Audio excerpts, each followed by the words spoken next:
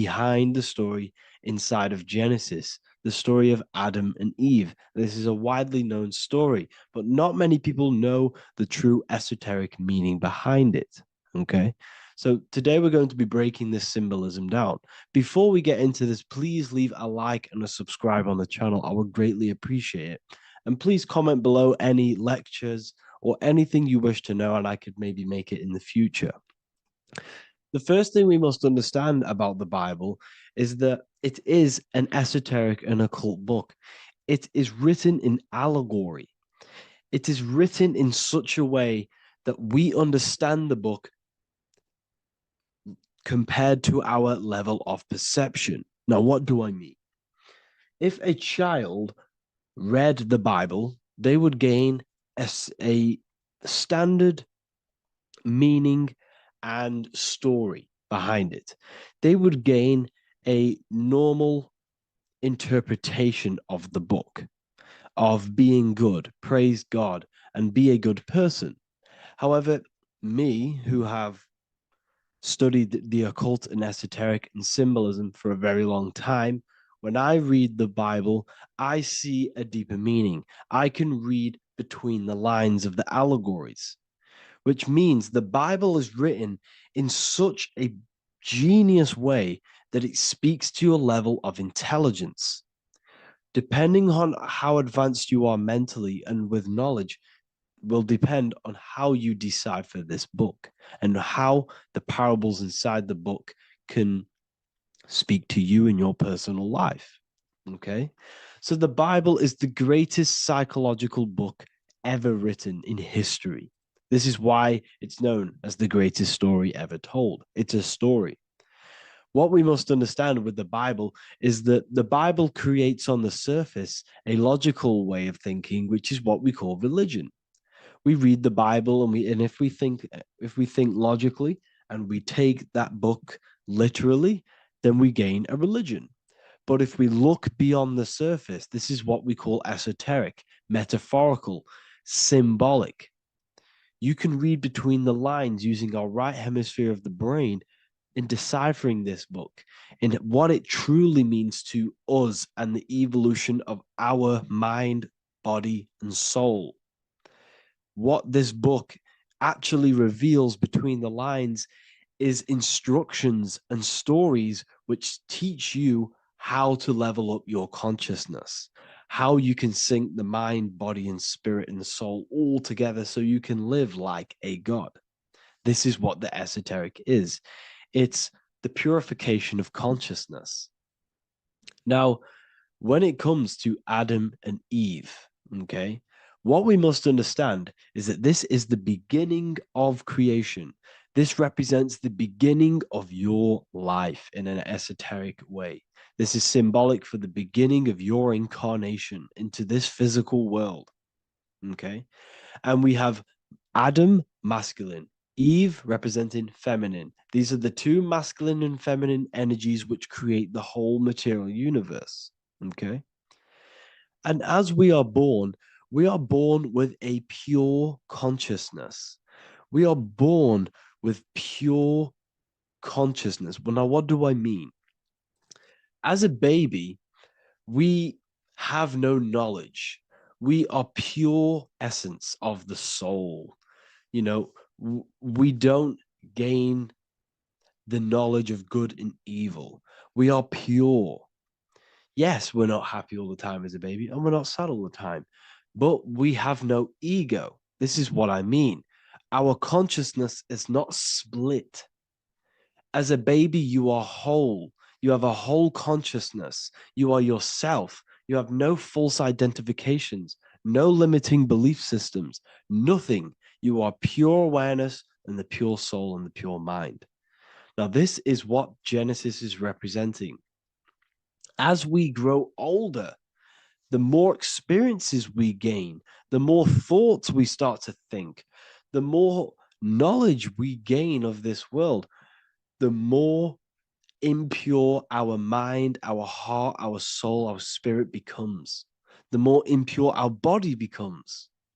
As we grow older, we're infected with negative beliefs, negative thoughts, and society norms. This is a big one. As we grow older, we are molded by society. We shut off areas of ourself and we push them away so that we fit in with society. We all know this. We all did this in school. We pushed away parts of ourselves to act cool or to fit in, whatever it may be. Whatever type of person you were in school, we all went through this because society and culture is programmed. So as we grow older, our consciousness splits. We gain a persona, an ego, and we gain a shadow self, the subconscious, and we gain an ego. Now, the ego is what you show to people. It's that character that you show, that you put on to your culture, to your family, to your friends. This is a false identification. And we also gain a shadow self. The shadow self is gained through experience. This is the subconscious. Our ego is created through experience. And so is the subconscious and the shadow self. Okay. So as we gain age in this material body, we fall from the Garden of Eden. We gain the knowledge of good and evil. This is what the symbolism represents of us leaving the garden, us eating from the fruit. Now, the fruit represents the knowledge, it represents the insight, the experience, which splits our pure consciousness. Our soul splits. Okay? We lose connection with the divine. We lose connection with our pure self through material experiences. We may lose ourselves in material experiences. We may lose ourselves in lust and material gain, wealth, and all of these lovely things that the material world offers. We lose ourselves in this, okay?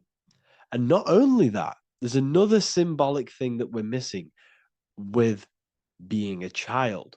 There's another symbolic meaning behind this tree in this story of Adam and Eve. And this is sexual energy. Okay. As we are a baby, we have no ability to create another human life. We have no sexual urges. We have no desire for the material things as a baby. Nothing. As we grow older, our sexual energy cultivates around the age of, it's like 10, maybe earlier for some people or later for some people. This is what we call puberty, when our sexual energy activates. This is when the masculine and feminine energies are present within the body. And we are now given the ability to create human life. We're now given the ability to bring in a soul into the material world. Now, this is what we believe and know in the esoteric world. That is what sex is. You're bringing a soul from the astral into the physical. Okay. So as you grow older, you gain this ability to use the power of creation. You gain this force within you that allows you to open a portal in the astral and bring in a soul to the material. Now, this power can be misused. This power is very powerful and should not be misused. In occult and esoteric teachings, we teach and learn sexual transmutation, how we transmute sexual energy into different areas of our life so we can grow and create. Because sexual energy is creative energy. It creates a whole new human being. So if we retain it, we can transmute it into creativity. So this energy is kind of corrupting us as well. And now I'm not saying growing up is evil, all this thing is evil. This is a natural cycle that we must go through. The soul of us must go through this cycle so that we learn, so that we overcome it, so that we gain mastery over ourselves, so that we expand ourselves. I recommend you watch the Evolution of Consciousness lecture that I did on my YouTube. An amazing lecture. Talks about the evolution of consciousness and how we're on a never-ending cycle of life and death and expansion.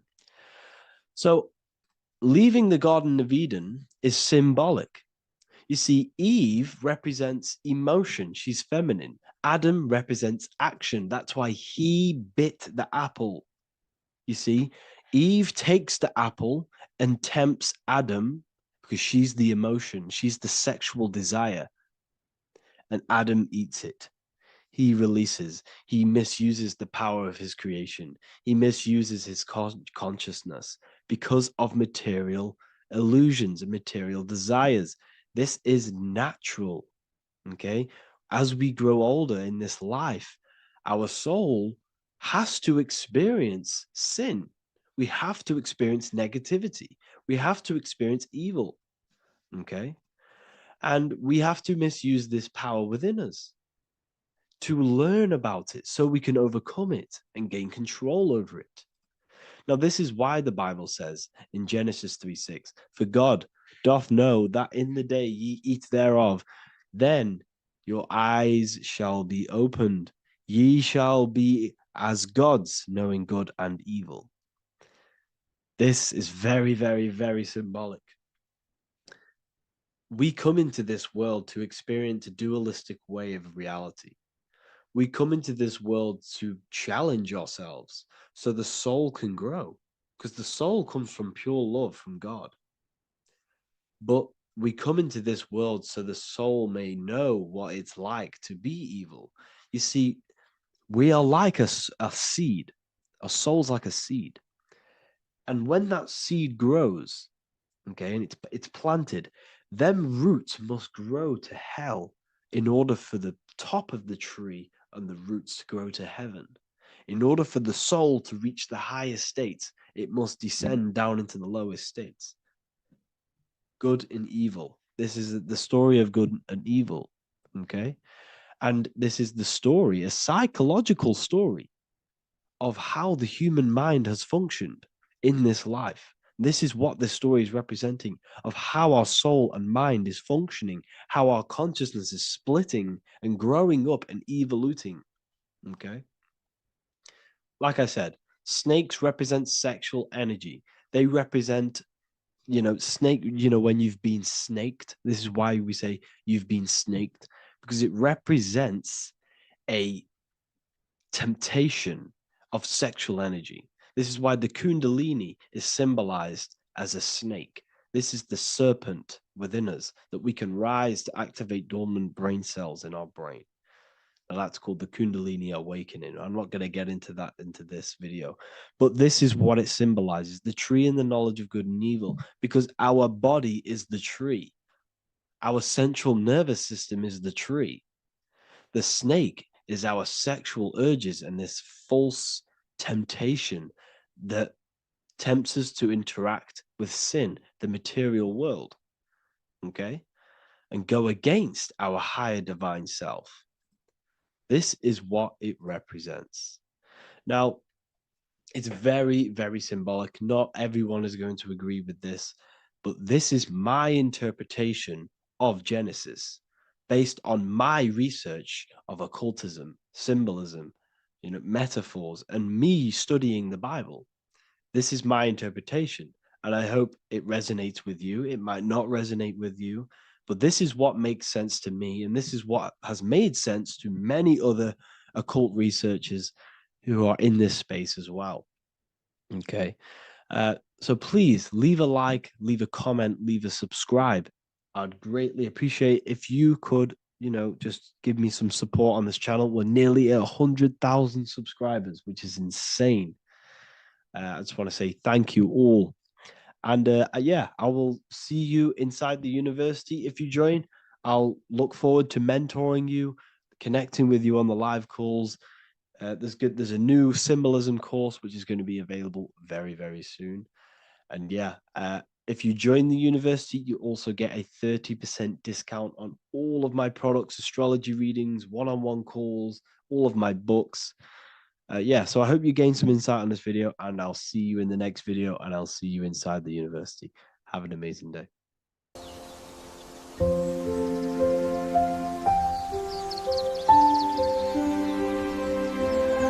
bookofwisdom.com. Visit. today.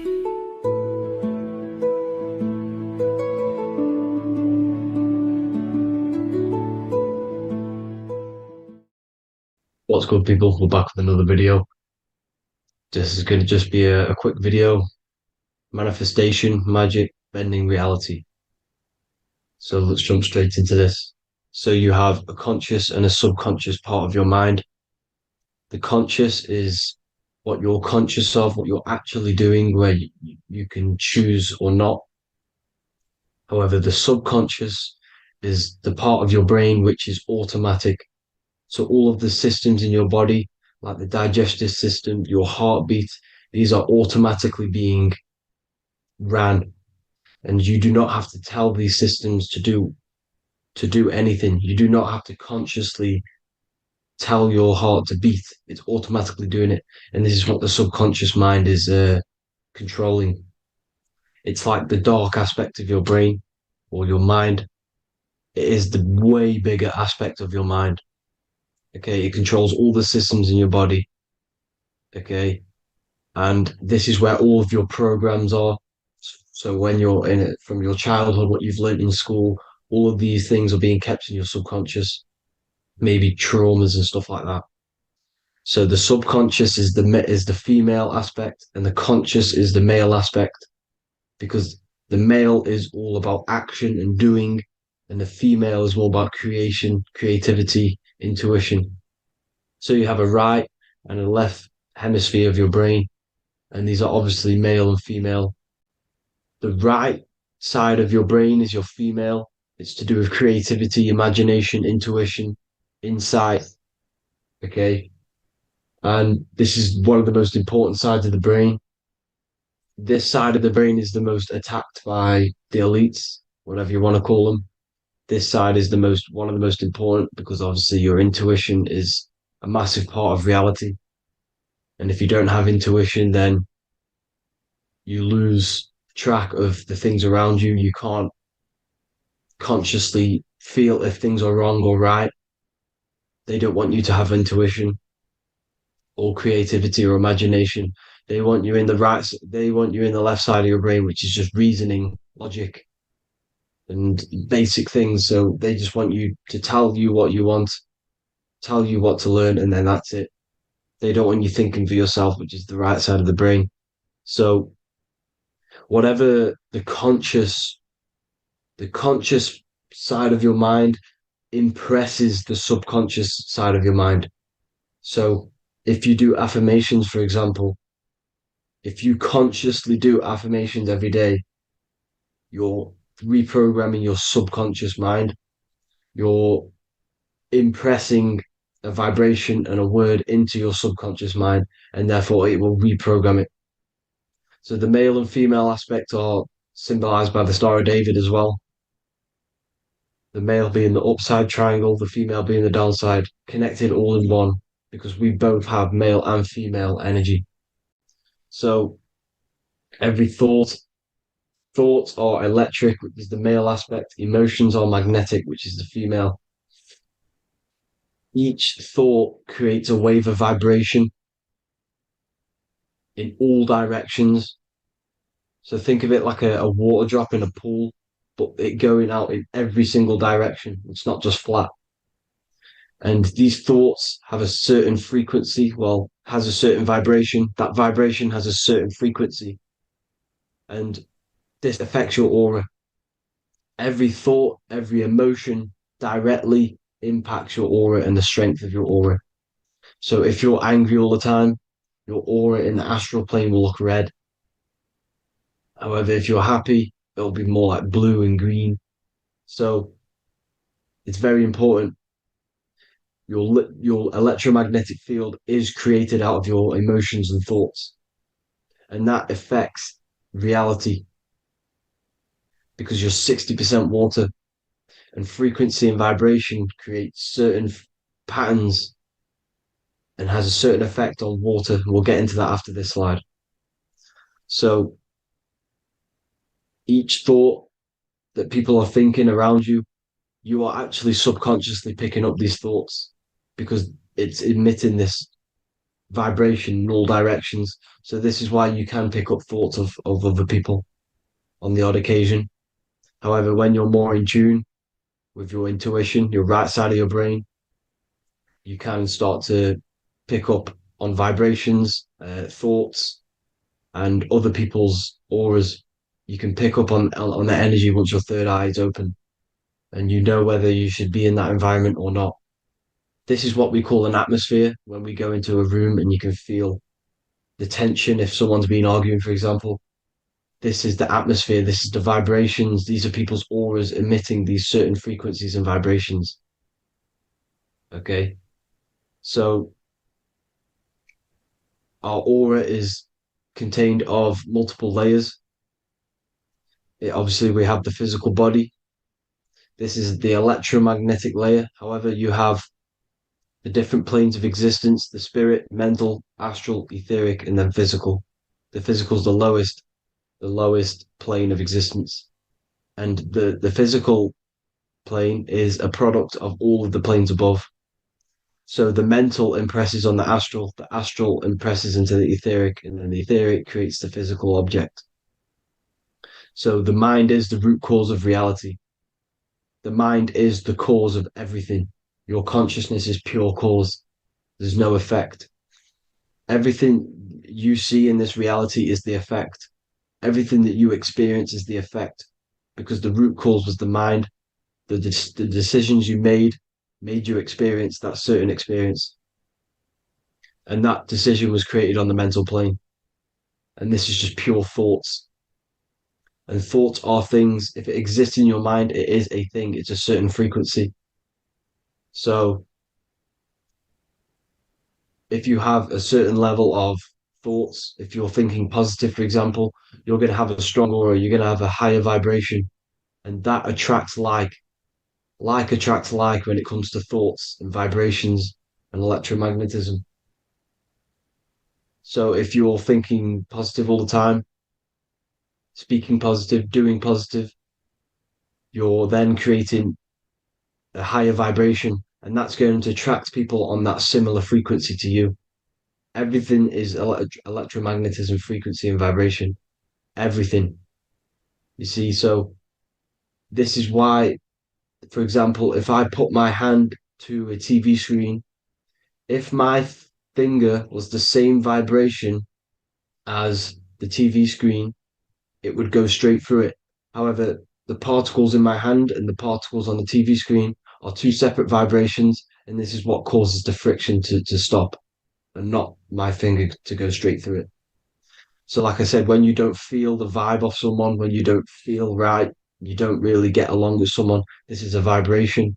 Your vibrations are not matching, they're not similar, they're two complete different vibrations, and they're not aligning properly. So music has a massive part on this.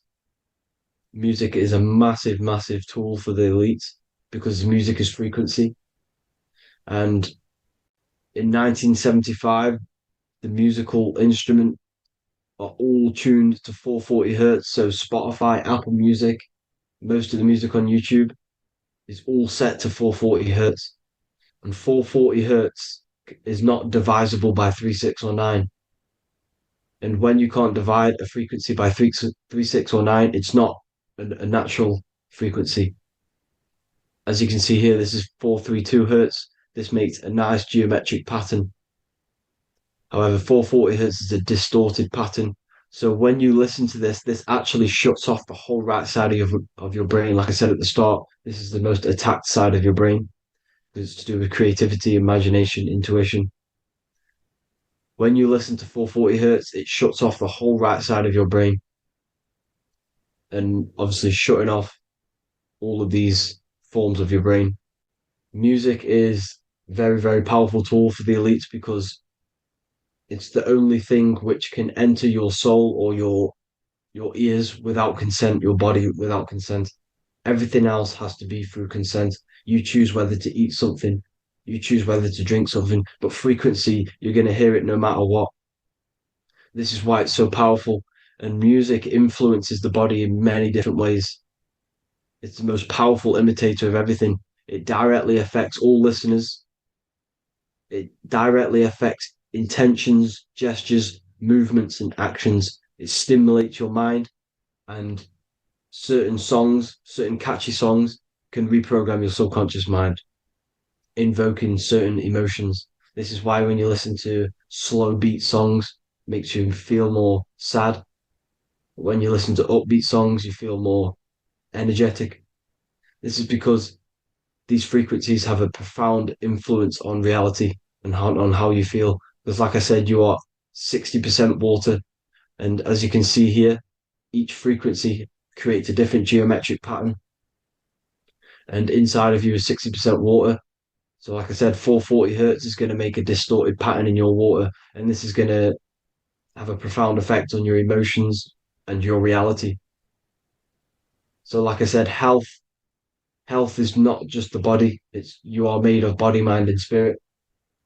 You need to look after what you put in your body. You need to look after your spirit and look after your mind. It's very important to keep all these in balance, because once one of these are unbalanced, it affects the other two. So if you're eating wrong, it's going to affect your spirit and mind. If you're thinking wrong, it's going to affect your body and spirit. These are all interlocked. Uh, you have to look after them all. So it's very important you understand music. Stop listening to low vibrational music. To be honest, you want to listen to music without any sort of speaking inside of it. You just want pure uh, frequencies, which are the solfeggio scale, like one of these, for example, 432, 528 hertz. These are all good frequencies. It's called the solfeggio scale. And these frequencies make you more in tune with nature. 528 hertz is what the earth vibrates at. So it's very important. And the Rockefellers are the one who changed this to 440 hertz. The Rockefellers, one of the elite families. So if you want to manipulate reality, it's very important to have your chakras aligned and having a high vibration, because the higher your vibration, the more powerful your words and your intentions are on reality. So the lower your vibration, the harder it is to affect reality, because you're on a lower state of consciousness. Like I said, you have the mental, astral, etheric, and physical. Everything is a product of the one above. As above, so below. This is what Hermes Trismegistus was saying in the Egyptian days. This is where it comes from. As above, so below. If you affect above, it directly affects below. So, like I said, meditation helps on this, helps align your chakras. Think positive, feel positive. Like I said, your feelings are magnetic, your thoughts are electric. So once you combine these two together, you're then creating an electromagnetic frequency, and that will have profound effect on reality. So the law of cause and effect. Every law, so the law of cause and effect. Every effect has the root cause. Like I said, your mind is the root cause of everything. Every decision you make is having a different effect on reality. Everything happens for a reason due to the root cause, which is your mind. You choose everything that happens in your life. Okay. So it's very important you understand this and you constantly make the right decisions, the good decisions to have good effects on your reality. You have to be very conscious of this law, because nothing escapes this law. This is the law of all consciousness. So think about it. Imagine a massive ball of consciousness. However, off this ball are different sparks, and each one of these sparks are in each and everyone's body. This spark is governed by these laws: the law of cause and effect, the law of correspondence, the seven hermetic principles. It's very important you understand this, because this mass ball of consciousness is what is obeying these laws, and everyone has this spark of consciousness inside their third eye. And like I said, everyone is the same consciousness. This is why if you do bad unto someone else, that will directly affect your reality. So if you hurt someone, it's going to come back to you in one way or another, because you are that same consciousness. This is like a mirror reality. As within, so without. Whatever you feel on the inside, you're gonna see that on the outside. You're gonna experience that reality, whatever you've impressed. So there's different ways to bend reality to your will. This is kind of a sort of magic. So obviously you have black magic, which is manipulating reality to harm and influence others, or to be very selfish. And then you have white magic, which is manipulating reality for the good of humanity. So you do have to be very careful with your intentions, people, when you're trying to manipulate reality, because this is nothing to be played with. If you are manipulating reality for the wrong reason, it's going to come and bite you in the ass in some way or another, because everything is balanced. Everything balances out in this reality. Nothing escapes the laws. Not one thing escapes the laws. So if you're stealing from yourself, because it's just going to come back in one way or another. Inside of everyone's heart, you know whether you're doing good or wrong. You know, you can feel it when you do something wrong. You can feel it when you do something good. The heart is the center of the torus field. It's balance. And this is why you say follow your heart, because it's the center of the torus field. It's very important to listen to this inner voice inside of you, because that is telling you the right things to do, the good decisions to make. And when you keep following that voice, that good voice inside of you, it takes you to your life path. Very important to follow that voice. However, don't let the ego get in the way of it. Don't care what your friends are going to say. It's very important to understand this. So you have different ways of manipulating reality. You have sigil magic. This is where you create your own sigil or symbol. You create your own sigil and symbol, and then you charge it. You behind that symbol, you have an intention. So, for example, if you want to manifest wealth, you create a sigil which represents what you want. You create that sigil, you draw it out, you charge it, because wherever your attention goes, energy flows. So whatever your attention is, you're sending energy that way. So what you do with your eyes and your hands, you place attention on the sigil. Imagine that it's glowing. Imagine that you're sending energy to the sigil, and then you burn the piece of paper once you've done this. And then after this, you meditate on that symbol. You constantly think about that symbol, because that symbol is the frequency, is the thing that you want to manifest. So that's one way. Or you can just meditate on your reality. So imagine yourself having already what you have. This is what they call a mindset. You must set your mind to the frequency what you want to manifest. Okay. So if you want to manifest wealth, for example, imagine yourself being wealthy. What would it feel like? What would you be doing? Imagine a scene in your mind. Constantly do this, and you're putting out that frequency. Like I said, you must think, because the thoughts are electric, and then you must feel, which is magnetic. Together, this creates an electromagnetic frequency, and this is how you attract things to you. You will attract the certain people to come in your life to bend reality to your will. Okay. Or you've got mirror magic. Stare yourself in the mirror, because a mirror reflects light. It also reflects energy. So you've got to be very careful with what you say to a mirror. You've got to be very, very, very careful, because whatever you send into that mirror is directly sent straight back to you. So if you're thinking negative, you're sending negative energy back straight to you, and that's going to have an effect on your reality. Affirmations are very important, because your words are frequency, your words are vibrations, and each word you say has a certain frequency. If it's positively charged, it's going to affect you positively. If it's negatively charged, because like I say, your brain and your mind is like the director of energy. That's what your brain is, and it directs energy into certain things. You can either positively charge it or negatively charge it, and this brain is creating your reality constantly. It's manifesting your reality constantly in the present moment.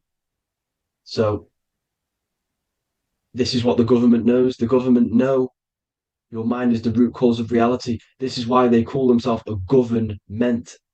Government. The New World Order is not being manifested by them. They are controlling the information. They are controlling your perception of this reality. And they know the mind is the root cause of reality. Therefore, if they control your perception of reality and your information, what you believe, you're going to manifest that information, that perception.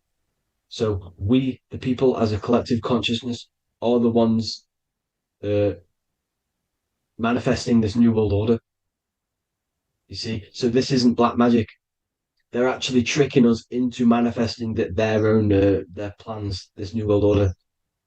You see, this is how smart these people are. They know how to get around the laws of reality. They know how to bend reality to their will without facing the consequences. They're getting humanity to do it. You see, there is a collective consciousness. As like I said, we all have that same spark of consciousness, right? So as a collective consciousness, we are on a very low vibration at the moment. However, we are waking up rapidly. There are more and more people waking up at the moment, and light always chases away the shadow. Light is a lot more powerful than darkness, you see. So one person waking up has a massive effect than one person being asleep. It has a profound effect. Because, like I say, the light always chases away the darkness. It's more powerful. The light is always more powerful. High vibrations are more powerful than lower. So that's it for this, people.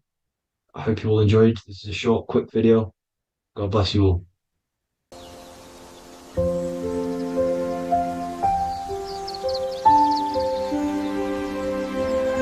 bookofwisdom.com. Visit today.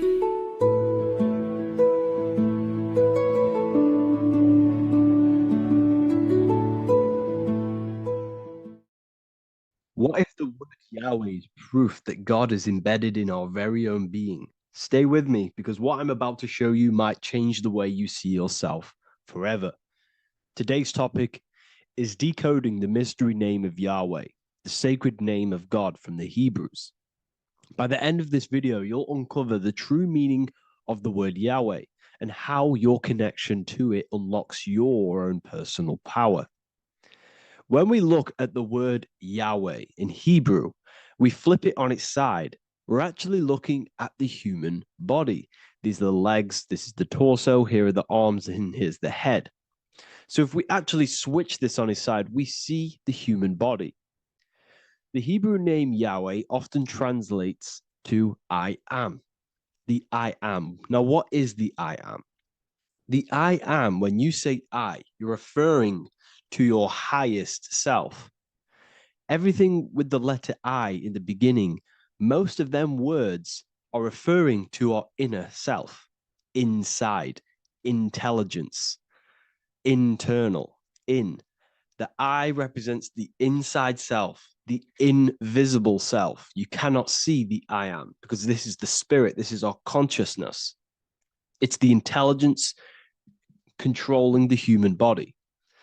When you say I, you're not referring to your name, your job, your reputation, your ego, or your thoughts. You're referring to the observer who is beyond the thoughts, the one who's observing the thoughts. That's the soul. Look at the word Yahweh, Yahweh, the sacred name of God. Yahweh can be observed in the natural rhythm of the human breath. When inhaling, we subtly hear Yah. When exhaling, we hear Wei. Do this yourself. Breathe in through your nose, you'll hear Yah. Breathe out, you'll hear Wei. And in fact, the letter H, H, when it's pronounced, it carries the soft sound of wind or breath, a gentle exhale that mirrors the very essence of life, giving air. Breath is the spirit of life. It's what connects us with consciousness. If we stop breathing, we lose consciousness. The body shuts down. We're breathing the spirit of breath. We're breathing in the spirit of life. It's the very essence that gives us physical existence, and we're constantly staying connected to this breath at all times. Now let's look at Yahweh. 1, 2, 3, 4. There are 4 letters. The Tetragrammaton is the 4-letter Hebrew name for God. Okay? Tetra meaning 4. We have 4 gospels of Jesus. Jesus is depicted with a cross with 4 sections. Jesus has the 4 sacred animals around the side of him, always depicted with these 4. A bull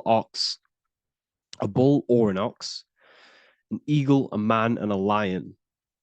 These are the 4 fixed signs of the zodiac. Aquarius, the man, Scorpio, the eagle, Leo, the lion, Taurus, the bull or the ox, which are related to the elements. Leo is a fire sign. Aquarius is an air sign. Taurus is an earth sign. Scorpio is a water sign. These are the 4 elements. And the 4 elements correspond to the 4 bodies of consciousness, as we see here. This is fire. This is air. This is water. This is earth. So we are made out of the 4 elements, which represent the 4 bodies of consciousness: mind, emotion, spirit, and body. The soul is incarnated into 4 sections. Hence why Jesus has 4 gospels. Hence why Yahweh is a four-named word, because we are tetraform. We have 4 bodies of consciousness. There are 4 pillars to reality: the mind, emotion, spirit, and the body. So what we're actually looking at here is the name of the very essence of the self. Yahweh represents the universal consciousness that we're all tapped into, because the body is like a radio. The body is basically a radio antenna, which is picking up this stream of consciousness, and we're all the same consciousness, just experiencing it in a different body. And Yahweh is the name for this intelligence that we're all acting out, that we're all manifestations of. So now let's look at the word Yahweh, where we read it this way in Hebrew, which is 10565. 10565 in the Hebrew letters and the numerical values. And the DNA is made up of 4 bases. These 4 things which create the DNA. This basis is the genetic code for all living things. Each DNA strand is held together by sulfur bridges that appear in a repeating pattern of 10565. This pattern matches the numerical value of the Hebrew letters of Yahweh, Yod-He-Vah-He, which are 10565. This means the structure of DNA, the code of life, follows the same number sequence as the sacred name of God, Yahweh. This is a factual observation. So we're looking at 10565. So let's look over this one more time. Yahweh represents the breath, Yahweh, inhale, exhale. It translates to I am. It's written in our DNA. The word Yahweh on its side looks like the human body.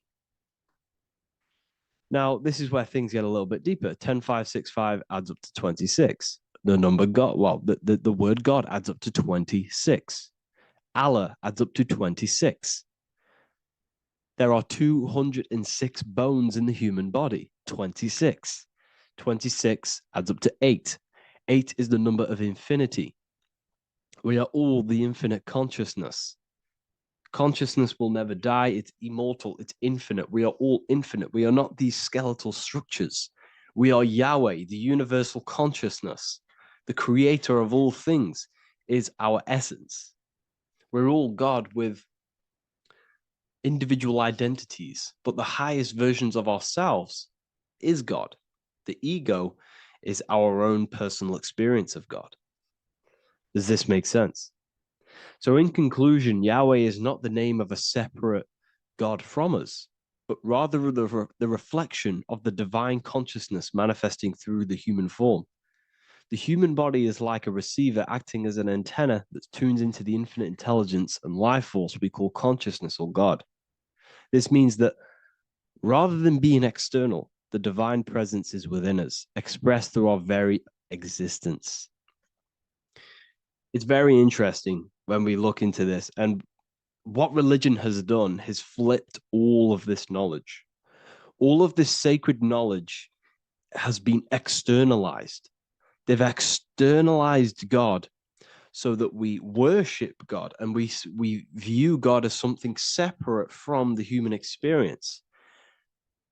They do this so that we don't find the God within us, so that we don't find that we have the power of creation.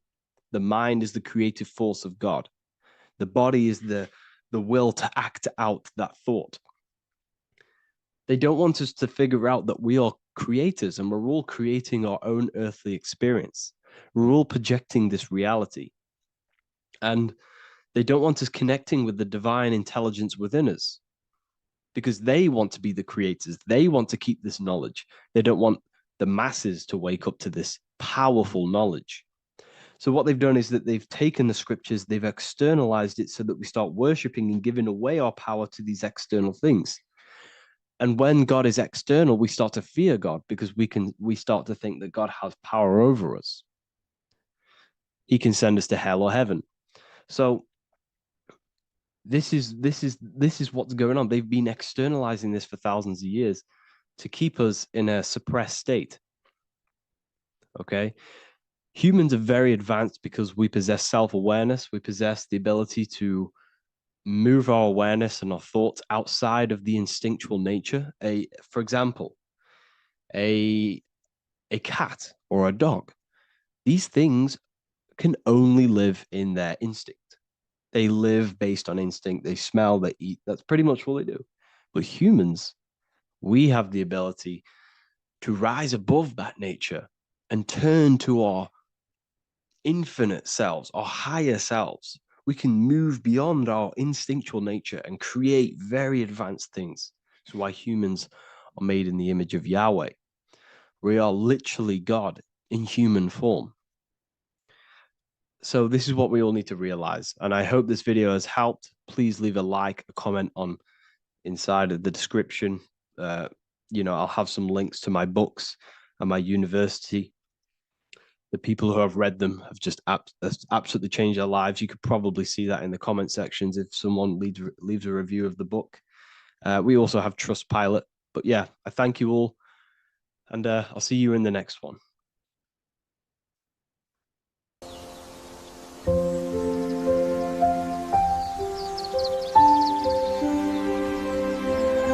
bookofwisdom.com. Visit today.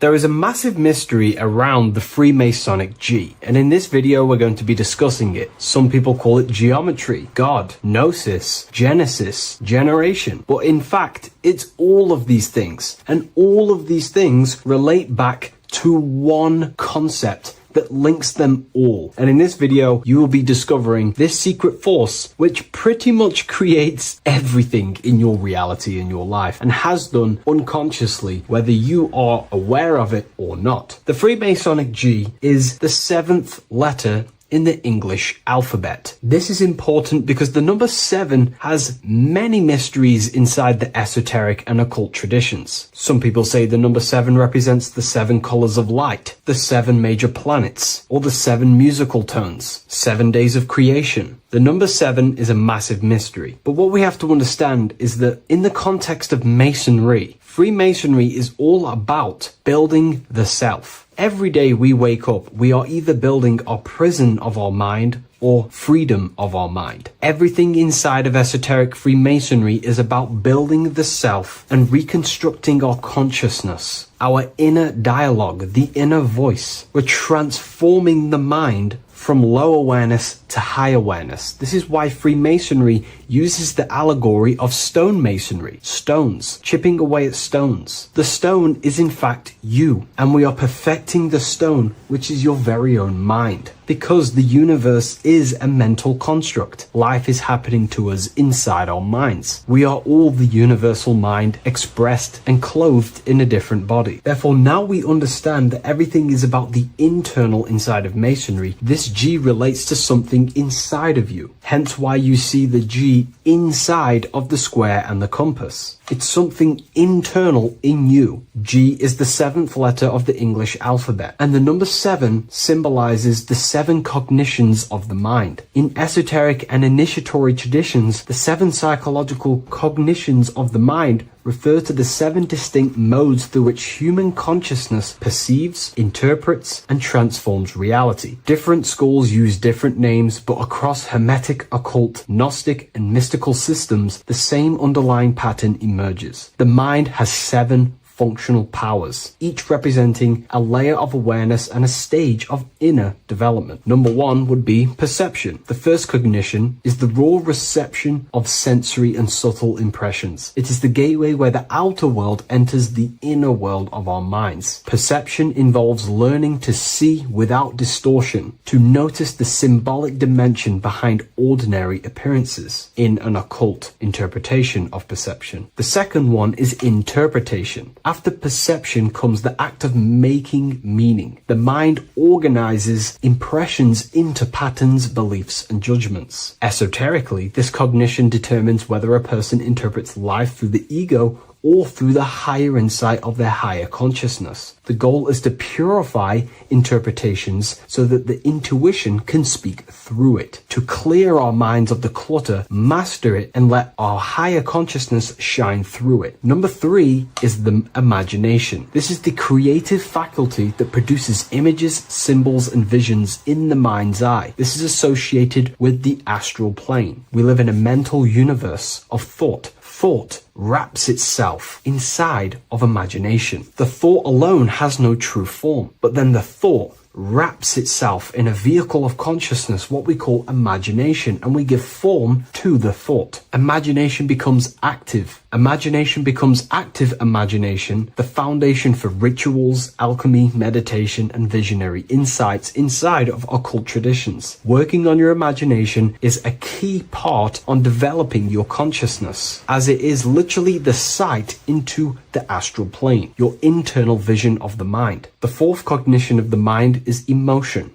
Emotion is energetic response that gives intensity, direction, and magnetism to thoughts. Emotion fuels the magical will. Unrefined emotion binds us to lower impulses. Refined emotions become devotion, compassion, and the inner fire to transform thought into a tangible reality, to become a conscious creator. The fifth cognition is will, the faculty of intention, decision, and directed energy. Will is the power that aligns personality with the higher self. It is the driver of discipline, transformation, and the capacity to act consciously rather than react unconsciously. Most people walk through life as an unconscious zombie, living day to day, running off subconscious programmings, never actually using their conscious mind. We develop our will and try to align our will with the highest will possible so we can align our will with our higher mind. So the higher mind can manifest through us in the material plane. The sixth cognition of the mind is memory, the storehouse of experience, impressions, and archetypes. It shapes identity, determines how one repeats and transcends past patterns. Memory includes not only personal memory, but also a deep strata of the subconscious and the collective subconscious field, what we call the Akashic records. Memory is a massive quality that you must work on inside the Masonic system. You are required to remember certain rituals and certain things so that you can regurgitate them to pass on along the degrees. Based off my research, I myself personally am not a Mason. The seventh cognition of the mind is intuition, the highest cognition possible. It's direct knowing. It bypasses the linear reasoning and reveals truth as the inner illumination. Intuition is the voice of the soul. It is the guiding force, guiding our physical vehicle of consciousness through this physical experience, providing revelations, insights, and even sometimes Nosis and higher understandings.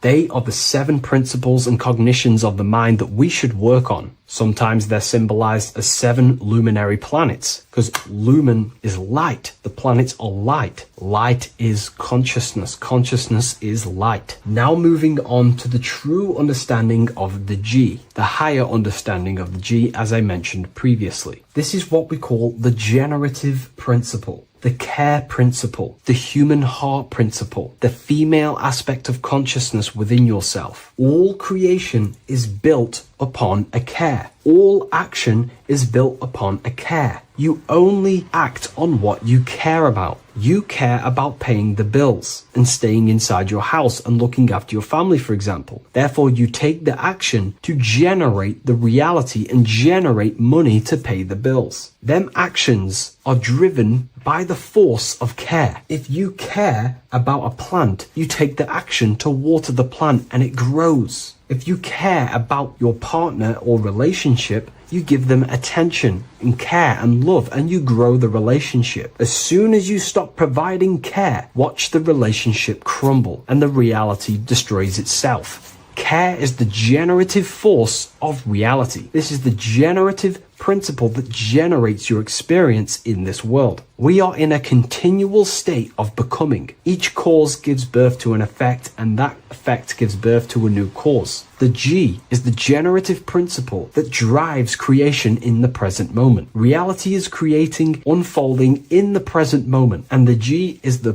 force inside of you that generates your experience. You're watching this YouTube video right now because you have a care in your heart for the information I have provided in the past, and you have a care about watching this video. As soon as you don't care, you take action to do something else with your time that you actually care about. The G is the generative force of the heart. It is the love energy. You only take action on what you love or care about. The whole world is built upon this principle. This is why we say money makes the world go round, because the whole world has a G or a care for money, and it's making everyone wake up in the morning, take actions, and make the world go round. It is the G, the care for that principle or money object to generate that reality. It is the force that drives you, hence why the G is sometimes surrounding with light rays, because it represents a force, emanation, something that is invisible but driving the physical body. The G is the internal force that focuses thought into an action. We can think many thoughts, but the thoughts you don't care about, you don't take action on. But the thought you care about, that you have a G for, intensifies that thought, focuses and directs it into an action to generate that experience and reality. The whole world is built upon this principle. The sun is a perfect example of the generative principle. The sun gives all of its life, light, never asking for anything back, making everything grow and generate on the earth. Everything in your life is built upon this principle, and gaining control over your care gives you control over your actions and your reality and what you generate. Once you see this, it is truly beautiful that the world is actually built upon love. This is why they say love is the force of God. It is.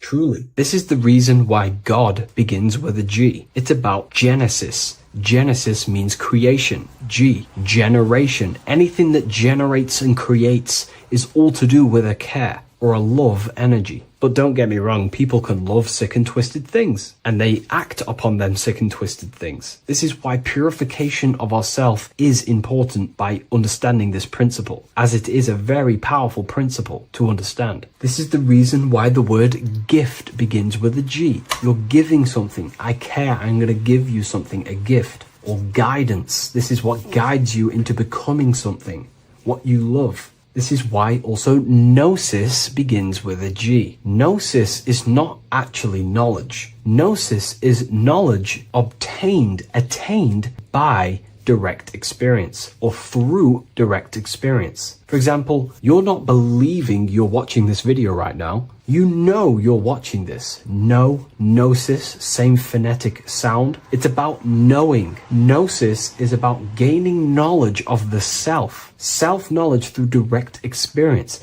Instead of believing in God, I seek to know God through direct experience by altered states of consciousness, transcendent meditations, understanding human anatomy, understanding the laws that govern my mind, understanding creation. That is direct Gnosis, knowing that God exists instead of believing he exists. By going within the self, questioning the self, and gaining a deeper relationship with the inner observer, you start to gain Gnosis, self-knowledge through direct experience. And in order to gain Gnosis, you have to care, because Gnosis requires action. It requires you to meditate and go within yourself. It requires you to study yourself. It requires you to go within yourself. And in order to do that, you have to care. If you don't care about knowing yourself, you won't take the action to generate the Gnosis. If we take a look at this piece of Freemasonic artwork, we can see a whole lot going on here. But if we focus down here with the temple, with the letter G on, and when you walk through the temple, there is a pathway leading up a hill towards the light. The light reveals things. If something is in darkness, you can't see it, but the light reveals something. It's symbolizing truth, the light of Nosis, knowingness. And in order to walk this path, you have to go through the temple, which means entering in yourself. This is symbolic of the path. The Masonic path is about the self, reconstructing and learning about the self. In order to walk up that hill, it takes a lot of effort. It's not easy walking up a hill.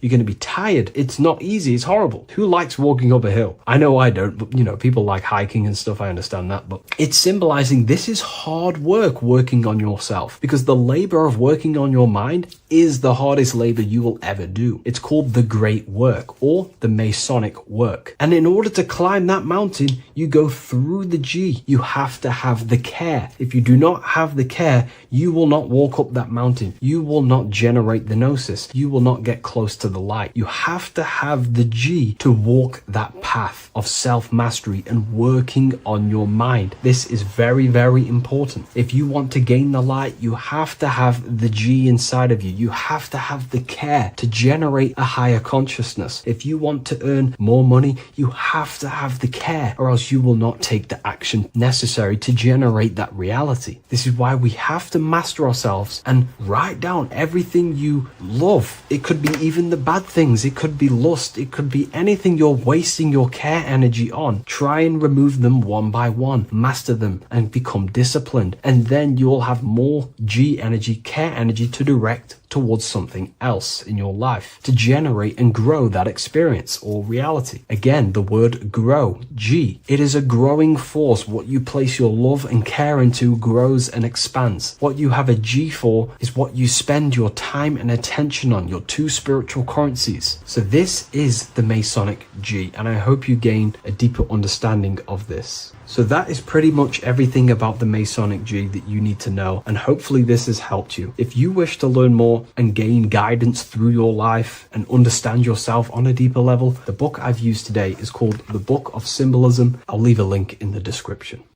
So depression doesn't actually exist, and in this video I'm going to show you how depression is actually a choice. And I'm going to give you some solutions on how to deal with it. And this is probably going to change your life forever just by doing this alone. Okay, so the first thing you need to understand about depression is that it exists in your conscious mind. It exists in your thinking mind. So what is inside your thinking mind? You have your body, your name, your reputation, your trauma, your memories, your family, your worries, your interests, your bills, your passion, dislikes, goals, right? Most people identify their lives with this. They identify their lives with their thinking mind. They think they're their name, their job, their reputation, their memories. But this is not who you actually are. Who you actually are is the observer of that.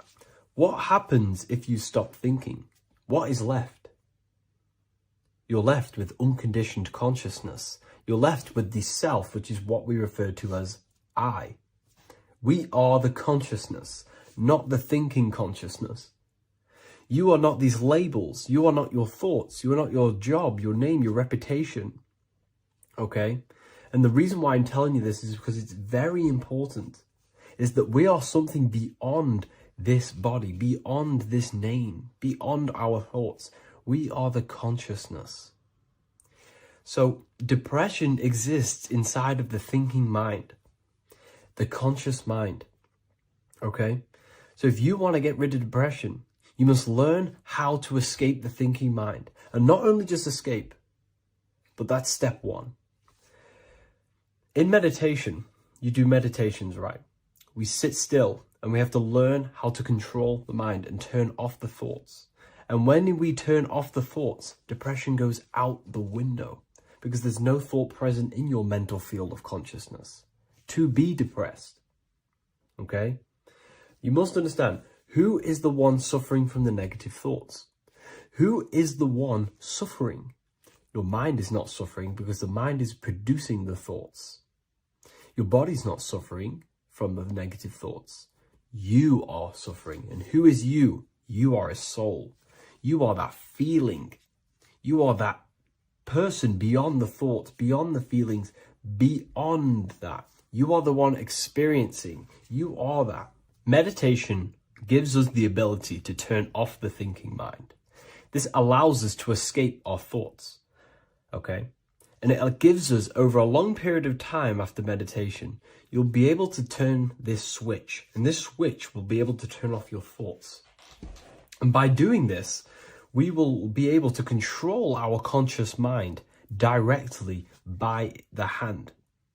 So when you notice yourself gaining them negative thoughts, we can then turn off the switch of turning off the conscious mind and rising to our authentic self and knowing the thoughts are just illusions.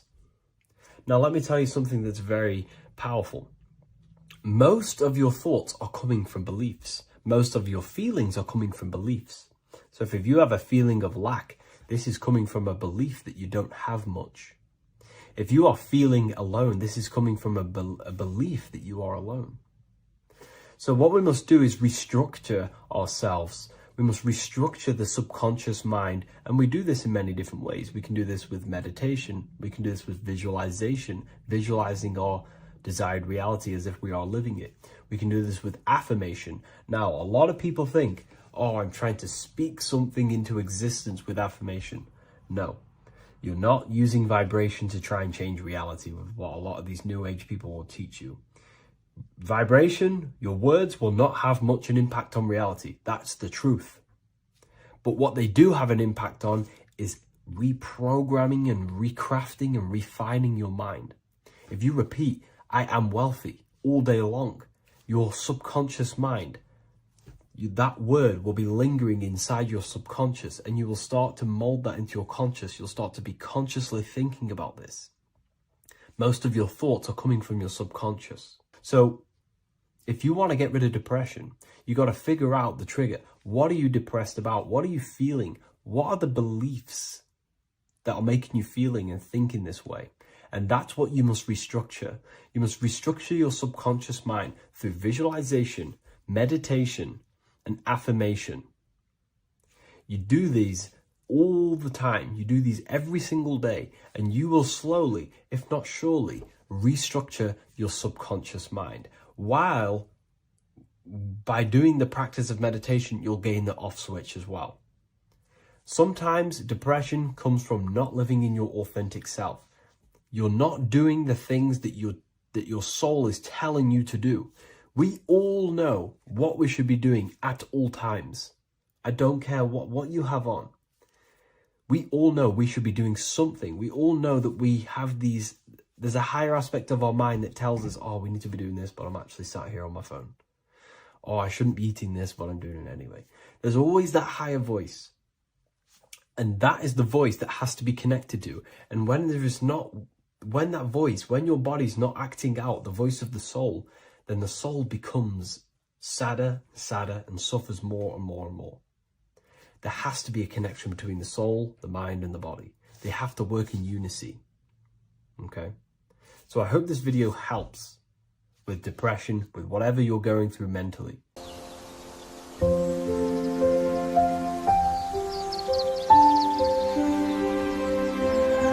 bookofwisdom.com. Visit today.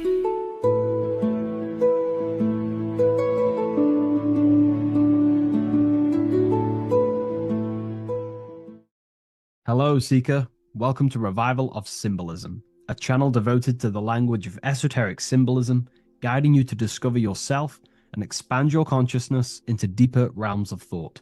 I'm Harry B. Joseph, also known as Revival of Wisdom, and today we're going to be discussing this particular piece of Freemasonic artwork, and in the context of force and form. This is a very important ideology to understand about life, your reality, and ultimately to gain your personal power.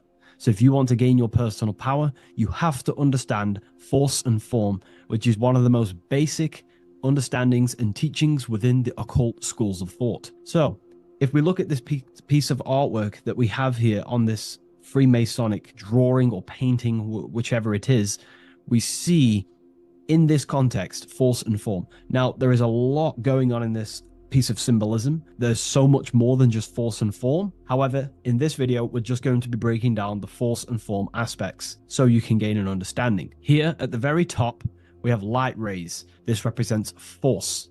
Here below, you have the physical manifested plane, form, force and form. All creation is force and form. It is the interplay of force and form. Force is the invisible energy that moves, and form is the pattern that contains and directs that movement. Force without form is chaos. Form without force is lifeless. So without any force, there would be no movement or manifestation. Without form, there would just be chaotic forces within the universe. So force and form are the opposites in duality, force and form, okay? So without any force, which is your spiritual life force, your consciousness, which is force, your body wouldn't even exist, because your body is the formation of the spiritual forces. Your life is a creation of your forces, such as thought, emotion, imagination, desire.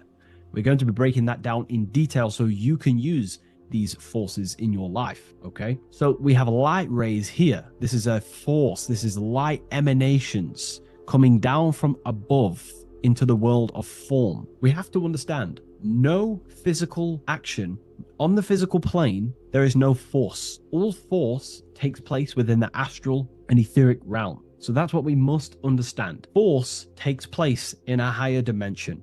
What you see in the material realm is the formation of that force. So every movement in the material is made manifest through the invisible forces. When you take an action, there is a reason why you are moving the body. And for me, for example, I've written the new book of Symbolism, and it's out November 17th.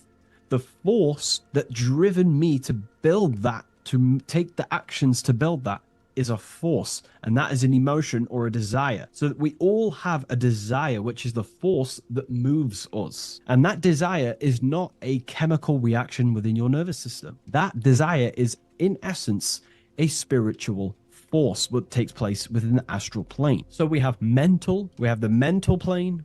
Below you have the astral plane. Below that you have the etheric plane. And then below that you have the physical plane.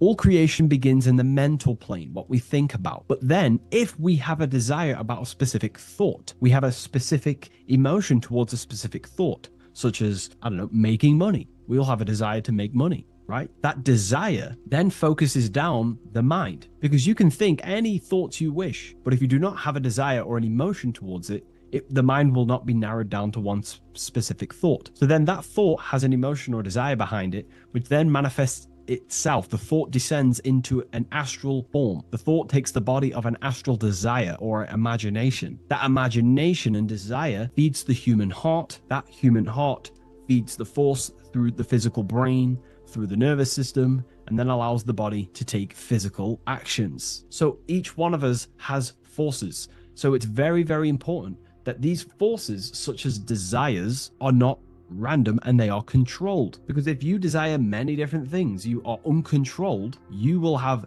many issues in your life. You will have, if you have uncontrolled desires of lust, uncontrolled desires of vanity, uncontrolled desires of low pleasurable things of the flesh, your desire will not be controlled. Therefore, your force is scattered. So in order to gain self-mastery and to get what you want out of your reality, you have to control your desires, your force. So you have force and form. This is why down here you have people taking physical actions. You have, people running around taking action. And up here you have the forces.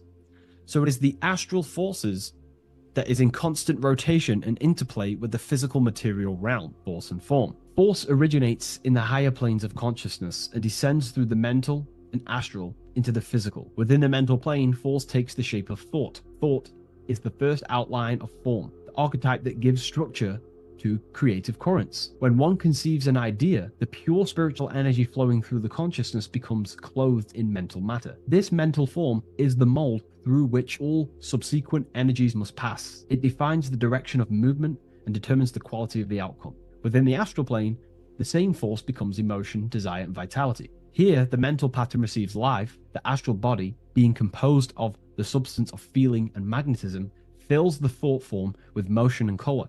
Force in the astral plane is dynamic, fluid, and responsive to rhythms. of desire.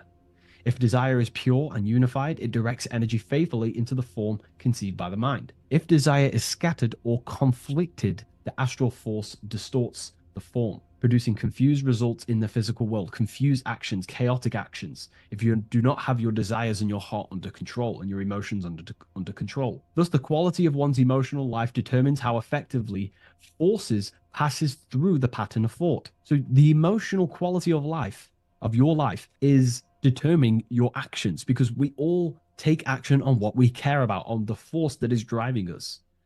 So we must unify our heart with the higher mind, with higher thought, thoughts that are not selfish, thoughts that are not egotistical. In the mental plane, there are three subplanes. We have higher mental plane, lower, middle mental plane, and lower mental plane. Higher mental plane is higher thought. This is what people call the higher mind. A lot of people say the higher mind, but they don't know truly what it is. You know, a lot of spiritual people will just throw these words around. The higher mind is simply the mind that exists within the higher mental plane where higher thoughts take place. Thoughts that are guided with love, that are guided with selfishness,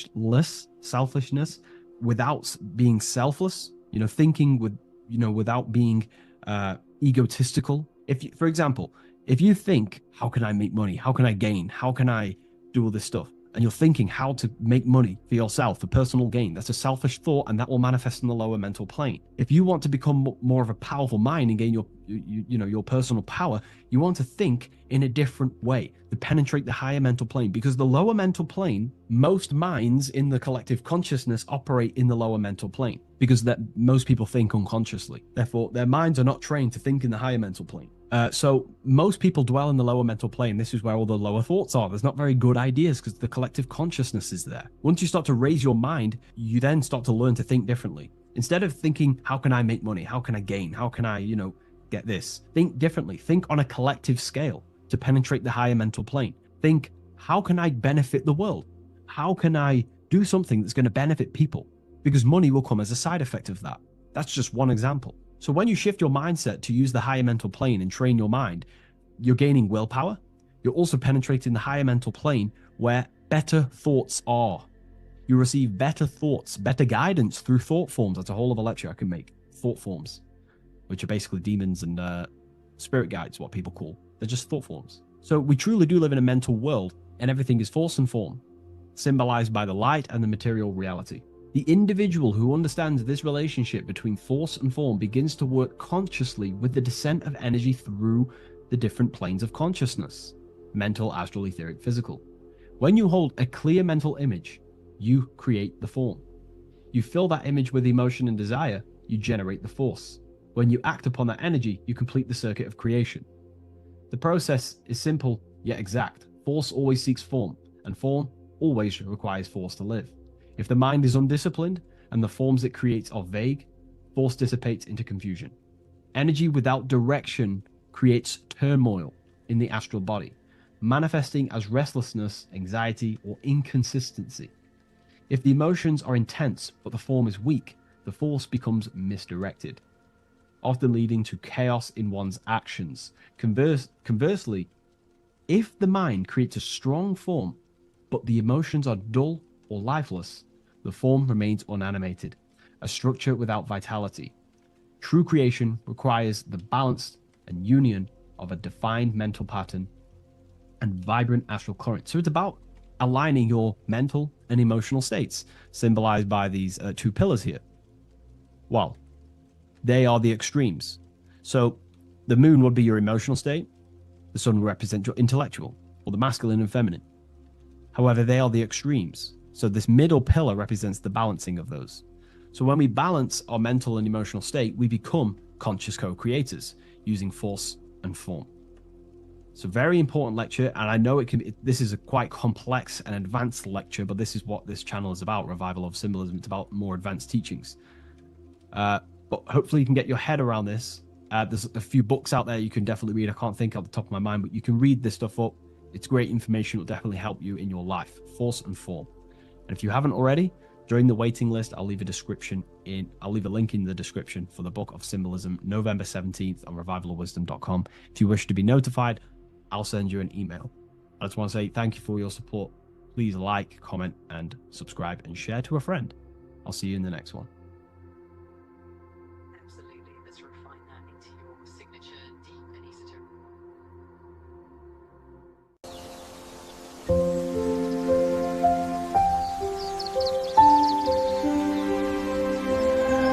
bookofwisdom.com. Visit today.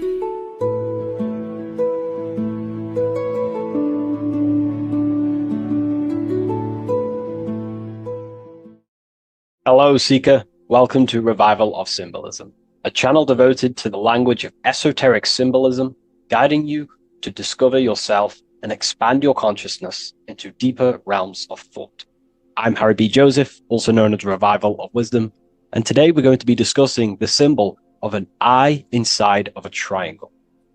So the first thing we need to understand about symbolism is that symbolism is a subconscious language. We don't just look at these symbols and get a basic understanding. Like a word, for example, if I wrote the word hello here, you look at this and you have an instant understanding of this word in your mind. It has no deeper meaning, or veil, what we like to call it. There's no deeper meaning of this beyond a veil. It's simply just a very logical thing to do and understand. But symbolism, on the other hand, goes deep within the subconscious mind. It forces the individual to go inward on themselves. This is why symbolism is so powerful. It makes you turn inward. When you look at this eye in a triangle, you're not just looking at a word, you're looking at a picture. And this forces you to go inward so you can start to try and figure out what this symbol means. You start to think critically. You also start to follow the chains of thought. This is very important inside the occult. Symbols have many layers and veils of meaning. They don't just have one layer or meaning. On the surface level, it has a surface level understanding. But then as you follow the deeper chains of thought, you start to unveil and unravel its deeper meaning. As you awaken in your journey, the deeper levels of consciousness you access, the higher levels of understanding you access, the deeper meanings of these symbols start to reveal themselves. So studying yourself and studying symbolism go hand in hand. So when you're studying symbolism, you're actually studying consciousness. This is what we need to understand, is that these symbols represent forces of consciousness and aspects of consciousness. So what we need to do is to follow the chain of thoughts. Now, what do I mean by the chain of thoughts? If I think of a triangle, it instantly in my mind, I get the number 3. Then if that number 3 leads to another thought, for example, father, mother, child, father, mother, and child. Father, mother, and child then leads to another thought, then another thought, then another thought. So this is the chain of thought that we have to follow. This is why symbols must be meditated upon. We meditate upon symbols to unravel the deeper meanings of these, so we can unlock deeper levels of awareness. Okay, so we're diving straight into the subconscious mind with the language of symbolism. That's why it's so powerful, because it forces the individual to go inward and actually use their mind. Symbols train you to think critically. They train you to think in a subconscious way, unlike words. So these symbols represent thought vibrations or thought forms within the individual's mind. So let's jump straight into this symbol of the eye in the triangle, and let's go, very surface level, and then towards the end, we'll go deeper into the deeper mysteries of this symbol.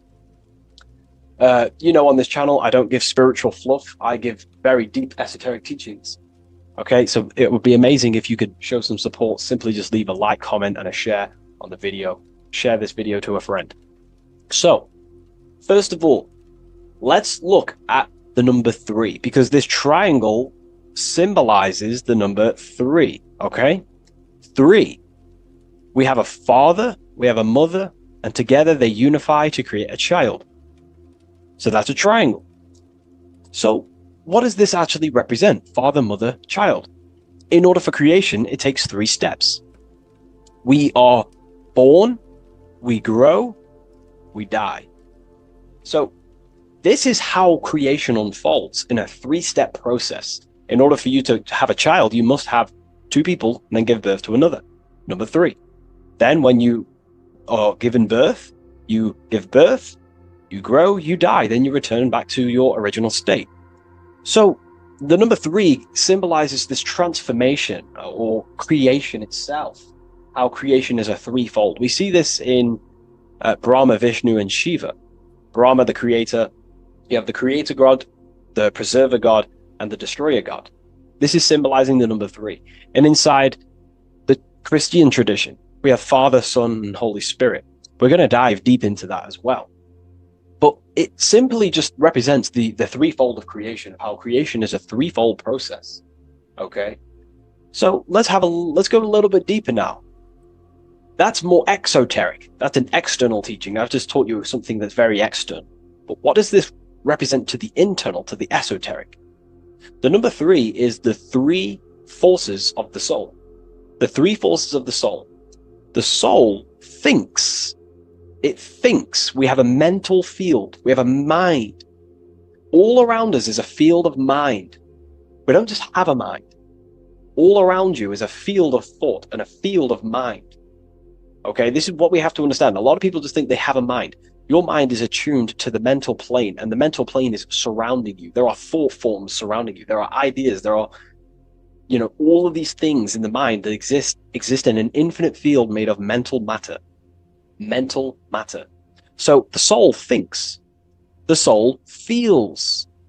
It has feeling. We have emotion. And the soul takes actions. So the soul has 3 ways it expresses itself. Consciousness expresses itself through mentalism, through emotionalism, and through actions. This is how the soul is creating, through 3 different dimensions.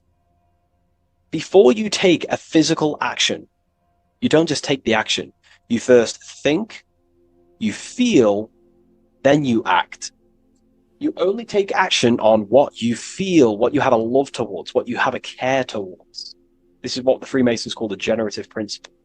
It's about, this is what generates your reality, your feeling. Because you can think infinite thoughts, but if you don't care about them, you don't take action on them.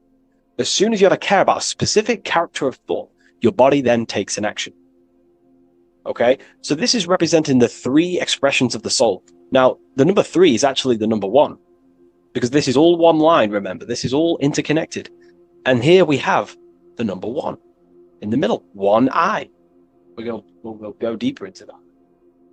So the number 1 is symbolized by the eye because there's one eye. So pretty much what this symbol is the number 1 and the number 1, 2, and 3. So it's 1 and 3.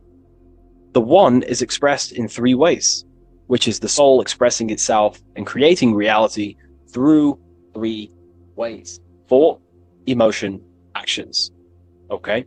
These are all actually one force. These are all one force. When we think, we feel, we act. When we act, this gives birth to a new thought and feeling. They're all one. They're all interconnected. So if I take an action, that can lead to a different thought.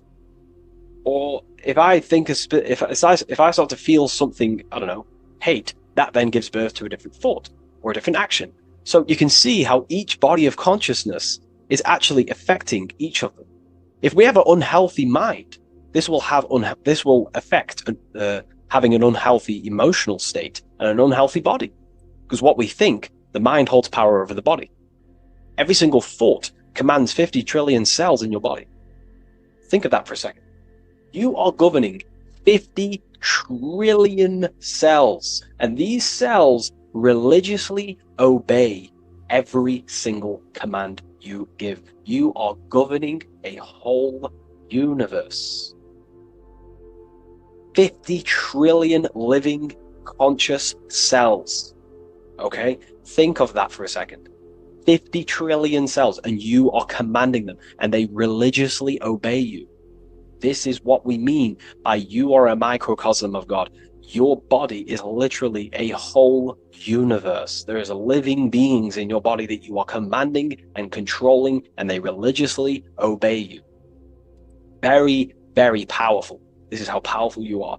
So each thought you command to the body is either destroying the life of the body or uplifting the life of the body, good and evil. So you're either creating more life or destroying your life of the body, of the health, of the body, of the cells. It's a whole civilization inside of your body, and you're governing it. You're the government. You are the master. This is why in the occult they say you are the master.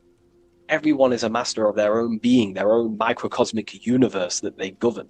You govern a whole reality. Don't forget that. But we've lost this knowingness and understanding, and we're now giving our power to the external government, man-made government. Okay? So that's what the word government means. Government, governed mind control. But you are the government. You control your own being. You control your own universe. You control your reality.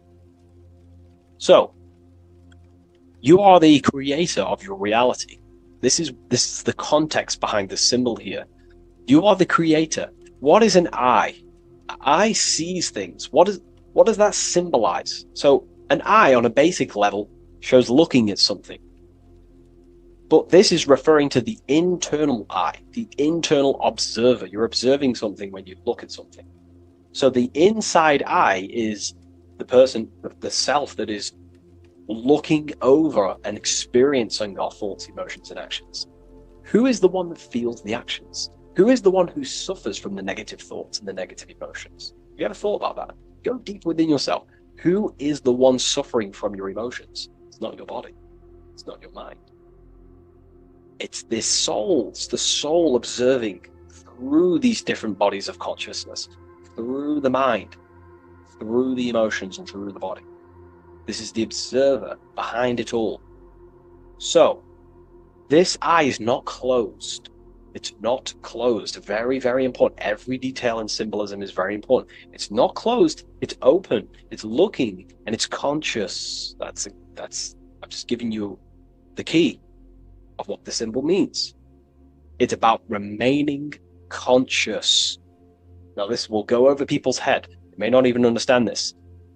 Most people are unconscious, and it's fine if you are unconscious. We're all on a different level of our journey.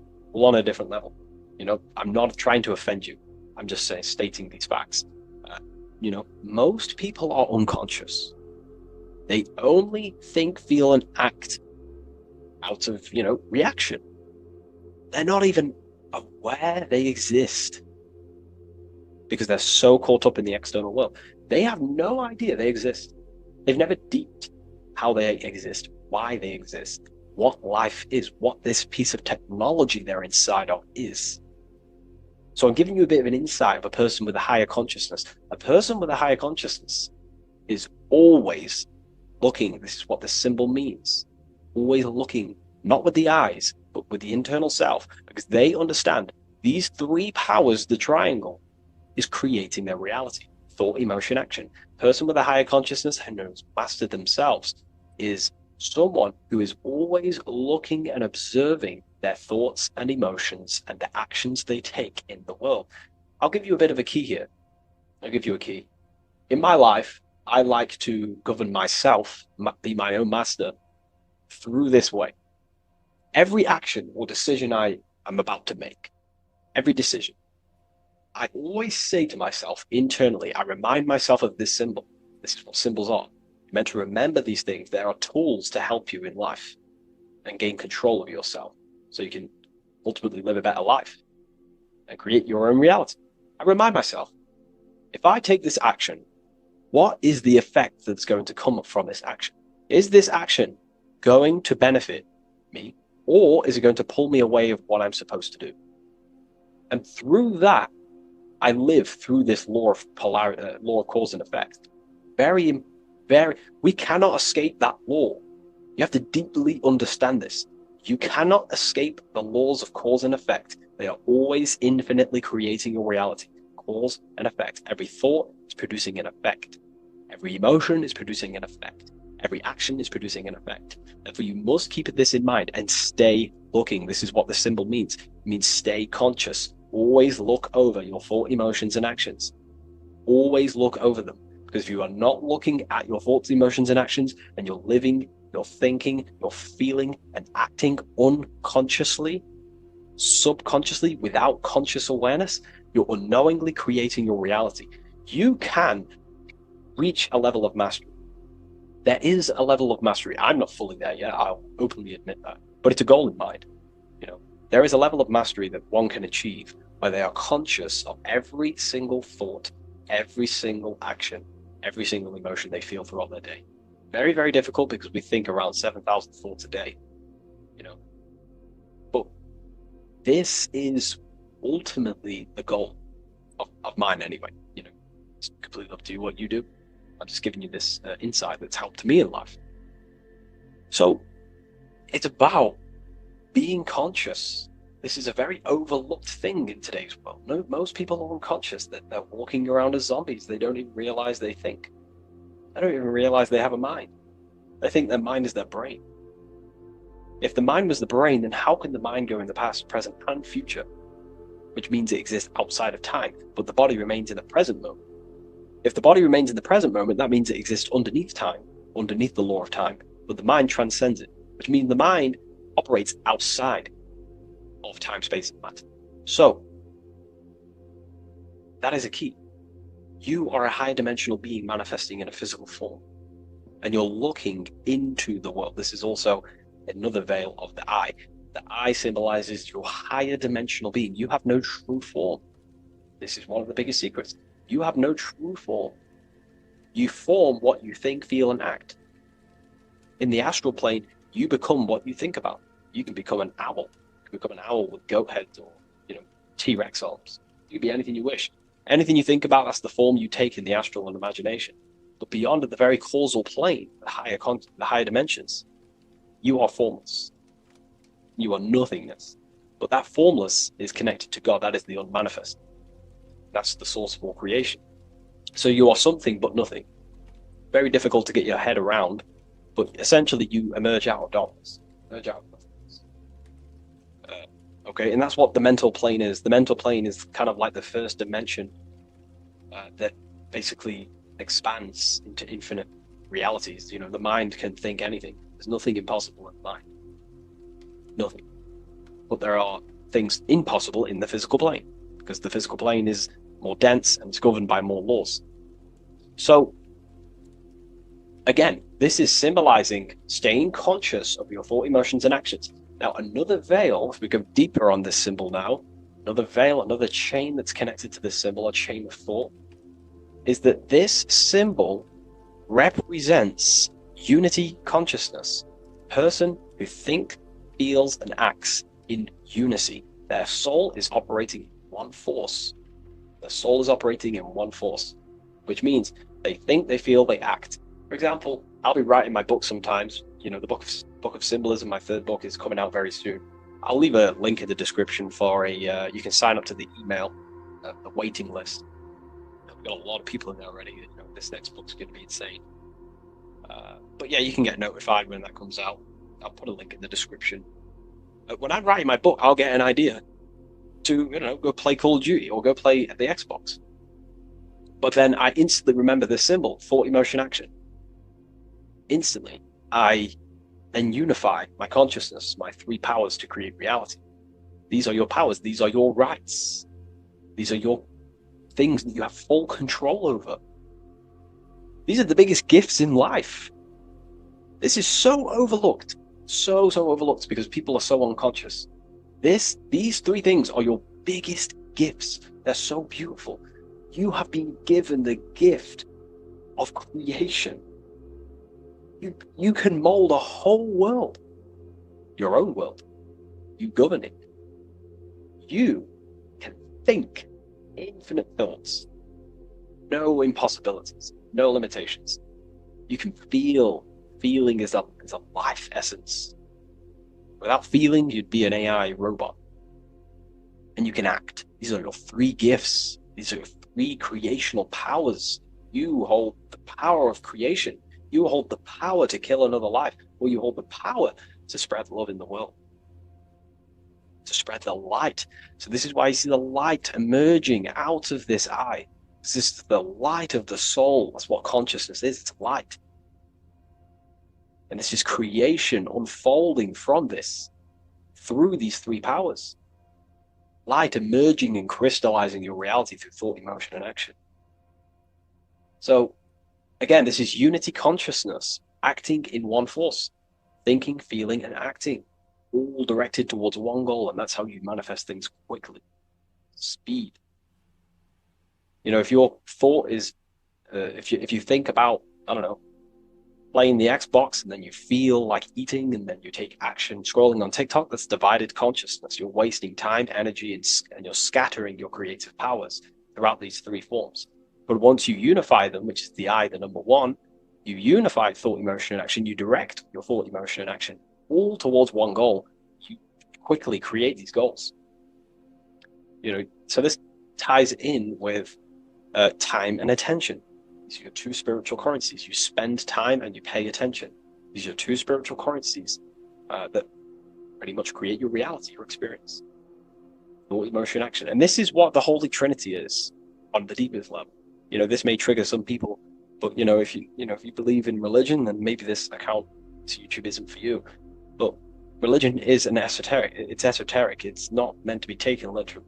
The Bible is an encrypted allegorical text talking about human consciousness. Jesus is a person and a master of consciousness that we should achieve within ourselves. We should aim to become like Jesus, not worship Jesus, because we are all God. We're all governing the microcosm.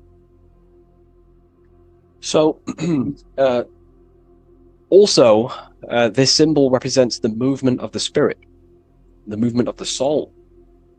The soul goes through this triangular process, and the soul always remains, returns back to its original state. The soul is given birth into physical reality. We live, and then, we grow, then we die. Then it moves in this three triad form. The soul, wakes up in the morning. It grows throughout its day. Then it dies at nighttime to return back to its original state, to its spiritual state. And everything goes through this process. Birth, growth, decay. Birth, growth, and death. And everything returns back to its original state. So, ultimately, this is what this symbol represents. Okay? If you want to go deeper on this, we have an amazing community. We have hundreds of hours of lectures, practical lectures, where you can gain mastery of yourself. The occult goes deeper than you could possibly imagine. So I hope you gained some insight from this video. Please leave a like, comment, and subscribe to the channel if you're new. And let me know any symbols you want me to break down in the comments section, and I'll hopefully get them broken down for you so you can understand them, deeper, on a deeper level, and you can understand yourself on a deeper level. So yeah, all the links in the description for everything that I mentioned, the community, and the Book of Symbolism waiting list. And I'll see you in the next video. Take care of yourself, everyone.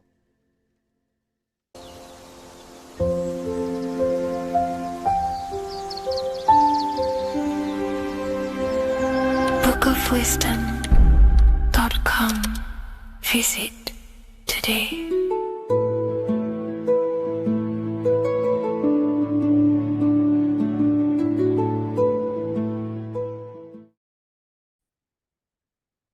Hello, Seeker. Welcome to Revival of Symbolism, a channel devoted to the language of esoteric symbolism, guiding you to discover yourself and expand your consciousness into deeper realms of thought. I'm Harry B. Joseph, also known as Revival of Wisdom, and today we're going to be discussing this particular piece of artwork of the eye and the checkerboard together, and the esoteric teachings behind the veils of these symbols. So the first thing we must look at is, of course, the eye. The eye being a symbol of consciousness. The eye is the inner witness inside of ourself. This eye is referring to the internal eye of perception inside of our mind. The mind that gives us the ability to perceive and to understand things internally. This is also the eye we use to vision things through our internal vision, what we like to call imagination. The screen in our mind that allows thoughts to be projected into a particular form. So this eye is talking about the internal eye of perception inside every single individual and form of life. Dogs, cats, squirrels, humans. Every single form of life has this internal dialogue, the inner being that no one else can listen to but themselves. This is a symbol of consciousness. And together, these two symbols reveal a grand teaching, an understanding of the world and the universe, of how the universe is one consciousness, one observer. This is symbolizing the observer, witness consciousness. Consciousness holds many vehicles and many dimensions that it exists in. As I've talked about previously in my previous lectures, we have a physical vehicle of consciousness, which expresses physical actions through the physical body. We have an emotional vehicle of consciousness, which is our emotional body or the astral plane. We have a mental vehicle of consciousness to express thoughts inside of, the thought body of consciousness. We also have a witness side of our consciousness. This internal witness, like who is the one seeing the screen of your reality right now? Who is the one seeing it? Not looking, who's perceiving the screen of reality through your eyes? Well, that would be the inner witness. And that inner witness is also perceiving your thoughts. A lot of people become identified with their thoughts, and they let the changes, the ever coming, unfolding changes in their mind, world, become a part of who they are. And they get caught up in the world and the changes that happens to them. And a great teaching that I've come across this last year is to never identify with the ever-changing circumstances that happen in life. When things are tough, when things are bad, always remind yourself that you are the witness of your thoughts and you are the witness of this reality. You are the one witnessing your thoughts, emotions, and actions. You are the one behind them. So when things get tough, try not to get too indulged in these negative things. The eye is the witness. Connect with the witness. And this is the same eye that perceives, sees the screen of your reality, and it also sees the screen of your dreams. So this witness consciousness is transcending your physical day life and reality, and it's also witnessing your dreams. It's the same observer who's observing your reality now, but also observing your dreams. So this witness consciousness transcends all forms of bodies of consciousness. It is essentially the highest aspect of ourselves. And it is literally the thought voice, the inner thinker, because you are not the external body. You are not the being outside your mind. You are the being inside your mind who is actively thinking. I like to call what you are, what we are as consciousness is consciousness in action. We are the thinking inner thinker, the inner being. And it's about becoming into contact with that inner being again to unveil who we truly are. If we sit back and truly have a thinking session of, closing your eyes and going inside yourself, and you ask yourself, who am I truly? Who am I beyond all of my beliefs, memories, my body? Who am I beyond that? And it will lead you to the inner voice, the inner dialogue. But again, you are not the voice. You are the one hearing the voice. You are the silent, invisible one, the one behind the veil. So this is ultimately what the eye is representing. It is representing the inner self shining, looking down upon the earth, upon duality, right? But this also reveals a great teaching as well, is that consciousness is universal. It is not something solely given to you. It is universal. It is a part of a greater whole. Consciousness is personal and also impersonal. We have our personal sense of self. We have this inner voice. We have this sense of who we are. in this world. And that is our personal sense of self. But you can also transcend the personal sense of self by turning off the mind and fading into the collective impersonal consciousness, which is ultimately what you call transcended states of consciousness, altered states of consciousness, or astral projection. When you astral project, you are simply accessing this impersonal aspect of consciousness. And this is ultimately what the symbol is representing with the checkered board floor, because the checkered board floor is duality, division. There is many, many different forms, but the I is singular. This is representing how the universe is one witness being, one consciousness expressing itself in infinite life forms and into division. But ultimately, division is an illusion. Consciousness fades into an impersonal consciousness.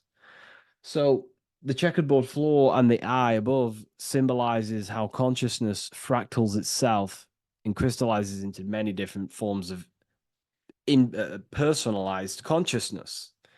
The self, the sense of self, right? And this is why we always say, I am. I. If we look at the word I and the word I, so we have I, which is I am, and you also have the word I, which is like the eye you see here in the sky. The I, and if you look at the beginning of some words, you have inside. You also have internal, intelligence. All things to do with the inner self. Most words begin with an I, which is, I find, is a great connection because it's referring to the inner intelligence, the inner being, the inner sense of self. So the universe is essentially one being expressed in many different forms. That's also found in the word universe, uni, coming from the root word unite, meaning oneness, unification, united, and verse being a verse of a song, because we're all playing the song of consciousness, which is an ever unfolding song, an unfolding vibration, an unfolding creation. So this is simply representing how consciousness fractals itself into many different forms. And when we identify with our self-consciousness, our sense of self, we no longer realize that we're a part of a greater whole. We're part of a unified field of consciousness. And there is only actually one true being in the universe, and that is the inner witness. And that inner witness is inside of every living form. And in order to truly process that, it takes a lot. You have to disintegrate who you truly think you were before you wake up to this universal truth. Before you understood this, you just think, I am me, you are you, and everyone is divided and everyone is their own being. When in fact, we're all not. We're all one consciousness expressing itself infinitely. And it's kind of like a social system. Consciousness is always interacting with itself. When you interact with someone else, you're interacting with yourself. It's a very mind-boggling concept to truly understand. But again, in order to truly understand this, you have to let go of who you thought you were. And when you do no longer identify with your personal consciousness and you identify with the witness consciousness, you become unified with the whole, with the greater, with the collective consciousness. And this changes the way you think, you feel, and act, because you then realize that we're all playing a part of creation on this earth. We're all contributing towards the building project of Earth. And your thoughts, emotions, and actions also hold a great impact on the building project, your contribution towards humanity and the collective.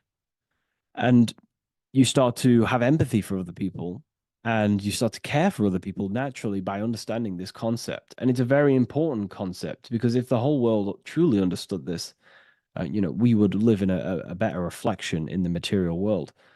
The world would be reflecting a better place, because the world is simply just a reflection of consciousness. And the world today is so bad because people's thoughts and consciousness is not in the greatest state of mastery, of self-realization, and people don't understand who they truly are. And a religion plays a massive part in this. Our whole lives, we're stuffed with someone's going to come and save us. Jesus will return and save the whole world. It's, to me, to be honest, it's complete utter nonsense. We have free will. We are the ones holding we hold responsibility for the creation that unfolds on the earth. Us as a collective consciousness are God, manifesting, unfolding this creation and steering it in the present moment. And that's another thing. Reality was never created thousands of years ago. God is creating the world right now through the present moment, and it's unfolding. It's in a continuous state of becoming, just like you are in a continuous state of becoming. Time is evolving. Time evolves our minds. It evolves our sense of self. And we evolve over time as an individual and as a collective consciousness. And so does the earth go through this change as we change. So it's important that we are becoming more self-aware in the world so we can actually start to reflect a better world. But the checkerboard floor, again, is just reminding us of the duality and the illusion, because it looks like an illusion, a checkerboard floor. It's an illusion. The physical world, if you only look at the world through the eyes, you will live in the veils of illusion and never see the light, the higher understanding of the world. You will see everything as divided. You will see everything as I am me, you are you, and live in division. But in truth, we are all one. We all come from the same source, and we're all the same infinite witness expressed in different forms. And this brings me back to the concept of love. Love is the force that unifies consciousness. It unifies yourself. It unifies your relationships with people. If you love your partner, you love your brother, your sister, whoever it is in your life, it unifies. If you have a care for someone, it brings you together, and you grow the relationship by expressing care into the other person, and it grows. So love is a very expanding, it allows things to grow, and it unifies things. And when you start to love yourself, you start to unify with yourself. And when you start to love nature, you start to unify with nature. So if we understood this, the world will be a better place. And love is the force that unifies the collective consciousness. If we truly hold love for ourselves, for others, other individuals, nature, then the world will become more unified. It unifies consciousness. This is the force of love. It's a very, very powerful, powerful force. And I do truly believe and come to understand now that love is the reason of all creation, which is the generative principle. All action is coming from a place of love or care. We only take action on what we care about. So even the sun is a symbol of love. It just expresses life, gives away all of its light, life, and energy to the earth and asks for nothing back. It is love. It is the expression of care. And that is what unifies consciousness. So again, this is just talking about the inner witness and how consciousness expresses itself in many forms. And the checkerboard floor also transcends that idea that I've just described of how it's consciousness divided in many forms. It also represents a state of an individual's mind. The checkerboard floor is symbolic of being divided, you versus me thinking, walking down the street and thinking everyone's a threat. It also represents their thoughts, emotions, and actions not being aligned, not being unified. Their thought, emotion, action are scattered, and they're not creating things consciously. It also represents many, many different personalities in our minds, the divided personas and personalities in our mind that we have. And the eye represents the unification of that. It's about unifying our mind pretty much to not have all of these different characters and sides to ourselves, and actually being a whole mind, becoming conscious of the unconscious aspects of ourselves and transmuting them. And when we become conscious of something, we then hold the power to change it. If we have an unconscious part of ourselves, and we never truly realize it, we don't change it, and that unconscious thing can actually seek to control our thoughts, emotions, and actions from that place of the unconscious mind. So ultimately, that's what darkness to light represents. Darkness symbolizing things we are unaware of, because when something is in dark, you cannot see it. Most people are in darkness of their imagination. They don't realize the power of their imagination. They're unconscious of it. They don't use it. And to become conscious of that is to put it into light. Shedding light on something reveals something. If I shine a torch on an object, it's going to reveal it. It's the truth. So it's about becoming conscious of the aspects of ourselves that we may be unconscious of, and actually using them and transforming them as tools. And again, we have the eye with light, with white and black. This is duality.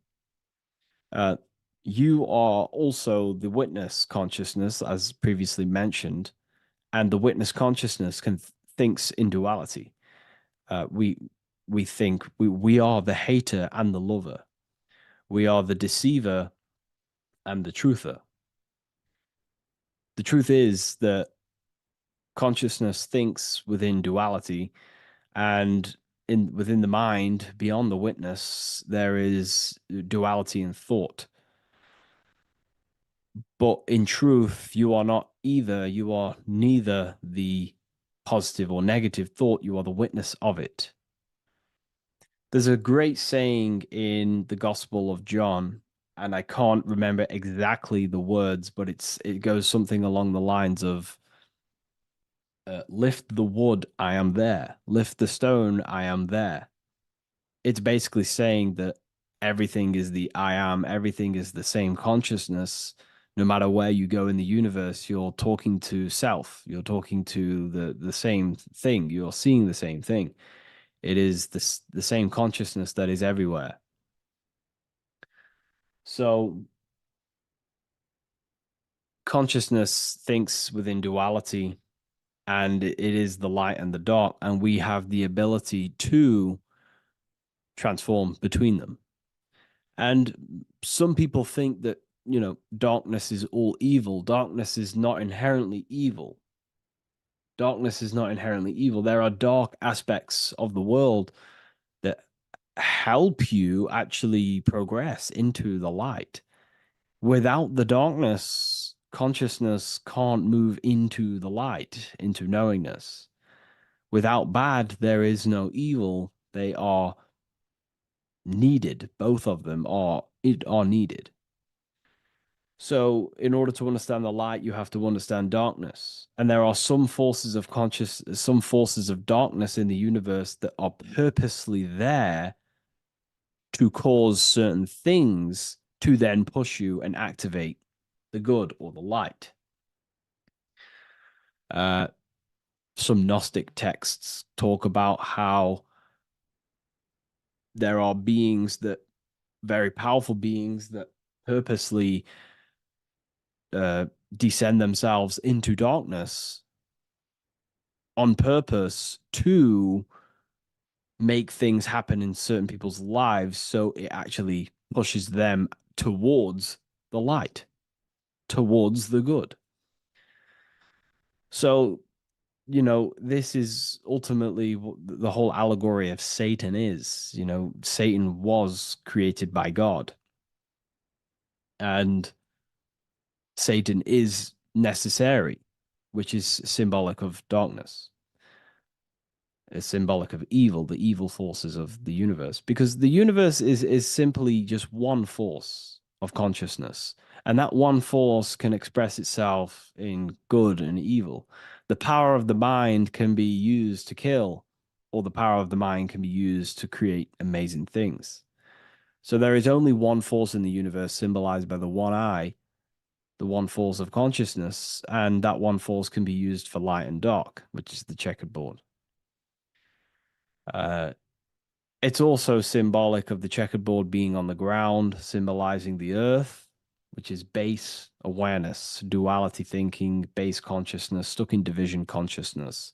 And the one eye symbolizes unification of the mind, a balanced internal perception. We're rising from the ground to the sky, symbolizing from heavy to the light, from darkness to light. The eye is also symbolizing perception, what we perceive, and this is ultimately the end goal of all occult and esoteric research, is to gain more light, to gain a higher perception of the self, to gain a higher eye, a higher perception. That's why the eye is always raised above, symbolizing you're chasing the eye, you're chasing a higher perception of yourself and reality and the universe.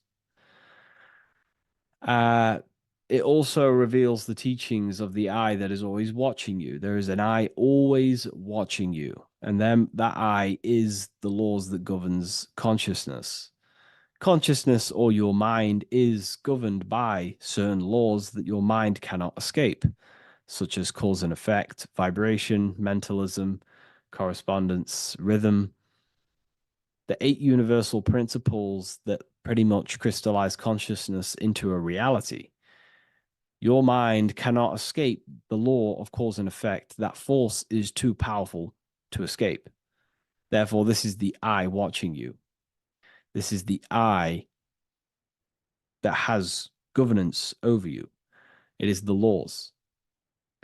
But then again, on a negative context of the eye can then become a symbol of surveillance. Hence why certain organizations and companies in the world use the symbol of the eye, symbolizing surveillance, gaining, manipulation and surveillance over humanity and certain things and data. So there's light and dark of every symbol. It's just depending on how you use it. But ultimately, that is the teachings of the checkerboard and the eye in the sky. If you wish to learn more about yourself, because that is the only thing that matters in the world, learning about yourself. The only thing you take with you after death is the knowledge that you hold in your mind. You can't take your car, you can't take your possessions, you can't take your money. The only thing you take is your consciousness, your level of mastery, and the things you know. With that being said, I'll see you inside Ethereal University if you decide to join, and I'll see you in the next video.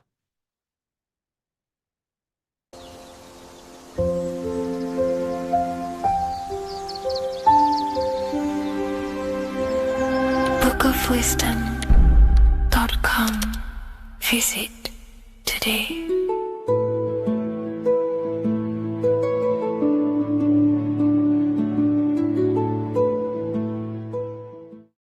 There is a secret meaning behind the number 666. 666 is 3 sixes. The number 3 in occult and esoteric numerology represents the 3 aspects of human consciousness. We see this symbolism in the all-seeing eye with the light and the triangle. The triangle is the number 3. The eye represents consciousness, observation, and the light represents the light of consciousness, because consciousness is pure light. The three aspects of our consciousness is thoughts, emotions, and actions. Every thought creates a feeling, and the feeling creates the action. All physical manifestation is driven from these three aspects of our consciousness. All physical manifestation comes from thought.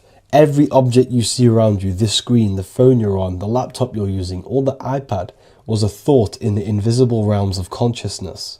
Then it was brought into physicality through feeling and action. This is because man is made in the image and likeness of God. We are all mini creators. We are all extensions of God's creative consciousness. Therefore, the number 666 represents 3 sixes. 3 is thoughts, emotions, actions. The number 6 represents the cube because cubes have 6 sides. This material world that we experience, everything has 6 sides. Everything's created by cubes. We can move forward, we can move backwards, we can move left, right, up and down. This is the cube that we are stuck in. Therefore, 666 represents our 3 aspects of our consciousness, thoughts, emotions, actions, all contributing towards our physical self, material world, material pleasures, completely cutting ourselves off from our spiritual, true, divine self, which means 666 is representing a state of consciousness. A state of consciousness where we only operate from a place of material needs and survival things. As humans, we possess a physical material body in the physical material external world, but we also possess an invisible inner world, which is what we call spirit. When we disconnect ourselves from our inner worlds, we become lost in this materialistic way of thinking and acting, which can lead to no life purpose, a feeling of emptiness and voidness in our hearts. Humans possess the ability to transcend our animal instinctual natures and turn to the divine mind, to the spiritual inner world. It is our inner world that is projecting our outer world. The outer world is just an effect of our inner state of consciousness. It's important as we go through this human life to not lose ourselves and look for our validations outside of ourselves. The external world is simply just a mirror, mirroring with mathematical precision what happens inside our consciousness. When we change our inner world, we produce effect in the outer world. To get back on track about this number, this represents when we are lost in our material self and we are completely cut off from our true divine self. The devil is always having goat horns, which represents a ground animal. This is the lower animal self of man. He's always red. The frequency of red is the lowest vibrational color, and it also represents the root chakra. This is all to do with survival mode and our physical needs and physical self. Red represents chaotic and intense emotions like hatred and anger. This is why the devil is always red, because it represents anger and an uncontrolled state of emotion and consciousness. You see, we've been taught in the church and all through religion indoctrinations that the devil is an external deity which influences humans. And in fact, this is nothing but a metaphorical story. The devil is a character which represents an aspect of the human mind, the lower aspect of the human mind, a facet of our own consciousness and psyche. The voice that we have in our head that tells us to do these negative things is not an external deity pushing us to do something bad. This is an aspect of our own mind.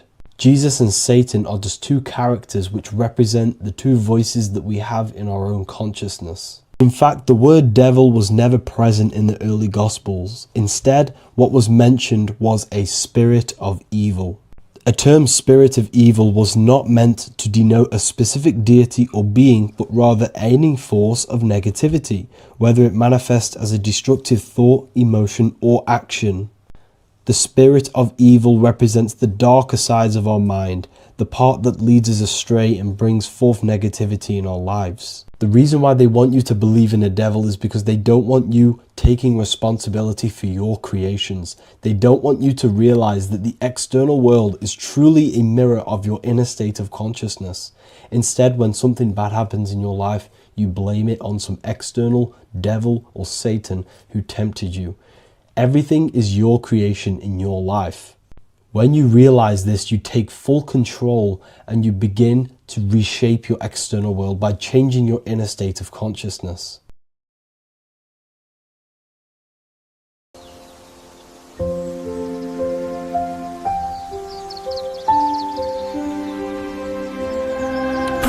wisdom.com.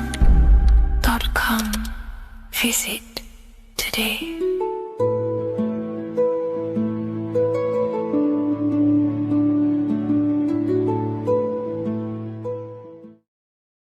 Hello, everyone, and welcome to another lecture inside Ethereal University. In this lecture, you will learn about the death process and how to prepare for it, and why that preparation is so important. So let's get straight into this. You must understand, as a spiritual creature that you are, you have a visible nature and an invisible nature. You never truly die. You are an eternal soul experiencing a temporary physical world. The inner world of thought and emotion is eternal, while the outer world of matter is mortal. Everything that is seen is mortal. Everything that is unseen by the eyes is immortal. When you die, your external physical world will be stripped away, leaving only your pure consciousness in its raw form, drifting within the astral plane. So here you see your physical external body and your internal world. And your internal world is your state of consciousness. It's your state of consciousness. Your thought and emotion is one overall state. Okay? So you must understand these planes. You have the physical body, the etheric double, an astral body, a mental body, and the Buddhic body. When you die, you leave the physical plane. Then you will more than likely leave the etheric plane, because the ether acts as like a portal. Everything comes out of the ether and returns back to the ether. I can break that down in another video in electromagnetism. But electromagnetism is ether, energy coming in and out of the ether. You will, every single day you die, every single day. There's a cycle of life and death occurring all the time. Every single day, you go to sleep, you go back, your consciousness slips back through the ether. And then when you wake up, your consciousness comes back through the ether into the physical plane. Death is just a bigger macrocosm of the microcosm cycle of life and death. So you will return back to the astral, which is the realm of imagination, infinite possibilities. And this is where thought forms start to manifest. Okay, so depending on how advanced you actually are mentally and emotionally, will depend how long you stay in the astral. Now, what we must understand is that there is many different components to the astral. We have the higher astral, the middle astral, and the lower astral. These are all vibrational states.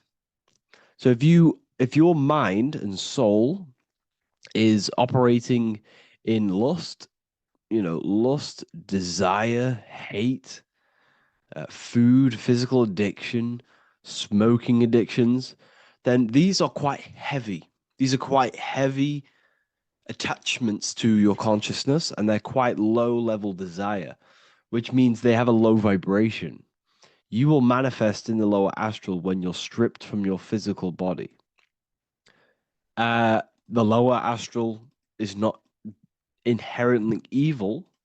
However, there's just low vibrating things going on there. Low vibration does not mean evil. Okay? So, just like bad doesn't mean evil. Okay? In the lower astral, you are going to see lower astral beings. You're going to see spirits, souls with low level desire. Okay? People who are attached to the physical plane, people that lust, people that do these things. Technically, this is hell, but you can escape it by escaping yourself. Now we're going to break all this down. I'll break all this down properly once you understand the full context. So depending on your level of desire, you will manifest in a corresponding layer of the astral plane. If your mind is still attached to the low physical desires, you will find yourself in the lower astral realms. But if you have few desires and have detached from the worldly attachments while you are encased in a body, then you will rise into a higher or middle astral plane, mainly the middle. Okay. The higher astral plane is very formless. So as I broke down here, this is, well, the physical plane is the lowest dimension. This is the most form, the most matter. It's quite heavy. The higher you go, the lighter it becomes, the more fluid, the more formless it becomes. So you see here it says denser down and lucidic up. So this is more lucidic in these higher realms. This is more dense in the lower realms. So this is why the ancient Egyptians were always talking about, I'll show you this. This is showing you death. So first of all, we have Anubis, which represents death. Here you have the heart, which represents the soul. And here you have a feather. And this is a scale. You see how this is a balanced scale? So what this is symbolizing, this represents death. This represents your heart, and this is a feather.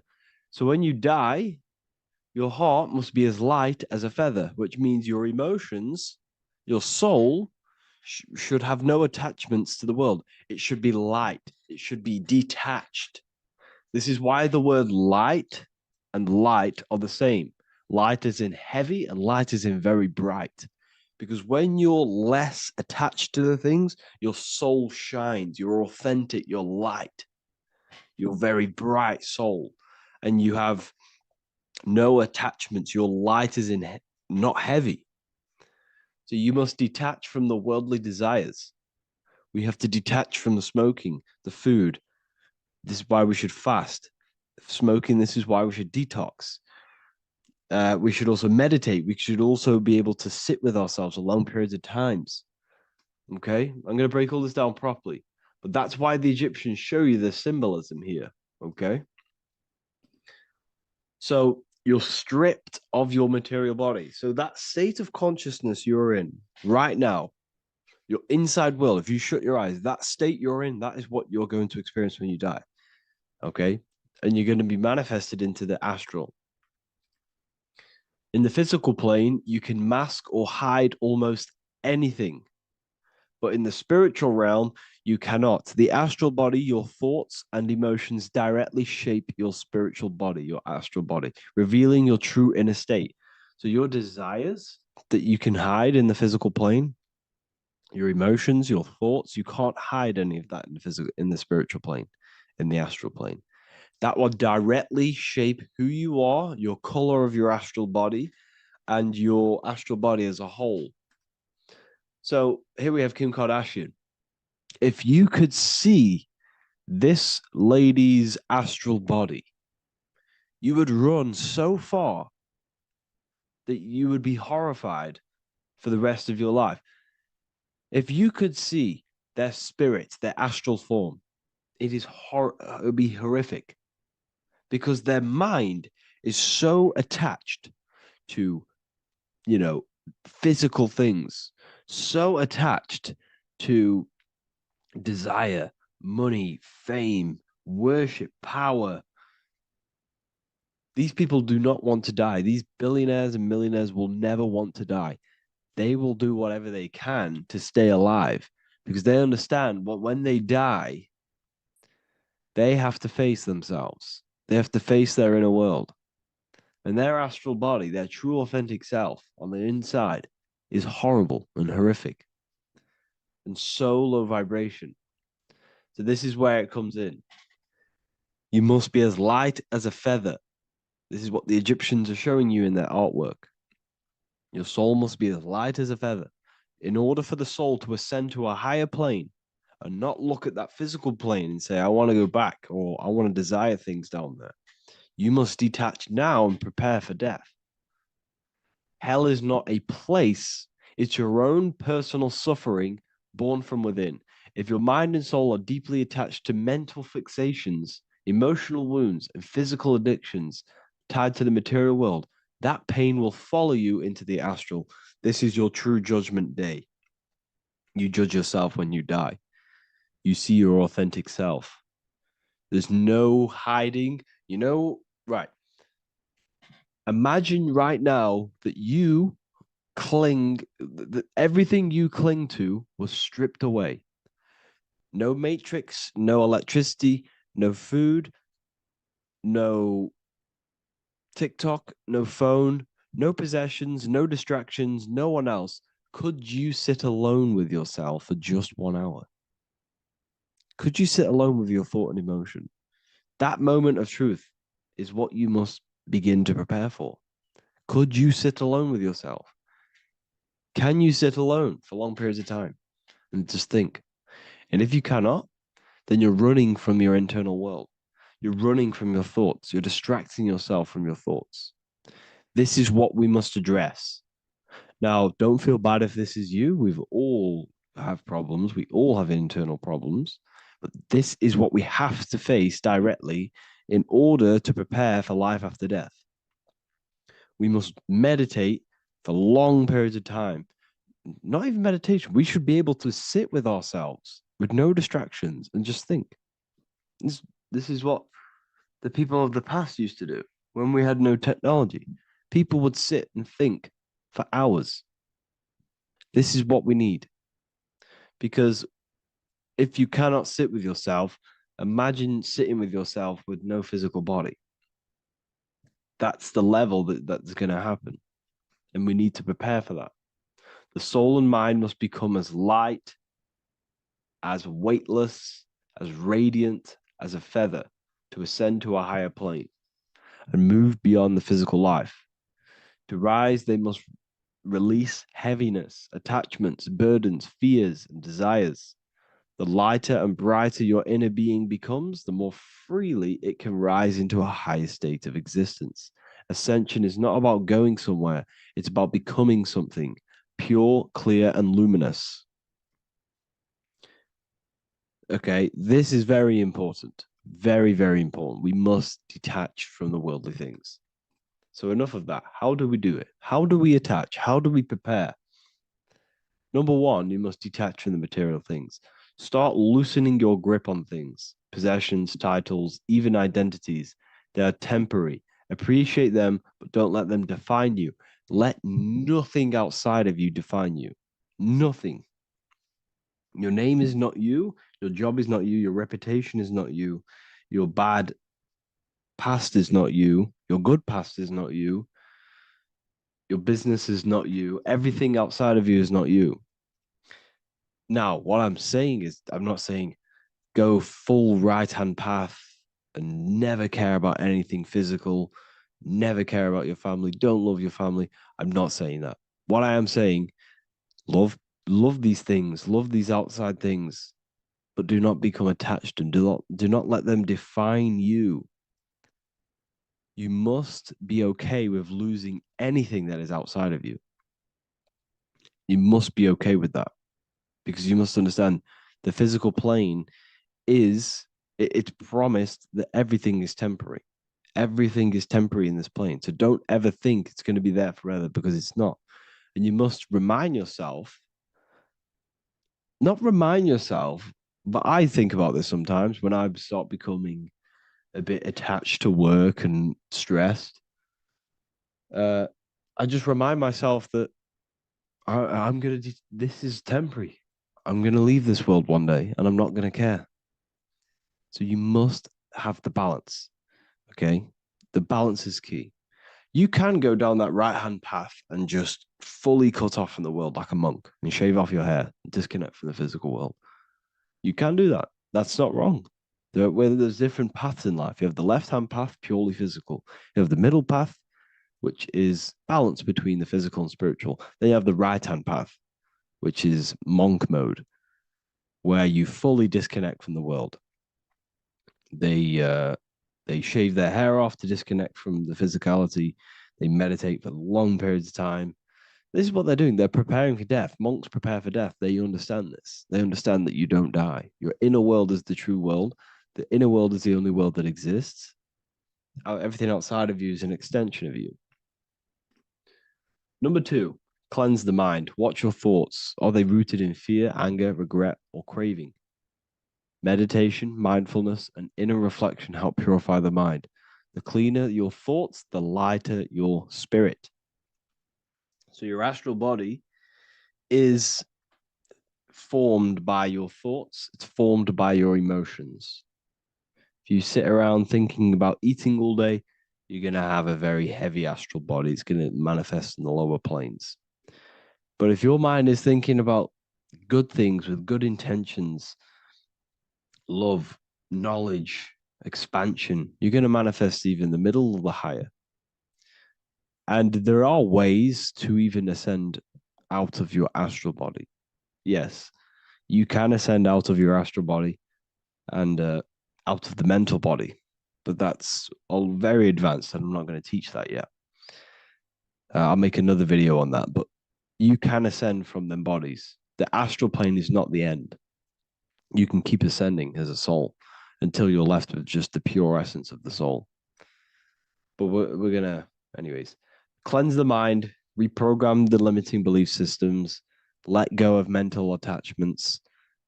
And the way you do this is by getting a piece of paper and writing down every single attachment that you have. And you're going to realize, dude, there's more than you think. Okay. We have to detach from these. We have to. 4, practice presence. Can you sit in silence with yourself? The more at ease you are with your own inner being, the less you'll fear death. The afterlife is just an extension of your inner world. It's so important. This is so, so important. Can you sit with yourself? If you cannot sit with yourself, you have some inner work to do. You have some thoughts to address, some beliefs to address, and some feelings to address. Okay, so practice sitting in the present, meditation, or just literally sit there and try and be okay with yourself. And if you can't be okay with yourself, then there's something you need to address, whether it's a belief system, whether it's an emotional trauma, or something. This is what we must reshape, refine, and let go of. Live truthfully. Speak and act from your soul, not from fear or ego. The more authentic you are, the more aligned you become with your true self, which carries beyond this life. The ego is your mind's perception of itself while being incarnated in this world. It's been shaped by your experiences, your thoughts, your beliefs, and your emotions. So your ego is basically this false thought form that you've created. It's a false layer of yourself that sits on top of your true authentic self. It's basically your physical character. When you were young, you had no ego. You were pure. You had a pure consciousness.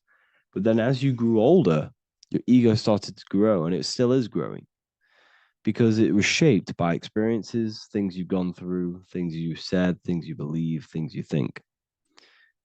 It's created by you, by your mind.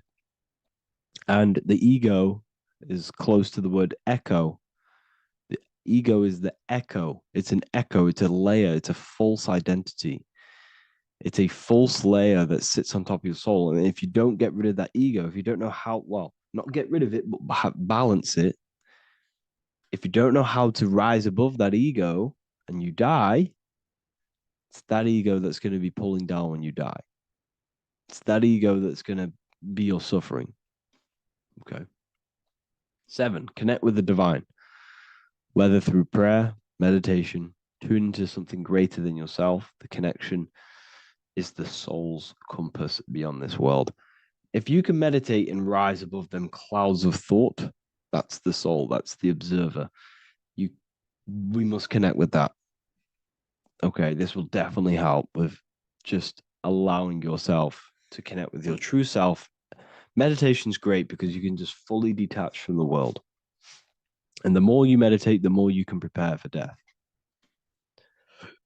A powerful way to cultivate detachment is through daily detachment meditation, done either at night or in the morning or the first breath upon waking. Or do this as many times as possible per day. Start by physically grounding yourself in the present moment. Say out loud, I am here right now, nothing else matters. Let that phrase draw your awareness into the now. Just keep saying it until you're present. Then begin to slowly list everything you identify yourself with, one by one. I am not your body. I am not my body. I am not my name. I am not my possessions. I'm not my house. I'm not my children. I'm not my everything. I am not my thoughts. Release each layer gently. Imagine, if you want to, if you have a good imagination, imagine placing these things into a big box. Placing your body, placing your name, placing your possessions, placing your house, your car, your thoughts, your beliefs into a box, and then shut that box. If you have a good imagination, do that. That can help. And you'll be left with yourself. And you're not even that. It goes even deeper. Eventually, you'll reach the mind itself. Detach from the language that the mind is even using. Now, that's very difficult. And not many people have ever thought about that, and they've ever even been there.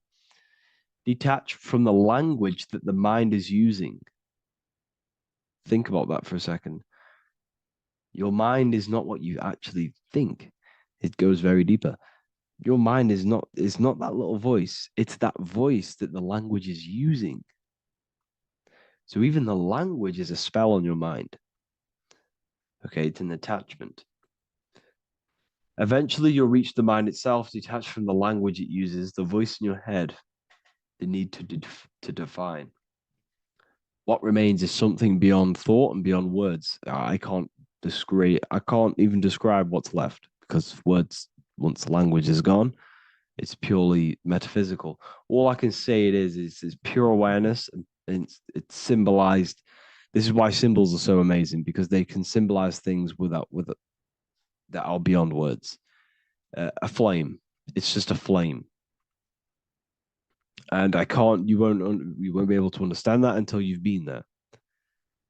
It's just a flame. It's pure cause. Words can't describe it. You'd have to experience it. Connect with this essence daily. This is truly who you are. So this is a great way to detach. We can do these detachments every single day during meditation. This will definitely help over long periods of time. Of course, you're not going to be ready tomorrow for death, but just try and prepare for these things. This is the whole reason people used to meditate.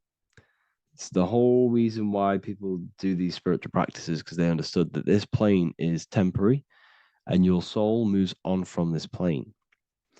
And you'll never truly believe in the soul until you experience it. So I can show you these things, but you must go out and experience it.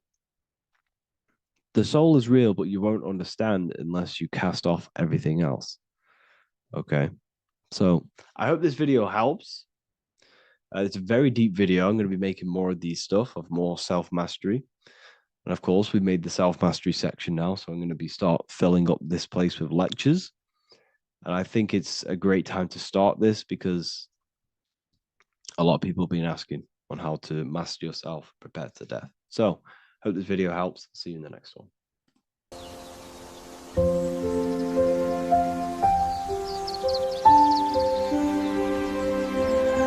bookofwisdom.com.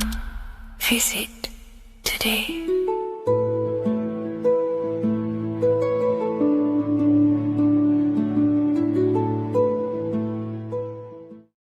666 is a code, and this code needs to be broken down to fully understand what 666 truly is. In an esoteric view of 666, it represents a state of consciousness, a way consciousness functions within the individual. Now, if we look at the Bible in Revelations, it says that the mark of the beast, 666, is going to be placed on the right hand or on the forehead of an individual. The forehead symbolizes the mind, while the hand represents action or behavior. The forehead represents a belief or a mindset, a way consciousness functions. Therefore, the mark of the beast is not something external. It is actually a way consciousness functions within the individual. But the code reveals the darkest secret about 666. 666 is 3 sixes. The number 6 in esotericism and occultism represents the cube, because the cube has 6 sides. And the physical dimension, everything has 6 sides. Up, down, back, back, forward, left, right. Everything is six-sided in this three-dimensional world. The body is the cube itself. It is the number 6. And the number 6 is the number before 7. 7 is a divine number. It represents divine perfection. As there are 7 functions and cognitions of the mind, 7 energy centers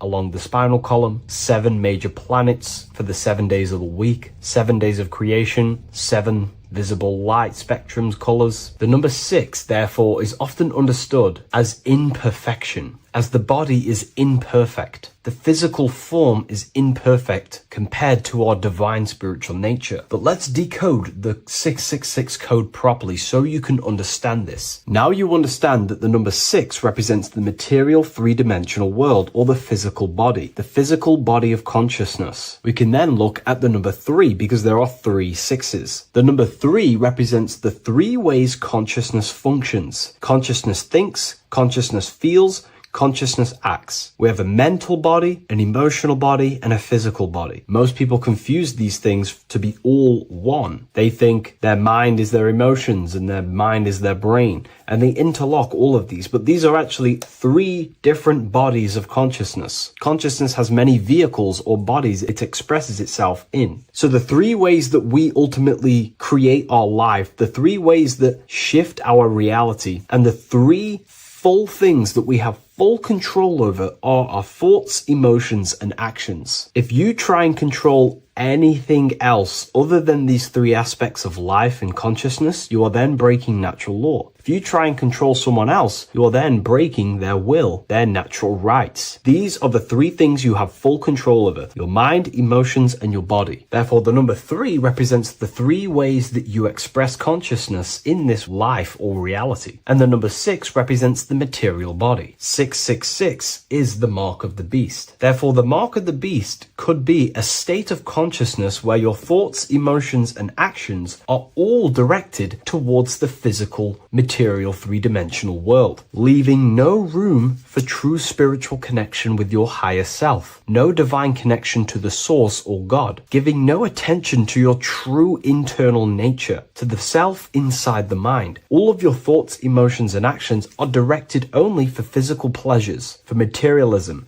for status, for egoism, leaving no room for connection with the divine. And this is the mark of the beast. When people's minds become so obsessed with materialism, chasing desires for the material things, they disconnect themselves from their true internal nature. And we can see this today. People are becoming so obsessed with materialism, money, becoming rich, whatever it is, they're gradually losing connection with their internal self. They think that they are the body. They think that they are these 5 senses. But ask yourself, if I remove my thoughts, if I turn off my mind, who am I then? Because who most people think they are is a bunch of beliefs in their subconscious mind. Their name, their job, their reputation, their friends. If you remove the mind and no longer think, who are you then? The observer, the pure awareness, beyond the mind, the body, the emotions. That is your true nature. You are the internal thinker. And when that internal thinker becomes so attached to the external physical body and does everything in its power to think, feel, and act only towards the material things, you become disconnected to your true powers, to your divine nature, to literally God. If you don't want to become the mark of the beast, then have balance. Now, I'm not saying materialism is evil. Chasing material things is wrong. I'm not saying that at all. We all have a different views. But me personally, I like to have balance. Yes, I love reaching goals. Yes, I love living the best life possible for myself, materially. But I also make room for my internal world. I train my mind to have self-mastery of meditations. I try and lucid dream and astral project as much as I can. And I try and perfect my thought processes and my internal world as much as possible. So I live a truly balanced life between my inner self and my outer self, which is what these 2 pillars, Jachin and Boaz, represent, the inner and outer world. And the middle pillar in the middle represents the unity of the inner and outer world, living in balance. All you see a person standing in between them. They represent the middle pillar, or a ladder. This is all symbolic of living in balance between the inner world of consciousness and the outer world of consciousness. Yes, this is Freemasonic artwork. You can learn a lot from their artwork and symbolism, but I hope this brings a bit more clarity about the number 666 and the mark of the beast. Please leave a like, comment, and subscribe to the YouTube channel if you want to see more. And one last thing, the Book of Symbolism has finally been accepted on Amazon, so you can now order this on Amazon in pretty much any country. The scariest thing about having your first out-of-body experience and leaving your body is the realization that you have after. You realize everything you've been told about yourself, reality, the earth, what you're doing here on earth is a complete, utter lie. Your self-belief of what reality is and what you are is completely shattered. You now fully understand that you are more than your physical body that you inhabit. My first out-of-body experience happened a few years ago, but before all of that, I remember being a child, going to bed and closing my eyes, and I remember as a child feeling like I was floating above my body and moving. And maybe subconsciously this has led me into knowing intuitively that there is more to reality, and I've gone down this path of esotericism, occultism, consciousness. Maybe that has led me to this, I don't know, but I've always had this subconscious intuition in my mind that there's more to reality than what we've been told. And maybe it came from having these experiences as a child. And I'm pretty sure some people in the comments will also have that experience, feeling like you're floating when you close your eyes in bed as a child. I remember this very vividly. But a few years ago, I had my first out-of-body experience, and it completely shattered everything. And it confirmed to me that I am eternal, and there is so much more to the self, to consciousness. I then realized after my first out-of-body experience that our self is not just here in the physical dimension, it's existing in every dimension there is in the universe. However, our mind is focused primarily on this physical time space. When your mind is totally giving its attention and time to this particular time space, it locks in the mind or consciousness into that particular body of consciousness, such as the physical body, right? But for example, let's say you have a daydream and your full focus isn't in the present moment and your environment that you're in physically. Your mind kind of wanders off into a daydream, what we like to call it. That again is shifting time space. Your consciousness is 40% here in the physical plane, because your body's there, but then the other 60% is in this daydream, this imagination. So you're shifting time space, and what an out-of-body experience does is allow your mind to reduce that attention to the physical body and access attention to this altered body or dimension of consciousness. So I'm going to give you the story of my first out-of-body experience, because I know when I was researching this, I was always looking for personal stories about someone's out-of-body experience, and there's not many out there, to be honest with you. Well, based off my research, I couldn't find many, you find a few, but I'm going to give you my experience of my first out-of-body experience that happened a few years ago. It was early in the morning. I kept on waking up and falling asleep to my alarms. I went back to sleep after waking up for like the third time in the morning. When I fell back to sleep, that is when I had my out-of-body experience. It's also good to mention that I have been listening before that about podcasts, books about our out-of-body experiences, astral projection, and things along them lines. So this was stored in my subconscious, this topic. And I had a desire in my heart to actually experience this for myself. Long story short, I went back to sleep early in the morning because I kept on waking up, and it began with this tingling sensation, a high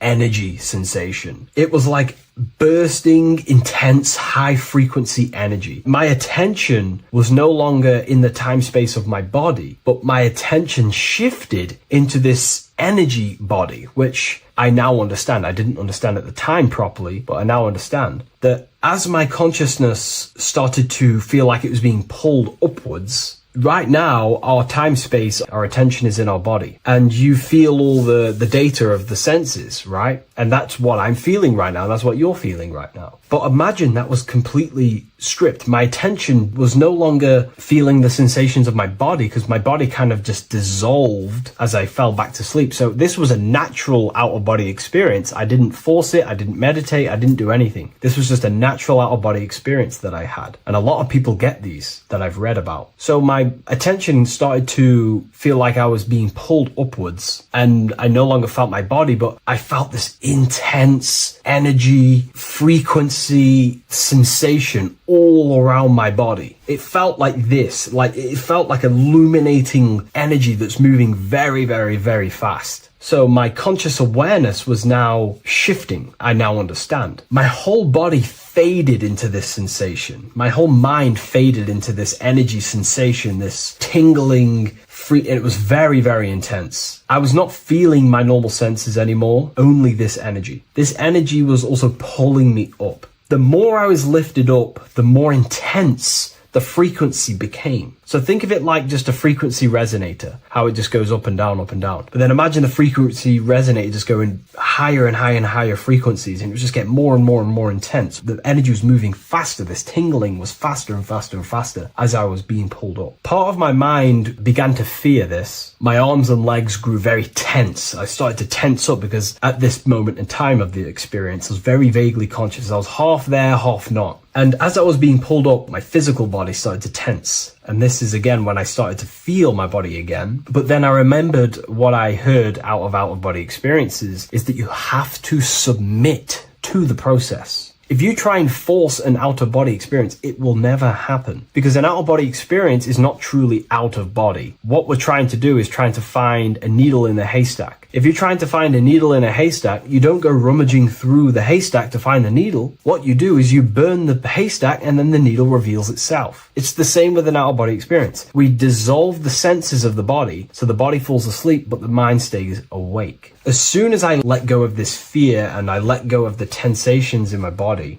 I started perceiving through another state in this energy body, but I didn't see my body. It was just like perceiving and seeing, but no body, like a camera. When you look at a camera view, you don't see what the camera looks like. You're just seeing through the camera. It's the same as that. I had no form, but I was just seeing. I was just like a floating eyeball, seeing into this altered state of consciousness. I was just seeing. I first saw my street outside my house with lots and lots of people walking on the street, but I could not see the people directly. Everything was black and green. The background was black, but I couldn't see the people. I could just see a glow of light around the people, like an egg shape. They were just walking on either side of the road, other directions. I could just see more and more people moving faster and faster and faster. I didn't realize then, but then I did start to realize later on in my journey that that was more than likely the etheric plane that I saw. The etheric plane is the plane of life force and vitality and electromagnetic auras. So that was my awareness shifting from physical into then the etheric plane, the plane of life force and energy. Now, the etheric plane is very, very, very difficult to actually access consciously. The etheric plane acts as a bridge between the physical body and the astral body. To actually access the etheric plane alone is very, very, very difficult, and only certain trained individuals can do that. The etheric plane is not really a conscious plane where you can stay there and be conscious. It acts as a bridge between the physical and the astral plane. I could see the glowing auras around people moving along the pavement. The people moved faster and faster until the scene started to just dissolve as these people were just moving faster and faster. It was not very clear at first, but I subconsciously knew that I was having an out-of-body experience. This is when I really started to realize that I'm being shot out my body. When I realized this, I submitted even more. I started to just let go. The more and more I let go, I kind of like split through a veil, and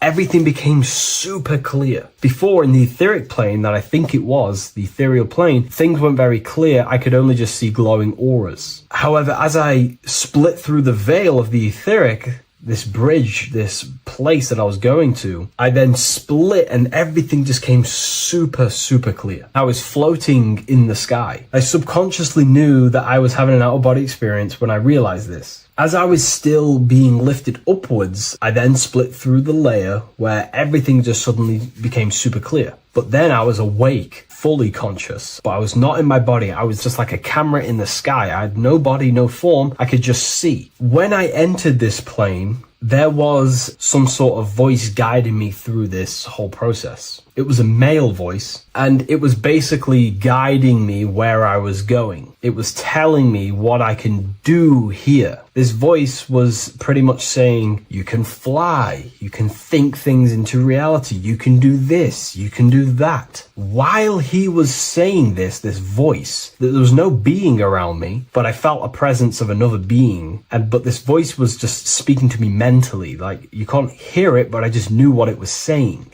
It was so weird to describe. It was like telepathy. You couldn't hear it, but I just knew what it was saying. But it was a male voice. It's so hard to describe. I still could not see any form of myself. I was not seeing my astral body or any shape. I was just perceiving a point of awareness like a floating eye, like I said earlier. While this voice spoke to me, I saw fractal patterns as he was saying, you can do this, you can do that. And while he said, you can fly, I remember just seeing this line like splitting and creating fractals. It was like this black line that was just splitting off into duality, creating fractals. But then my physical body just went through this line, split, and then split into fractals again. So strange, very difficult to explain because it's four-dimensional. To explain it in physical language, it's very difficult to actually explain what was going on. So as he was saying what you can do, I was seeing these fractals dividing and then creating fractals. When he says you can think things into reality or something along them lines, my awareness just did a full 360 as if I did a backwards flip. I had no conscious control over this. That's something that you later develop as you keep having these out-of-body experiences. Your first out-of-body experience, you probably won't be able to control what's going on, but you will have an out-of-body experience if you seek them. I could see all around as I rotated. I looked all the way down and then back to my original angle and point of awareness. During that rotation, when I started to turn upwards to do the backflip, I looked up and it kind of looked like the sun in the sky. It was very dark and gloomy. Now I know that was more than likely the lower astral plane because very dark and gloomy. And it was very kind of dense there. I looked up and I could see this. It was like the sun, but it was white, pure white light. And it was shining down over the astral plane. And that was the only light in that place. That's why it was so dark and gloomy there. And I then realized in that particular state, at that time, I thought that was God. I don't know what it was. Maybe it was, maybe it wasn't. Maybe it's the light of the higher mental plane shining through into the astral. But I looked up at it and I realized that was God. That was the source. That was the higher dimension beyond the astral plane, which is the mental plane, the higher astral planes and then the mental planes, the planes of thought. Then once I saw that, I was in complete shock. As I rotated backwards even more, I then get the view of seeing down, completely down, like a bird's eye view. And I could see like an old medieval gloomy town. It was dark, almost night, with very little light. The only light present was the light from above. The town was old-fashioned, gloomy, misty. I looked over it from above. Then the experience began to fade. I don't remember anything after that process. But I'll be honest with you, the process of leaving my body for the first time was extremely intense. The frequency, the energy were overwhelming but powerful. Letting go and choosing to have no fear was the key to that experience. Just to give you a little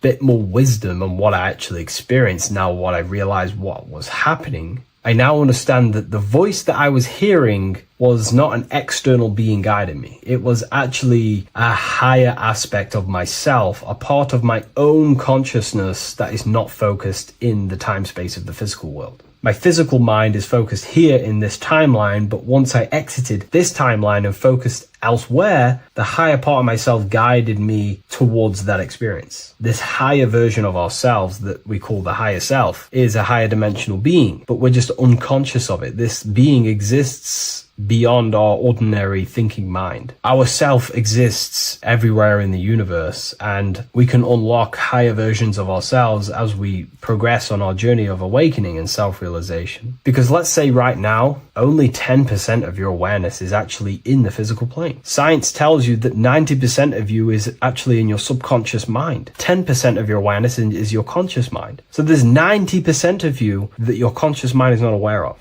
But our conscious mind becomes so addicted with the physical world and distracted with the physical world, it just gets totally locked in with the physical. And we never pay attention to the hidden aspects of ourselves, the unconscious aspects of ourselves. And that's why everyone in the esoteric and occult space talks about Nosis, seeking knowledge of self. Nosis is not knowledge, it's knowledge of self obtained through direct experience. So Nosis is about rediscovering who you truly are. And another bit of wisdom that I could give you from this is that the observer is the same observer that is observing this video right now. You're watching this video, but who is the one seeing the screen? Who is the one seeing the screen of your reality, of what you call life? There is an inner witness consciousness within you who experiences and observes your thoughts, emotions, and actions, experiences and observes the screen you call reality. And that witness also witnesses your dreams. When you shift your awareness from your time space of this body into your dreams, that same witness is witnessing your dreams. So when you meditate, connecting with this witness aspect of our consciousness really does help to excel the process of having an out-of-body experience. Because a lot of people have out-of-body experiences, but they don't understand what's actually going on. They don't understand the nature of it. But it's all mental. You move mentally in that dimension. You create mentally in that dimension. The same that you do in this dimension, but just on a quicker scale, because things manifest in the astral plane instantly as soon as you think of it. Just like the screen in your mind, you think of something, you have a screen of an object in your imagination. That plane, it manifests instantly, but down here, it takes a longer time for things to manifest and condense. Once you understand that thought rules the universe, thought is the creative force of the universe, you start to understand, these different dimensions and these experiences that you have. But really connecting with that witness consciousness, that part of yourself that observes everything, really does help with excelling the process of having an out-of-body experience, or mystical experiences, or lucid dreams. Because connecting with that witness consciousness just makes you more conscious. Even in your physical life, staying conscious. Most people aren't conscious. They think, feel, and act unconsciously throughout their day, and they unknowingly create their reality. Connecting with that witness consciousness allows you to actually stay conscious over your thoughts, emotions, and actions, because they are giving birth to realities. That's pretty much my experience, my first out-of-body experience. What that did for me was make me so much more confident and powerful. Most of my fears just disappeared overnight. The fears of death, the fears of unknown, the fears of that I had of things shattered, disintegrated, because I understood that I am eternal. No one can use death against me to control me, because I know I am eternal. I now take riskier actions because I know I am eternal. I know that I will never truly disappear or die. So it really, really does help you, and it gives you a lot of internal power, because no one can make you scared of anything. You should not fear someone who can hurt you physically. You should fear someone who can corrupt your soul. That is the worst thing, who can corrupt your internal world, because that is what truly matters. So I hope this helps you understand out-of-body experiences. Hopefully this can help you move along in your journey. It's good to hear other stories, because this is exactly what I was seeking when I was researching this stuff. Maybe in the future I can share some more stories about my out-of-body experiences now I'm a bit more advanced. But yeah, please leave a like, comment, and subscribe on the video, and thank you all for watching. Welcome people, we're back with another video. I will now be keeping track of my YouTube and trying to upload every week. In this video, we'll be talking about the chakras. The chakras are the 7 attributes of God, and they are the 7 planets. These are literally vortex portals within us that connect us to these vices and characteristics of God. Each one of these energy centers are a spinning wheel of energy which controls the cells and organs in that particular area of the body. For example, it's literally a mini brain for that area of the body. Each chakra has a vice which you need to turn to a virtue in order to climb up through the system. They work like a stairway system. You have to go through each chakra in order to unlock the one above. This process is turning matter into spirit, as you descended from spirit to matter. Saturn is Satan, that's why it's the lowest chakra, and that's why the devil is red, because red is the lowest vibrational color. When you are in these lower states of consciousness, you are in your animal nature. This is your physical side of your nature, and you are mainly being driven by your animal instincts, or your ego. Moving back to your higher self or your spirit self is not an easy process. It takes a while. However, with discipline, consistency, and motivation, you can achieve this, and this is what the ancients called Christ consciousness. Once you have achieved this, it is basically a state of mastery of the mind. You no longer lust for the lower animal nature things. Now, let's start with the root chakra. This is located at the base of your spine, and you can feel this chakra by tensing your anus.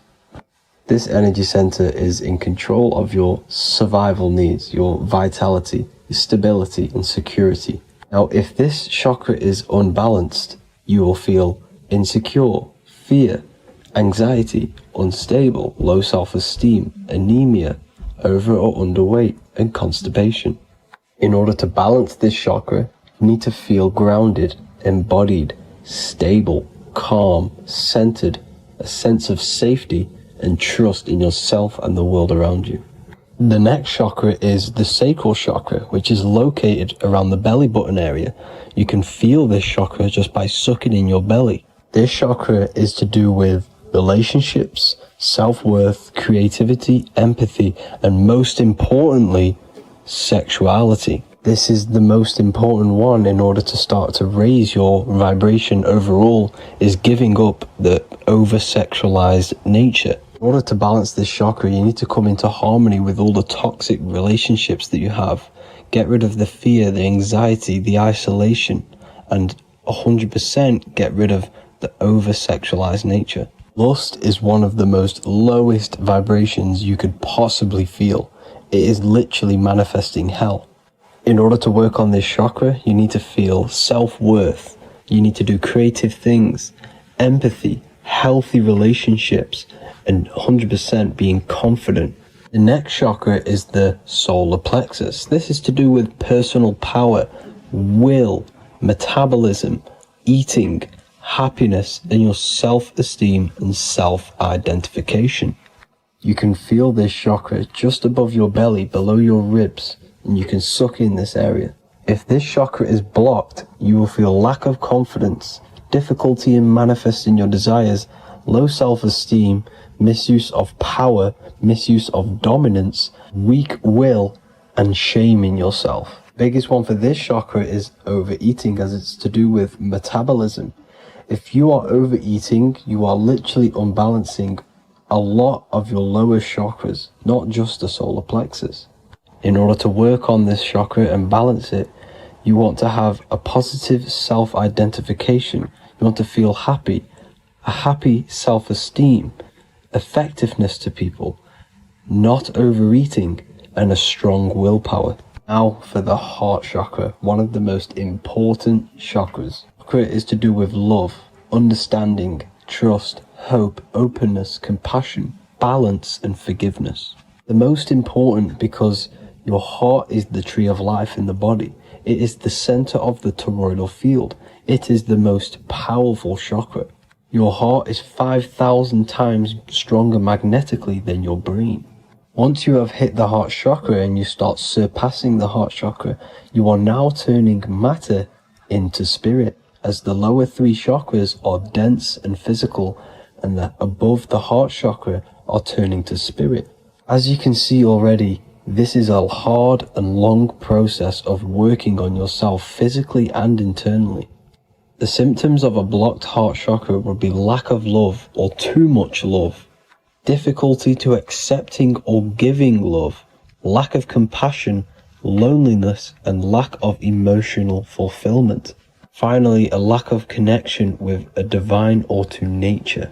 In order to balance this chakra, the most important thing and the most powerful thing you can do is loving people, accepting and giving lots of love. Second most important thing to balance the heart chakra is balance. You need a balanced life. You need balance in all aspects of your life. Now for the throat chakra. This is a very important chakra as it's to do with communication. A symptom of this being unbalanced is a lack of self-expression and putting on a front all the time, acting with the ego. In order to balance this chakra, you need to constantly self-express yourself. You can't be putting on a front. That voice inside your head, you have to let it come outward. Don't just block it off with a wall. Self-expression will lead to you gaining friends who actually like you for being you, and not these fake friends that you have to put on an ego for. In order to balance this chakra, you need to express yourself, express the word that's within you. Don't be lying to people, don't deceive or be deceptive. The next chakra is the third eye chakra. This is starting to get very advanced and you are coming very close to spirit. Just before we head on, I want to announce the PDF is now available, containing all the presentations I've ever made, all into a condensed 38-page PDF. The link will be below this video for you to access. And if you want to learn how to create reality using your mind, how to attract your desires, how to get out of the situation you are in, the link will also be there for the Manifestation Mastery course. Now for the third eye chakra. The third eye chakra controls the pineal gland, which is your first eye. It's to do with your psychic abilities, channeling, telepathy, astral travel, visions, and connection to the higher self. You need all of the chakras aligned to get the full potential out of your third eye or pineal gland chakra. For example, if you're astral traveling and you fear something, you will be instantly shot back to your body.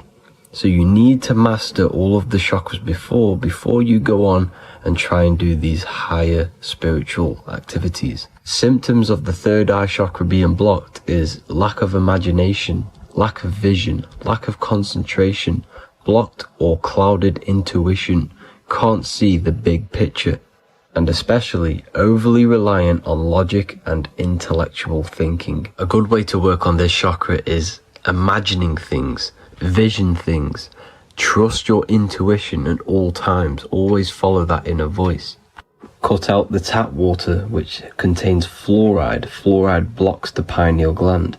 And cut out all junk food, because all of this is affecting your pineal gland. When in meditation, you want to focus your eyes and your attention to the center of your head between the two eyebrows. This is where the pineal gland is located. This will help and awaken the pineal gland over time when you keep doing these meditations. Finally, for the crown chakra, this is to do with universal consciousness, all-knowing, enlightenment, cosmic connections, the God source. This chakra is blocked by being cut off from spirituality, plagued by the senses, being tricked into the five senses and being tricked into thinking you are the body. In order to work on this chakra, you need to feel grounded. You need to know yourself, your real self, the voice within you. Have common sense, have specific decisions that you're making, be very direct. Now we've got out of the way all of the chakras, I can now introduce methods and meditations which will help you unblock them spiritually. When meditating, you want to get into the present moment in a nice, comfortable position. Bring yourself to the present moment by saying, I am here right now, nothing else matters. Keep repeating this over and over with your eyes open or closed. After a couple minutes of bringing your attention to the present moment, you can now start to breathe in through the nose deeply and breathe out through the mouth slower than you breathed in. Place your attention on the chakra that you want to balance. Think of a high vibrational emotion like love, and think of this while placing your attention on that chakra. You can do this exercise every day for 10 to 20 to 30 minutes. The longer the better. Another practice you can do is by chanting the Bee Gees for each chakra. They are here starting from the root chakra all the way to the crown chakra. Or you can chant the 7 vowels. There are not 5, there are actually 7. A, E, A, O, U, M. A,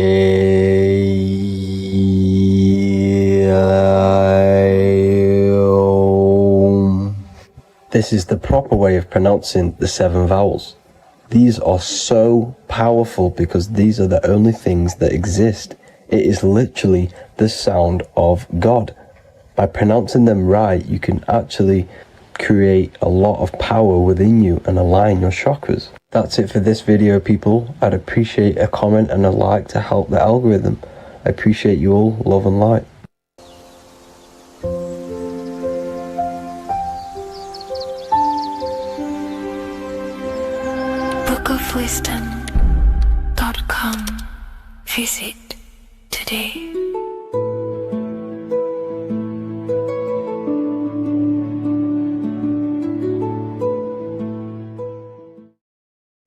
we all doing, people? It's Revival of Wisdom from the Wisdom Academy. Today we're going to be breaking down God, consciousness, and the higher and the lower self, and how to overcome the lower self. Now, the first thing you need to understand is that you are the invisible intelligence within the brain, within the body. This invisible intelligence is known as the mind. But you are not the mind. You are the observer of the mind, which is the soul, the invisible entity. The mind is your intellect, your intelligence.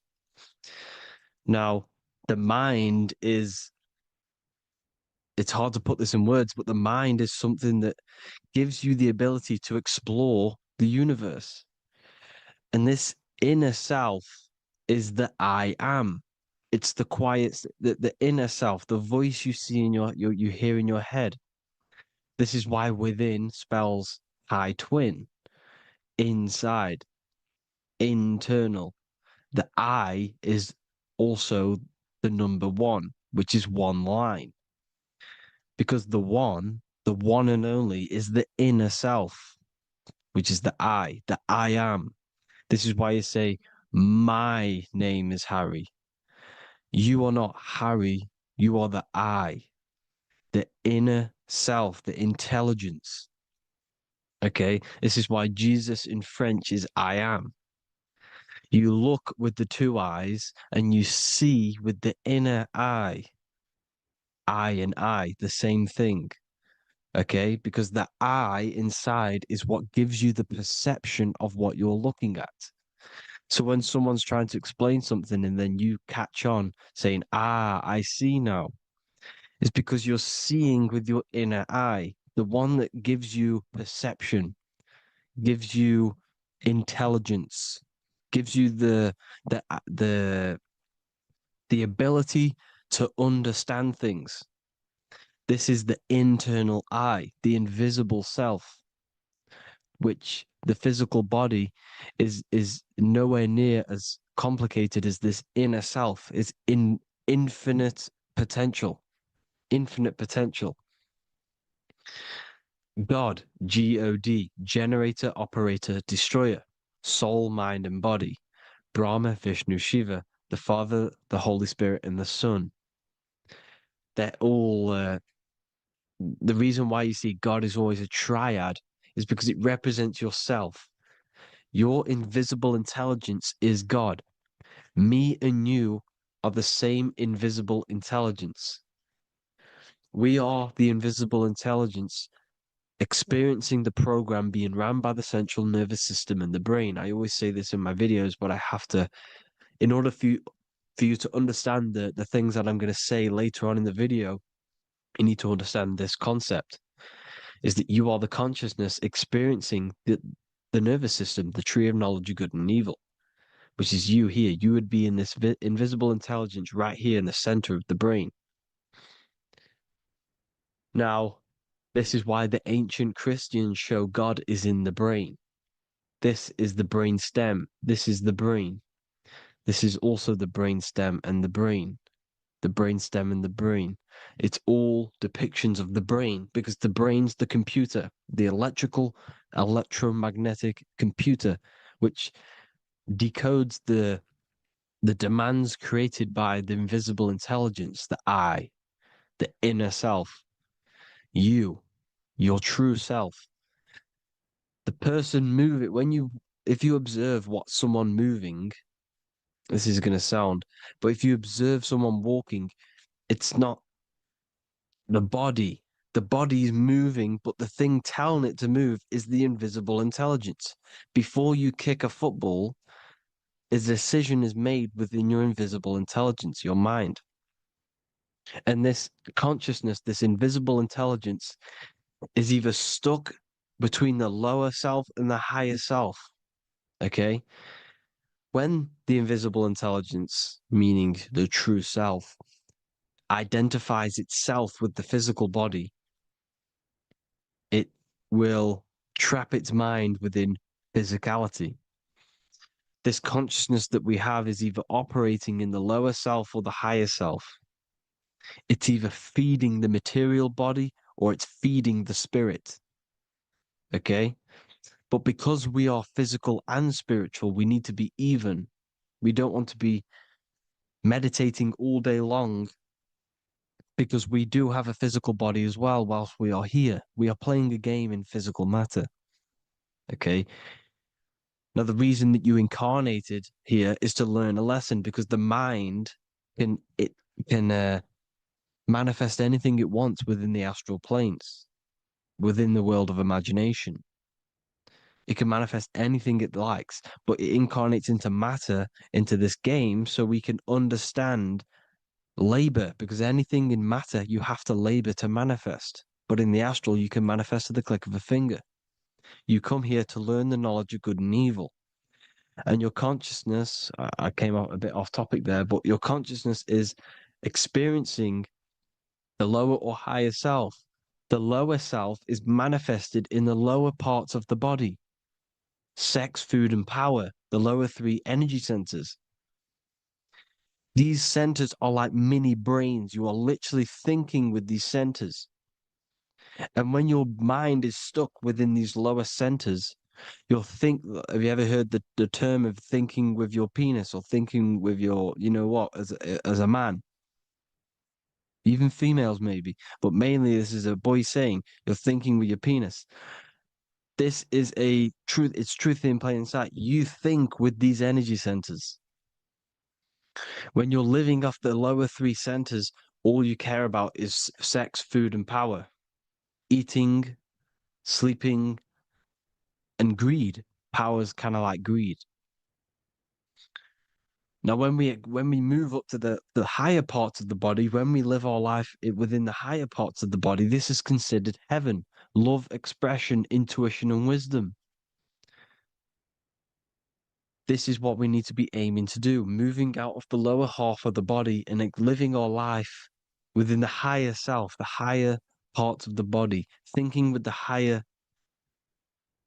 energy centers, thinking with love, expression, intuition, and wisdom, spreading love, expression, intuition, and wisdom to others. Heaven is even. This is why Jesus is pointing at the heart chakra, always pointing at the heart.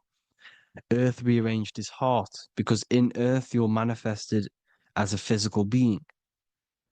You're in the heart, good and bad. You need to be balanced between the good and bad, because love can be a demon too. That's a whole nother video, but love can be a demon. Now, the seven chakras are known as the seven seals in the Bible.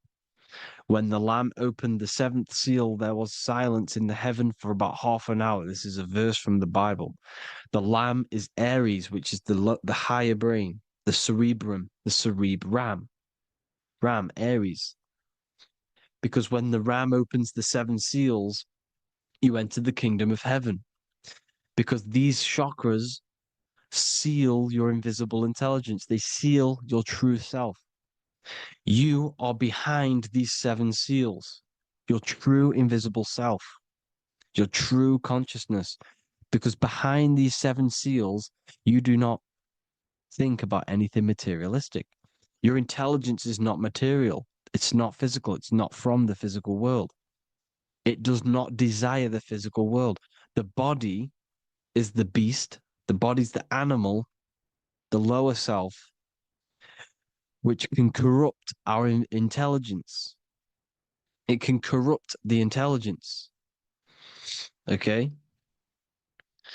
Now, we need to balance these chakras so that we gain a deeper connection between this intelligence and the brain. Because when there's a strong connection between the brain and the intelligence, your body and the intelligence, you have a strong connection. Therefore, you can manifest what the intelligence is saying at all times. Meaning, when, for example, your higher self, this is intelligence, the higher intelligence is always speaking to you. It's always guiding you. It's always telling you the right thing to do.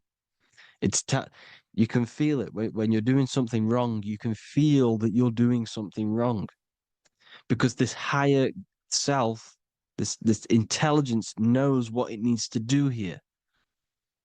And when there's no connection between the body and this our intelligence, our true self, when we strip away, when you close your eyes for long periods of time, you will figure out you are this invisible, infinite, creative being. There's no words that I can't describe what it is. But it's the voice inside of your head that you can feel when you close your eyes. You are this being inside of the head, heaven, because this is heaven, this intelligence. And when there's a strong connection between the body, you can manifest everything it's saying. When everything is balanced, when you're no longer thinking with the lower centers, when they're all balanced, you're not thinking in particular with every center, you balance them all, you can manifest everything it says. Your body will act out what the intelligence is always saying. This is God in the brain, the intelligence, trying to touch Adam, representing the lower self. This is why they're not touching. Notice how Adam is resting, but the intelligence is always reaching out, stretching, symbolizing metaphorically saying it's guiding. I'm always reaching out. The intelligence, your intelligence is always guiding you. It's always reaching out to you. But Adam is ignorant of it. The lower self is ignorant of it. And that's why he's so relaxed and God is so stretching out. Because at our highest self, that when you think of when you want to better your life, that highest true version of yourself is God. When you're manifesting this, your highest self, this is God. Your truest form, your most perfect form, that is God. Your highest version of yourself, that is God. Emotions are not what you've been taught. Emotions are not something that should be reactive, okay? You should not let the emotion be you, except that you should experience them instead of letting them become you. You need to understand there's a separation in our consciousness. You have the soul, which is the person who is observing your thoughts. When you think a thought, who's the one observing that thought? The soul, you, the I am, the I, the inner self, the one and only.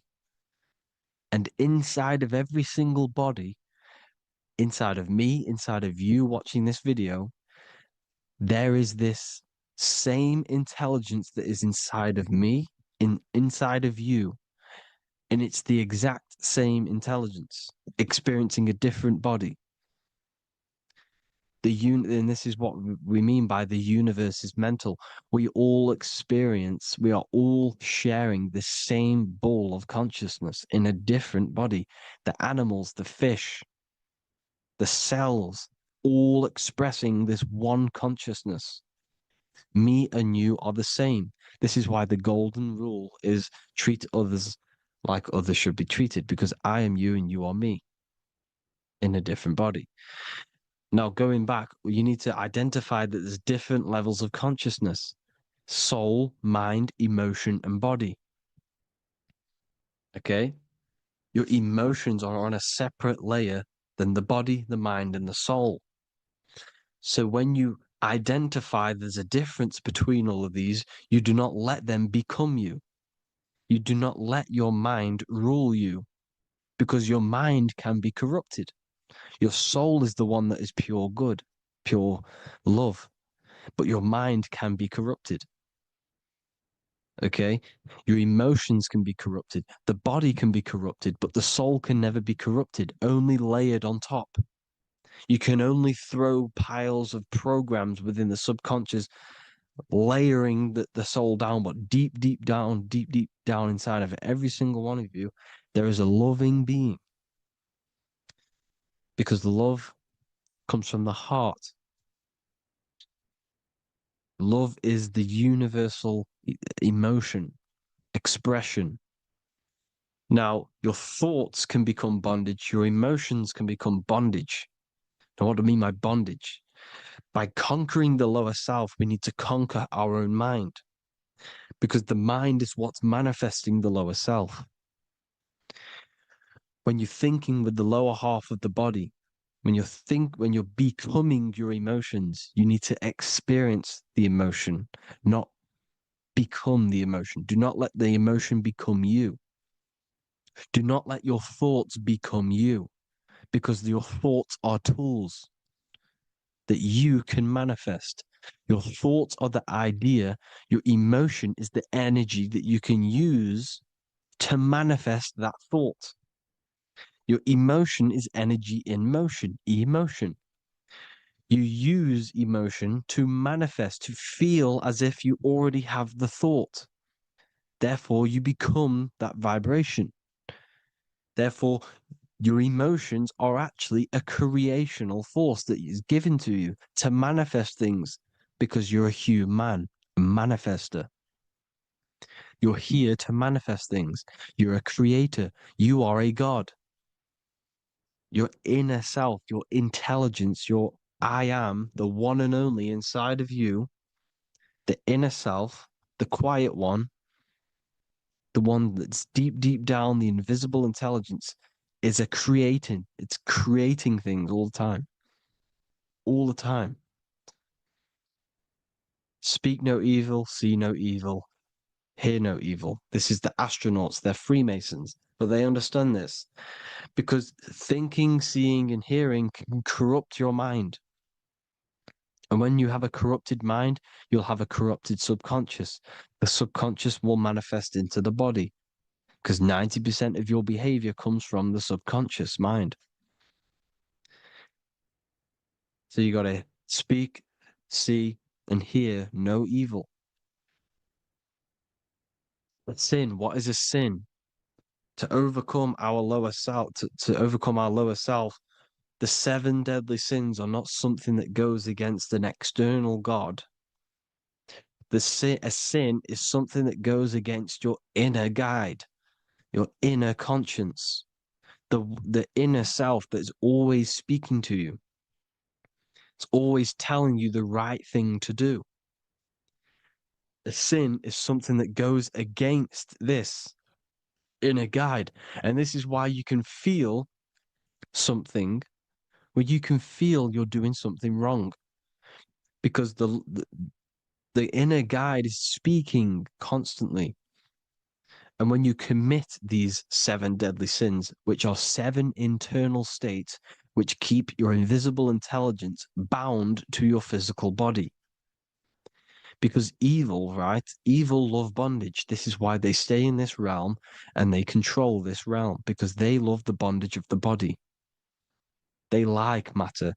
They want to stay in matter for eternal life. They don't want to ascend back into the heavenly realms where you do not have a physical body. You can explore the universe within the astral planes. They stay bounded to the body, bounded to the 3D construct of the physical world.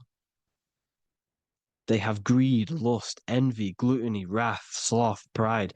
They want all of this. And if you want that, that's okay. But deep, deep down, you don't want that, because your soul is always telling you the right thing to do. Your soul knows what to do to get out of here. It needs to detach from the external world. Detach from all of these 7 internal states which bound you to your lower self, your lower centers. That's what a sin is. You know, you have a left and right brain. The left brain is always analytic. The right brain is metaphorical. So the right brain is producing a holistic view of reality. Now, what do I mean? And not view, perception. When you see, because your eyes are parts of the brain, so when you look at something and you look, that image is produced in the back of the brain in the visual cortex. And then the brain produces The right brain produces a perception, a holistic, it breaks down what you're seeing into a holistic image, a holistic perception. So, for example, if you're in a woods, the right brain sees the whole woods as one big woods. The left brain is breaking that perception down into individual trees, branches, and leaves. So the left brain's to do with duality, the right brain's to do with wholeness, unified. The left brain's dualistic, analytic. This is necessary so that we can pick things up and manipulate them and break things down. We need the left brain, we need the right brain. I'm not saying any of them's bad, but the left brain, sinister in Latin, means left. Because when you're left-brained, you see everything in dualistic. You see everything is dual, when everything's actually one. We need to be focusing and strengthening our right hemisphere. I'm not saying sit in the right hemisphere all the time, but we need to be strengthening our right hemisphere. And this is why left is sin and right is right. Because when you focus on the right hemisphere, you see the holistic perception of creation. The right hemisphere sees humanity as one unified consciousness.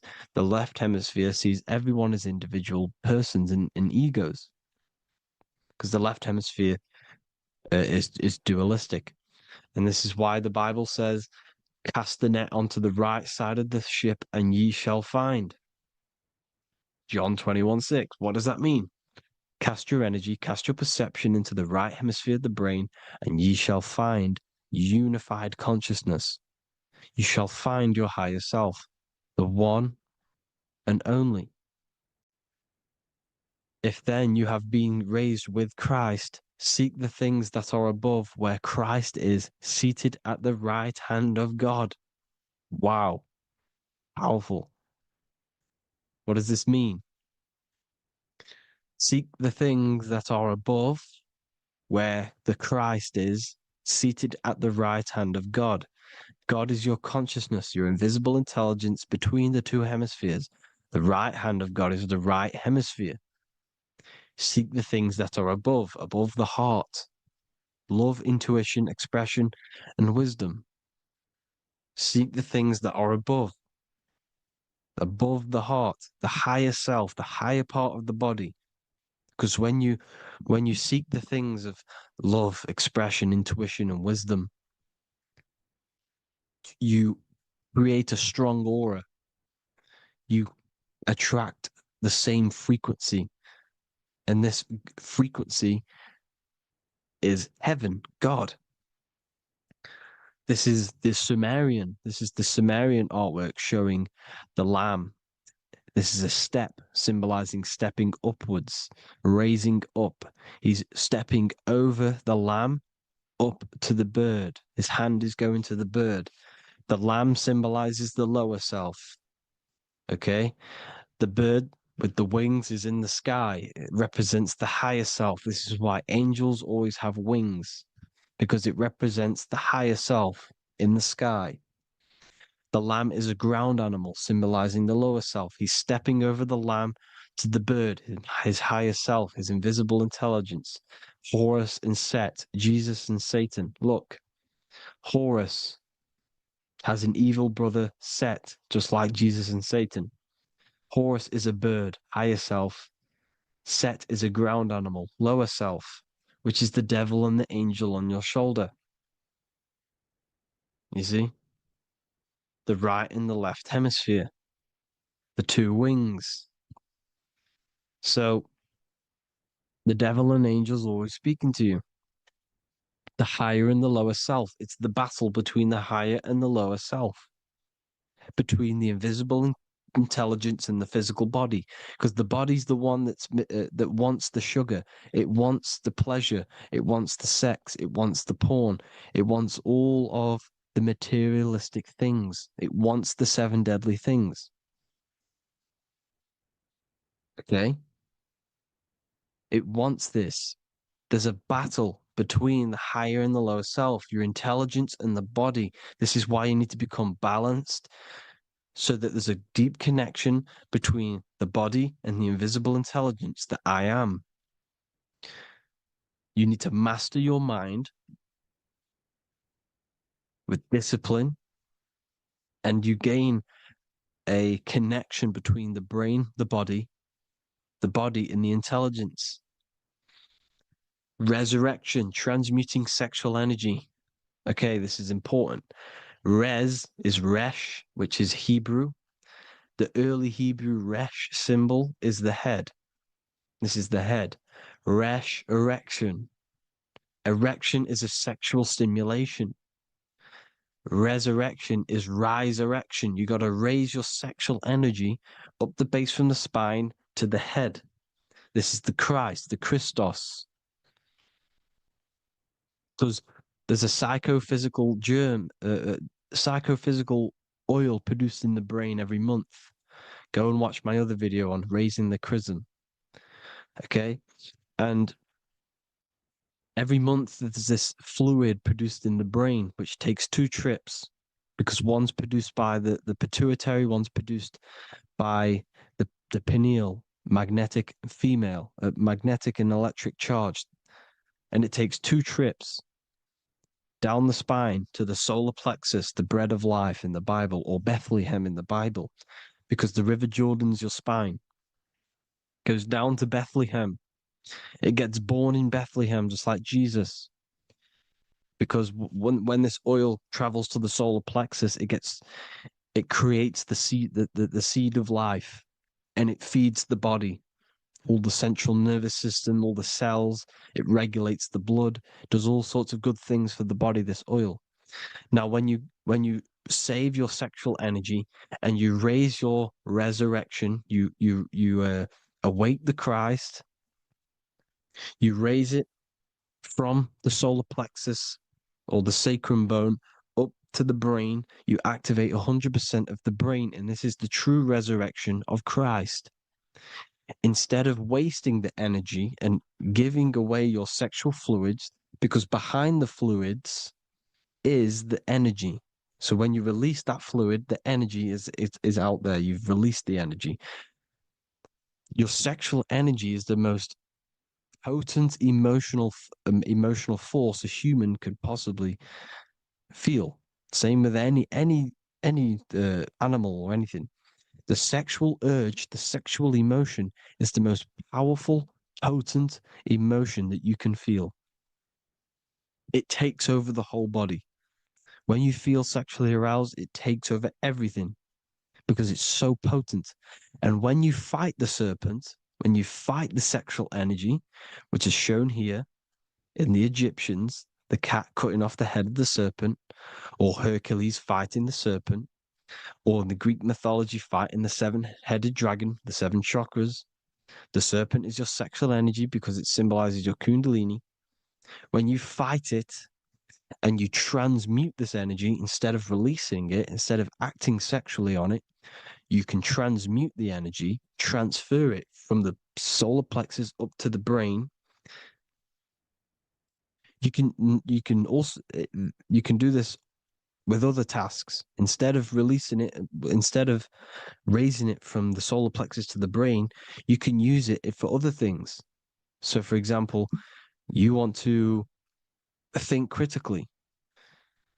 You can use it for critical thinking. You can use it for going to do exercise. You can transmute sexual energy into anything. But you can do this. You can raise the sexual energy, and you can use this energy to push the cerebrospinal fluid from the solar plexus up through the spine, up the 33 vertebrae to the brain, and it'll activate 100% of the brain. And this is the resurrection of Christ. Jesus was never dead. Jesus was never rose from the dead. It symbolizes the Christ, Jesus Christ. Christ is Christos, which means oil in Greek.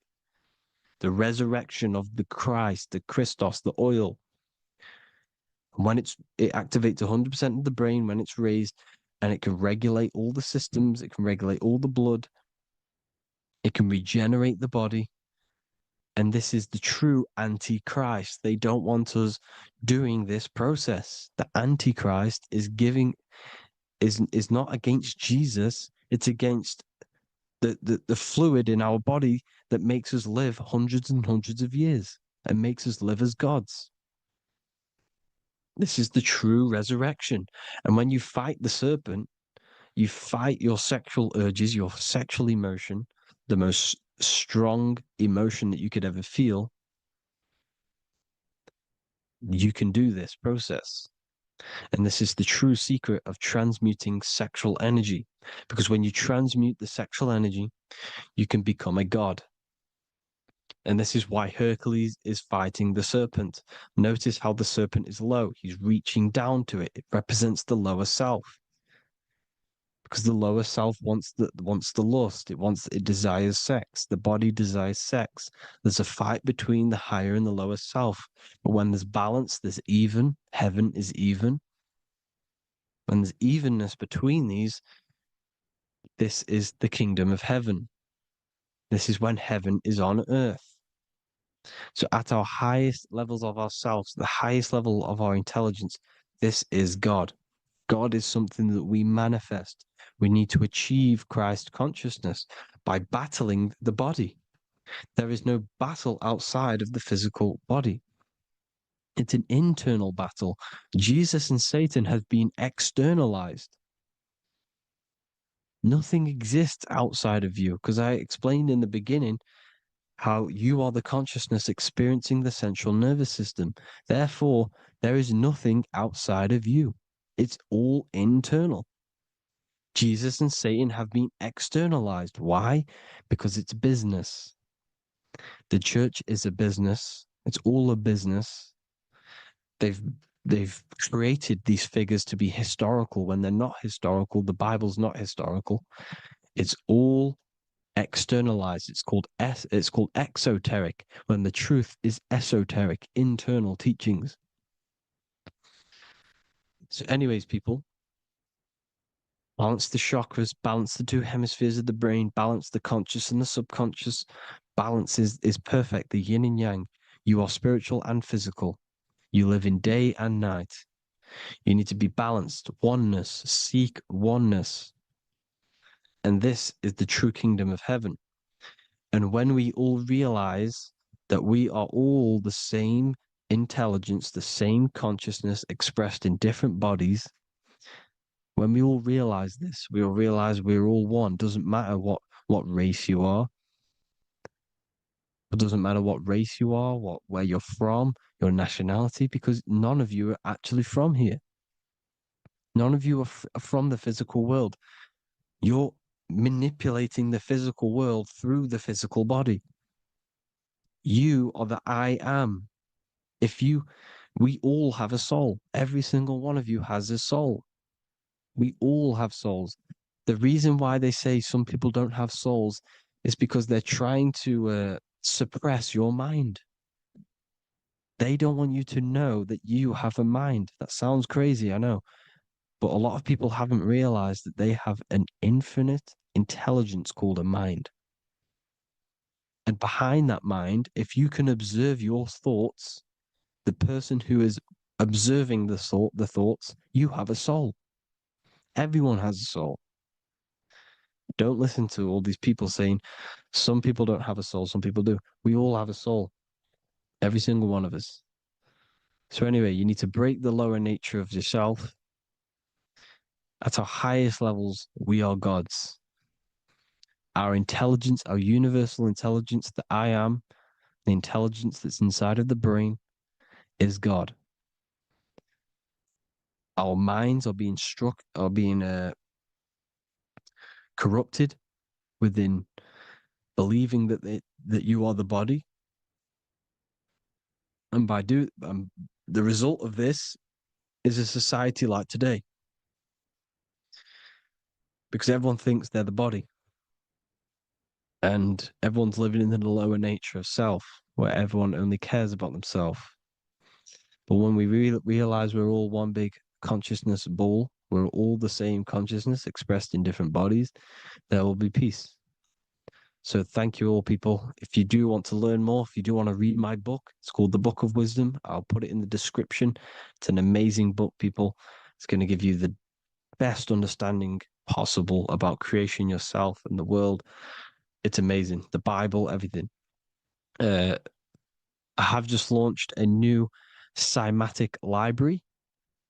A friend of mine has just added this to the website. He creates beats and he creates the purest beats. So they are actually the frequency that it tells you. Most of the stuff on YouTube and Spotify and Apple Music is all, it says it's a certain frequency, but we know these major platforms are all playing with the frequencies of the app. So if you want a real binaural beats, solfeggio scale frequencies to meditate on or listen to throughout the day, join the Occult Library. You can get a 2-day free trial. I'll put the link in the description. Thank you all, people. Hope you all enjoyed this video. God bless you all.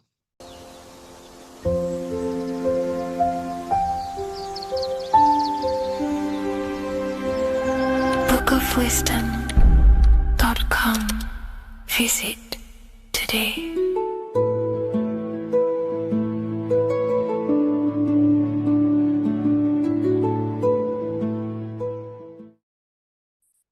The Pope is supposedly opening 5 portals on Christmas Day.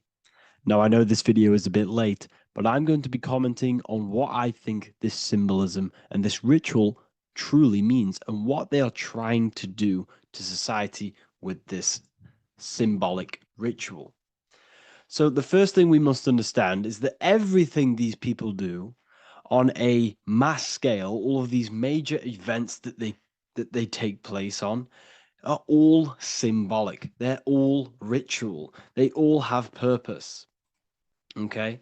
So when we look at the locations of these 5 doors that are in Rome, we actually see the sigil of Lucifer when we connect the dots of all of the 5 door locations.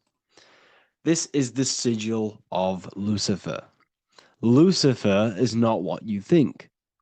Lucifer, sigil of Lucifer, represents the outline of the human brain and our visual perception field.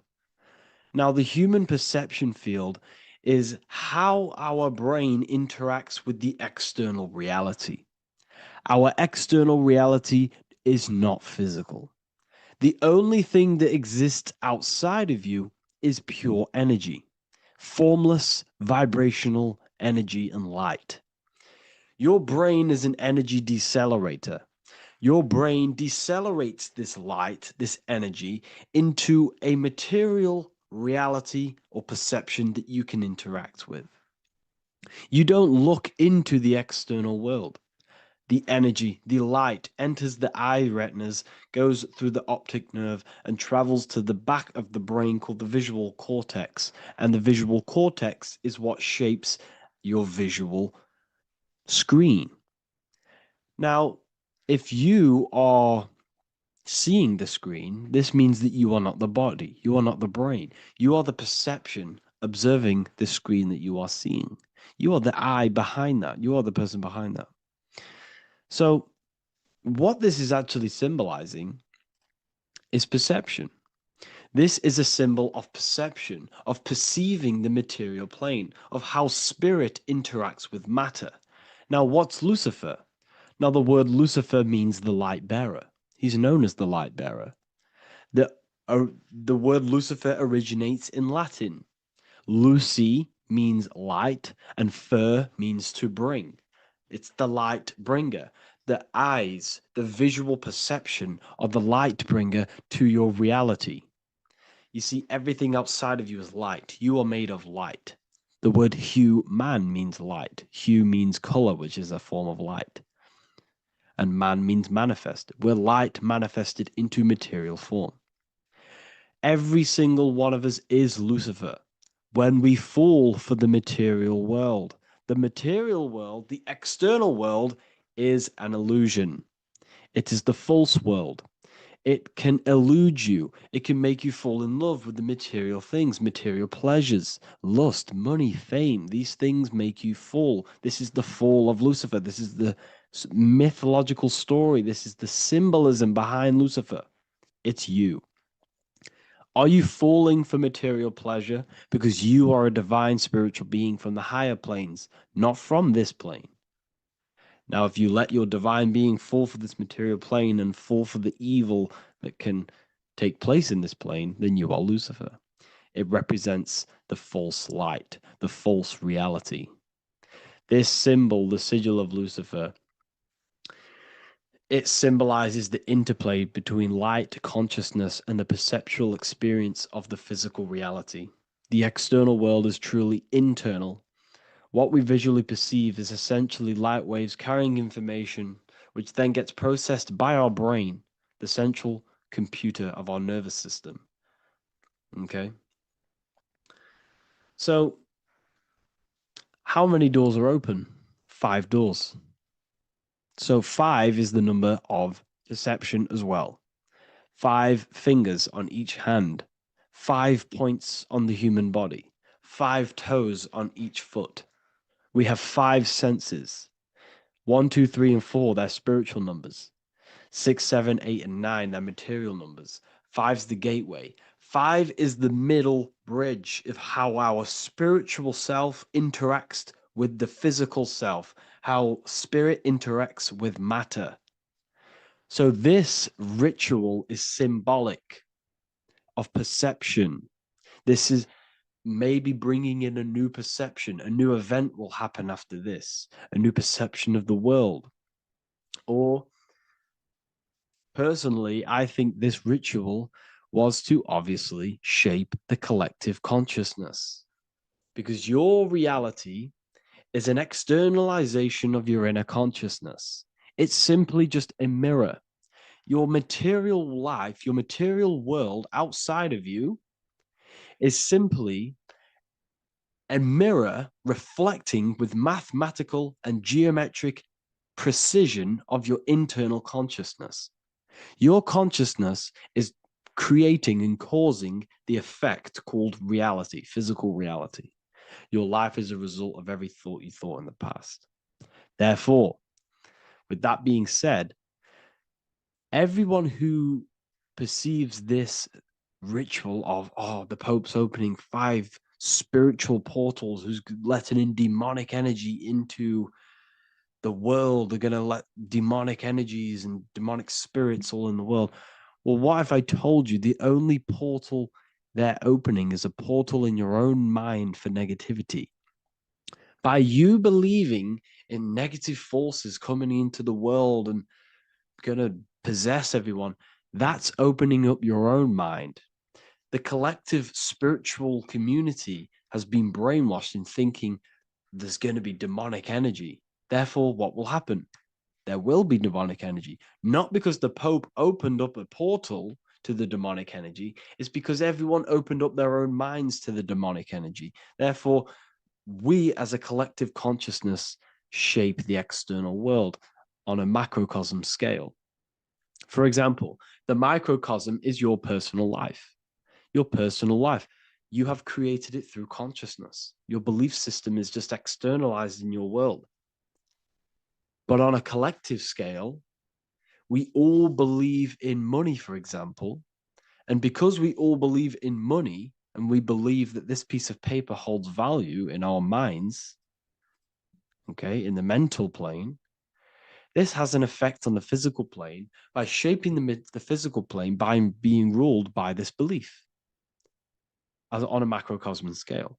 Yes, I know that money doesn't exist. It's just a belief in my mind.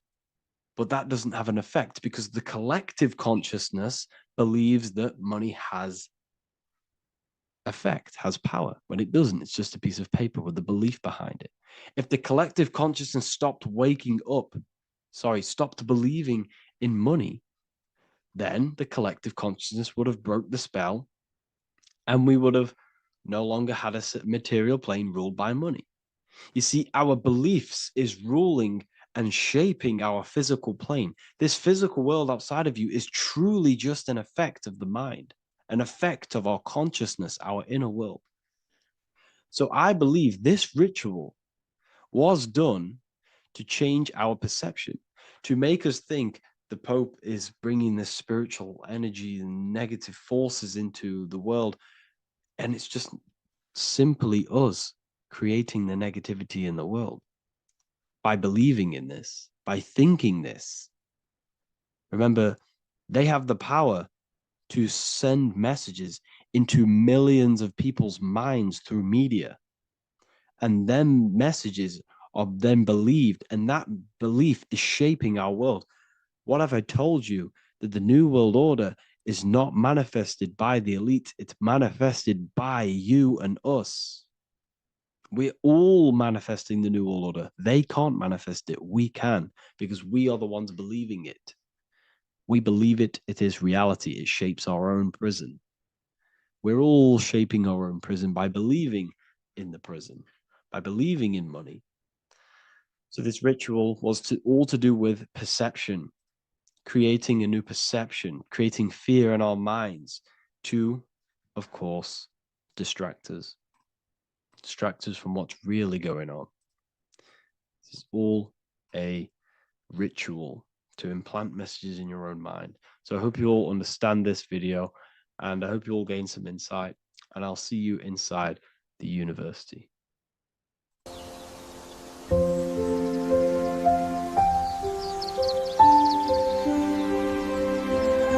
bookofwisdom.com. Visit today.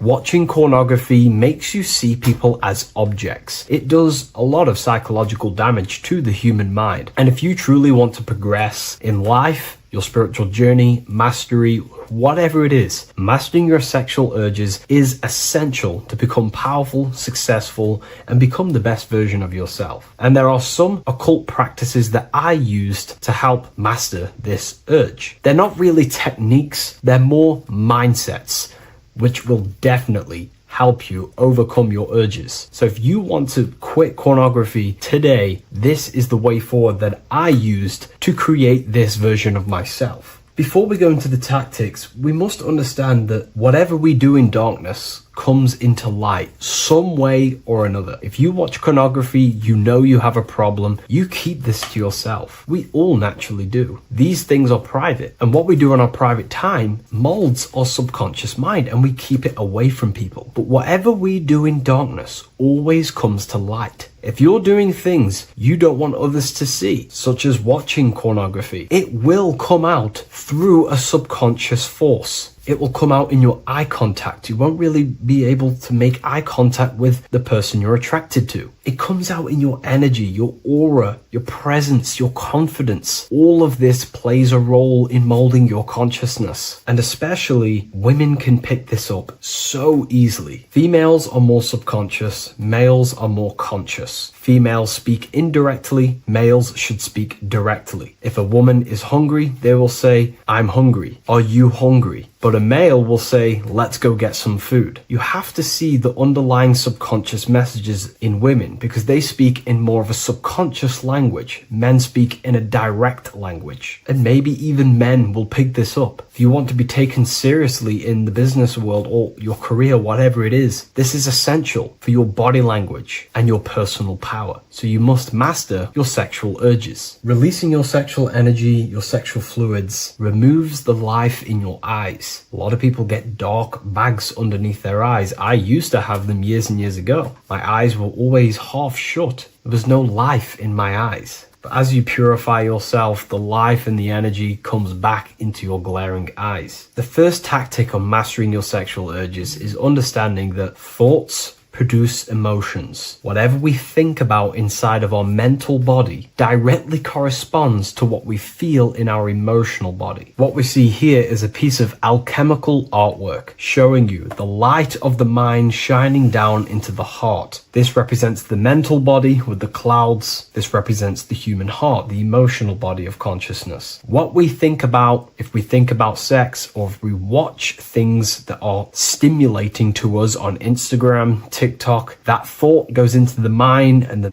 feeling gets then produced in the heart, and the body becomes aroused. What we think inside of our brain becomes emotional energy in our heart. as above, so below. And what becomes in our heart is what we take action on. We take action on emotion. Human action, human behavior pretty much comes down to what we feel. We only act on what we care about or what we love. If you love that feeling of watching pornography, that is the reason why you're taking the action. So keeping this in mind at all times is very important in your journey of self-mastery. What you think is what you feel, and what you feel is what you act upon. Remove stimulations that can possibly produce that thought of watching pornography. Unfollow the people. Purify your environment so these thoughts do not enter your mind. And if you do become stimulated, remember, thoughts produce emotions. Change your thoughts. Think about something else instantly. The more you think about it, the more you feel, and the easier it is to take action upon it. And the second tactic that I say to myself is that it's all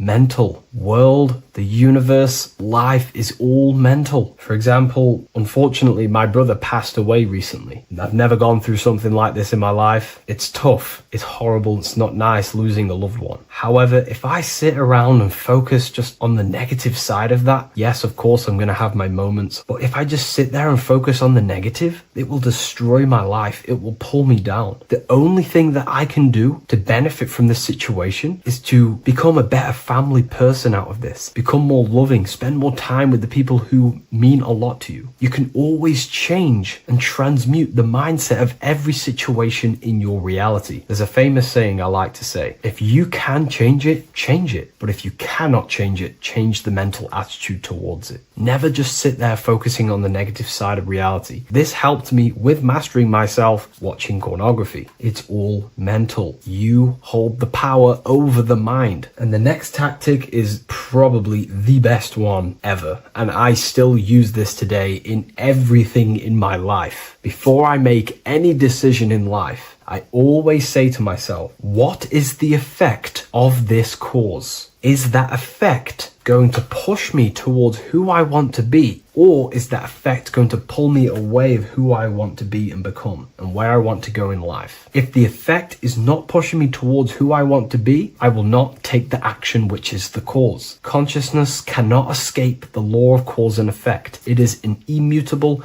inchangeable law that is governing your consciousness and your mind. You have to keep this law in mind because it is the law that is creating and crystallizing your reality. Any decision you make, what is the effect of this cause? The law of cause and effect is a force that you cannot escape. So you have to work with this law and become conscious of the law. So before you do take the action, what is the effect? Is watching pornography going to push me towards who I want to be and where I want to go? If it's not, do not take the action. That's where willpower comes in. You can do little exercises for willpower, meditation for 30 minutes of not thinking. You can do rituals that strengthen the connection to your mind with your willpower. At the end of the day, the willpower is the most essential force in the consciousness. Another thing is remove any music that talks about it. Even the words will be producing thoughts in your mind. What you feed your consciousness is ultimately what you project back outwards. Don't listen to the rap music. Don't listen to any music that talks about it. Try and remove this from your environment. These tips that I've given you don't just work in quitting pornography. These work in every aspect of your life, and they will dramatically change your life if you become conscious of them and actively use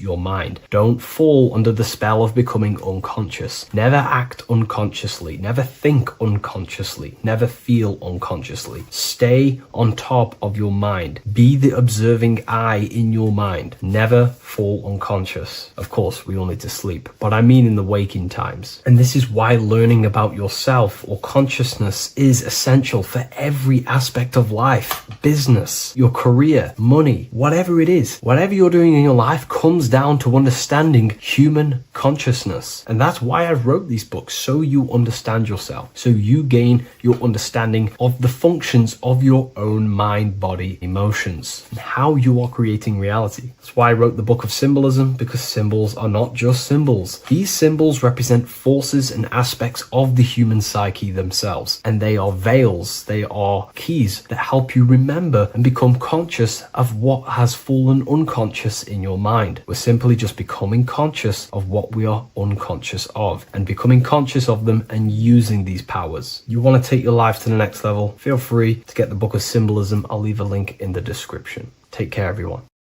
What is good, people? We're back with another video, and today we're talking about the chakras.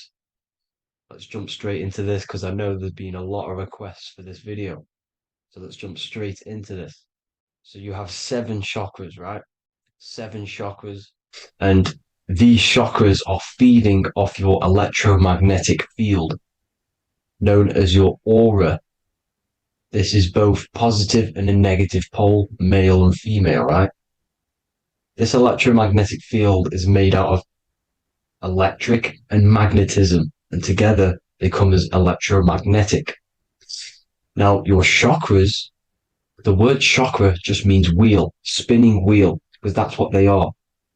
They are spinning wheels of energy. They do not exist on this physical plane. They exist on the etheric plane. Okay. Now, these energy centers are known to regulate your emotions, and each energy center controls the organs and cells in that particular area of the body. So, for example, your sacral chakra will control the cells and organs of your sexual reproduction area. Okay, the navel chakra or solar plexus will control the digestion in your body. Same with the heart, same with the throat, right? So they are like mini brains for each center of your body. They run along up the spine, but notice the crown chakra exists outside the body. It's just above the head. Now, this process of the chakras is obviously the 7 colors of the rainbow, starting from red, which is the lowest vibrational color, all the way to violet, which is the highest vibrational color. This, like I said, these energy centers are feeding off your electromagnetic field. So if these chakras are unbalanced, they are taking too much energy from your electromagnetic field, making it weaker. Now, this is the North Pole. As you all know, the Earth is flat, and we live inside of a giant torus field, and the North Pole is the Earth's heart chakra. And this is why the aurora borealis, or the northern lights, whatever you want to call them, that's why they are green, and they are being emitted from this center point of the Earth, because it's symbolizing the heart chakra, which is green, right? Now, you do work your way up to these. However, this is a torus field. You are a torus field. You have different layers of this torus field, right? And you need to balance all of these chakras, but you can't move up these chakras until you open the one below it. So it's like a stairway. You can't go to your solar plexus without going through your sacral. You see? So you have to work up these. However, you have to work up these and then live from the heart, because the heart is the center of the torus field. It's the balance between male and female poles, positive and negative poles. So you have to balance all of these chakras and then bring them all into one, which is the heart chakra. Now, they exist on the etheric plane. They exist on the etheric plane, and the etheric plane is a layer of the material plane. It's the one higher than the material plane. And then after the etheric plane, it melts into the astral plane.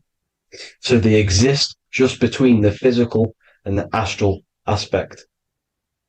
Now, this is the yin and yang matter, which is the lowest root chakra, physical matter, and then to spirit, because high vibrational matter turns into spirit, low vibrational spirit turns into matter. So they're interchangeable. This is the yin and yang. Now, when you see ancient paintings with the halos, you see this is like a toroidal field coming out the top of his head, you see, with a halo. This is this was symbolizing in the old days, in the ancient days, that they've aligned their chakra, they've reached Christ consciousness, which is God consciousness, right? Now, this electromagnetic field is the apple that we bit out of in the Bible, because you see that apple is a torus field. So they were metaphorically or personifying the torus field. That's what the Bible is. It's a massive personification. It's all metaphors. You have to read it properly. It's got a greater meaning behind it. Now, when we bit from the apple, we ate from the tree of knowledge, which is good and evil. Our lower mind took over, so we materialized to feed our physical bodies. We materialized through Saturn. That's what Saturn does. Now, if you don't understand that, go and watch the video previous to this one called Occult Secrets of Saturn. And that will show you how Saturn is the materializer. Now, this is one of the secrets behind the Masonic compass, electric and magnetic, male and female, duality, positive and negative.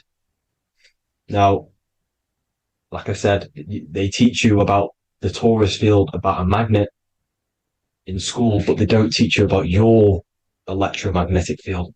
Everything alive has a torus field. It is the building block of this creation. Absolutely everything has a torus field. There's not one thing without it. And as you can see here at the center of the apple, that's where the seed is. That's where the life is. The reproduction of that organism. As you see, this is where the most electromagnetic energy is stored, in the center, because this is where the two duality, this is where the field meets, at the very center. This is why the seed is at the very center. Now, your spine is a elongation of the brain. The brain is heaven, and the bottom of the spine is hell. So this is Saturn, which is the root chakra. The 7 planets are associated with each chakra. Moon equals mind. Okay. Now Saturn is physical matter, as I've just explained. This is the lowest vibrational color. And they want you trapped down here, which is your hell state, your animal nature, your physical nature. They want you to identify as the physical body. They don't want you to reach these higher states of consciousness. Okay? Now, in the brain, you have 12 convolutions. Now, this is what they were symbolizing in the Bible with the 12 disciples. And obviously in the Bible, it says the upper room where Jesus met with his disciples. This is heaven, the brain, the higher states of consciousness. Now, this is your North Pole. This is Jacob's ladder. Okay. This is why you have 33 levels of Freemasonry, because it's symbolizing the 33 vertebrae, which are these little things here on the back of your spine. Because once the Kundalini energy from the bottom of your spine rises to the top, this is when you get enlightenment and opens your third eye. Spiritual enlightenment. As you can see here, this is Jacob's ladder. This is the Kundalini symbol, right? And they're even showing you this in the medical symbol. They're putting it in your face. The serpents are wrapped around the spine. Now, the serpents symbolize how the energy moves around the spine, because it's a torus field, you see? At the center of the torus field, it wraps around the center pole. It wraps around it, and this is how the energy moves up. So they're symbolizing it with the serpents. Okay? Now, every religion has a sacred river. For the Egyptians, it's the River Nile. For Christianity, it's the Jordan River, right? This river is the canal, the energy canal at the center of your spine, all the way leading to heaven, to the Holy Land. This is the chamber which the energy rises up, right? Now, they used to say the gods descended from heaven to man. This is just heaven. This is the mind state. And they said the gods were connected by a rainbow bridge. That's the chakra system, the rainbow bridge. Okay. Now, the ancients called this place Midgard, Earth. where both evil and good live, right? Mid-God. But you can go to heaven, which is a pure mind state, because once you're in heaven, nothing negative can ever bother you. That's completeness, pure Christ consciousness. Now, this is why Jesus dies at 33. He didn't actually die, but it's symbolizing the death of the physical body. Not the death of the physical body, but his consciousness rising above the physical body to, as I said here, matter to spirit. Matter died off and he came spirit consciousness. This is symbolized by the 33 vertebrae, which is obviously the 33 levels of Freemasonry. And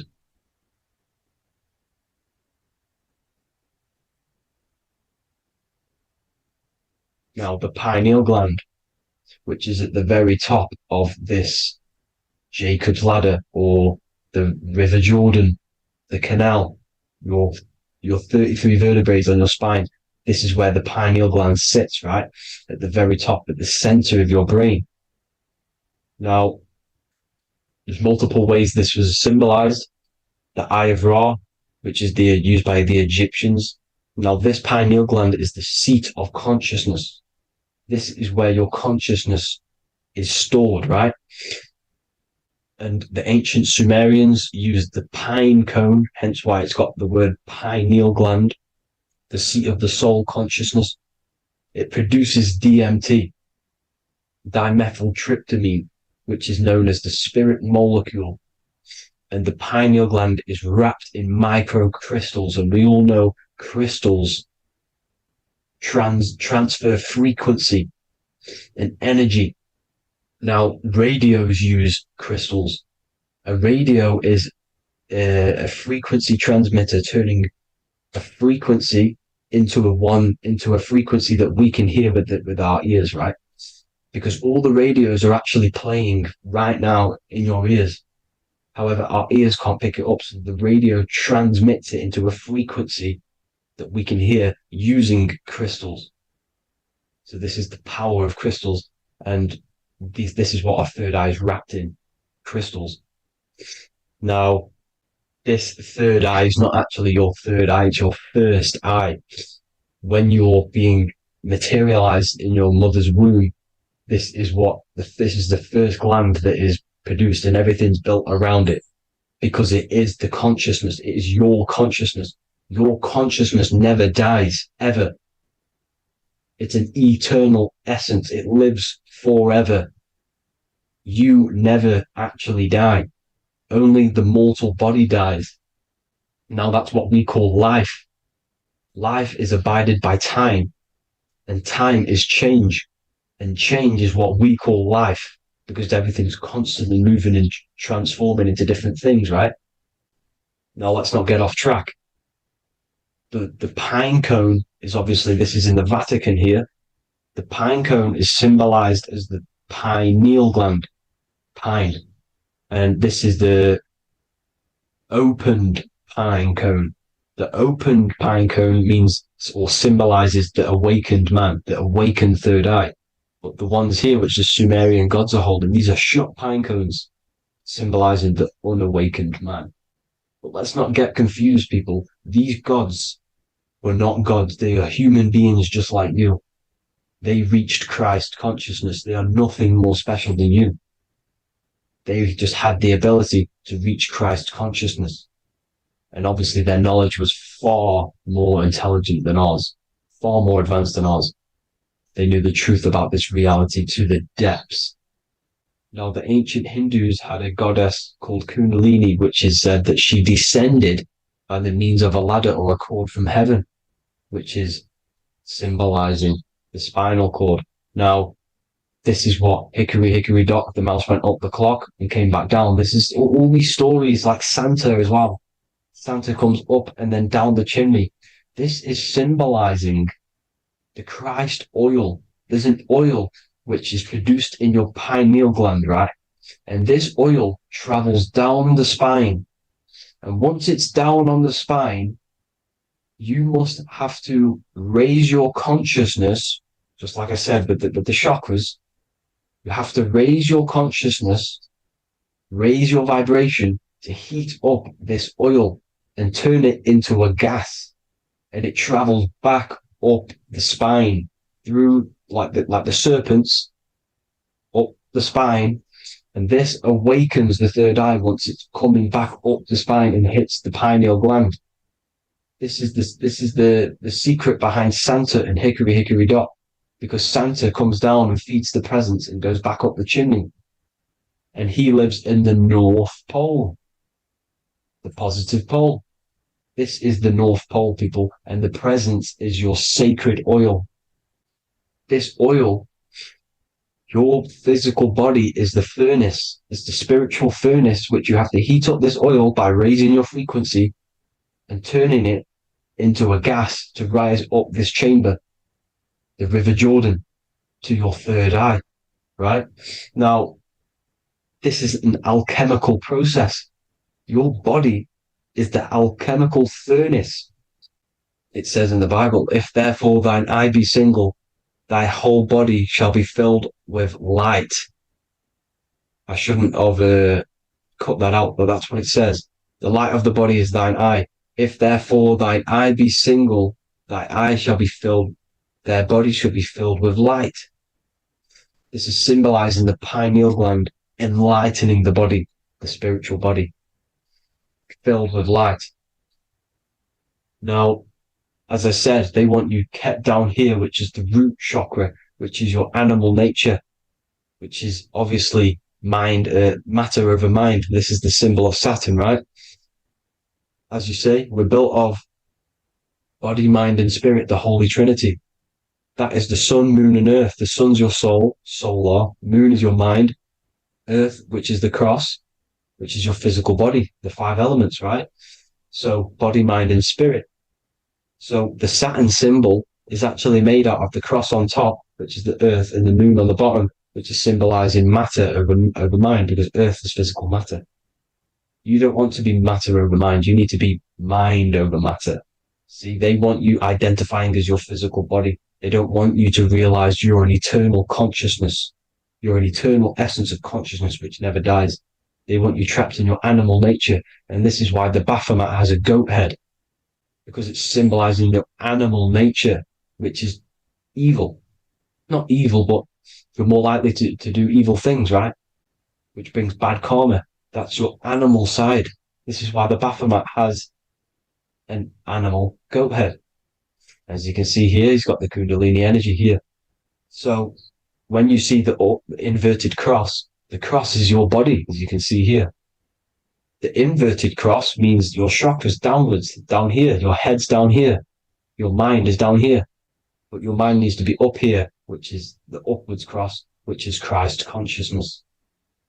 And as we all know, 7 colors of the rainbow, 7 planets, 7 chakras. Red light is low frequency and long range. This is why Saturn is the slowest moving celestial body. And it's the lowest chakra, because it's low frequency, long range. The moon being the crown chakra, which is high frequency. This is why the moon moves around the quickest. The moon is your crown chakra, which moon in mind. See, so there are multiple ways of your chakras becoming blocked. Now, each chakra has a specific intelligence. It has a specific thing that it's doing for the body, right? Now, this can be overused. It can be abused. For example, masturbation. That keeps you down here in your sacral chakra, because you're abusing the energy center. You're abusing your sexual energy, which is then becoming unbalanced. So this is how energy, this is why these centers are pulling more energy out your electromagnetic field, because these centers are wheels. The chakras just mean spinning wheel of energy. So when you're abusing these certain centers, you're pulling energy out of your electromagnetic field, which is making your field weaker, which is making your frequency lower, which makes you prone to diseases, prone to lower negative energy, right? So you need to align these chakras. You need to unbalance them. And as you can see here, you can screenshot these to to see how they're blocked. I'm not going to go over each one because it'll take me forever, but have a little read yourself. This is why they're blocked. Now, the ancients used to say Aum when they meditated. Now, these are the 7 vowels. There's not 5 vowels, there's actually 7. Now, when they say Aum, they're aligning all their chakras by saying this when meditated. This is where the Aum originated from. Now, emotion is energy in motion. So if you're feeling a certain way, that's the energy you've put in motion. It's a reflection. We live in a mirror reality. Everything's mirrored. Everything's mirrored. As within, so without, as above, so below. Everything's a reflection of some sort. So whatever you're feeling, you're doing something wrong. It's telling you you're doing something wrong from the root cause. Because your energies are the effect. You're feeling the effect of something you've caused. The law of cause and effect. Nothing escapes it. Now, the Jehovah's Witness believe that exactly 144,000 faithful Christians go to heaven or be resurrected, right? This is not true. This is symbolic. 144,000 go to heaven. Now, the petals on the chakras, this is the root chakra, this is the crown chakra. Now, if you add up the first 5 chakras, the petals, add up the petals on the first 5 chakras, you get 48. And then you get to the third eye, which has 2 petals. 48 times 2 equals 96. 96 plus 48, which you got from here, equals 144. The last chakra has 1,000 petals. Times 144 times 1,000, you get 144,000. This is a frequency. This frequency is the frequency of the ascension up your chakras. This frequency is a high frequency which turns that oil into gas, which rises up the spine, activating your third eye. Right? So this is all the religions are all symbolic for this sacred secret of Christ consciousness. As it says in the Bible, the kingdom of God is within. It's not out there, people. You must look within yourself. You are God. You are a spark of his consciousness, infinite consciousness, right? So 144,000 is a frequency, and you must achieve this. Like I said, these people in the past, they're not gods, people. These were just humans. Nothing special. They just reach Christ consciousness. Now, they keep you in these lower vibrational states with the food, right? And as you can see here, all of these fast food restaurants are mainly are red and yellow, which are these lower states, these lower 2 chakras, lower vibrational colors, because they want you trapped down here in matter. And these foods are so low vibrational, they will keep you down here, because your gut produces, I think it's like 80% of melatonin. Melatonin is your feel-good hormone. These foods will not make you feel good. This is very low vibrational. Meat. It's not meat, it's raw flesh. These animals are stripped from their family, put on a conveyor belt, watch their friends be tortured, and then get slaughtered in a slaughterhouse. Think of all the fear that's running through their blood. All the hormones, all the fear. And you're going to go and eat that very low vibrational energy. As you can see here, this is the light photons within fruit. You can see the light, the life force in this fruit. You must think, feel, and do positive to raise your vibration. As you can see, earth equals heart. If you rearrange it, everything in nature is green, right? The aurora borealis is green. You must align all these chakras and then live from the heart. Because the heart's the center of the Taurus field. You must become the consciousness in the center. So that's it for this video, people. Thank you all. God bless.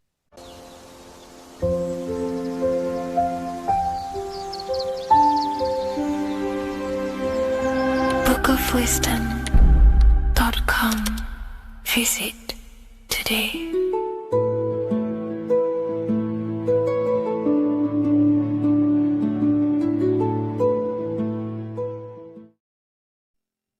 What is good, people? How are we all doing? Today we're going to be talking about the different planes of existence, the occult side of the world, the things they don't teach you in school. And of course, you can only find that on this channel, so welcome. So you need to understand is that your consciousness moves through these different planes of existence, these different states of consciousness, which make up all of you. Okay? They are all interlocked planes. They are all interpenetrated into each other. They are all one. They melt into the plane above and below. You see, each plane is a product of each plane. As above, so below. Now, the higher you go, the more fluid, the more dreamy, the less dense it becomes. The lower you go, the more denser it becomes, the more solid it becomes. The lowest plane is the physical plane, which you are obviously aware of. You are inside of the physical plane now. But while you are in this inside of this physical plane, you are indeed inside of all these other bodies which you have not awakened yet. You have to awaken these different bodies. You have these bodies. Okay? It's like a ripple effect. And the center is the most dense, the most solid. This is earth, heart, the heart of the ripple. And the lower you, the further you go out from the center, the more dreamy, the less fluid, the more fluid, the more less dense it gets until you're one with the all. You see? And this is what it's like. This is what this system is. It's like a ripple effect. Now, let's jump straight into the planes. First, you have the physical plane, made out of 4 elements. 5 elements. The ether is the mother of the elements. It's the womb of the elements. It's the 5th element. And it gives birth to the 4 other elements. 4 is stability. Tables have 4 legs, and this is why the ether gives birth to 4, because it's the foundation of the physical world. Fire, earth, water, air. They are not pure. Each one of the elements melts into the other one. For example, earth and water both share cold. Water and air both share wet. You see? They compose of each other. They melt, they mold into each other based off the vibrational state of the ether. That's what it is. The 4 elements are the vibrational states of the ether. Okay?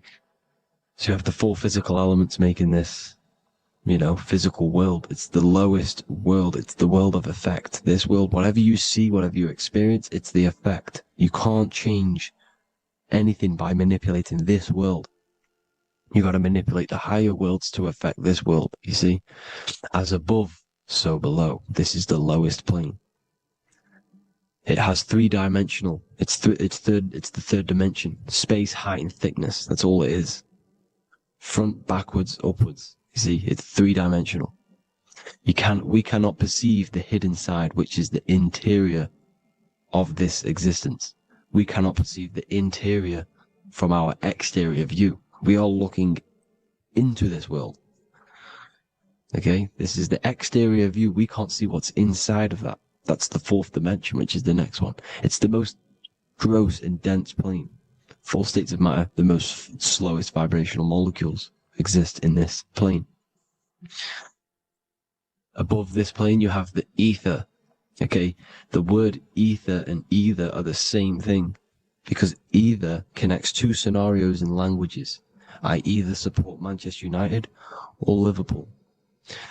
Either is connecting them 2 scenarios. The ether is doing the exact same, as you can see here on the planes of existence. It connects the astral world, which is very important, to the physical world. It's connecting these 2 worlds. So it's the ether. It's the ether.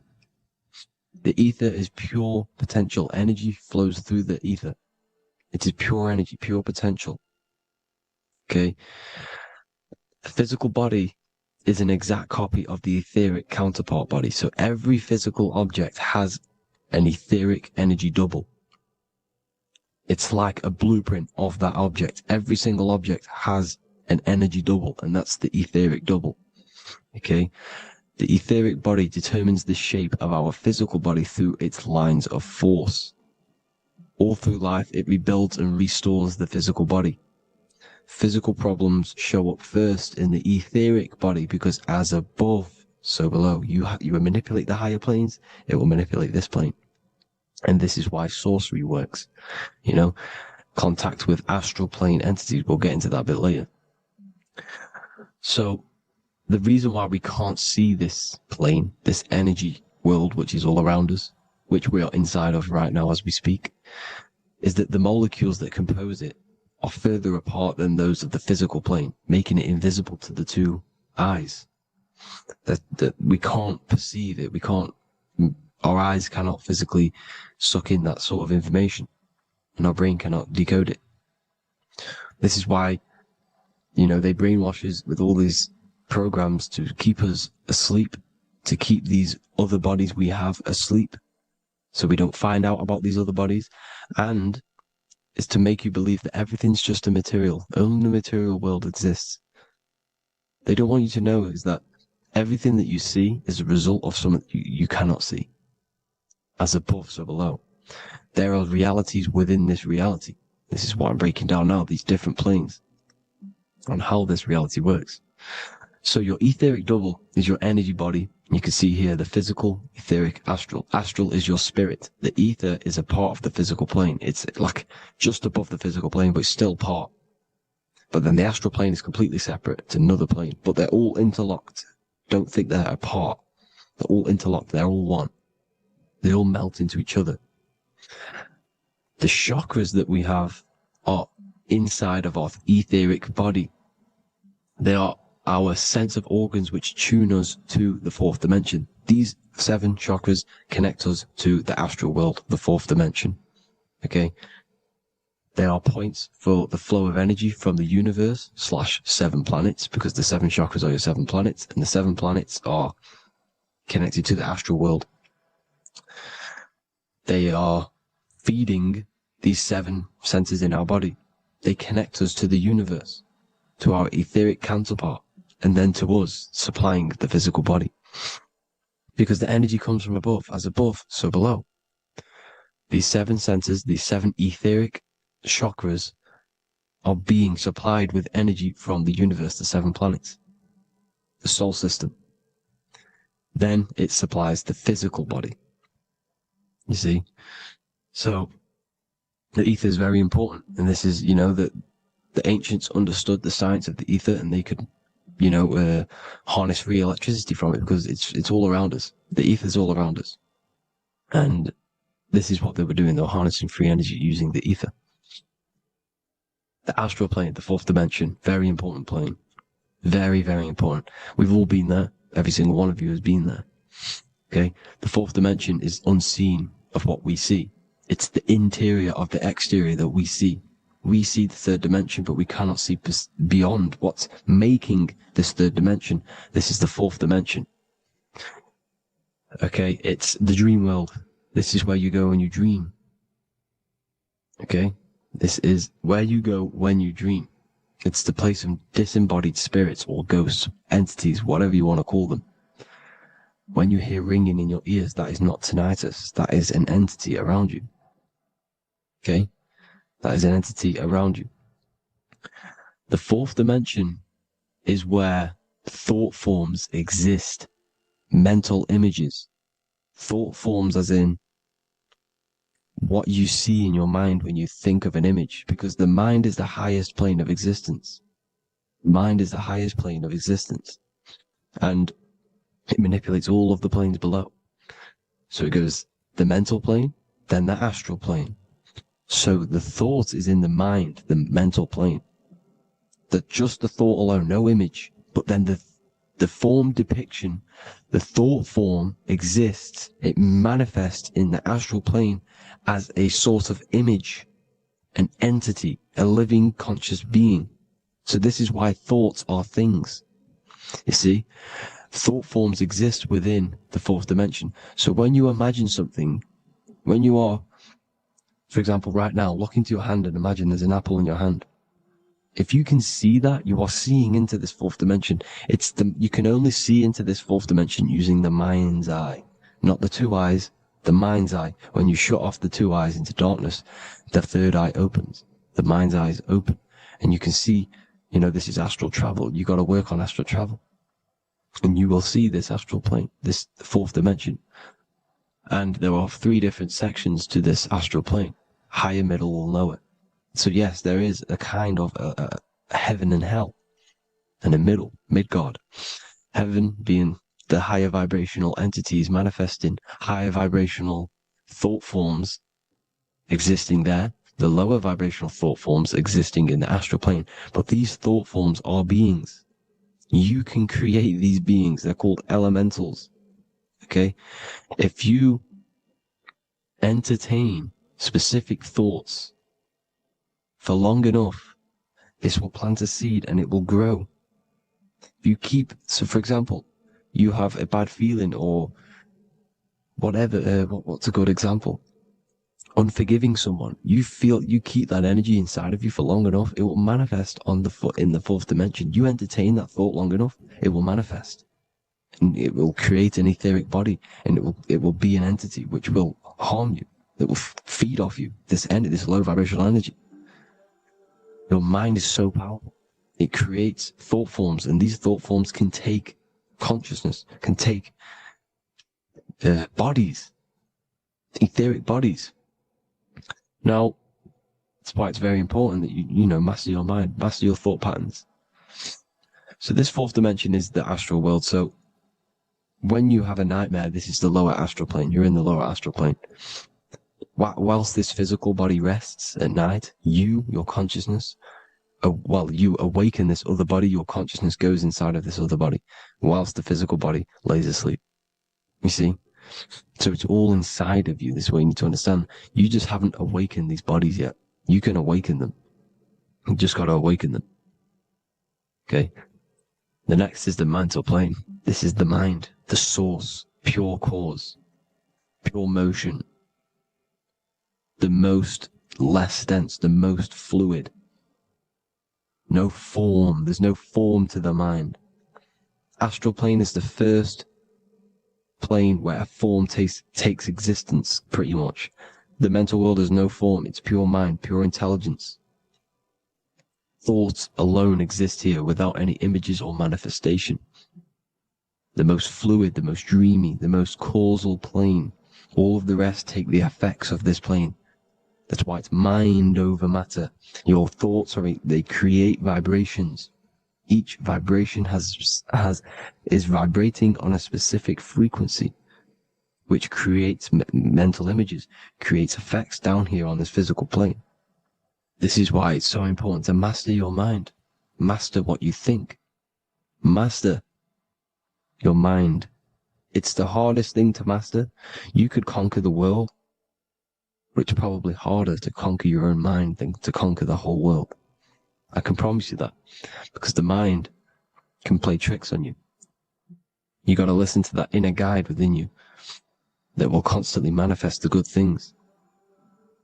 So anyways, people, hope you learned a lot from this. Please work on trying to activate these other bodies. I will maybe do another video on trying to activate these bodies if you wish. Please comment down below if you would like to see that. And have an amazing day. Please like, subscribe, comment down below any video ideas you want me to do, any information you want me to spit. Thank you all. Have an amazing day.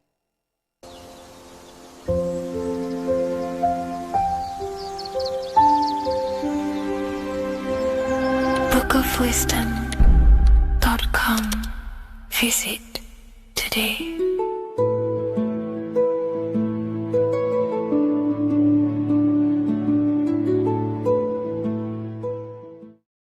Hello, Seeker. Welcome to Revival of Symbolism, a channel devoted to the language of esoteric symbolism, helping you discover yourself and expand your consciousness into new realms of thought. I'm Harry B. Joseph, also known as Revival of Wisdom. In this video, we're going to be breaking down the occult and esoteric meaning of the tarot card, the Magician. This contains many layers of symbolism. Let's get straight into this. So if we look at the card of the Magician, the first thing we notice is this gesture, his hands. We have one hand up, one hand down. This corresponds to the teaching and the principle of the universe called the law of correspondence, also known as above, so below. As above, so below pretty much corresponds with everything in the whole world and life. everything functions underneath this law. It teaches that everything below in the material plane does not exist on its own. Physical life does not create itself. It is not independent. It cannot sustain itself. Everything below in the material plane has its spiritual counterpart within the heavenly realms of higher consciousness dimensions. Everything above manifests that which is below. It's simply representing how reality is dual and you are dual. You have a self outside the mind, which is the physical body, and a self inside the mind, the spiritual self. While most people are fixated on the external self, the physical body, they never give attention to their internal self, the self inside the mind. The self inside the mind is limitless, has infinite potential, and is not bound to any true form or identity. The internal self is the immortal self, the higher self. It is the self that can turn anything, any thought, into a form within the realm of imagination. This is what we call the astral plane. The astral plane being a plane or a dimension that sits just above the physical plane, and it's the realm of imagination, emotion, and desire. Because in order for us to imagine something, we have some sort of emotion or desire to create it. Therefore, it is the astral energy, the desire and the imagination of something above in the higher realms and dimensions of consciousness that make it possible and physically created within the material realm. It is the astral forces of desire manifesting the actions of the physical body, because the physical body only moves to what we care about or we have a passion or desire. These forces, what we call passion and desire, are not just chemical reactions in your body. They are astral forces directly coming from your astral body. We think with thought. This is the beginning of all creation. We think, we imagine, we desire, then we act. It is the higher realms first, then the external realm, the material. Higher dimensions over the lower dimensions. This fits in perfect with the magician, because a magician is not someone, like Harry Potter shows you with wands casting spells. This is fantasy. The real magic is about changing consciousness at will, because consciousness above creates that which is below, the material. As within, so without. Reality is created from the inside out. So the magician understands that by changing consciousness, we change our external circumstances. You see this reflected in your life, and I've seen this reflected in my life. When you change your consciousness, for example, you start to spiritually awaken. You start to think differently, see the world differently. What happens to your external reality? Notice your friends start to say you've changed. You may not fit in with your current friendship circle. Your friends will change and you will outgrow them, and you will have to seek to find new friends that fit with your new internal state of consciousness. This is teaching that the internal world rearranges the external world. While most people stay in a cycle of trying to change the external world, not realizing that they must first change the internal. This is what magic is about. Magic is about changing consciousness at will.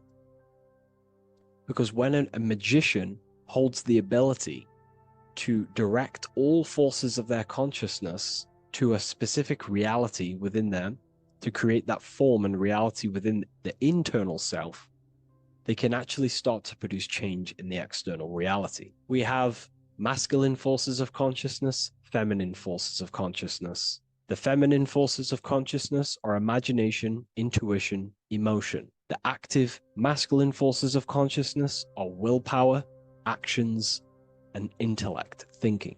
When we combine the imagination, seeing the reality within our mind, forming the reality within our spiritual vision, the internal vision of the soul, because imagination is the expression of the soul. It is creating with astral light, astral vision. Freemasons, occultists call imagination spirit vision. When we see that reality with our spiritual vision, this is why we have to increase our ability to vividly see within our imagination or the astral plane. If we do not develop these faculties of consciousness, we will struggle. This is what the esoteric is about. We have to increase and develop every part of our consciousness to develop spiritually, to try and reconnect with the internal world, while our whole past life we've been focusing on the external. When we combine the soul's vision of imagination with a feeling and a desire of creating that reality, that's then the internal world pretty much sorted. Then we have to combine that with willpower and actions. The masculine and feminine come together to give birth to a child. The masculine and feminine come together in your consciousness to give birth to a reality. It's about changing what's inside the self to produce change below. This is what true magic is. Look at the word magic, magi, and the word imagination, imagination. Imagination is about working with the forces of the soul and the forces of consciousness, producing change in consciousness at will to produce change in the external. This is what this represents. Changing above so we can change below. No point trying to change the external world, because the external world is already formed. It is a form, it is an effect. So to produce true change in the external world that lasts long term, we must first gain control over ourselves and produce change internally. This is why the magician is called to gain mastery in every element of their being. They have to gain control over every aspect of consciousness and develop every faculty of the soul. This includes developing strong imagination, developing a very strong willpower. We can do this through exercises such as imagination exercises, holding one specific vision for a long period of time, meditation, thinking on one specific thing for a very long period of time. This will increase the willpower. It's also about gaining control over the subconscious impulses, the subconscious thinking patterns that seek to control us. It's about gaining control over every aspect of our consciousness. This is what a true magician is. And this is what the true spiritual path is. Developing every faculty of consciousness. It's a never-ending journey of self-mastery. If we look at the magician, we see this infinity symbol rising just above his head, symbolizing the mind being filled with higher knowledge, the mind aware of higher dimensions. You see, the mind is the cause, physical reality is the effect. We need to raise our consciousness from effect consciousness to causal consciousness to truly become a magician and a master of our reality. What do I mean by effect consciousness? Most people live in the realm of effect and reaction. Their consciousness, their mind, emotions, and imaginations are constantly thinking, feeling, and imagining the things that have happened to them. Instead of doing this, we need to change this state. Instead of reacting, we need to become the cause. Instead of thinking and imagining and feeling the realities that's already gone past and things that have happened to us, we need to change this so we use the powers of the soul, the powers of consciousness as imagination, emotion, the intellect, as causes and not reactions. This is how we truly become a magician and apply this principle of as above, so below. We need to think, feel, act, imagine, and use all the faculties of consciousness and the creative powers of the soul to cause things, to create a better future, to imagine a better outcome, instead of dwelling in reactivity, because reactivity will create a constant cycle of negative manifestations. If we sit around and moan, complain, think, imagine, feel the things that have happened to us in the past, the mind is the cause. And if the mind is in that state of reactivity, it's just going to constantly create more negativity in your external reality. This is what it's all about, as above, so below. You can see the sword here. The sword cuts through the air. The air is one of the 4 physical elements. Fire represents the spiritual body of consciousness. Water represents the emotional body of consciousness. Earth represents the physical body of consciousness. Air corresponds to the mental. body of consciousness. So this sword is a symbol of a sharp mind. The mind needs to become very sharp and very disciplined and very controlled, both consciously and subconsciously. What does this mean?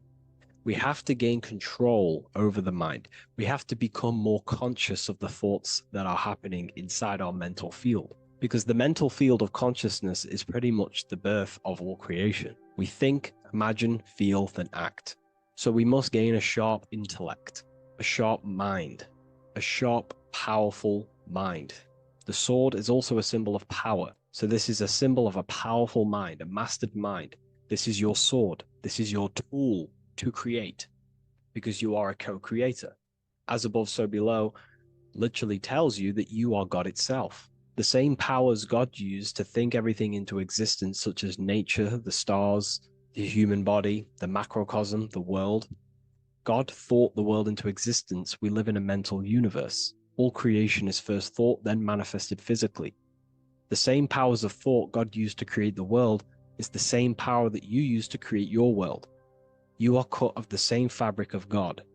You are a microcosm, as above, so below.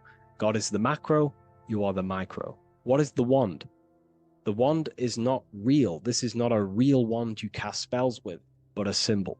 The symbol of the wand represents direction of consciousness, willpower, and attention. We have two spiritual currencies which pretty much create our experience and reality: time and attention.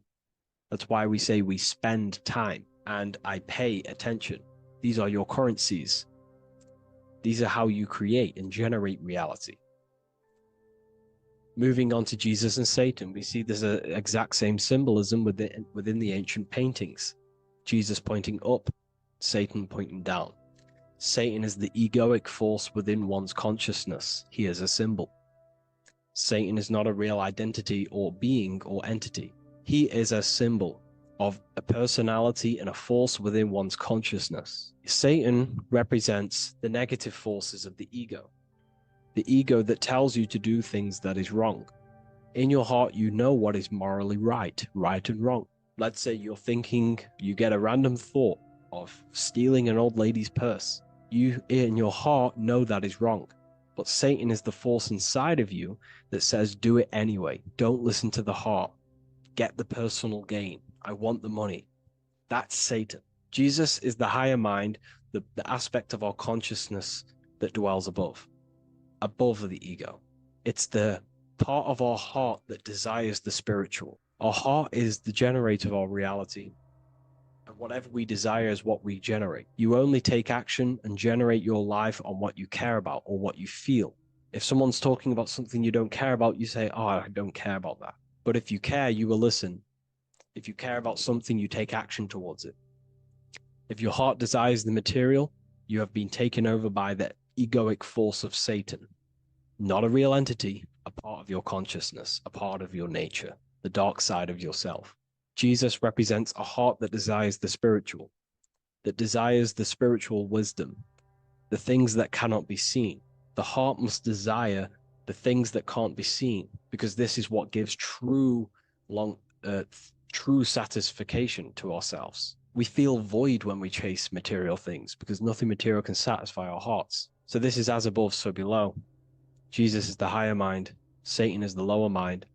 We must place our hearts on the higher things and give our hearts and desires to knowledge, the things that we cannot see, because this is what gives us true fulfillment. We also see this symbolism in the Baphomet. As above, so below. The material realm below and the fire up here. The fire symbolizes spirit. The spiritual made manifest in the physical. This is all the same symbolism. It corresponds to everything. You can use as above, so below to determine truth. If someone tells you something, tries to make you believe it, and it does not correspond with the law of correspondence, then you know it's a lie. You can use as above, so below to manifest things. You can use as above, so below to see the world as a reflection of God. We are in God's kingdom. This is God's world, and you are creating in the world through the same powers of God, thought.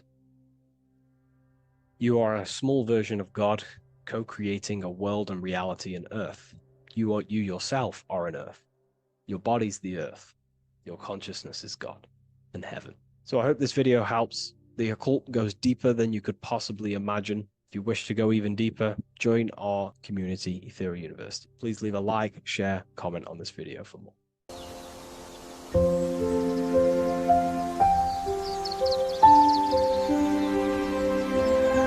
bookofwisdom.com. Visit today.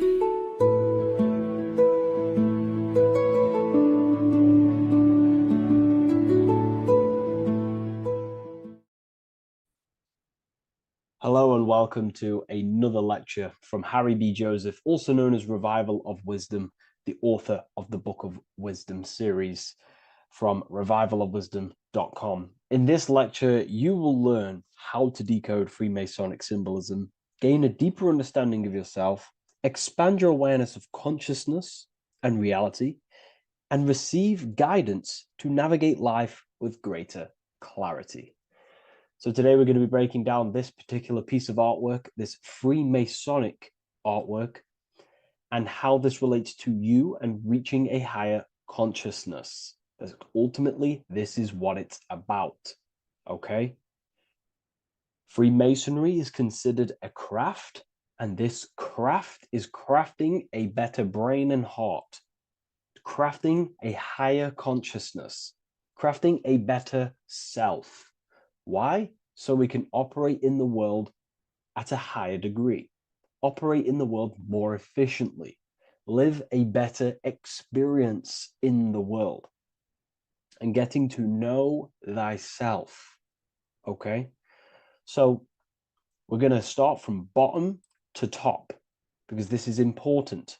Every placement of this symbolism is on purpose, has meaning, especially the placements of the symbols. Okay? So we're going to start from the very bottom of the artwork, which represents lower down. When we're looking at symbolism, especially occult symbolism, that's what the word occult means. The word occult means hidden, hidden from the eyes. It has its roots in the word oculus. I'm pretty sure that's Latin, which means eye. So the word occult comes from oculus, which means eye. And the word occult means hidden from the eye, the unseen, studying the unseen aspects of self. We're studying the brain. We're studying consciousness. We're studying the body, the heart. We're studying the self, the hidden aspects of the human psyche and the hidden aspects of self. Okay? Because ultimately, this is what gives you power in the world, depending on how you use that power, whether for good or bad, depending on the consciousness wielding that power. This is why we say knowledge is power. But I would actually say knowledge of self is power. Because when you know how you function, you gain power. You gain personal power. You gain mastery. Ultimately, this is what Masonry is about. Self-mastery. Crafting a higher consciousness. So at the very bottom of this artwork, we have a checkered board with a coffin. The coffin is the beginning of the artwork, the very base. This is the foundation of consciousness. The coffin symbolizes unconsciousness, the state that myself was in, maybe yourself, before we woke up and before we came conscious of our spirit, before we came conscious of ourselves.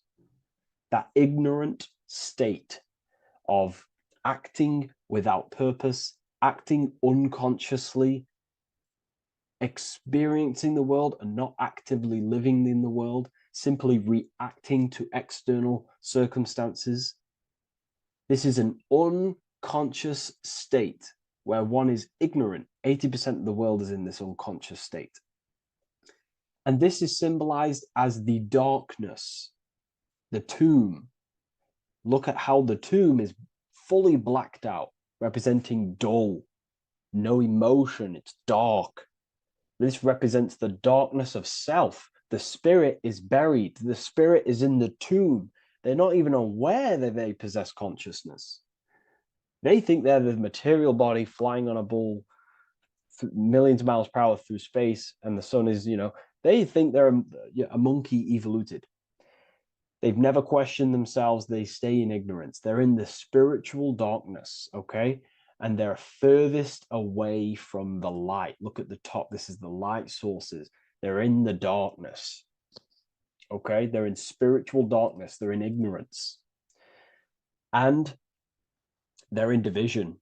Their mind has no power. Their thoughts contradict themselves. They say they're going to do something, but then their mind tells them, oh, I'm going to fail. Or I want to do this, but my mind says this, and I believe this about myself. They want to, I don't know, they want to write a book, but their actions are scrolling on TikTok, and their emotions about, feeling about their past person in their life. That's division between the self. That's divided consciousness. They also have a divided brain hemisphere. They do not see reality through a true lens, because the brain acts as like a lens on how we perceive things. And if the brain hemispheres are not aligned, then we cannot see reality the way it actually is and truly presents itself, neutral. If we're left hemisphere dominated, we see everything as divided. Nothing's interconnected, nothing's a whole. But if they're, right hemisphere dominated, they see everything as a whole. We need to look in the middle of that, okay? So we'll go into that a bit later. But ultimately, they're in a divided state of consciousness. They're in ignorance. But the tomb, the tomb is symbolic of that. The tomb is, you're not even aware they are divided. They think everything's right in that state. I was like that. My family is like that. They're not even aware of themselves, and you try and say something to them, and they don't even know they're in division. They don't even recognize that they're in a bad, low, earth base consciousness. Okay? So when we get out of the tomb, which is representing by a spiritual awakening, we get out of the tomb, we realize, wow, I possess consciousness. I've woken up. You're waking up to the things in the world, and you wake up and start to see the world for what it truly is. When you become aware and you rise out the tomb, you're born again,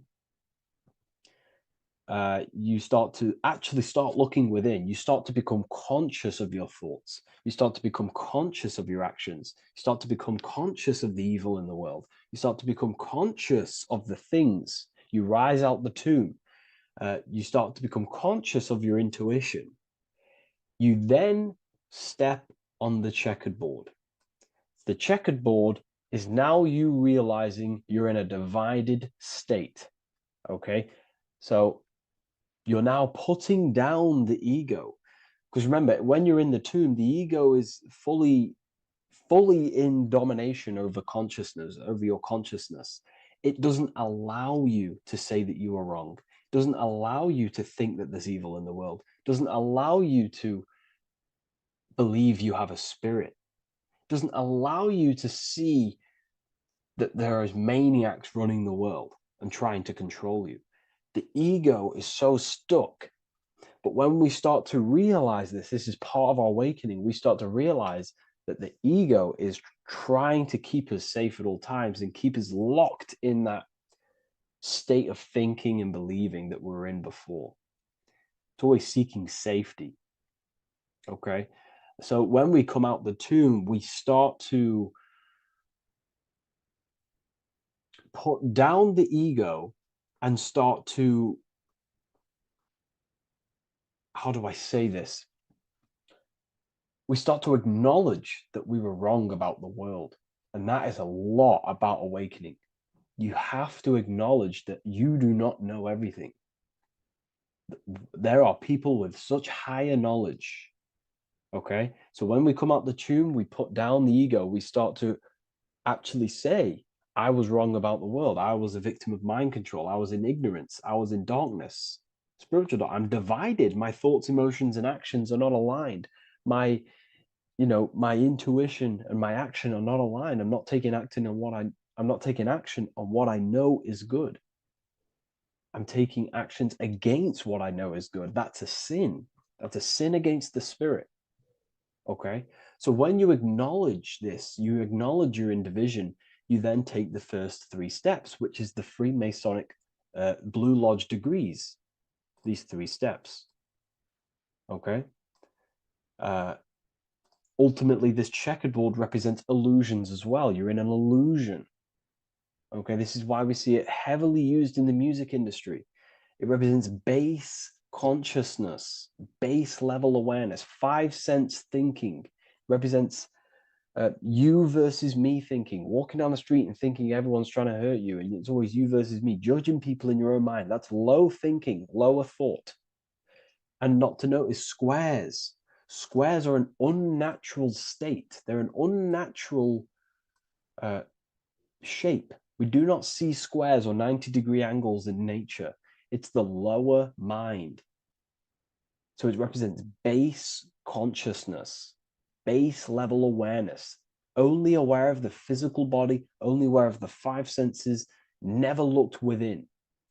That is the base. And this is the foundation we have to rise up to the light from, up to higher consciousness.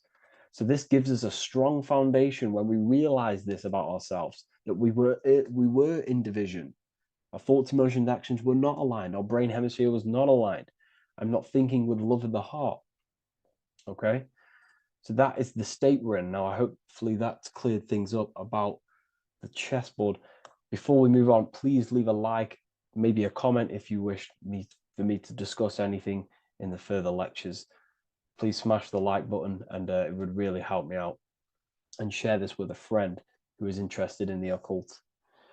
Okay, so the steps are the first steps of the Freemasonic degree, the 3 Blue Lodge degrees. Now, this can be represented as the number 3, a very powerful number, a very symbolic number. Number 3 is the 3 expressions of consciousness. How do we express consciousness? How does consciousness express itself? Well, there are 3 ways. We think, consciousness thinks, consciousness feels, and consciousness acts. They are the 3 expressions that we express our awareness and consciousness. So we're looking at thought, emotion, action. We're also looking at the 3 brains. The reptilian brainstem, the mammal limbic brain, and the neocortex. The reptilian brain governs basic functions of the human body: breathing, surviving, scanning the environment for threats, automatic responses, eating, scanning for food, base consciousness. That's the reptilian brain.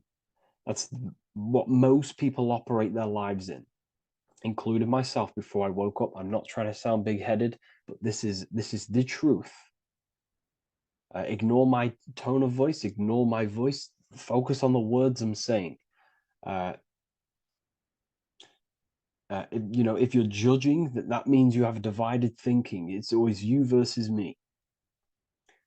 So we need to get out of that thinking of you versus me all the time. That's lower consciousness. That's animal thinking. That's earth thinking. We're unified. We need to reach a higher consciousness and do not waste our mind's potential on low-level earth divided thinking. Okay? So we're looking at the reptilian brain, the mammal brain, and the neocortex. Now, the neocortex is ultimately what makes us human. It allows consciousness to operate on a higher degree. Okay? This is what makes you human. The neocortex. The neocortex.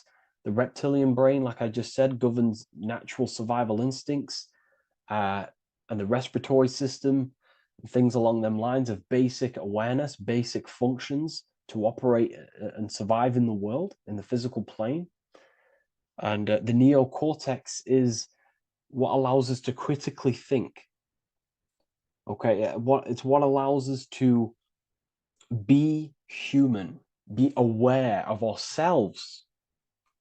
Okay, not I don't think animals have neocortexes. Don't quote on me on that, but this is the part of the brain that makes us human. And it allows us to think deeply, to create masterpieces like we can. Humans have massive potential in creation. Look at the world we live in. This is because of the neocortex. It allows us to critically think and self-reflect. Now, when we start to operate from higher thought, we start to think with higher thoughts, the higher parts of the mental dimension,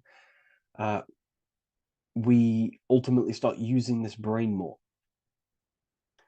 We start functioning from the higher brain. Now, this is why Neo from the Matrix is called Neo, because he uses he was in the reptilian brain.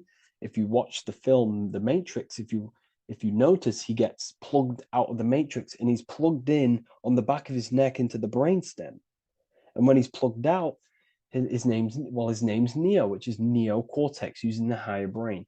It's what awakens the self. It allows consciousness to function on a higher degree compared to animals. Okay, so we're looking at thought, emotion, action. We're becoming conscious of thought, emotion, action.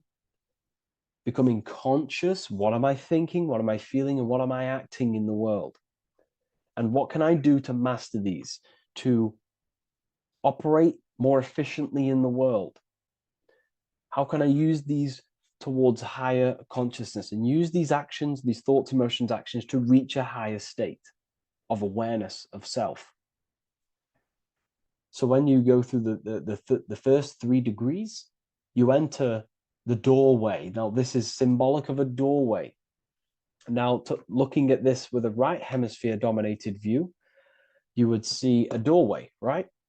The right hemisphere sees this as a holistic doorway, right? You see a door, you enter the stairs, you go through the door, right? But at the left hemisphere is now going to dissect and analyze each individual little part of this, right? So the right hemisphere sees the trees, the left hemisphere sees the woods. So to dissect this down on a right hemisphere, going back to the right hemisphere, we're entering the door. The door is symbolic of entering the unknown. You're entering a higher consciousness. You're entering the door. You're going beyond. See, this is the earth here in the background. This is the darkness. The darkness represents the abyss, the unknown. You're entering in the self. Okay? This door represents entering in the self, questioning internally. Most of us think externally. We have to, obviously, to operate in the world, but we never give time to think and question and reflect internally. What do I mean? Closing the eyes and questioning the self. Who am I? Where am I from? What's the voice in my head? If the voice in my head stopped using the language that I speak, what is it then? It's about going within, into the darkness, what you cannot see, and finding the light. Okay? It's about entering within the self. This is a doorway to higher knowledge, higher consciousness, higher self, and really digging deep for what you truly are beyond your human form. Okay? So we have, most importantly, I'm not going to go over every single one of these symbols here. I'm going to go over this on a basic, well, not a basic level, a very detailed level, but it's not going to go over every single symbol. We have a left pillar and a right pillar. The left pillar has the sun next to it. The sun is more electrical energy. It's very dominant. It's a very powerful masculine force. This represents the masculine quality of consciousness. The masculine qualities. We have many masculine qualities, such as actions, physical actions with the body. We have thinking. Thinking is a very masculine force. We have the left brain, analyzing brain, the brain that's very logical, that's trying to figure things out. That's the masculine pillar. Okay? So this is the masculine qualities of consciousness. It also represents what we can see, the sun. The sun allows us to see, to visually see in the world. So the sun represents the external world, the world outside the self. When we close our eyes, we have a self, an internal dialogue, an inner voice. We have an inner world, outer world. This represents the world we take physical action in, the material external world outside you. Okay? The world we can see. And then on the right pillar, we have the moon, which is associated with feminine qualities of consciousness. Now, the moon is in the night, what we cannot see. The moon is the nighttime. The darkness symbolizes what we can't see. So it's representing the internal world, the world of the self, the immortal world. Okay? The self in the mind is immortal. When you close your mind, you go in the mind, that self inside you is immortal. In the mind, you are immortal. Outside the mind, you are mortal. You will die. This body will die. Okay? So this is representing the internal world on a holistic understanding. It's also representing the right brain, the feminine brain. It's also representing intuition, emotion. They're linked. Intuition and emotion. They're a feminine force. Also, we're looking at the heart, the right pillar. So everything that is feminine falls under this right pillar. Now, don't get confused. I know a lot of people can get confused about what I've just said. So this represents the inner world, the outer world. It also represents everything masculine and feminine. So thought is, although it's an internal quality, it would fall under the left pillar, because thought is a masculine force. It's a penetrating force. So try not to get misunderstood with that. On a holistic scale, it's also represented inner world, outer world, and how they are reflections of each other. Now, these pillars, they're the same height, they're the same structure, but just different in sun and moon, which represents their reflections of each other. Their reflections, the inner world reflects in my outer world. My external world, what I see outside of me, is a reflection of my thoughts and my internal world. So the inner reflects the outer. The inner reflects the outer. As within, so without. So we're also looking at the right and left brain. I've already gone over that. So what we need to do is build the bridge between the two to reach higher awareness of self. Because ultimately, remember, we're still divided. We came from the checkerboard, we entered up here, we've just entered within the self, started questioning the self. We're still divided. We need to build the bridge. And this is what they're crafting in Freemasonry. The bridge, the arc, the agreement, the great work. This is the crafting of aligning the left and right brain. We're also aligning intuition, feminine, with the actions. Because ultimately, the higher self is always guiding us. That's our true spirit guide. Our true spirit guide is our higher self. And the higher self ultimately exists in a higher dimension. This is going to sound crazy to some people, okay? But who you are is not your human body. And your higher self does not communicate through the language of the human material world. It doesn't communicate through English, doesn't communicate through thoughts. It communicates through intuition and communicates through dreams and symbolism. So it's all associated with the right pillar. This is the things we can't see. The higher self is always guiding us to awakening and to our purpose on the earth. Okay, so this left pillar also can symbolize what we're born into the world with, our circumstances, our external world. What are we born into? You know, our family, our current financial situation, where you're located in the world. So it's also symbolizing this. It's also symbolizing the qualities you bring here, the natural abilities you have when you're born, and what we need to do with our environment to ultimately reach a higher consciousness and reach our and transmute our environment we're born into to realize who we were and why we came here. Okay, so we need to build the bridge between intuition and action, and always take action on what we know and feeling is right at all times. That's unity consciousness. And when we do this, we gain the light. We gain more light, symbolic of more information of the self. Because the higher self is always guiding. It's always watching over. And it's always trying to give us knowledge of awakening, of why we came here.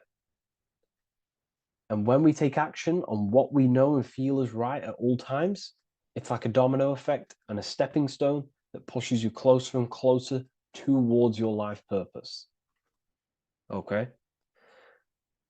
We're also aligning the right and left brain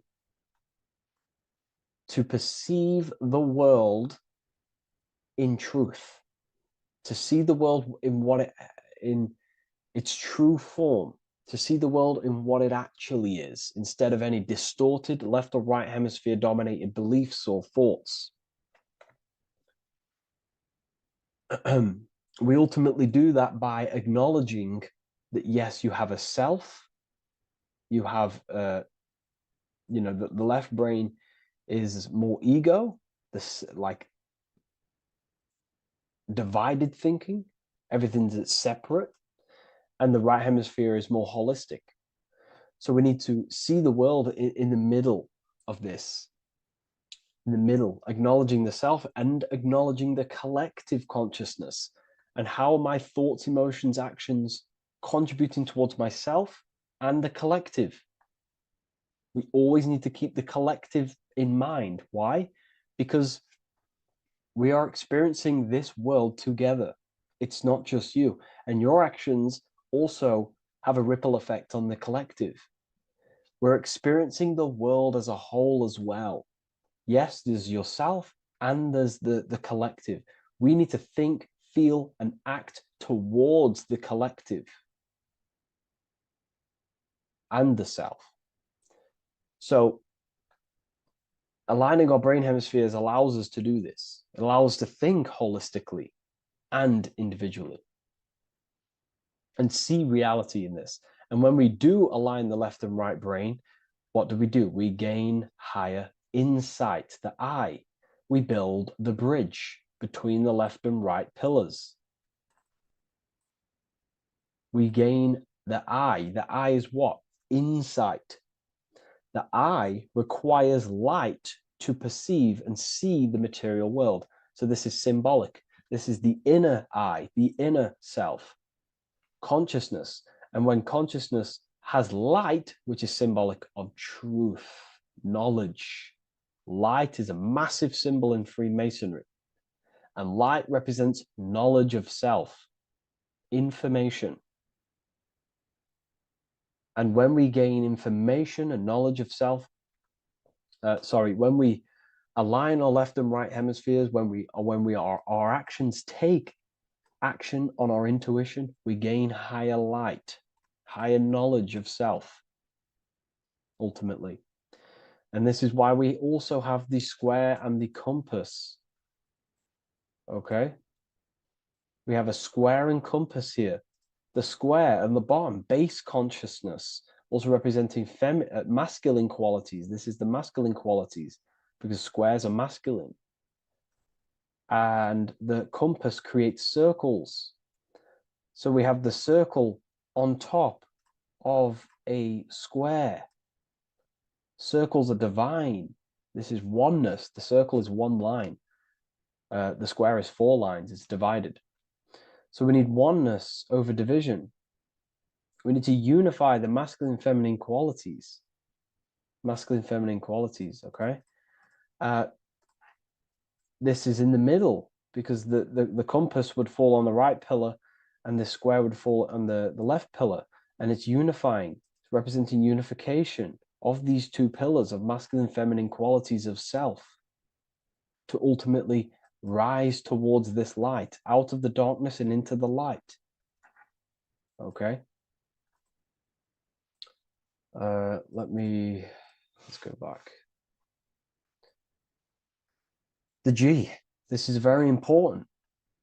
This is one of the most important teachings I could possibly give you about the G.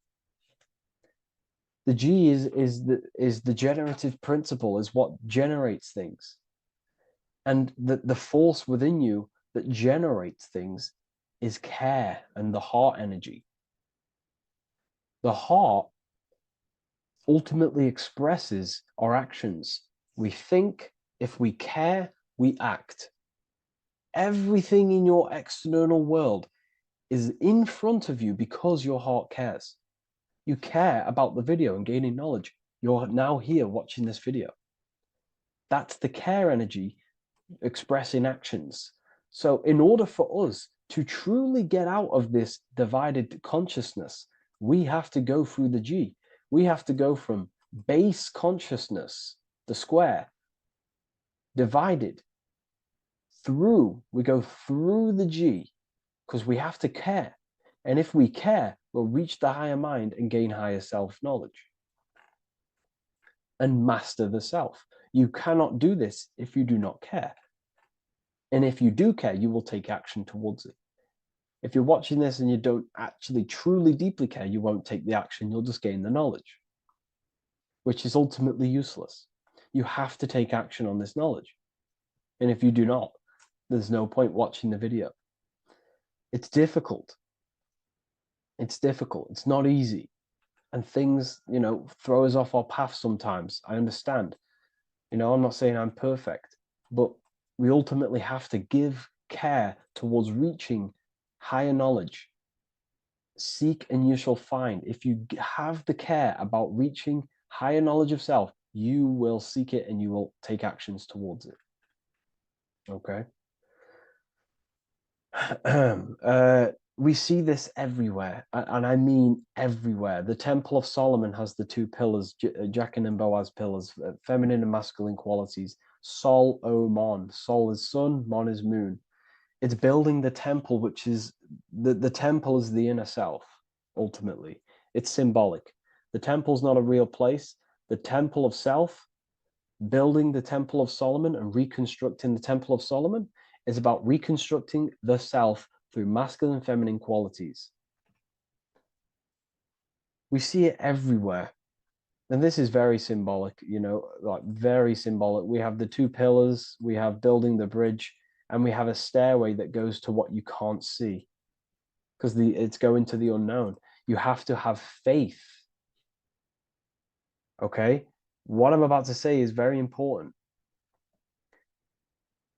You don't know what higher consciousness is, okay, until you get a little bit higher. This is hard to explain, but I didn't know what everyone talks about, what higher consciousness is. I can't give you my higher consciousness. It doesn't work like that. You have to enter in and go within and have faith, going into the unknown, because you're ultimately going into something you do not understand. Higher consciousness, I cannot give it you. You have to enter the door and take action and think, feel, and act towards it, and you will go to the place, and then you will understand what higher consciousness is. Ultimately, what higher consciousness is is higher knowledge and understanding of self, what you actually are. Okay, that is what's being symbolized here. It's again in the Masonic art. We have the darkness. We have to have faith to leap into the darkness, into the unknown. We see this everywhere. Like, you know, you'll see, when I say this everywhere, and I mean everywhere, you'll see this. Every doorway has this symbolism in the ancient world, because ultimately this is what it's about, people. The door represents going within, into a new light, a new room, a new level of understanding of self. Okay. Here we have astral world. Now this is obviously a darker aspect of this, but again, we have the two pillars. See you on the other side. That's the doorway. The other side. And I'm not going to break down, you know, this ritual, but you can guess what I'm on about here. That's for the university, of course. I can't break that down on YouTube. It's way too deep. But there's knowledge out there that is so deep you couldn't even comprehend it with the current mind, even for myself. And this is the power of symbolism. The more you learn about yourself, the more these symbols reveal to you. It is a journey of self. And I can't give you these understandings. You have to go within and question and meditate on these symbols yourself, and have thinking exercises of meditating on a symbol and seeing what your mind does with the symbol, what it lets you think about that symbol, and you'll unlock deeper meanings. I'm going to go over one more symbol before we end this. This is the hourglass, which represents time, a very overlooked thing in today's world. We do not have unlimited time in this body. You have limited time. You will die. You will die.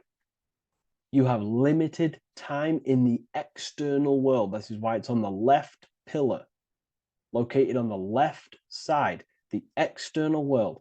You are limited. The scythe represents you will be harvested. Your body will die. It'll be harvested. You will die, and you need to fulfill your mission here. You came with a purpose. You have to find that purpose by going within the self and questioning and taking action on what you know and feel is right. Unity consciousness, aligning thought, emotion, action. So if you wish to learn deeper insights, gain exclusive lectures, astral projection, self-mastery, I've just started a new section on mind control methods and how people are using this in society and becoming conscious of it. I've now opened 5 spots at a limited special price for Ethereal University. Use the code MIND, all capital letters, MIND, all capital letters at the checkout. And there's only 5 of these codes. Whoever uses them gets them. It's ultimately going to give you 20% off the university for as long as you're subscribed to the university. We go so much deeper in the university. Remember, social media is just the tip of the iceberg. Tip of the iceberg information. There are certain things I can't talk about, but I'll see you inside, and I hope you enjoyed this video. Please leave a like, comment, and a subscribe.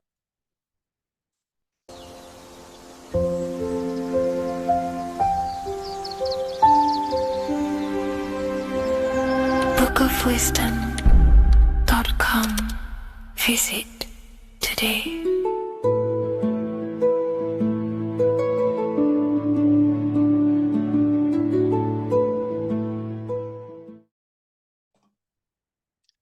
So this is known as the bag of the gods.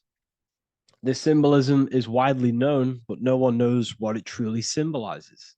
We see this in ancient Sumerian artwork. We see this in the Mayans' artwork. We always see this bag with the gods. What does this actually represent? Okay, so the bag itself represents carrying. Carrying what? It represents information, represents knowledge. Your mind is the carrier of the information. So this is why in his left hand, he carries the bag, and the right hand has the pine cone. This represents carrying of information. Why is it a bag? A bag can be passed on to someone else. The information can be taught to someone else. This is the information of activation of the pineal gland or higher consciousness of humans. Because as humans, we all possess an animal nature, the nature that tells us to eat, to steal, to gain material wealth, to survive, to hate. This is our animal self. This is our animal behavior. But we also have a divine nature of consciousness, which we have access to, the higher planes of consciousness, the planes that manipulate this material world and create all things in this material world. The human mind has access to. The animal does not. The animal has no idea he exists. The animal has no inner dialogue, but humans have the inner dialogue. Humans can create infinitely. We can expand our minds infinitely into new realms of thought. So we have this higher divine nature and a lower nature. This bag of the gods is basically just representing the knowledge they possess of higher consciousness, of the higher aspect of life. Okay? Which is the activation of the pineal. The pine cone. The pine cone is in his right hand. The right represents wisdom. The left represents intellect, knowledge. Knowledge and wisdom are two separate things. Wisdom is applied knowledge. It's a feminine aspect. Knowledge is just gained information that you know, which is masculine. So in his right hand, he holds the pine cone. The pine cone can be opened and shut. The shut pine cone represents the asleep human being, the human being that exists in his lower nature, that just basically survives, lives on eating, consumption, material lust, living in chaos with his emotions, living in a place of hell. This is the animal nature. Then we have the awakened human, the one who has consciousness of himself, the one who looks within himself, the one who knows there is more to him when he looks in the mirror. He is far more than just the physical body. He is a divine spiritual being, a divine being who has limitless potential of creation into the material plane. So this represents the awakened. This represents the asleep. This is why he carries the pine cone in his right hand. It represents applied knowledge. This is the information. This is the intellect he possesses. And this is the applied knowledge of the awakening, of activation of the pineal gland. Because remember, the pineal gland is not your consciousness. The pine, pin, pineals, the same root word. Pine cones were always symbolizing the state of consciousness one was living in, whether he was asleep or awake. We see this at the Vatican. We see the pine cone over the two pillars. This is the two pillars of Freemasonry, and the dome. This is the Royal Arch of Freemasonry. This represents your head. This is the two pillars, the two hemispheres, and the pine cone in the middle, which is the pineal gland. What is the pineal gland? The pineal gland is not your consciousness. It is not the third eye, and it is not the mind. It's not the mind's eye. The pineal gland is a radio receiver. This is your body. Your body is an antenna. Most people think they are this body. This body is nothing but a receiver and a downloader of consciousness. Your brain does not produce consciousness. You are not this brain in your head. This brain is a downloader of consciousness. Consciousness comes from a way higher divine plane, which is what this image is showing here with the clouds. The mind is light. Consciousness is light. And this light is coming down into the material plane, and your body is basically a crystal antenna which is receiving and downloading this consciousness. So you can experience a three-dimensional reality. So God can experience himself in a divided, separate state. This is what this represents. Now, the pineal gland can be activated, okay, and stimulated, because the pineal gland has physioluminescent crystalline jagged shaped cells on it.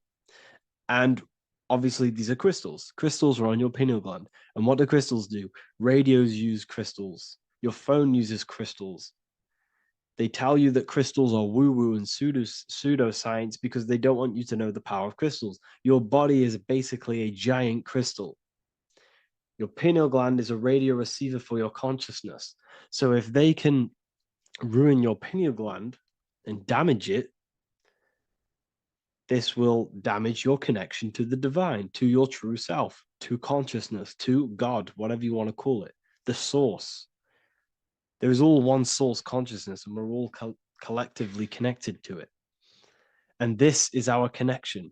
This is our antenna. So what a radio does, a radio has an antenna, and the frequencies are all around us because all the radios are playing in your ear right now. But what the antenna of a radio does is tune into a specific frequency to pick up that frequency and play that frequency. It's the same with your consciousness. You're all a fraction of God's consciousness. So that is essentially what we are looking at here. We're seeing knowledge, intellect in the left hand, and applied knowledge, activation of waking up to higher consciousness, to the higher human form. Because we can reach beyond our physical form. We can turn our animal self into a divine being, into one of these so-called gods. These gods are nothing but human beings. The Anunnaki were not gods. They didn't come from the sky.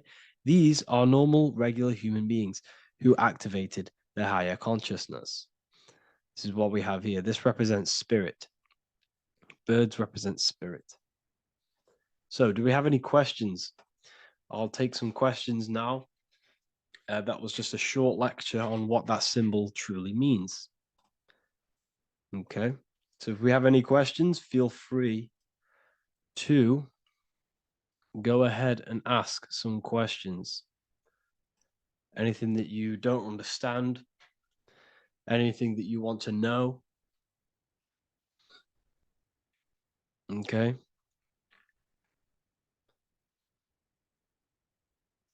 So base reality would be where source resides. Yes, the base reality is your consciousness. Are these lectures available in the university? There's a whole section, basically inside the university, there's a whole section with like over 30 long form lectures like this. So the base reality is where the source resides. Yes, the base reality is your inner world, your consciousness. That is the only thing that exists. Your outer world is just an effect of your consciousness. Your consciousness, everything that has gone on within the mind and emotion is pushed outwards into your reality. You have thought and felt your way into your external circumstances. Your life is a direct correlation of every thought you thought in the past. Therefore, your inner world of consciousness is creating and molding your outer world.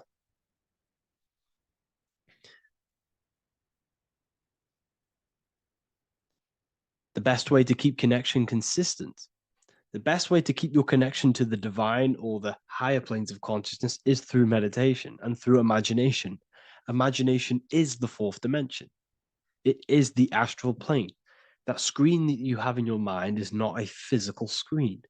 That is the divine plane of the astral. And this is essentially where all objects of this material world comes from.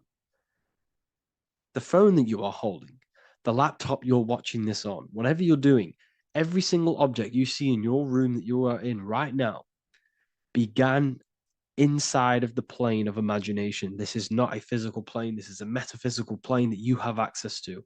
And you have the ability to bring down this plane into physical form. That's what we call manifestation. That's what the ancients called magic. This is what we now call in science metaphysics. It's all the same thing. So yes, you all have access to the divine planes. Unlike animals, this is why humans are so advanced.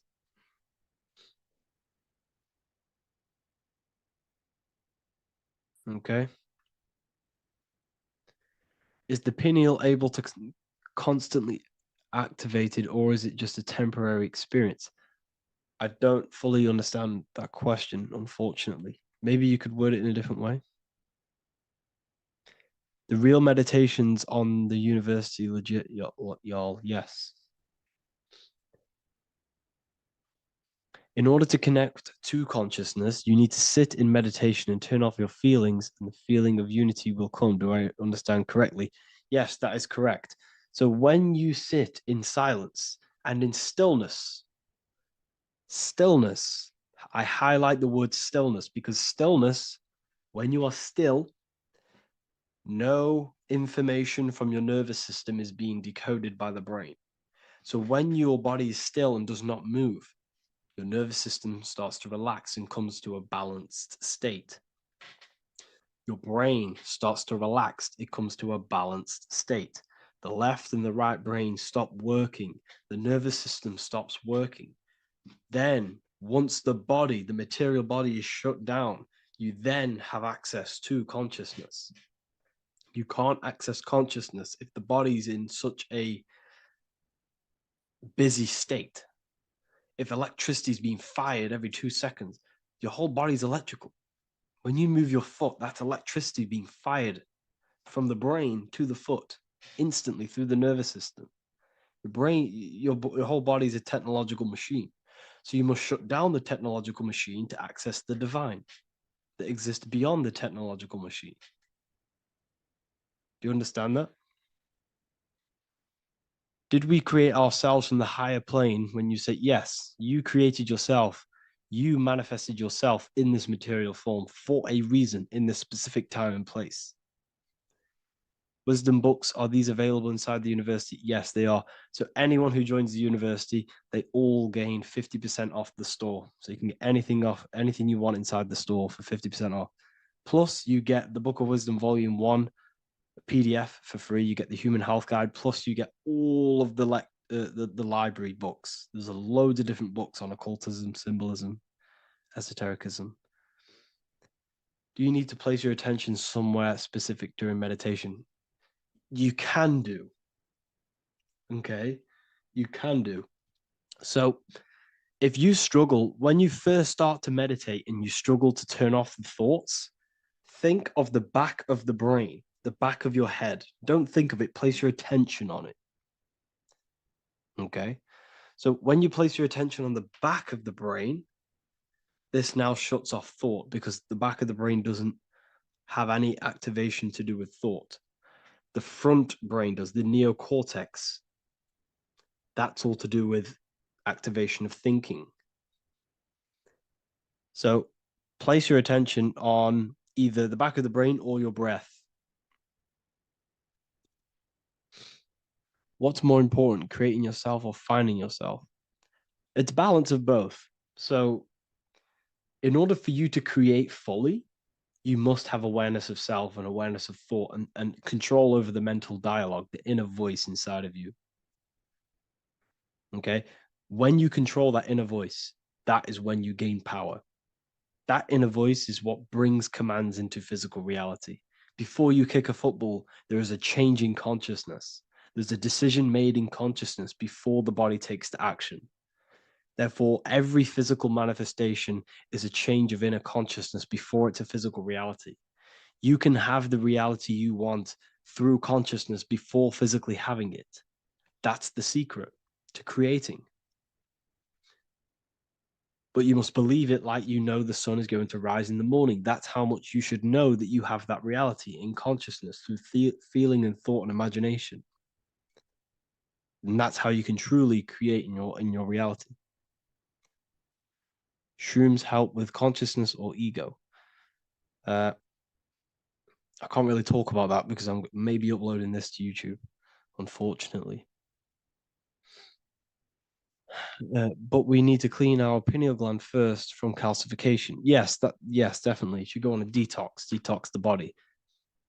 Because you can't really connect with consciousness if your body is in such a dirty state. Because the brain is, your nervous system is in a state of fight or flight, trying to fight off all these toxins.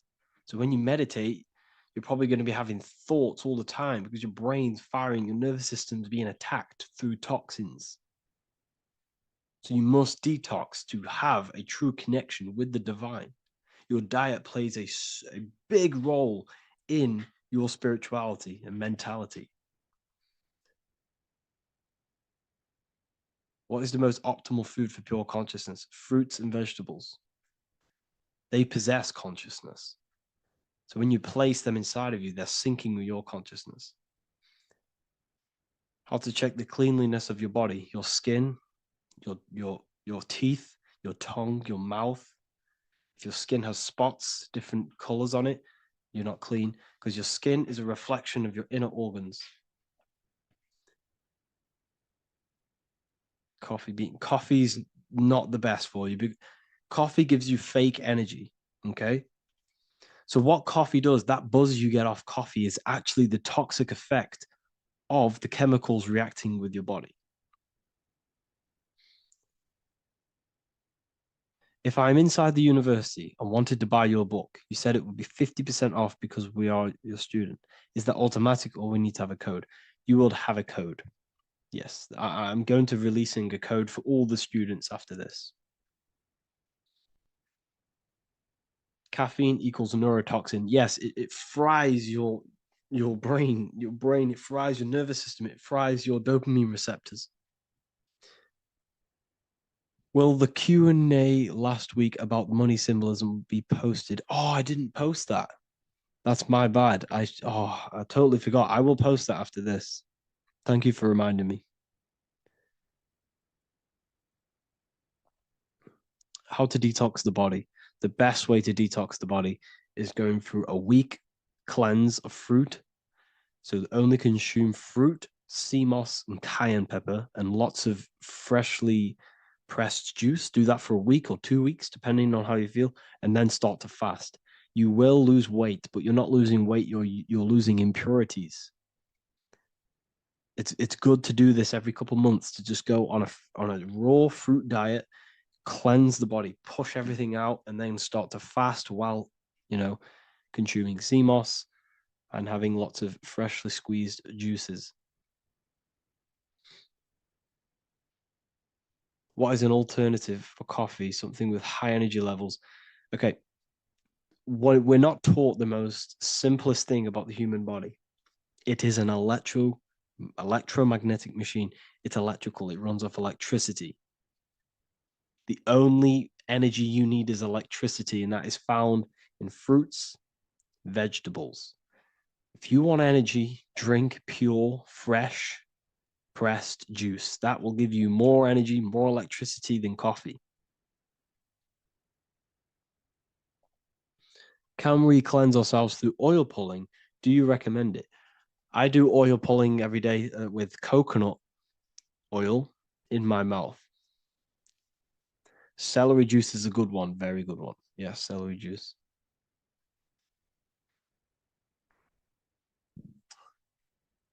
Any more questions? What kind of music do you listen to when lifting? For me, rap, hip hop push me work harder, but I know it's terrible for my subconscious. Yes, very. At least you're aware of it. You should be definitely try and stay away from the hip hop music. Try and stay away from anything that's talking about anything negative because it's all programming your subconscious. And your belief system is your reality, people. Your belief system is your reality. Okay?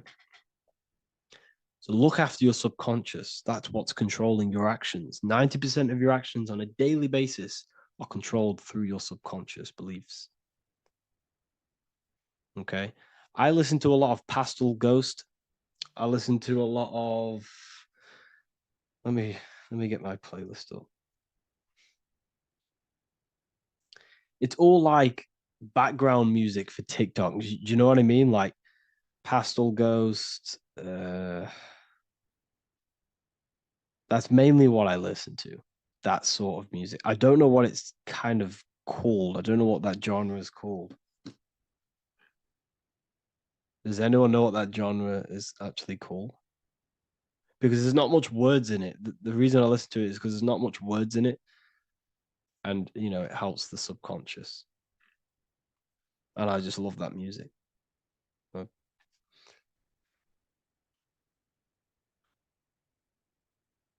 Like Lo-fi, yeah, a bit of Lo-fi.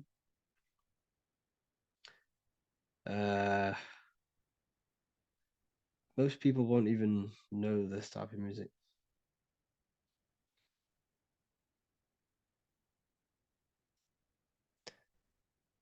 Can you tell us how you use cayenne pepper?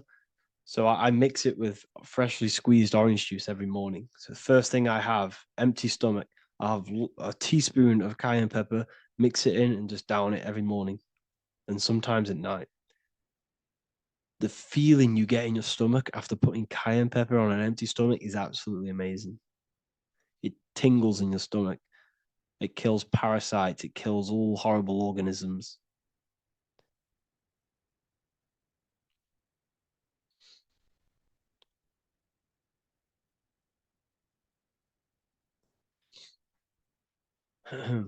Mix it with hot water. Yes, hot water and key lime water. That I bet that's powerful. If you mixed warm water with key lime with cayenne pepper in first thing in the morning, I can imagine how powerful that is. I've never done that, but I'm going to try that. Do you use sea salt? I don't know what to think about sea salt, to be honest. I try and stay away from it. I don't know whether it's good, don't know whether it's bad. I'm kind of mixed on it. Mixed information. You know, I've heard people have benefits. I've heard other people say stay away from it. So I don't know. I just stay away from it. Just I'm not too sure on it.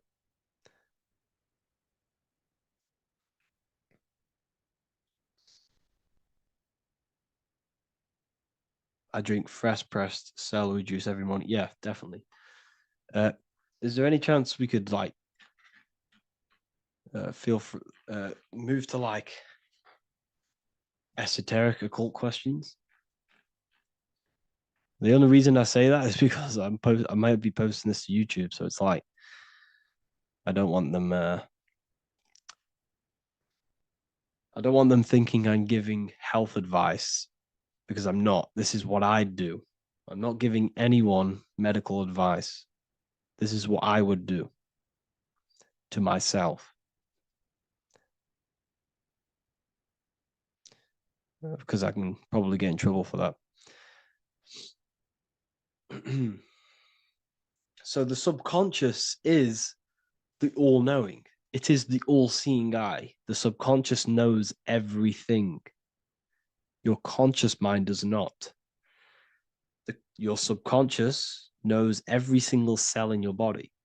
Your subconscious is making your heart beat. It's talking to your heart. It's talking to every organ, every cell in your body is being connected and spoken to by your subconscious mind. It is the all-knowing. The subconscious has access to the astral plane, imagination, the fourth dimension. It has access to the mental plane, thoughts. It has access to the ethereal plane, energy. And has access to your physical body. It's the door. It's the portal. The subconscious is the portal to the divine. You must go through the subconscious in order to access the divine. Any coupon codes for book 2? Yes, inside the university, there will be a 50% off coupon code. Speaking of ancient civilizations, why did they use symbols to give us true knowledge? This is a very, very good question. Very good question indeed. The reason they use symbols is because symbols are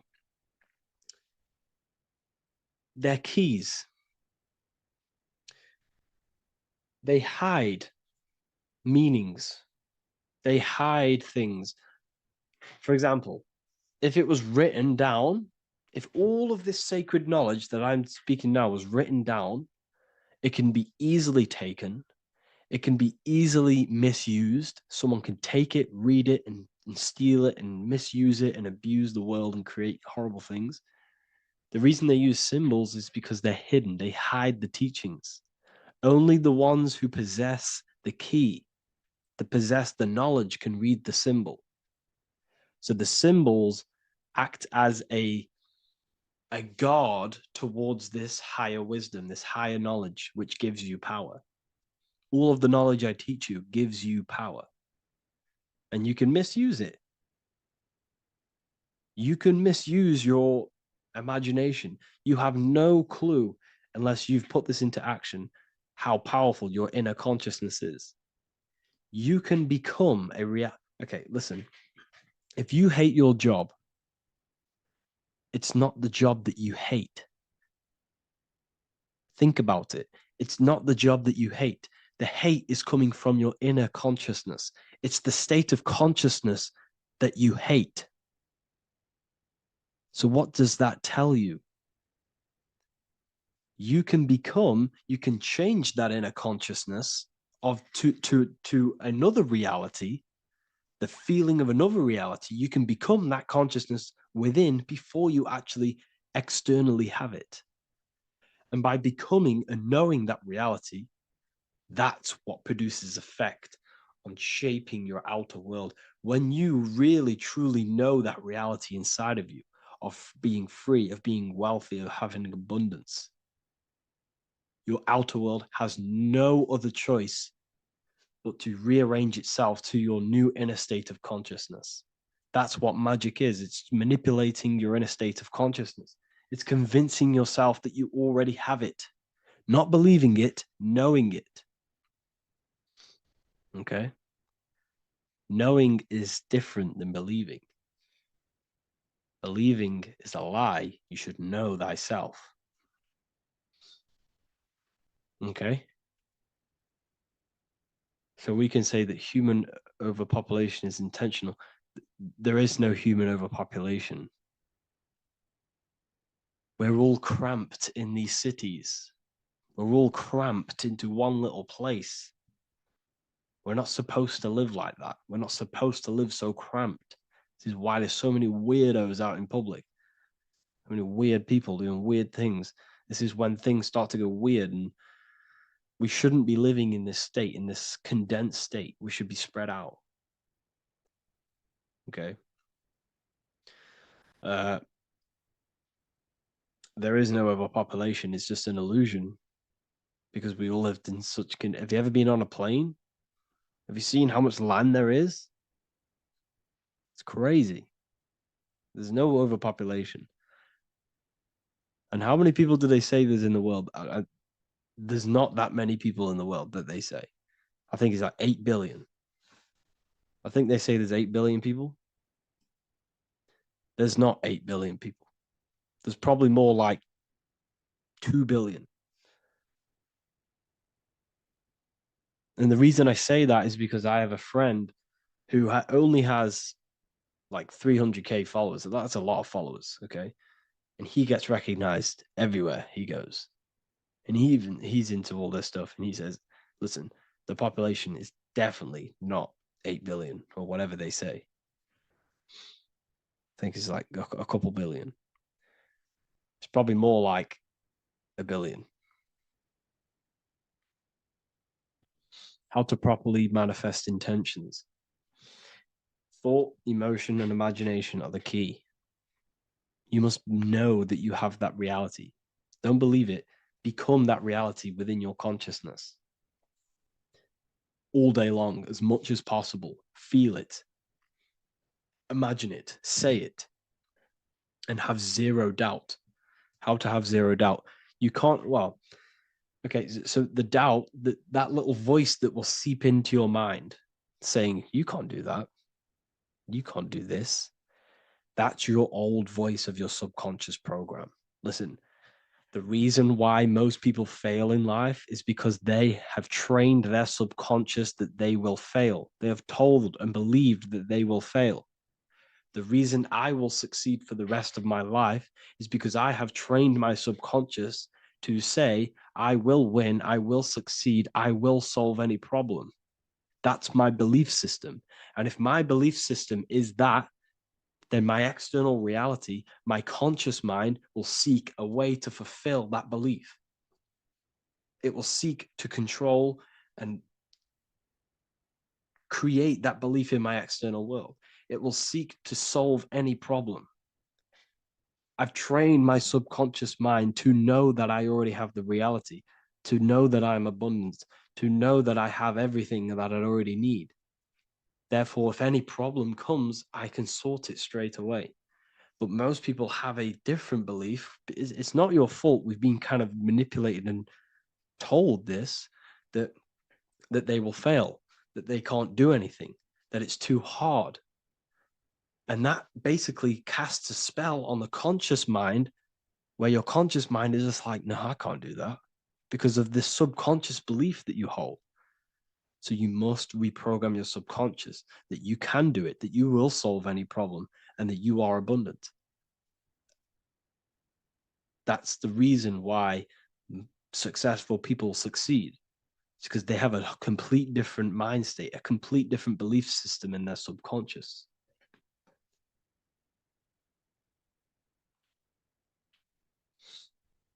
Do you offer mentoring? Yes, I do offer mentoring, but it's mainly for people who want to grow their online presence,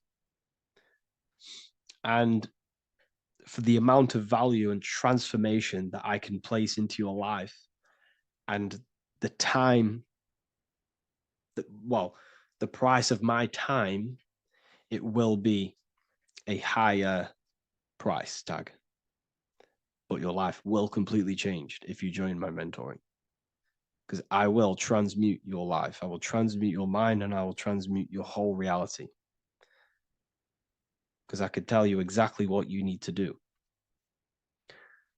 How to have super genius power pulling information from the source. Okay, so you can do this. I talked about this in Book of Wisdom, Volume 2, if you've read it. This is a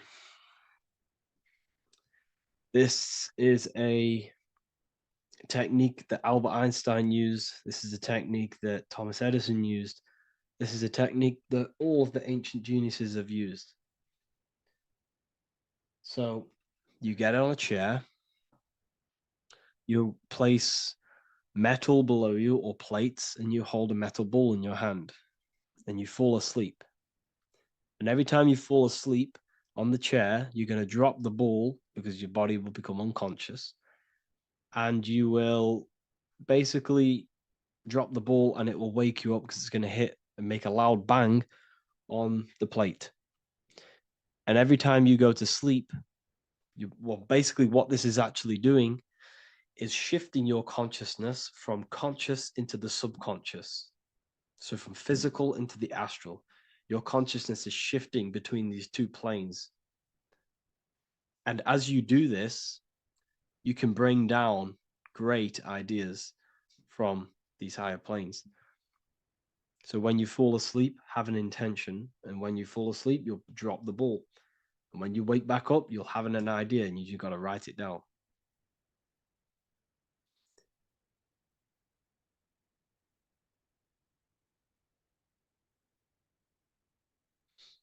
How to balance chakras. Don't focus on balancing your chakras. Focus on the mind. The mind is the cause of the chakras being blocked.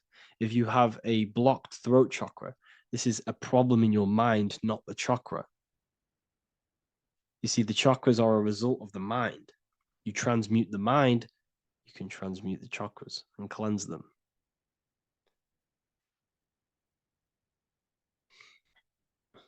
So was Jesus a real man that walked? Okay, so I'm going to tell you something. Like, some of the things that I say in my reels, they are to catch attention.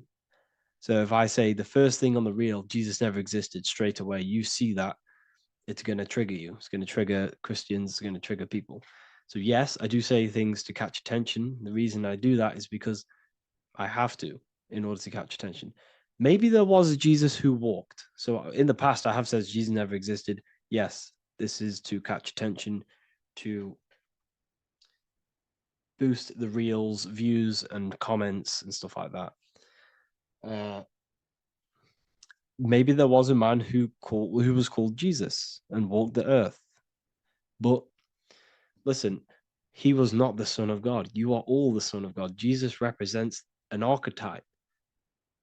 He represents morals. He represents a way of living that you should embody in your life, not to worship. We shouldn't be worshiping this man. We should be embodying his qualities into our lives so we can become Christ consciousness, so we can live in harmony with our mind, emotions, body, and spirit. Okay? He was not the Son of God. You are all the Son of God. We are all God experiencing himself in a three-dimensional divided form. God is oneness, and he created a divided world so he can experience himself. Why do you quote from the Freemasons oft times? I don't recall me looking at Freemason quotes and quote them. I just simply, when I post a quote, I literally just, whatever comes to my head, I just whack it into Telegram or Twitter. Are dreams tied to your subconscious, and how do you understand them? Okay. Dreams and astral projection are two different things. Astral projection is your soul leaving this plane into the collective consciousness, into the collective mind, the collective astral plane.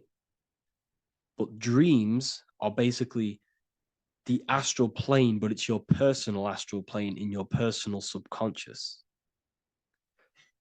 So when you dream, you're entering your own consciousness, you're entering your own subconscious. Every character, every event that happens to you, everything that is said to you, everything that happens to you in your dream is yourself pushed outwards, and you're basically experiencing your own mind. If something scary comes up in your dream, this is your belief, this is something in the back of your mind materializing and coming to you and showing itself to you.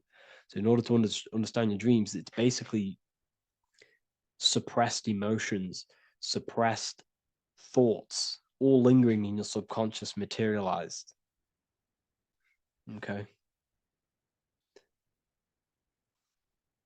A few months ago, I'd have concurrent dreams of getting in a car crash that lasted for months. Then one day out of nowhere, I got into a really bad accident, and that low-key bugged me out. I didn't know if my mind was trying to warn me or what. You can explain that. Okay. If you are having dreams about having a car crash, this is a belief. Okay, so let me tell you something. Let's say you're a drug dealer, okay?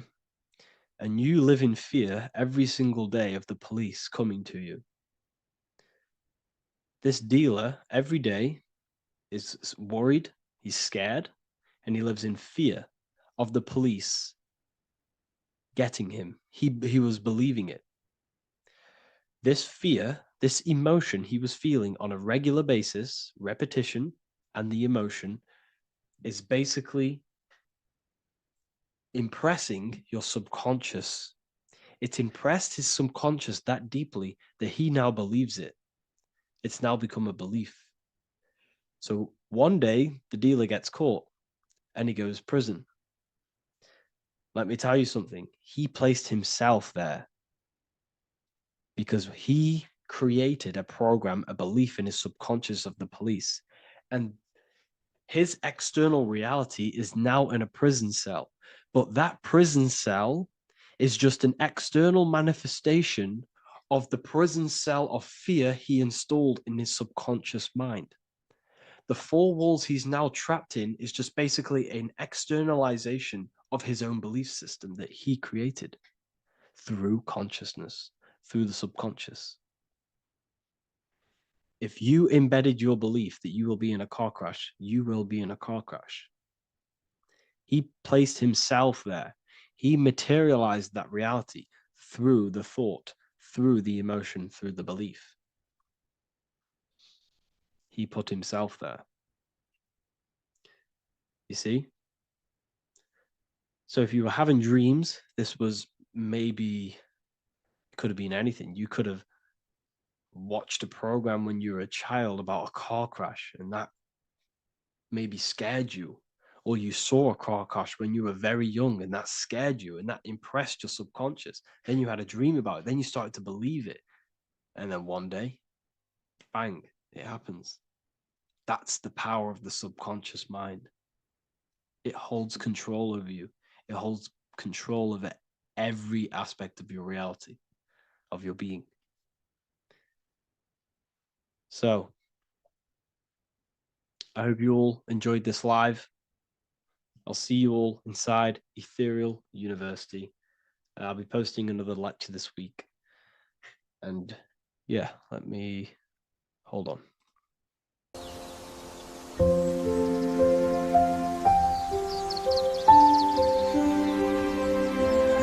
bookofwisdom.com. Visit today.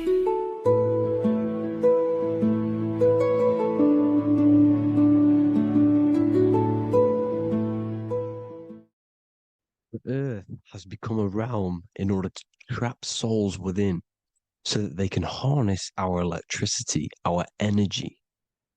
Even the Bible is talking about how this realm is controlled by the wicked one in John 5:19. We know that we are the children of God and that the whole world is under the control of the evil one. Ephesians 6:12. For our struggle is not against flesh and blood, but against the rulers, against the authorities, against the powers of this dark world, and against the spiritual forces of evil in the heavenly realms. So the Bible is telling us that this is not the only world. There are other worlds, there are other realms that we can go to, considered as heaven. Heaven being a higher realm where there is no evil, no darkness. This is a midpoint realm where there is good and evil. Now, we're going to explain how the soul trap is how it's working and how your soul is being harnessed for its energy and how you are tricked to come back to this realm after death. What you need to understand is first is that you are the invisible intelligence behind the physical body. You are the mind and soul. The soul is the true you, the good you. It is pure love, pure bliss, eternal, never dies. The mind can be corrupted though. The mind is the intelligence of the soul. It is invisible. It has no true form. The intelligence inhabits the brain. The brain is the computer to control the electrical machine called the nervous system, which is choice, program, and action. You are the invisible intelligence behind the body, and this will prove it even more. You do not even see into the external world. You are seeing an image produced by the brain because the light is being sucked through the retinas of the eyes. The image is produced in the visual cortex at the back of the brain. What does this mean?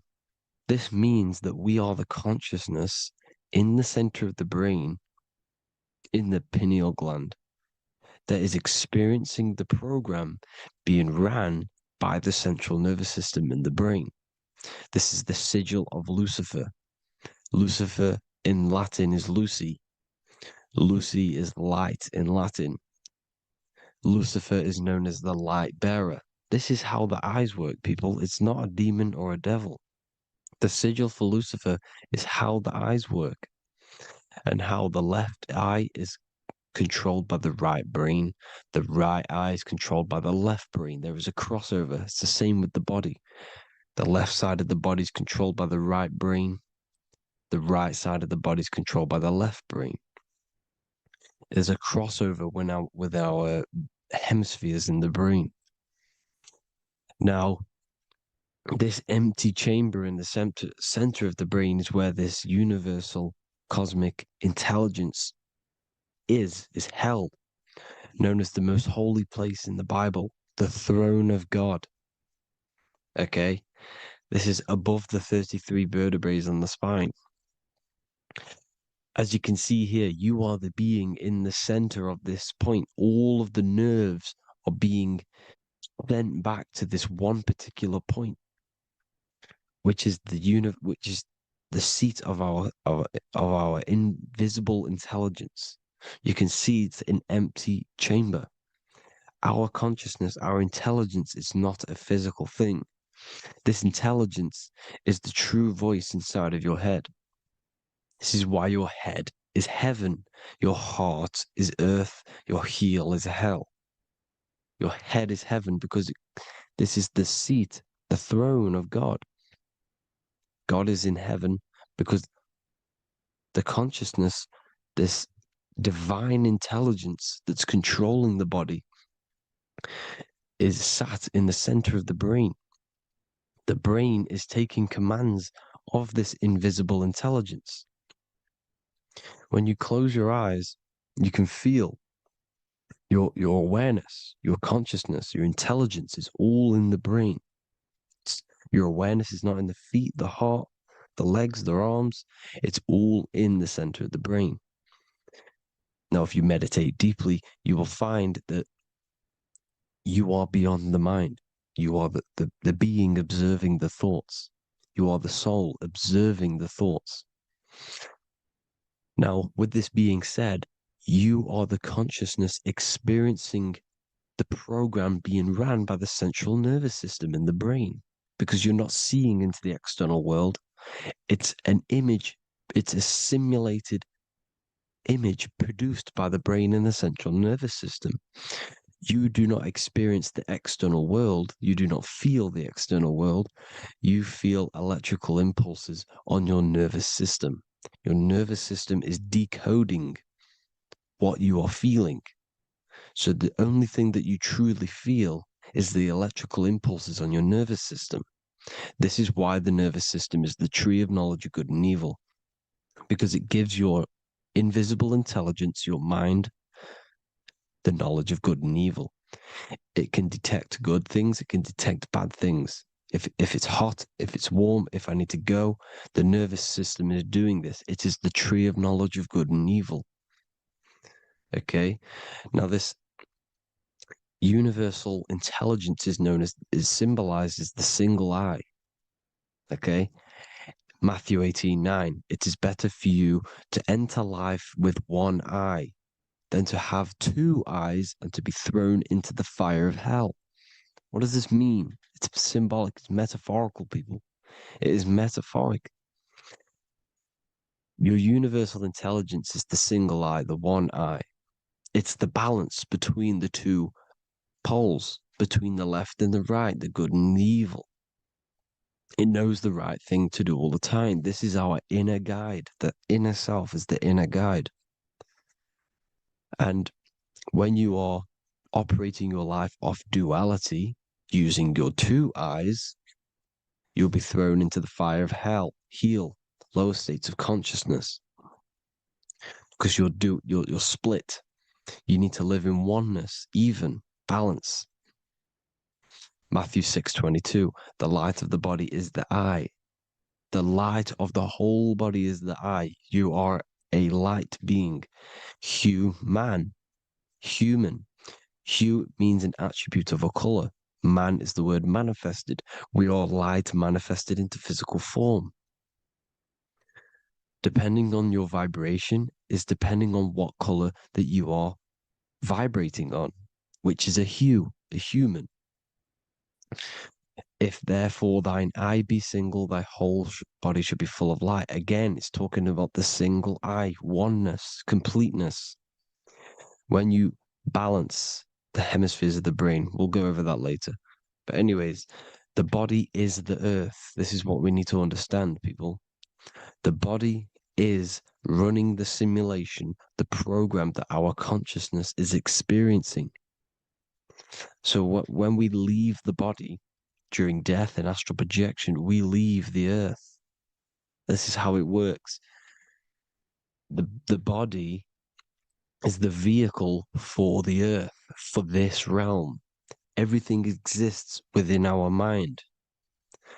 You have the soul, mind, and body. The soul is the observer, the watcher, the true being.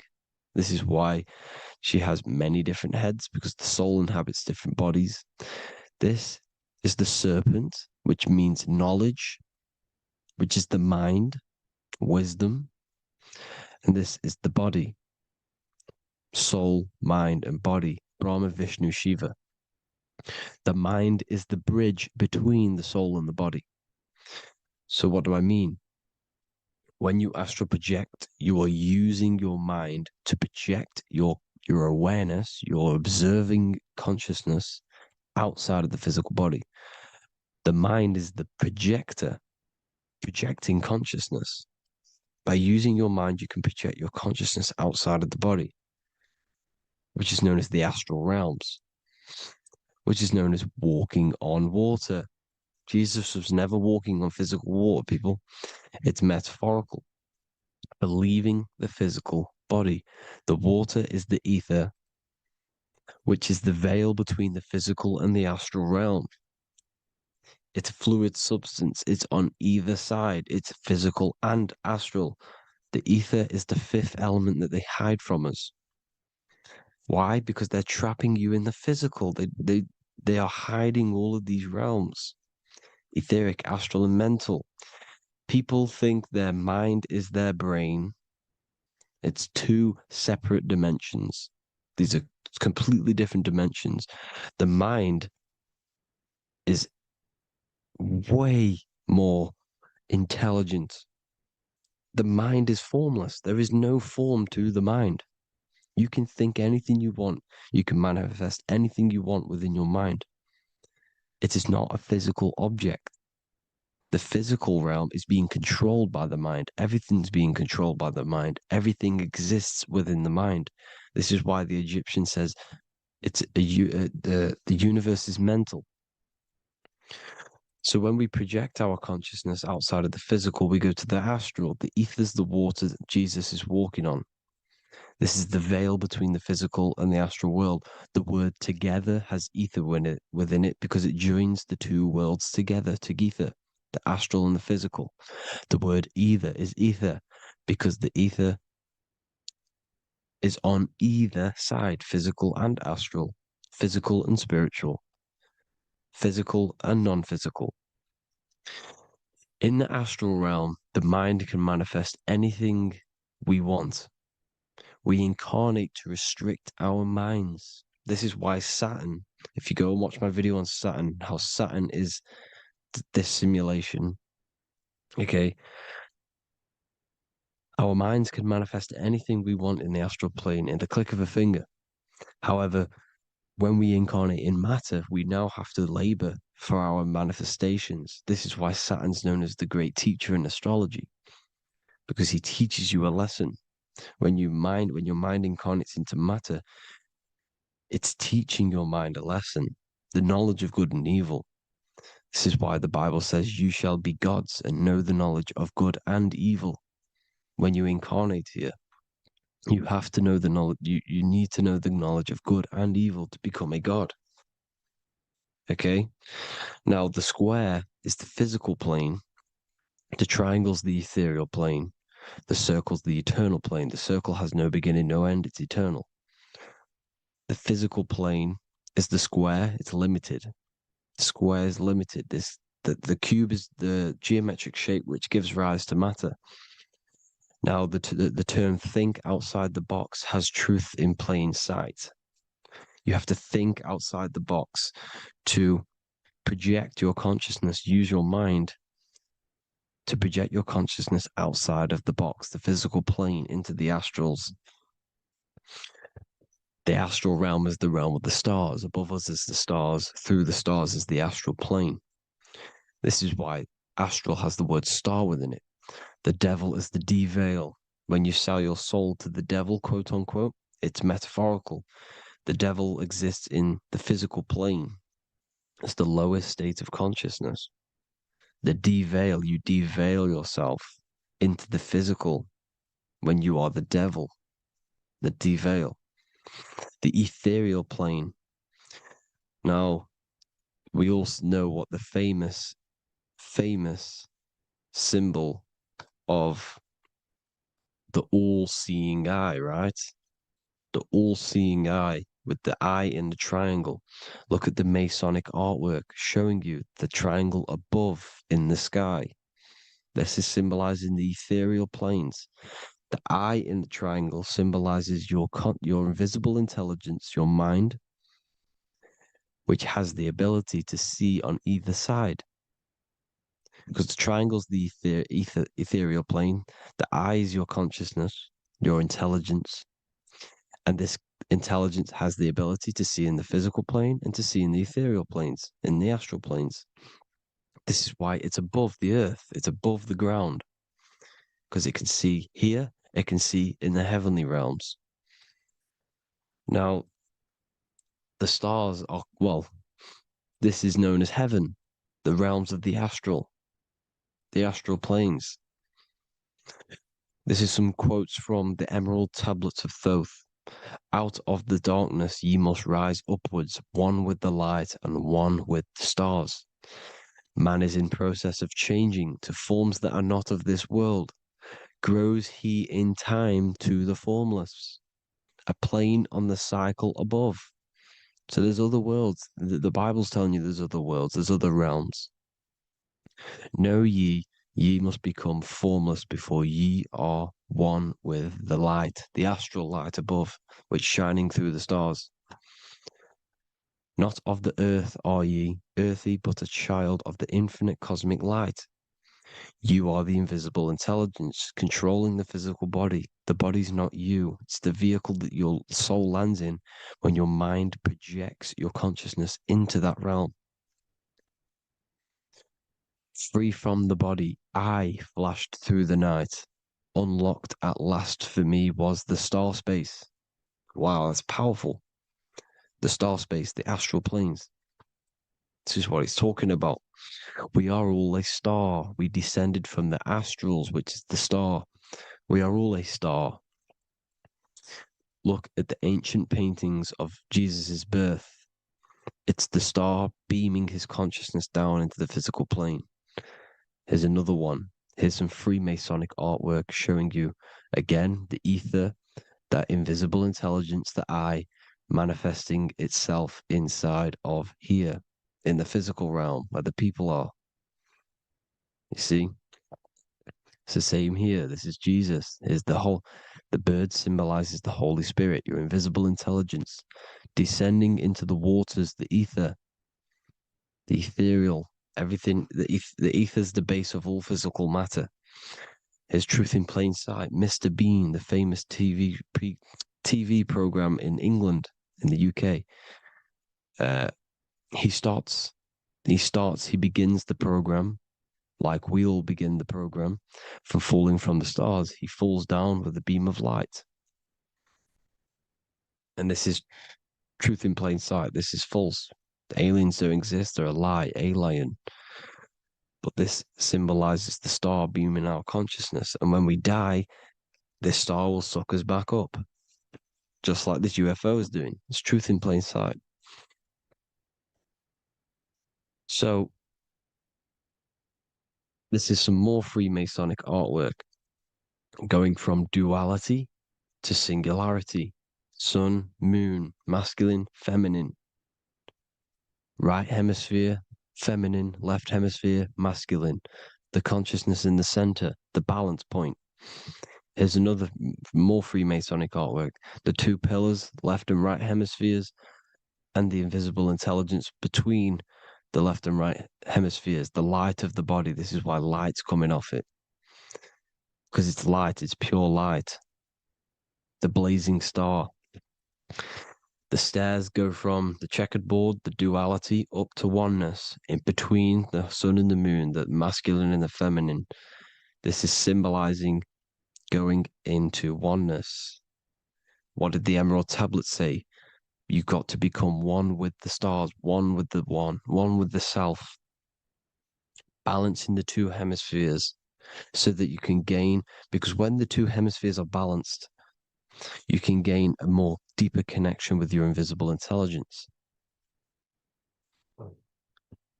Same with the chakras. When the chakras, the 7 seals in the Bible, these are 7 seals because when you conquer the 7 chakras, when you balance the 7 chakras, you then gain a more deeper connection with your internal self, because your mind is not filled, it's not being ran, it's not being dominated by these 7 deadly sins, the 7 seals, the 7 chakras. These are 7 energy centers which are concealing our true form. Balance makes us have a stronger connection with our true cosmic intelligence. Heaven is even. This is why Jesus is pointing at the heart. The even point is the heart. You got to balance the chakras and live from the heart, because the heart is the earth. You're in good and evil. The body manifests the lower and the higher self. The higher self is in the higher parts of the body. Wisdom, intuition, expression. The lower self is in the lower parts of the body. Sex, food, and power. This is how they are trapping your soul, people. Like I said, the mind is the bridge between the soul and the body. So by tricking the mind, not giving it the right knowledge, and keeping the mind stuck in the lower 3 centers, thinking about power, food, and sex, this is low vibrating energy. It's going to keep your mind addicted to the physical realms. Okay, this is why you need to go even, balance, heaven. Okay, I will explain the soul trap in a second, how it fully works. But I'm telling you all the science behind it so you can understand. When you are doomed, you are domed. This is the dome, the firmament, the firmament, the mind. Ment is mind, firm is firm. A firmament is doomed under the firmament. You must have a loose mind, an open mind to expand your consciousness beyond the stars, beyond the ethereal barrier. You have to vibrate higher than this world. Your consciousness must be expanded more than the physical plane. You need to learn how to astral project. You need to learn how to leave the body, how to operate outside of the body, so that you, when you do leave the body, you will have recognition. You'll have knowledge. You'll have practice. But this is as above, so below. The woman's belly is the earth. It's as above, so below. It's a microcosm of the macrocosm. We are the children in the womb. We are the people in the earth being ready to be born into the heavenly realms. As above, so below. It's a microcosm, macrocosm. Everything is in everything on a bigger and a smaller and a larger scale. Now, when the baby figures out that there is a world beyond its mother, what happens? The baby starts to move around and tries to get out of the mother. Because once it starts to hear the external world, starts to hear people, it's going to wonder, what's outside of why am I in here? What's outside? So the baby will force its way out of the mother. It's the same with our minds, as above, so below. When our minds figure out that there are other realms beyond this world, we will seek a way out. This is the womb, the Mother Earth, Mother Nature. It's the mother. We're in the womb. We can be born out of this world, which is being born again in the Bible. When you are doomed, you are domed under the dome, under the firmament, the firm mind, The firm mind will keep you under the firmament. Due to the law of polarity, there has to be other realms. There has to be. Because the law of polarity works in this world, and it will work on every scale possible. It's universal laws. These are universal laws. The law of polarity means that there are other realms polarizing this realm. There is a hell, there is a heaven. There is a midpoint, which is Midgard, which is the one we are in now. Earth, heart. Earth is the heart. Heart is the center, good and bad. The balance between good and bad. Your reality is your level of realization. Your mind realizes other worlds, you will seek a way to them worlds. It's that simple. The soul trap is to keep you stuck in this physical body, which is the earth. This body is the earth. It's running the program, like I said at the beginning. It's running the simulation that your consciousness is experiencing. You are an electromagnetic being, and you're hidden in a cage, your rib cage, and you're stuck in cells, the prison cells. Look, you're in cells. We produce electromagnetic energy. Your soul produces this energy. And by trapping your consciousness inside of this physical realm, they harness this energy within the astral realms. They're using you to manifest demons, because your mind creates demons through emotions and mental thought energy, which is a whole nother video. I can make a video on that.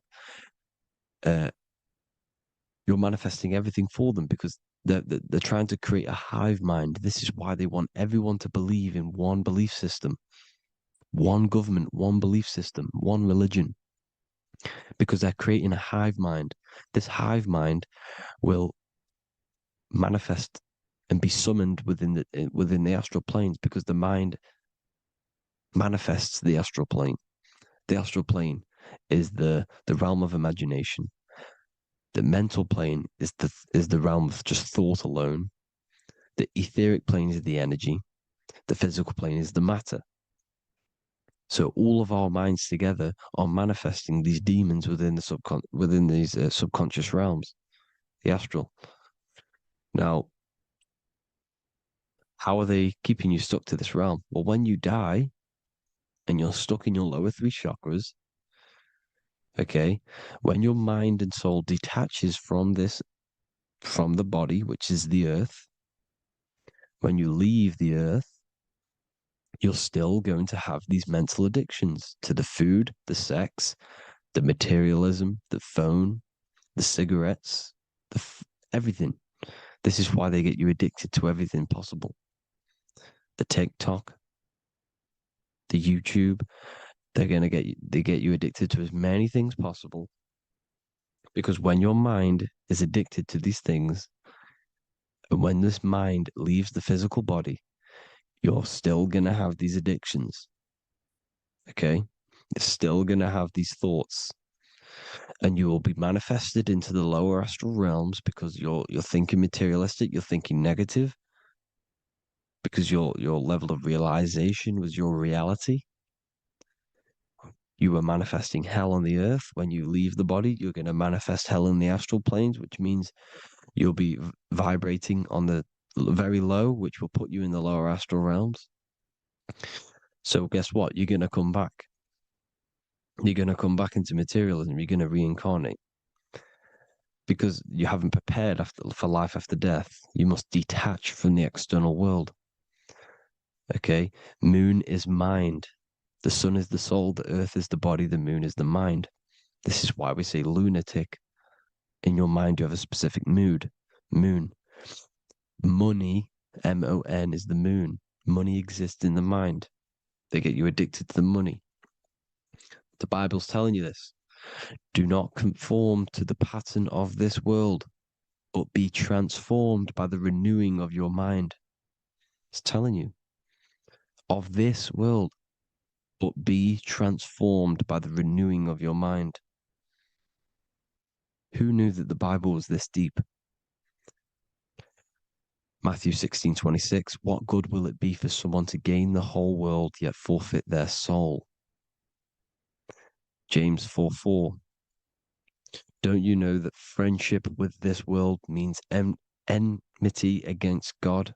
Therefore, anyone who chooses to be a friend of this world, of the world, becomes an enemy of God.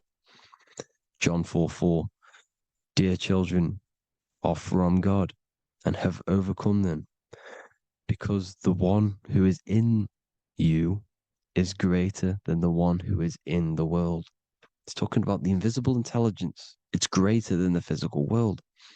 John 2:15, do not love this world, nor the things it offers you, because this world will create you to, if your mind has attachments to what this world offers, sex, money, and power, pretty much, you will reincarnate here. You will come back here, because when you leave the body, your mind will still have these addictions. Do not love the world, nor the things it has to offer you. All of this is in my newly published book. The paperback versions are now available. Finally, for all the people who have been waiting, the Book of Wisdom. All of this knowledge is inside of the Book of Wisdom. The paperbacks are available. There's worldwide shipping. You can get it anywhere, pretty much, any country. My new website, it's amazing. There's going to be some amazing products coming on the new website. But I thank you all for the support. Before I leave, I need to explain what is going on with the soul trap. Like I said at the beginning, the mind's the bridge between the soul and the body. The body's the realm. By tricking your mind with false knowledge, they are keeping your soul stuck to this realm. They get you addicted to all the physical things, and that is it. As soon as you're addicted and you die, you're going to come back. So by tricking your mind, which is the bridge between the realms, they keep your mind stuck within this body. They keep you in physicality. They deveil you, the devil, the deveil. Thank you all for the support, people. If you do want to join the Academy, all the links will be posted below this video for the book, The Academy. Thank you all for the support and have an amazing day.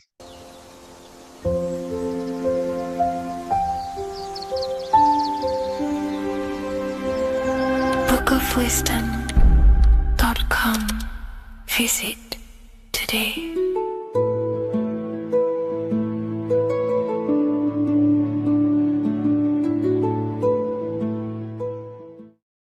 By the end of this video, you will understand the 3 expressions of consciousness, how to use them to create the life you truly want. You'll discover the hidden meaning of the word God, the secret power of the number 3, and how consciousness itself is the key to your reality. We have 3 main expressions of consciousness. We think, we feel, and we act. God is 3-fold. It stands for generator, operator, destroyer. The generator is the mind. This is what thinks, generates ideas. This is the beginning of all creation. This is the first expression of consciousness. It is the first form of consciousness, not a physical form, but a spiritual form. Then we have the operator, which is emotion. When we think something, if we have care or any emotion towards it, then we take physical action. The body, the destroyer. We think, we care, we act. Thoughts and emotions are the 2 spiritual forces which merge together and give birth to actions. Think about it. Why are you watching this video? Because you had a care to watch the video. Therefore, the reality in front of you is because you had a thought, you had a care, you took action to express that reality. Everything goes through this 3-fold process. This is why we say, follow your heart, because the body does follow the heart. We think something in the mind, we feel something in the heart, and the body takes action towards it. Everything operates on the care energy of the heart. The body follows the heart. If you do not care about something, then you do not act towards it. It is the care energy that guides our actions in this world. Going back to the generator, the mind is a part of the mental plane, the infinite dimension of infinite information. There is no limitations in the mind. Everything already exists as a piece of information or a thought. This is the beginning of all creation, the spark of creation itself, thought, the mental plane. And our mind exists like a radio, our conscious mind. This is why we call it a mindset. What we set our mind onto through attention, mental attention, whatever we set it on, we receive thoughts that are very similar to what we set it on. The mind is like a radio, and whatever we tune that radio to, we receive that frequency and play that song. So if we purify our minds through ritual work, meditation, and affirmations, the mind can become a temple to receive higher thoughts, higher ideas, and better genius ideas. Going back to operator, this is the Holy Spirit. This is what we care about, our emotion. This is the feminine side of consciousness. Thoughts is masculine, the Father. Emotion is the Holy Spirit, which is feminine. And these two create a child, which is Jesus, the Son, which is actions. When thoughts and emotions merge together, you have a physical action, which is a masculine force, which is why it's a son. The Holy Spirit represents a purified heart, love consciousness, holding love in the heart. And when we purify our minds, we have an effect and purify our hearts. And the reason why I say that is because whatever we think in the mind directly corresponds to what we feel in the heart. As above, so below. Thoughts create emotions. If we think something and our heart tells us that is bad, we have a feeling that that is wrong, then we should not take physical action towards it. And if we do take physical action against the feeling of knowing it's bad, then you are going against the spirit. That's what the word Satan means, or Satan. The Hebrew word for Satan is Satan. It means adversary or opposer. You're opposing the Holy Spirit. You're opposing what you know is good. You're taking a sin against the spirit, against the guidance from your soul, the knowingness of good. So when we do purify our mind, we purify our hearts. And when we cultivate love for the self and one another's in our hearts, we gain the Holy Spirit, which is love consciousness. And when we think in our mind with the love of the heart and we merge our thoughts with love, it gives birth to perfect actions. This is what the true Christ consciousness is. We think with the love of the heart and it gives birth to perfect actions. And if everyone did this in the world, we would live heaven on earth. Everyone would be balanced within themselves and the world as a whole would be balanced. So we need to gain full mastery over these three aspects of our consciousness, over our what we give mental attention to, gaining love for ourselves and the collective in our hearts, and gaining a strong disciplined willpower for our physical actions. And if you can gain full control over these three-step process, you can gain full control over your reality. The number 3 represents this 3 aspects of creation or transformation. This is a transformative process from going invisible to the visible. This is also why Jesus dies in a cave for 3 days. It's all about transforming the self. Transformation is the number 3. Me personally, I think the Holy Spirit has been replaced for the sacred feminine aspect of consciousness. They do not want us connecting to our feminine side of consciousness, because then we will cultivate love in our hearts for the self and one another. And love is the most potent force there is in the whole universe. It is what unifies everything. It nurtures everything. It allows things to grow. Think about it. When you hold love or care for someone, you grow relationships. The sun is the perfect symbol and representation of love energy. The sun gives abundantly, expecting nothing back, and allows everything on the earth to grow. It's a caring, nurturing, feminine force that allows things to grow and unify and come together. In today's world, we mainly have thinking and acting without emotion, without care, without the judge of our hearts. It's all about gaining unity consciousness. We think, we care, true care for one another and the self, and we act. And if you align these 3 forces towards something, your business, whatever you're trying to create, you will fully create that reality, because these are the 3 forces that you can use to generate a reality. You can do ritual work to create care in your heart about something, and then you will take more action towards it. The book I'm using here is the Book of Wisdom, Volume 1. You can get this paperback or PDF on my website. So I hope this video has helped you. Please leave a like, comment, and a subscribe on the channel if you like the content. Let me know what you think about the Holy Spirit and if it is covering up the feminine side of consciousness in the comments section. What is up, people? How are we all doing? Today, we're talking about the flat earth cosmology. So let's jump straight into this. Please drop a follow and leave a like to help the algorithm. So we live in a torus field. Everything's made out of torus fields. And every torus field has motion. It's what it is. It's the motion of energy. And every torus field has a center, which is the black hole. It's a womb of creation. It's counter space. Now, this is why the North Pole is magnetic, because the center of this torus field is the most magnetic part, the strongest part of the field. So this is why all compasses will point you to the center.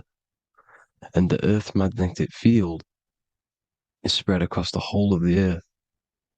And it's spinning, as you can see here, it's like a tornado at the center. And this tornado is the force which is spinning the sun and the moon around us. You got the sun, the moon, Polaris, just like in the Masonic cosmos here. The sun, the moon, Polaris, the all-seeing eye. Now we'll get into Polaris a bit later, but the sun is the magnetic force. Sorry, is the electric force, because every field is electromagnetic. Now, the sun is electric. It's positively charged. It's gonna give you energy. It's feeding energy. The moon is more magnetic energy, which is taking your energy away from you. And this is why you become sleepy when the moon comes out, because it's taking away your energy. So these two forces is the balance. It's the yin and yang. It's the balance. Everything in this creation is balanced, because the torus field is the Earth is the plane of inertia, the 0 point within the field, because physical matter is a result of two opposing forces equalized on the plane of inertia. And that is where matter crystallizes into physical results. And this physical plane is the plane of inertia, planet Earth. And at the center of this plane is the black hole, the womb of creation. And outside of this black hole gives birth to light. So the torus field is constantly rotating, going into counter space, the black hole, and then out of counter space gives birth to the white hole, white light. You see? So it's going around, black hole, birth again, black hole, birth again. And it just keeps going around. It's an infinite cycle of energy. And this is where the infinity sign comes from. This is the motion, this is the force which is creating everything to spin inside of this circle. Okay? And it's making the stars spin. It's making the sun and moon spin around us, around this center point. Now here you see Horus and Set putting their feet inside of this dome. This is the royal arch, the arch of the dome above us, which is like you see in the Masonic cosmos, the royal arch of Freemasonry. This is the dome above us, the firmament that the Bible talks about. You see, they're putting their feet in because Set symbolizes the moon and Horus is the sun. Horizon, Horus. Horus is rising, the sun. So they're both putting their feet around this center magnetic pole, which is the pole, North Pole. And above the North Pole, you have Polaris, the pole of electromagnetic energy. You see? And this is how we get the sun and the seasons. Because the sun, for us, when it becomes summer, it's on the Tropic of Cancer. Then it spirals outwards, going out and out and out, then goes to the Tropic of Capricorn. That's winter for us. Then it comes back in and creates summer again. So it's constantly spiraling around this center magnetic North Pole. You see? So this roof above our heads is the firmament. And this is what they've taken off of us. They haven't physically taken it, but mentally they have taken this away from you. It's a female energy. And this is what the Egyptians called Nut, the sky god Nut. And this is the womb, we are inside God's creation, God's womb. And the woman's womb, when she has a baby, is a microcosm of this, because everything inside of this creation is micro, macro. It's a reflection of the bigger things, as above, so below. So the dome above our heads is the dome we are in when we are a baby. And you can see the sacred geometry of it is the exact same. It's the dome. And when we are inside of the womb, the woman, the sacred maker, which is the M, the Masonic M, this is the G male symbol. The Masonic M is maker, mason, matter, male. She delivers the male, you see. She delivers the male because it's the maker, the female, the magnetic. The woman is magnetic in nature. The male is electric in nature. So when we are in this womb, the female, we are being fed by the center umbilical cord, by the center of the mother's stomach. We're connected to the center of the woman's stomach, just like we are when we are in the earth. The center is where the aurora borealis is being emitted from, the electromagnetic aurora borealis, the northern lights. This is our spiritual umbilical cord, connecting us to counter space, connecting us to the realms beyond this world. Because at the center of every torus field is counter space. And at the center of the earth is our spiritual umbilical cord. And this is the earth's belly button, as you see.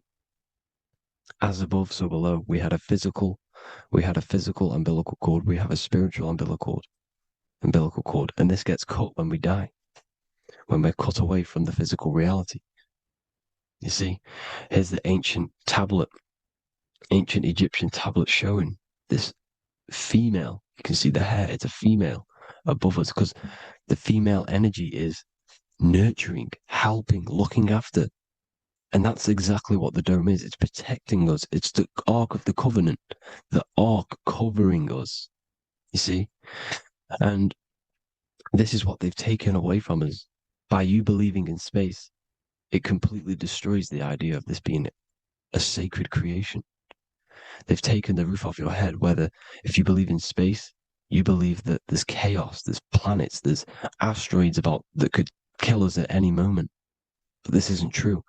They've made you fear your own creation that you're inside of. They've made you fear what's above you. You see, and it's to hide the power of astrology, the power of the lights in the firmament, which are constantly flowing through the ether. These powers which are above us are sending rays down to the earth, which are influencing our psychology and how we behave. And this is what astrology is. It affects human consciousness. It interacts with our consciousness. And there's a different energy every day because the planets are in different houses, different alignments. And this is, we'll go into this a bit deeper later on. So the world tree, this magnetic north pole, the pole of electromagnetic energy, was symbolized as a tree, the great tree at the center of the earth. You see? And this tree is symbolized everywhere. You can see here how the center person, this Egyptian person, is holding up the sky. This is the North Pole, the hyperboloid, at the center of every torus field. And this tree was in the Mayan cosmology. This is an ancient depiction. This is the torus field. There's the plane of inertia. Here's the center tree. Here's the tree in the center, the magnetic North Pole, the woman holding the stars. Here's the Hindu with the two birds symbolizing the sun and the moon revolving around this center tree. The Mayan tree, his Horus and Set around the North Pole. They all knew this flat earth cosmology. They knew these secrets. It's so sacred you understand the creation that you're inside of. Because if you don't, you'll be led astray. You don't know where you are. You're lost. You see? And here's the Masonic art with the rays of the stars coming down with the tree in the center. So it was personified as a tree. And we are in Asgard, Midgard, the middle garden, where there's good and evil. So the 7 layers of heaven, which is talked about in the Quran. Each planet has a different layer of the firmament, and this is the 7 layers of heaven, and these are our 7 layers of the energy centers in our body. So we start in the stars. So we are stars in a physical body. And this is why we say Mr., Sister, Fraudster, Sinister. Stir is star, and we are in the stars. And our star descends into the soul system, not solar system.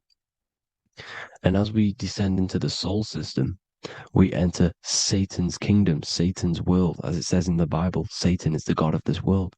Well, if you've been into my research for a while, you know Satan is Saturn.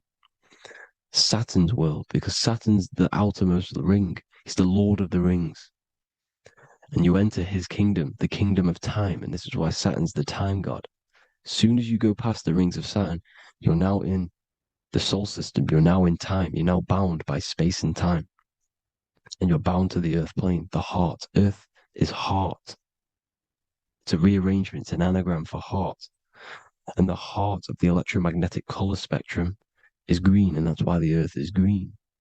And above green is blue, and this is why the sky is blue. In order to go to heaven on the macro scale, you have to go through the blue sky, through the 7 layers of heaven. In order to reach heaven in your body, whilst you're here, you have to go through the blue chakra to your head, which is heaven. It's micro, macro. Everything is micro, macro inside of this creation. It's an ancient, I think this is a French image, piece of art from the ancient French, with obviously the 7 layers of heaven, which they all depict. And notice how it's like a dome. We'll go into this dome symbolization, the Royal Arch of Masonry, which is next. But these 7 layers of heaven give us the 7 metals, the 7 days of the week, the 7 diatonic tones, the 7 chakras, the 7 everything. It's God's favorite number. And this is why the Masons use the G inside of the compass, because the G is the 7th letter, and God starts with G. You see? So it's 7. God is 7. Here's another depiction of the heart, the soul system, the 7 layers of heaven. La fermete. You see, la firmament, with the stars on the outermost layer. Here are the 7 planets: Jupiter, Mars, la Sophie, the sun, la Luna, the moon. So Saturn. So we are in the heart of this soul system. In order to ascend, we need to ascend up our chakra system, reach 144,000 hertz, God consciousness, the God man. You have to unfold God man, master of the mind, mastery of the mind. So what are the stars? The stars make everything unique. The stars are constantly rotating around the center, magnetic North Pole, the tornado at the center, which is stirring everything. It's stirring the ether. The center is the ether, and the 4 elements are born out of this ether. There's 5 elements: ether, spirit, water, air, and earth. The ether gives birth to the 4 other physical elements, which the whole of creation are made out of. About them 4 elements. 4 is the number of stability. You know, a chair, a table has 4 legs. It stables things. It's a foundation, and these 4 elements are the foundation of this creation. You see, and this magnetic North Pole is stirring this, and the 4 vibrational states of the ether are the 4 elements. Now let me get back to the stars. I just wanted to give you that. The stars are being stirred around this center point. Center. It's stirring everything. And they're always in different alignments. Every millisecond they're moving in different placements of the stars. And the planets are called the 7 wanderers because they're not fixed. The stars are fixed. But the planets they're called the 7 wanderers, the 7 layers of heaven, because they move faster and slower than each other. Each planet is slower and faster. There's a different rate of speed it's moving. So these alignments are mixing in with the energies of the different 12 constellations. And this is why you have a unique characteristic. You have a unique look, a unique energy, a unique personality. This is because when you were born and you took your first breath, that energy which was in the ether, because the ether is all around you, and energy travels through the ether. the energy that the stars were casting down and the energy that the planets was mixing in with the 12 constellations was in the ether. So when you came out of the womb and you your first breath, because breath is spirit, okay? So that first breath you took, that is the energy that is imprinted within your DNA, your soul. And you reflect that energy, you emit that energy.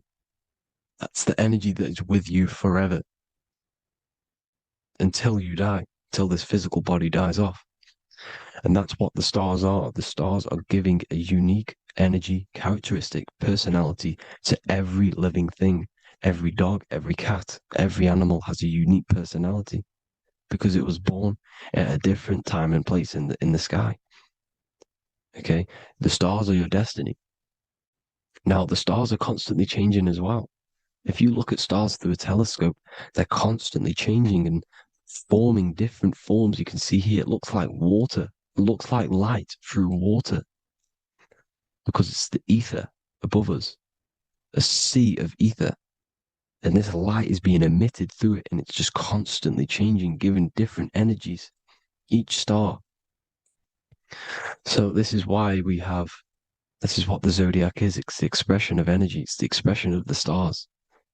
And each constellation has many different personality, different energies, different traits. Each planet has different traits, depending where your planets are, depending what energies you hold. No two person have the same energy. There's no one. It could be similar, but no one's the exact same. It's because of the stars. The stars are never in the exact same split place. The planets are always in different houses. So here's some Royal Arch symbolism. Here's the Royal Arch of Masonry, as it says here. The sun and the moon, the constellations. Here's Cancer, the 7 planets, the 7 stars. Here's the Royal Arch. This is the firmament. Here's the duality. Black and white, duality, good and evil, rest and motion. Dielectricity, magnetism. See? So this is what the Royal Arch is. It's symbolizing the cosmic dome above us. The womb we're in. We're inside God's womb. And here's George Washington, the Freemason, inside of the Royal Arch. You see? With the G, the Masonic G, God, 7. Here you see another depiction of George Washington with the stars in the dome above his head, his Polaris, the sky vault, Polaris. We'll get into that later. Go inside of all of your ancient churches, you will see the dome. Go to the Vatican, you'll see the dome. All of your ancient churches have this dome because it's the dome above your head. The ancients knew this. This was known. We did not live in space. It was known back then. They all knew. This is Crown Court, which is one of the most important courts in the UK. You can see it's clearly so much Masonic symbolism. You've got the 4 pillars of Masonry. The Royal Arch is like an arrow pointing upwards to Polaris. As the Disney World is under a dome. In his Polaris, the sky vault. You see? And also 666 in the symbol. Here's more 7 layers of heaven. Here's an ancient depiction. The firmament. Here's the astral plane outside of the firmament. The Royal Arch. You see, it's everywhere. Here's Polaris, the 8-pointed star. Polaris is in between the sun and the moon. It's at the center of the Taurus field. And Polaris corresponds with the pineal gland as well because it's the all-seeing eye. See? So, here's Polaris, the 8-pointed star, which is at the very top. It's the very center. It's on top of the North Pole. And it's an 8-pointed star that's always symbolized as an 8-pointed star. Here you see the Vatican. The Vatican is a giant key with an 8-pointed star. See, it's a key. Here's the dome. Here's the Space Delta, the USA Space Delta logos. Here you see the Egyptian god looking from the center of the North Pole, looking upward to an 8-pointed star, Polaris. An arrow pointing up to Polaris. Here's another. The bear holding a key with an arrow up to Polaris, 7. Holds the key to Polaris. Here's an eagle holding a key above the North Pole to Polaris. Polaris, and here's another one. There's another bird, like a dragon holding a key to Polaris. Because Polaris is definitely something to do with leaving this creation. Okay, maybe, I can't say for sure, but maybe it's to do with Ascension, and this is why the Vatican hold the key to the 8-pointed star. And this is why the space, well, we all know space is a lie, but they're showing Polaris and its sacred symbology. Maybe it's to do with something leaving this creation, going to another. Here's some North Pole symbolism. As above, so below. You see the four seasons of the Big Dipper constellation going around Polaris. This is Polaris, this is the Big Dipper constellation, and this is the swastika. This image gives us the swastika, because all the symbols we use are created in nature. They're created somehow in nature. This is how we get them. As above, so below. This is the map of the North Pole with the 4 rivers, looking like the Big Dipper constellation. It's the Masonic, here's the ancient cosmology with the 4, you see the 4 islands, Mayan cosmology, 4 islands. This is the alchemical symbol for Earth, 4 sections. The windows, because the center at the North Pole is a window to another dimension. The 4 lucky 4-leaf clover, which is supposed to be lucky. It's just, it's truth in plain sight. And here's Hitler looking at 2 flat Earth maps. So this swastika has been used for thousands of years, thousands and thousands of years. And it's symbolic for the most sacred land on this plane, the North Pole. Shambhala. Do some research on Shambhala, people. It's a it's a Hindu mythology about the sacred lands at the center of the earth. And it's known to be full of enlightened beings. And it's all symbolized at the center. You can see their paintings of Shambhala. It's all at the center, the North Pole. And it's known to be the most godly place ever, because it takes you to a portal to the higher places. And maybe this is something to do with Polaris, connecting you to this sacred land at the very center. But anyways, people, thank you all for tapping in. Hope you all learned something. Have an amazing day. Please follow, subscribe, like, all the links in the description for the courses, the PDF. Please have an amazing day. God bless.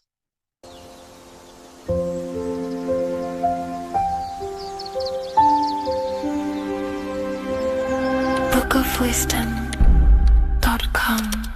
Visit today.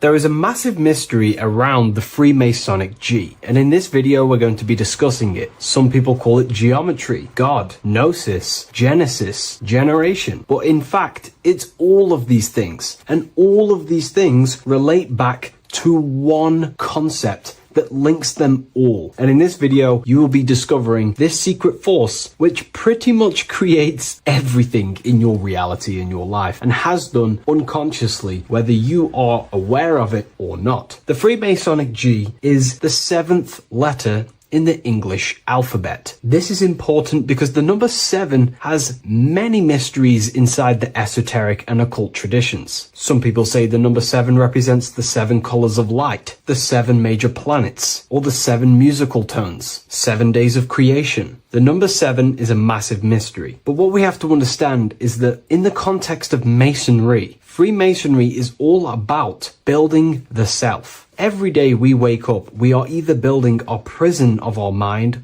or freedom of our mind. Everything inside of esoteric Freemasonry is about building the self and reconstructing our consciousness, our inner dialogue, the inner voice. We're transforming the mind from low awareness to high awareness. This is why Freemasonry uses the allegory of stone masonry, stones, chipping away at stones. The stone is in fact you, and we are perfecting the stone, which is your very own mind. because the universe is a mental construct. Life is happening to us inside our minds. We are all the universal mind expressed and clothed in a different body. Therefore, now we understand that everything is about the internal inside of Masonry. This G relates to something inside of you. Hence why you see the G inside of the square and the compass. It's something internal in you. G is the 7th letter of the English alphabet, and the number 7 symbolizes the 7 cognitions of the mind. In esoteric and initiatory traditions, the 7 psychological cognitions of the mind refer to the 7 distinct modes through which human consciousness perceives, interprets, and transforms reality. Different schools use different names, but across Hermetic, occult, Gnostic, and mystical systems, the same underlying pattern emerges. The mind has 7 functional powers, each representing a layer of awareness and a stage of inner development. Number 1 would be perception. The first cognition is the raw reception of sensory and subtle impressions. It is the gateway where the outer world enters the inner world of our minds. Perception involves learning to see without distortion, to notice the symbolic dimension behind ordinary appearances in an occult interpretation of perception. The second one is interpretation. After perception comes the act of making meaning. The mind organizes impressions into patterns, beliefs, and judgments. Esoterically, this cognition determines whether a person interprets life through the ego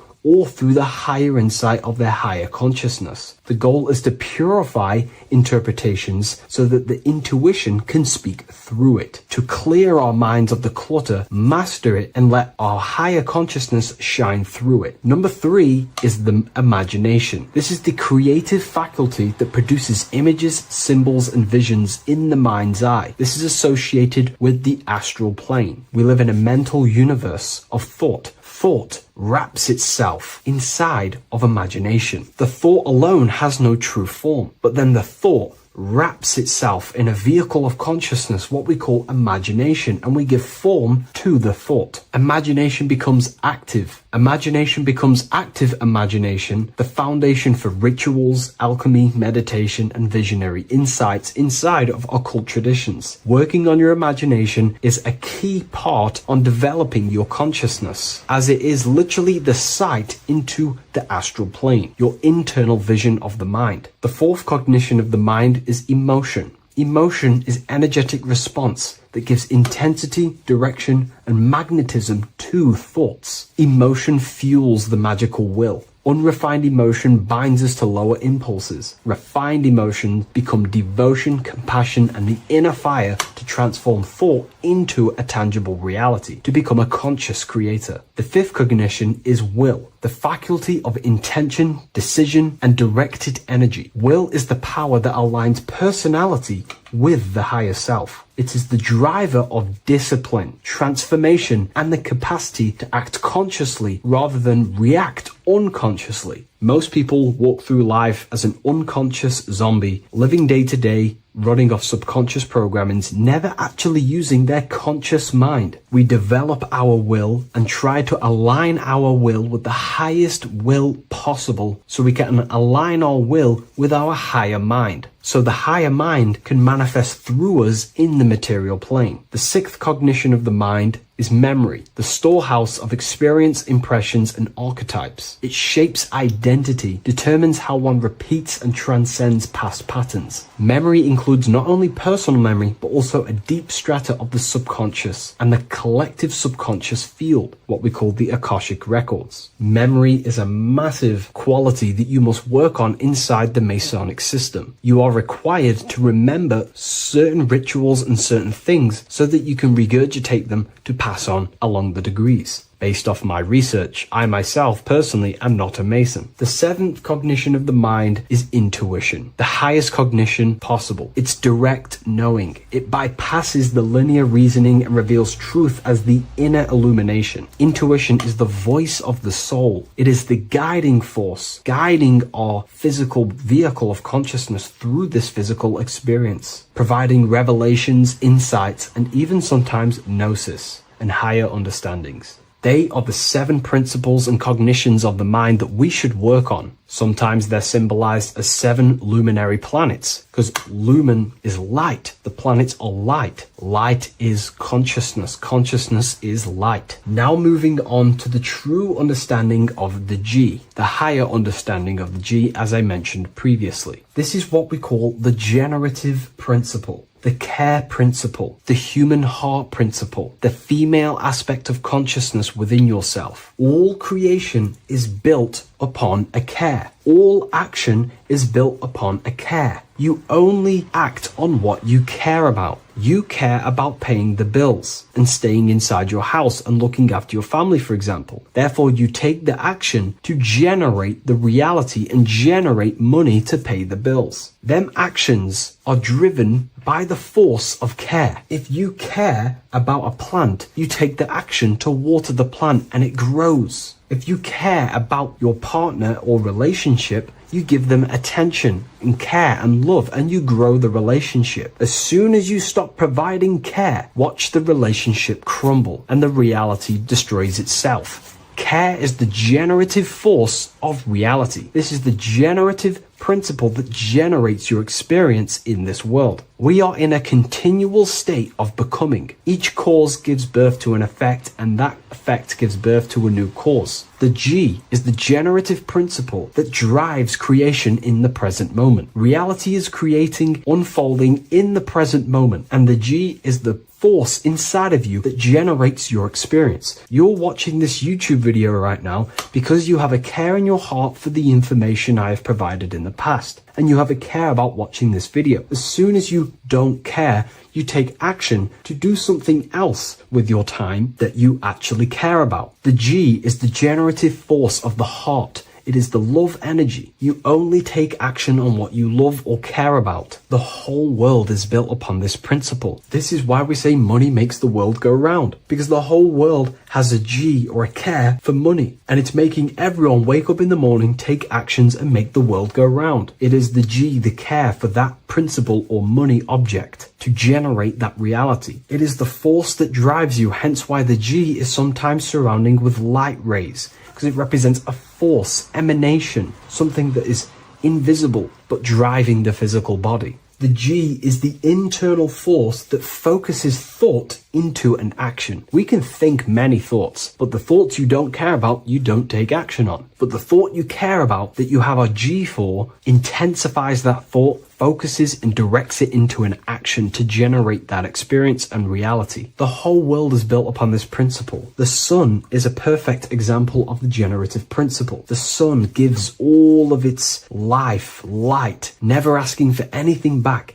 making everything grow and generate on the earth. Everything in your life is built upon this principle, and gaining control over your care gives you control over your actions and your reality and what you generate. Once you see this, it is truly beautiful that the world is actually built upon love. This is why they say love is the force of God. It is. Truly. This is the reason why God begins with a G. It's about Genesis. Genesis means creation. G, generation. Anything that generates and creates is all to do with a care or a love energy. But don't get me wrong, people can love sick and twisted things, and they act upon them sick and twisted things. This is why purification of ourselves is important by understanding this principle, as it is a very powerful principle to understand. This is the reason why the word gift begins with a G. You're giving something. I care. I'm going to give you something, a gift. Or guidance. This is what guides you into becoming something,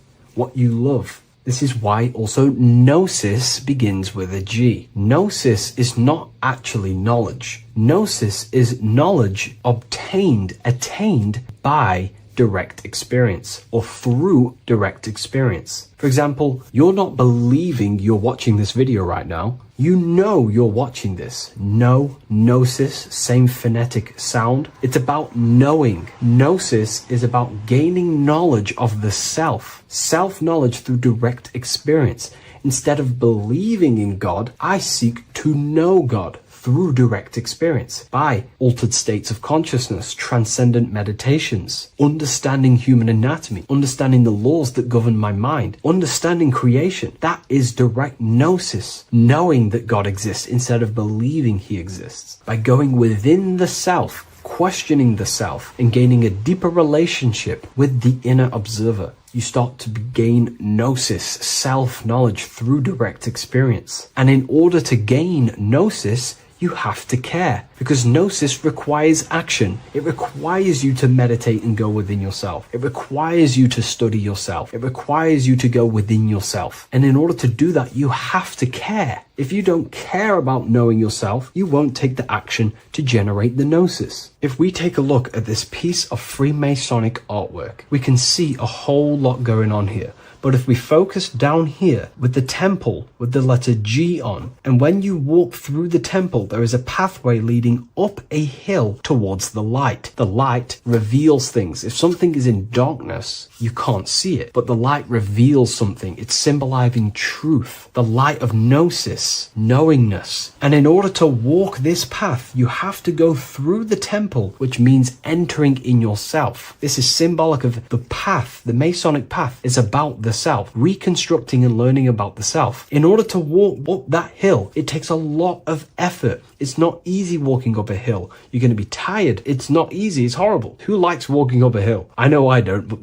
people like hiking and stuff. I understand that, but it's symbolizing this is hard work, working on yourself, because the labor of working on your mind is the hardest labor you will ever do. It's called the great work, or the Masonic work. And in order to climb that mountain, you go through the G. You have to have the care. If you do not have the care, you will not walk up that mountain. You will not generate the gnosis. You will not get close to the light. You have to have the G to walk that path of self-mastery and working on your mind. This is very, very important. If you want to gain the light, you have to have the G inside of you. You have to have the care to generate a higher consciousness. If you want to earn more money, you have to have the care, or else you will not take the action necessary to generate that reality. This is why we have to master ourselves and write down everything you love. It could be even the bad things. It could be lust. It could be anything you're wasting your care energy on. Try and remove them one by one. Master them and become disciplined. And then you'll have more G energy, care energy to direct towards something else in your life to generate and grow that experience or reality. Again, the word grow, G. It is a growing force. What you place your love and care into grows and expands. What you have a G for is what you spend your time and attention on, your two spiritual currencies. So this is the Masonic G, and I hope you gain a deeper understanding of this. So that is pretty much everything about the Masonic G that you need to know, and hopefully this has helped you. If you wish to learn more and gain guidance through your life and understand yourself on a deeper level, the book I've used today is called The Book of Symbolism. I'll leave a link in the description.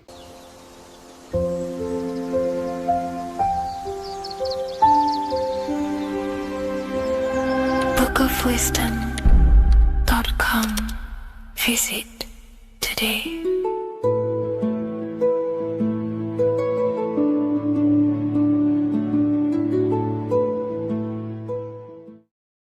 People, how are you all doing? It's Revival of Wisdom, and today we're going to be talking about your birth certificates and how we are slaves to a system and how they have trapped us into this system. Okay, so the first thing you need to understand about this system is there are two types of laws. You have the law of water, which is Admiralty law, and the law of the land. So the Admiralty law is the law of water, and this is what money is. Money is water. This is why we say liquidity, currency, the current. A current is water, something moving through something. Cash flow. And this is why banks are called banks, because a river bank is on either side of the water, and it directs the currency. You see? So money is water. And as you can see here, Ripple, the cryptocurrency, Ripple, water Ripple, and they're building a bridge over water, overseas, international banking with cryptocurrency. So money is water. And this has specific laws about water, but water is the same everywhere, you see. What the difference is with the law of the land is that you can have different laws in different lands. I can't do certain things in the UK that people can do in America, for example. You see, that's the law of the land, but the law of water is the same because water is everywhere. Now, this is very important to understand when it comes to, you know, these birth certificates. So, Pope Gregory, this is where we're going to start off. Pope Gregory in 1582 took the Orthodox Eastern sunrise calendar and changed it to his own Gregorian timeline, not a calendar, a timeline. This timeline was copyrighted by Pope Gregory under the name of the Vatican. So the Vatican owns the timeline that we are using today, 2023. They own it. They own the title of this Gregorian calendar. Okay. Therefore, anyone who is born under this copyrighted timeline, not calendar, they are subjected to Rome because Rome owns the timeline. They have a patent, a copyright for that timeline. What is on our birth certificates? That timeline. We are born underneath, we are subjected to the Vatican. This is why all birth certificates go to the Vatican. They own every single birth certificate. Okay? So when we use this timeline, we are subjecting ourselves to this timeline. Okay? Which the Vatican has a claim over. This calendar or timeline is set to sunset, not the sunrise, which is associated with death, darkness, and the moon, lunatics. You see, so this is a sunset calendar timeline. Okay, this is now, they've changed a couple things, right? They say that the new year is January the 1st. Okay, when we know this is in winter. January is winter, which is associated with darkness, death, the death of nature. So this is a death cult, people. These people are evil. They're so evil. The Vatican. And this is why we use April Fool's Day, because April is in Aries, and Aries is always the start of the zodiac. This is why Aries rules the head region. 12 zodiacs, 12 systems of the body. Each zodiac is associated with each part of the body, and this is why Aries is the head, cerebrum. But we're not going to talk about it in this video. But yes, that is what April Fool's Day is. They're putting it in your face. April Fool's Day is the real start of the year, when the sun starts to rise again, when the risen Savior is resurrected, when it's born again. This is when the Jews celebrate the Passover. This is when the Christians celebrate the resurrection of Jesus, and they eat lamb. The Jews eat lamb because we're in Aries, the new year. The sun is now born again, our risen Savior, the light of the world.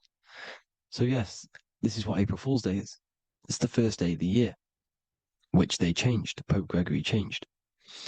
So you need to understand is that you are in the womb. You are inside of a ship, because every ship, literally a ship, every ship is female. This is why they say she delivers the product, because she does deliver the product, you, the baby. Same thing with a ship, they deliver products. They are a she. And when they pull up to the bay, like you can see on this picture, they're pulling up to the bay. This is now called the birth canal. The ship is now in birth on paper. Okay, this is law. And when they pull up, you know, they tie up to the bay, and now they get a certificate of manifest certifying all of the products which are on the ship and what they are bringing into that nation. Okay, so you're bringing in this many of that, you know, everything's on the certificate of manifest. And this certificate as manifest is also your birth certificate, because you are traveling through water when you are in the birth canal of your mother, because you are in water when you are in the womb. and you travel through the birth canal. And when you arrive, you get a certificate of manifest with the name, how many, the quantity, you know what, that's your birth certificate. Okay. And this is what it is. We are a well, we're not a corporation, but we represent a corporation, which is your name in full capital letters. That is your corporation. You cannot physically tax a body, but you can tax a corporation. This is why we get charged. This is why we get taxed, because it all goes down to the corporation, which our name represents, which we are subjecting ourselves to. We are my name. I am subjecting myself to this name, and that name has a corporation which I represent, which I subject myself to. You see, this is how we are attached to this straw man, this character that they have built on paper. So it's a character which is on paper. This is what we represent.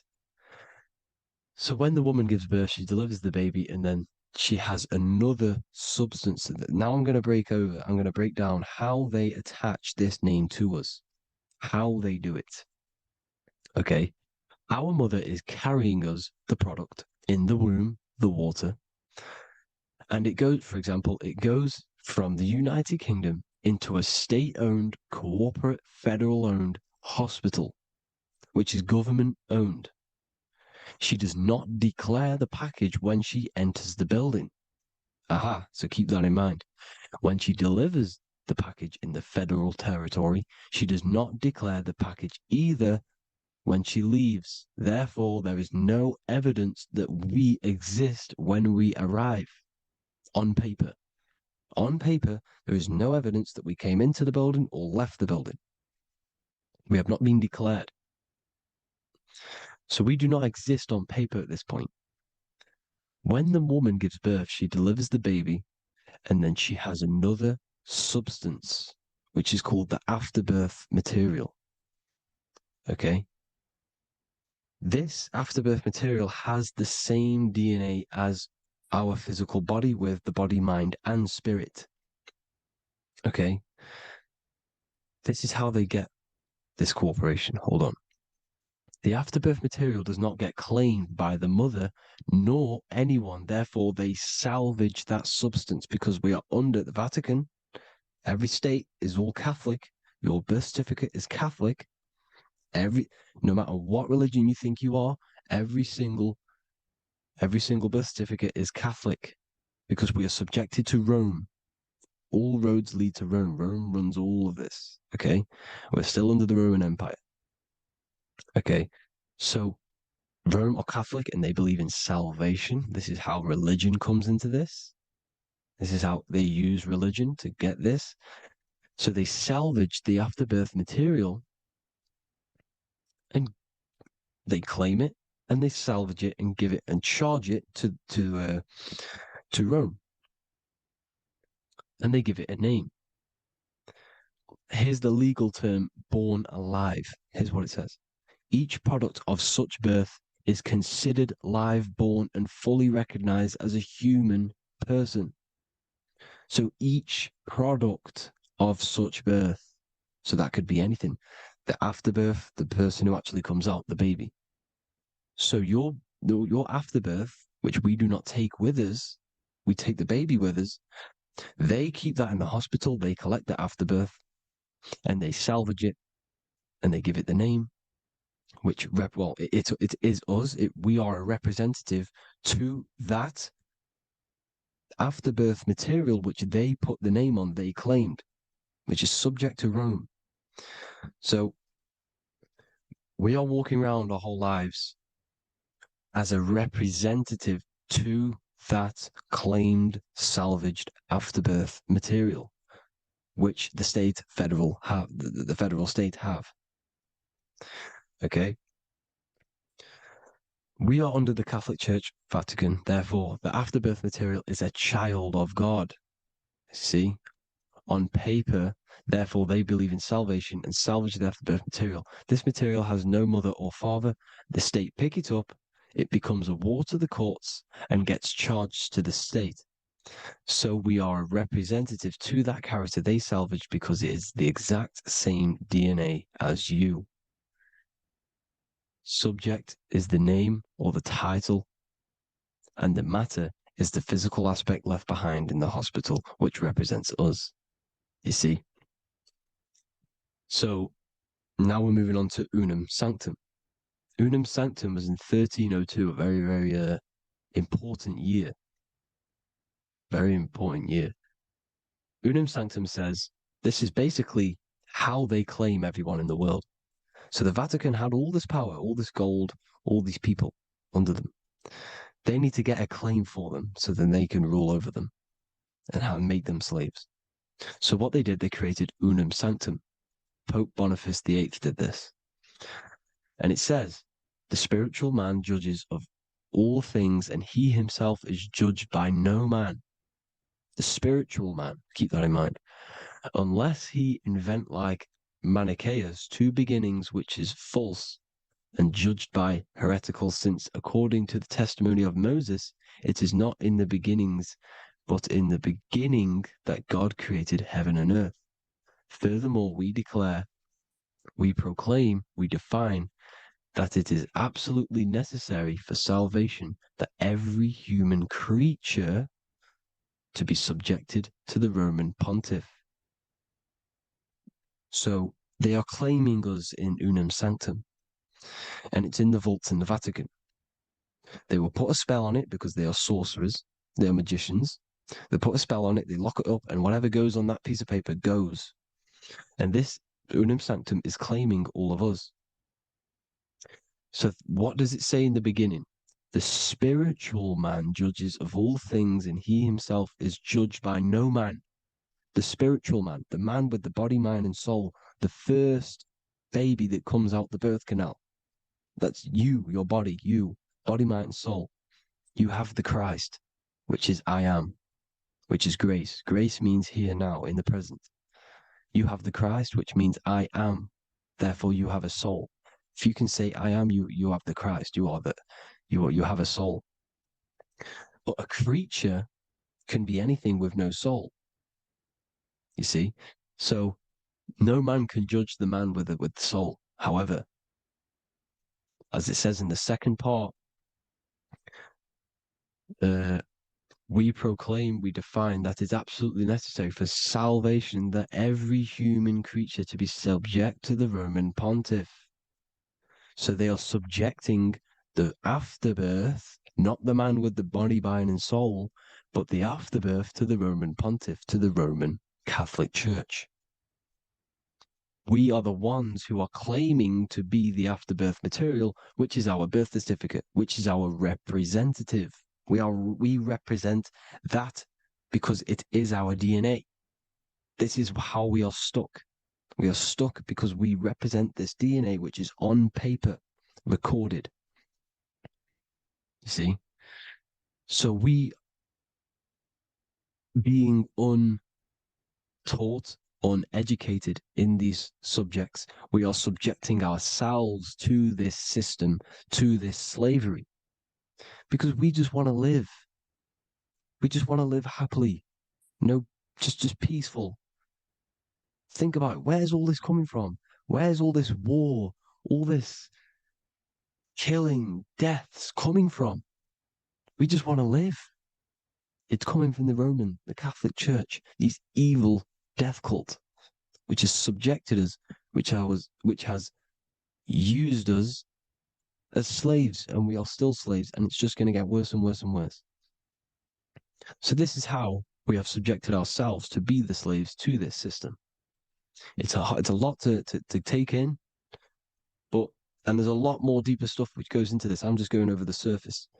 I'm going quite deep, but there is little details that I still need to learn myself. But this is the general how that we've been stuck to this slave system. So we are batteries, okay? This is why we get charged. When you go in a court, you get charged, okay? Because you're a biological battery. This is why cities look like motherboards, because we are feeding energy to this matrix, Okay, when we look outside of ourselves, when we give power to so-called Jesus Christ, worshipping idols outside of ourselves, where attention goes, energy flows. We are feeding the matrix with energy. By looking within, placing your attention within yourself, you are taking back your power. Because the I am is Christ. The you, the soul, is Christ. It's God. The awareness is God. Okay? However, we are subjecting ourselves to this system. We're subjecting ourselves to this system and the feeding of our energy. So what we need to look for the future is that, think about it, with the end goal is to change our DNA, is to literally make us robots, transhumanism slaves. This is why we have smart cars, smartphones, smart watches, smart meters, smart cities. And all of this is going to be connected by the smart grid, which is 5G. This is why 5G is rolling out. 5G is going to connect all of these technologies to one. It's like a big net system. And you know why they're doing this? It's because all of this is going to be connected through AI, through this 5G, and that 5G is going to be controlled by the elites. So you say anything wrong, you do something wrong, you say the wrong thing online, they'll turn off your car, they'll turn off your phone, they'll turn off your smartwatch, they'll turn off your TV, because it's all going to be connected and controlled by the smart grid. And this is what the Great Reset is, people. But they're going to trap us inside of these 15-minute smart cities, so we can't leave the area, because they're going to use climate change as a tool to enslave us to not travel because of so-called climate change and the fumes that we are putting into the air, which is all BS. They're doing this to push these new cities, to push all of it. But listen, they're trying to get inside of your body. The only way they can do that is to get you addicted and using this technology. First, they got on the body with the smartphone. Well, first of all, we use the technology. We get used to it with it in our hand. The next step for them was to get on the body, which is the Apple Watch, as you see down here. They have now successfully got onto the body. The next thing is to get inside of the body. This is the brain chip. You see how they've slowly lured their way in, slowly got you addicted to this technology, got you dependent on this technology. And what they're going to do is that they're going to mold society to be dependent on the brain chip. So in order, for example, if you want to go and pay for food, you're going to have to get a chip to pay for the food, because it's all going to be digital money. And that digital money will be connected to the chip, and you'll need the chip to pay for things. You see? So this is how they're slowly transhumanizing us. These phones, these apps, these things which are all we are all using was created by Freemasons. Mason means traveler, because they travel the depths of the mind. They understand human consciousness. They understand the brain. They understand the mind. By the deepest root cause, they understand it. This is what Masonry is. It's the occult. So these technologies is designed by these people. This is why they're so addictive, because they understand how it works. They understand how to get people addicted, because they understand human consciousness, the brain, the body, and the mind. So this is the advantage Freemasons have over us. And these secret societies, which have gone through the orders of Freemasonry and progressed onto these secret societies, which are the evil side, because I'm not saying Freemasonry is evil, okay? But the societies which they go beyond Freemasonry, because you can go beyond the 33rd degree into these secret societies, and they use this knowledge for the bad, to enslave people. And this is what's going to happen. Transhumanism. So I hope you all learned some insight for today. Please do a bit more research on, the birth certificate and stuff like that, the straw man. And have an amazing day, people. Please like, comment, and subscribe. Peace.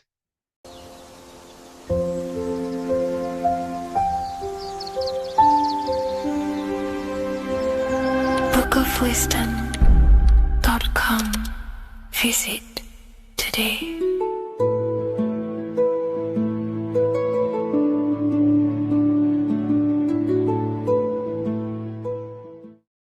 Welcome to Revival of Wisdom. Welcome people, we're back with another video. Please make sure to hit that like button, subscribe, and turn on notifications to never miss a video. The Earth is a giant torus field consisting of a positive and a negative pole. The Sun being the cathode with a positive charge and the Moon being the anode with a negative charge. This is why the Sun rules over the day, giving you lots of energy, and the Moon taking your energy from you, making you go to sleep. Now, the plane that we live on is called the plane of inertia, and at the center of this plane of inertia is the North Pole. This is where the two electromagnetical energies meet. Now, this is where the most electromagnetic energy is stored. This is why all compasses will point north, because it's the most magnetic place in this reality. So the Sun and the Moon is spinning around this center point, which is stirring the ether of this reality and making everything move in circles, meaning this is a cycle. Everything's recycling itself. It's an organic simulation. The ancients also knew about this sacred land at the center of this reality, known as the North Pole. As you can see on this map from the 1500s of the North Pole, you can see 4 islands around this center black rock. Ancient civilizations like the Mayans, the Buddhists, and ancient Chinese also depict these 4 islands. The endless symbology of these sacred lands at the center has been going on for thousands of years. These sort of secrets are now kept by the elites, but as always they have to show the truth in plain sight, and this is what they are doing with the Windows symbol and also the Wizard of Oz. Now in the Wizard of Oz, as you can see, there's something called Munchkin Land. Munchkins are these unusually short people. Then on the ancient 1500s map, it says pygmy. And then the pygmy people in mythology are also these unusually short people. Just like Santa and his elves, they come from the North Pole. And elves are these unusually short people. These stories that we are told about Santa and Munchkins are putting truth in plain sight about this sacred land. This sacred land at the center of the earth is where the aurora borealis comes from and is being emitted from this black hole in the center, also known as the black sun. The aurora borealis is the earth's aura, hence why it has the word aura inside of it. It is the life-giving essence to all life within this realm. As this dualistic reality we live in consists of both physical and spiritual, the black sun is like our sun for the spirit. It's our spiritual umbilical cord, connecting us to the spirit realm. And the rising sun is the opposite. It's our sun for our physical 666 carbon suits, known as our human body, our physical aspect. As it states in the 40,000-year-old emerald tablets, deep in Earth's heart lies the flower, the source of the spirit. The flower of life is as thine own place of spirit, and streams through the earth as thine flows through thy form, giving off life to the earth and its children. So the North Pole is the core of this spiritual reality, and the closer you get to it, the more spiritual and lucid it becomes. So the elites have covered this up in order for us to forget the true nature of this reality. And they did this cover up by introducing the globe model. Nicholas Copernicus was around in the 1400s, and he introduced the globe model. As you can see, he is a Freemason. He depicts himself with a globe and a Masonic compass in all of his paintings and portraits. Galileo was also a Freemason, as you could see in all of his portraits with a globe and a Masonic compass. He was also a massive part of introducing the globe model after Nicholas Copernicus. So yes, the globe model was a spiritual and political move to gain more control over the masses. After the globe model was then introduced, they introduced the theory of evolution by another Freemason, Charles Darwin.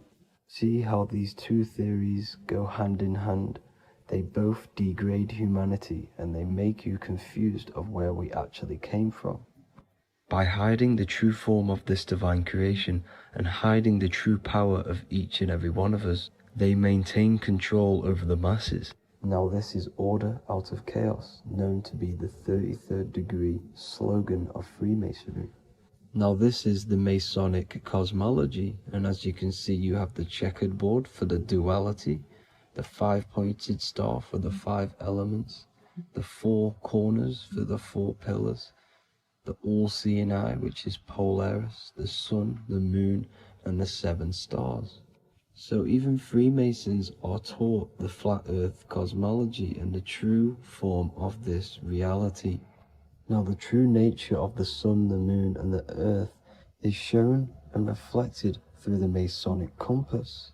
The Masonic compass is the sun, the moon, Polaris at the top, and the black sun at the bottom. It makes sense why all the scientists who introduced the globe model all used the compass and the globe together, because it's truth in plain sight.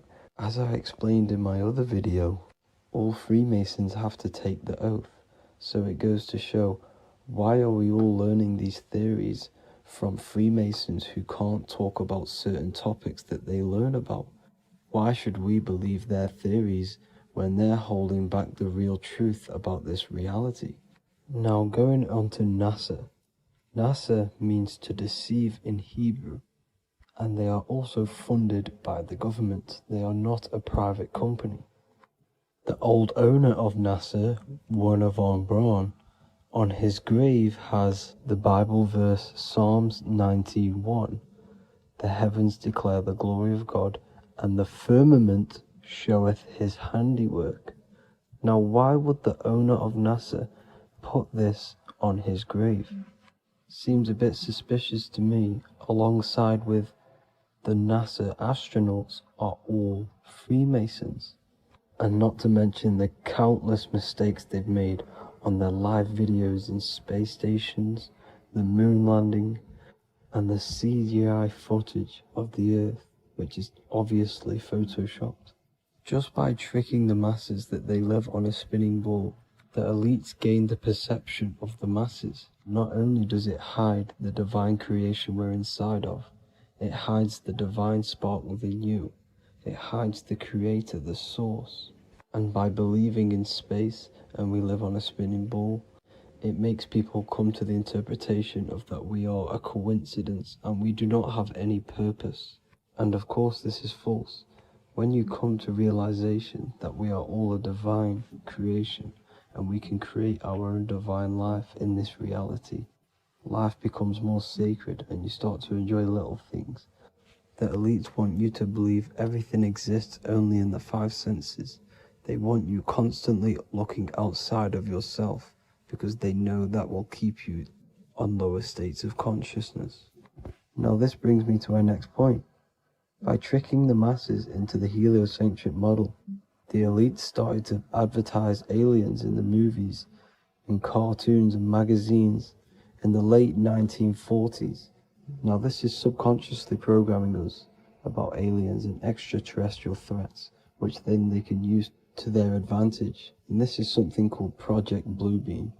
They are more than likely going to fake an alien invasion to push this 2040 agenda, which is for one government and one ruling currency. That's it for this video, guys and girls. Hope you all enjoyed. Please make sure to leave a like and a comment. God bless you all.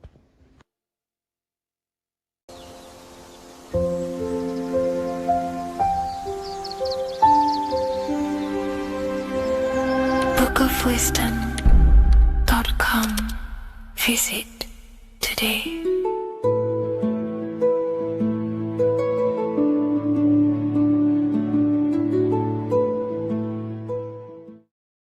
So depression doesn't actually exist, and in this video I'm going to show you how depression is actually a choice. And I'm going to give you some solutions on how to deal with it. And this is probably going to change your life forever just by doing this alone. Okay, so the first thing you need to understand about depression is that it exists in your conscious mind. It exists in your thinking mind.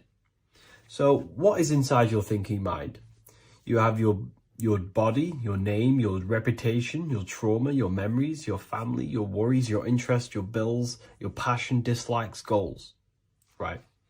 Most people identify their lives with this. They identify their lives with their thinking mind. They think they're their name, their job, their reputation, their memories. But this is not who you actually are. Who you actually are is the observer of that.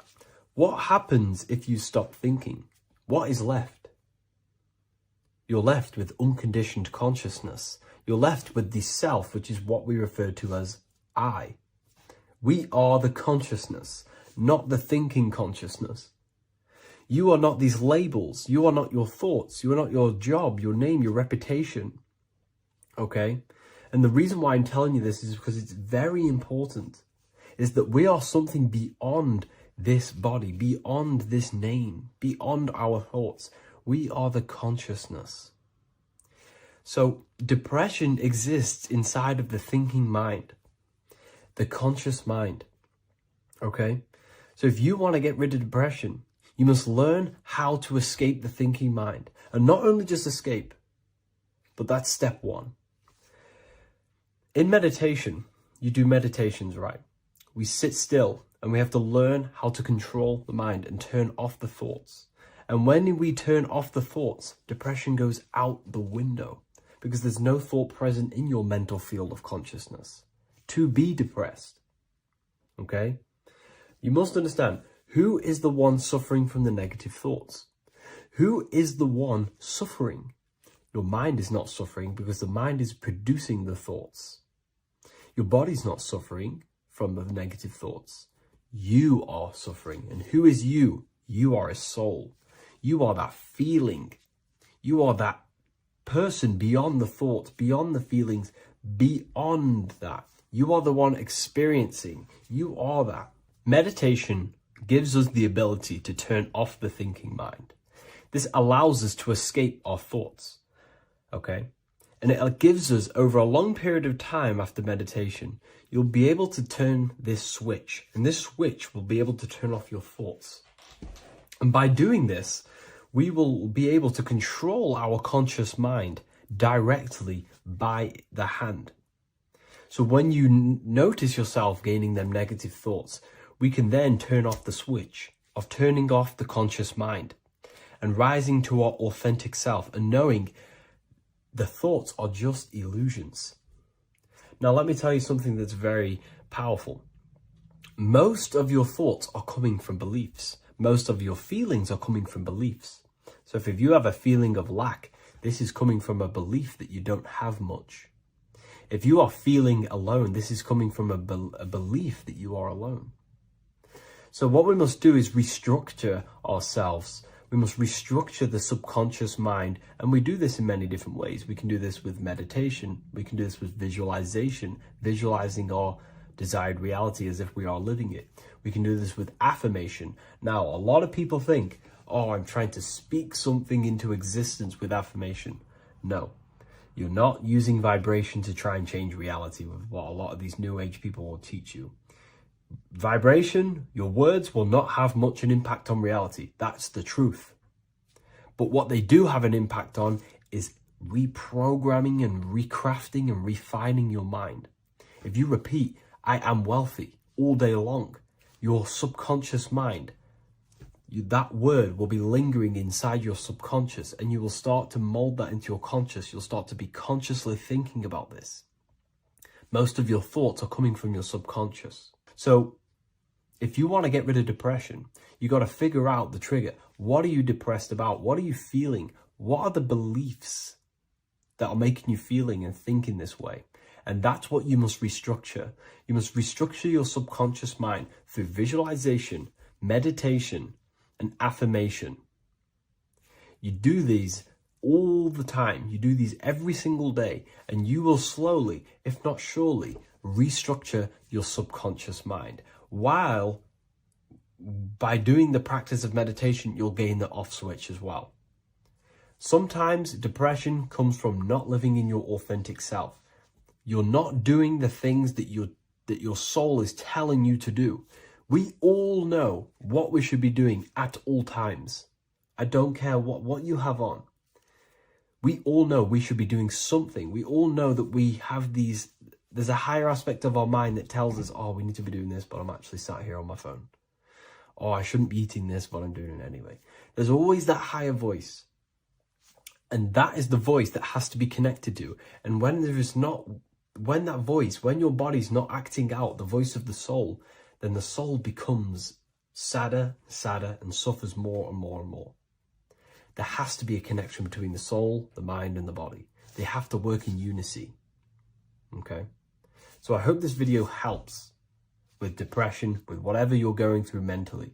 What if God is not watching you every move, not judging every mistake that we make, not deciding in real time who goes to heaven or hell? What if reality does not work through God micromanaging everyone in his creation, but through a law? And what if you are not separate from those laws, but an active expression of them? Once you understand this, everything in your reality will shift. The idea that God micromanages everything and does everything by himself to hold up his creation is illogical. It makes no sense. There are billions of souls and living people in this world. There are plants. There's no way there is an intelligence out there micromanaging everything. If you die and pass on, there's no one waiting in a queue to be judged by God. This is totally, just religion creating up their own version of the Bible or whatever holy book it is. We have to remove that system out of our mind that's being heavily implanted into us. If God were personally judging every soul the moment they died, there would be an endless queue of people waiting to proceed, punish, or rewarded. Reality does not operate like a courtroom with a single judge overseeing every case. Instead, reality operates through systems, through structure, through law. God does not intervene moment by moment. God sets laws into place,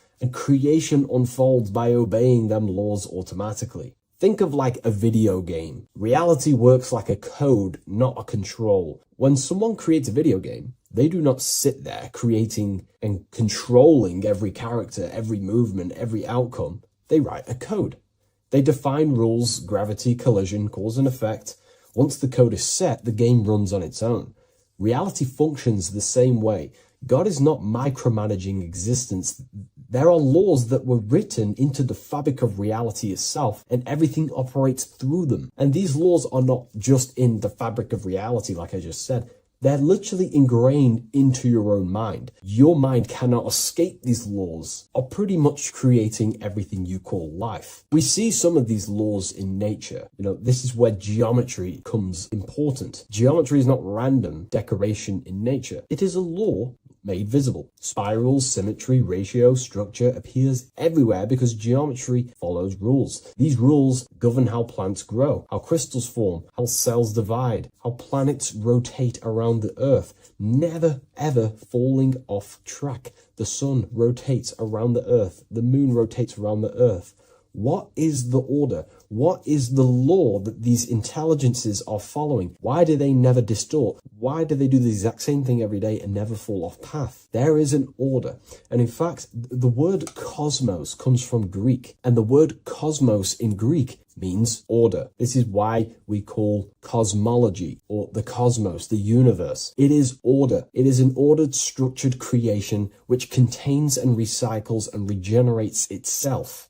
For example, if we look at the Fibonacci sequence, this sequence is a code written into nature. It's not just decoration. It is an instruction into plants, into everywhere you see the Fibonacci, which is right there in your hand, the Fibonacci sequence. The pattern governs how things grow in the most efficient and sustainable way possible. Leaves, flowers, shells, trees, hurricanes, and even galaxies follow this sequence because it allows growth without collapse, overlap, or waste. The reason the Fibonacci appears everywhere is because it's the law of balance. Each stage of growth builds the one before it. Nothing is forced. Nothing is micromanaged. Growth unfolds naturally because the rule already exists. Without this law, nature would not sustain itself. Plants would block their own light. Branches would compete instead of expand. They would all be fighting for space. Systems would collapse under their own complexity. The Fibonacci solves this by allowing infinite expansions while maintaining order. This is what an actual law looks like in action. A single principle set once, creating harmony across all scales of existence. Nature does not think about how to grow. It follows the code on a subconscious level. And because the code is perfect, growth appears intelligent. This is the same principle that governs reality itself. Without the Fibonacci sequence, plants would be fighting for space,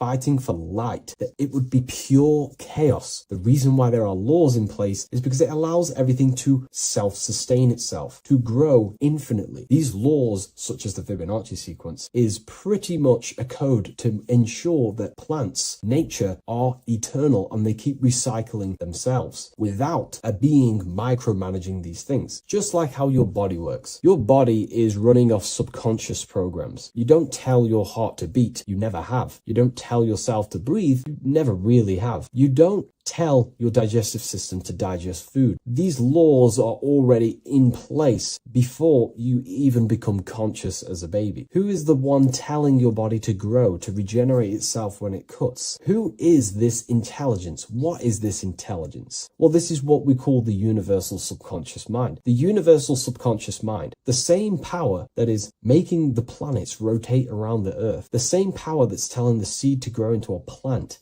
the same power that turns your cut into a scab, then into skin, is the same power that is running your heart, that is telling your lungs to breathe. We're all interconnected with this universal subconscious blueprint which sustains reality and creation itself.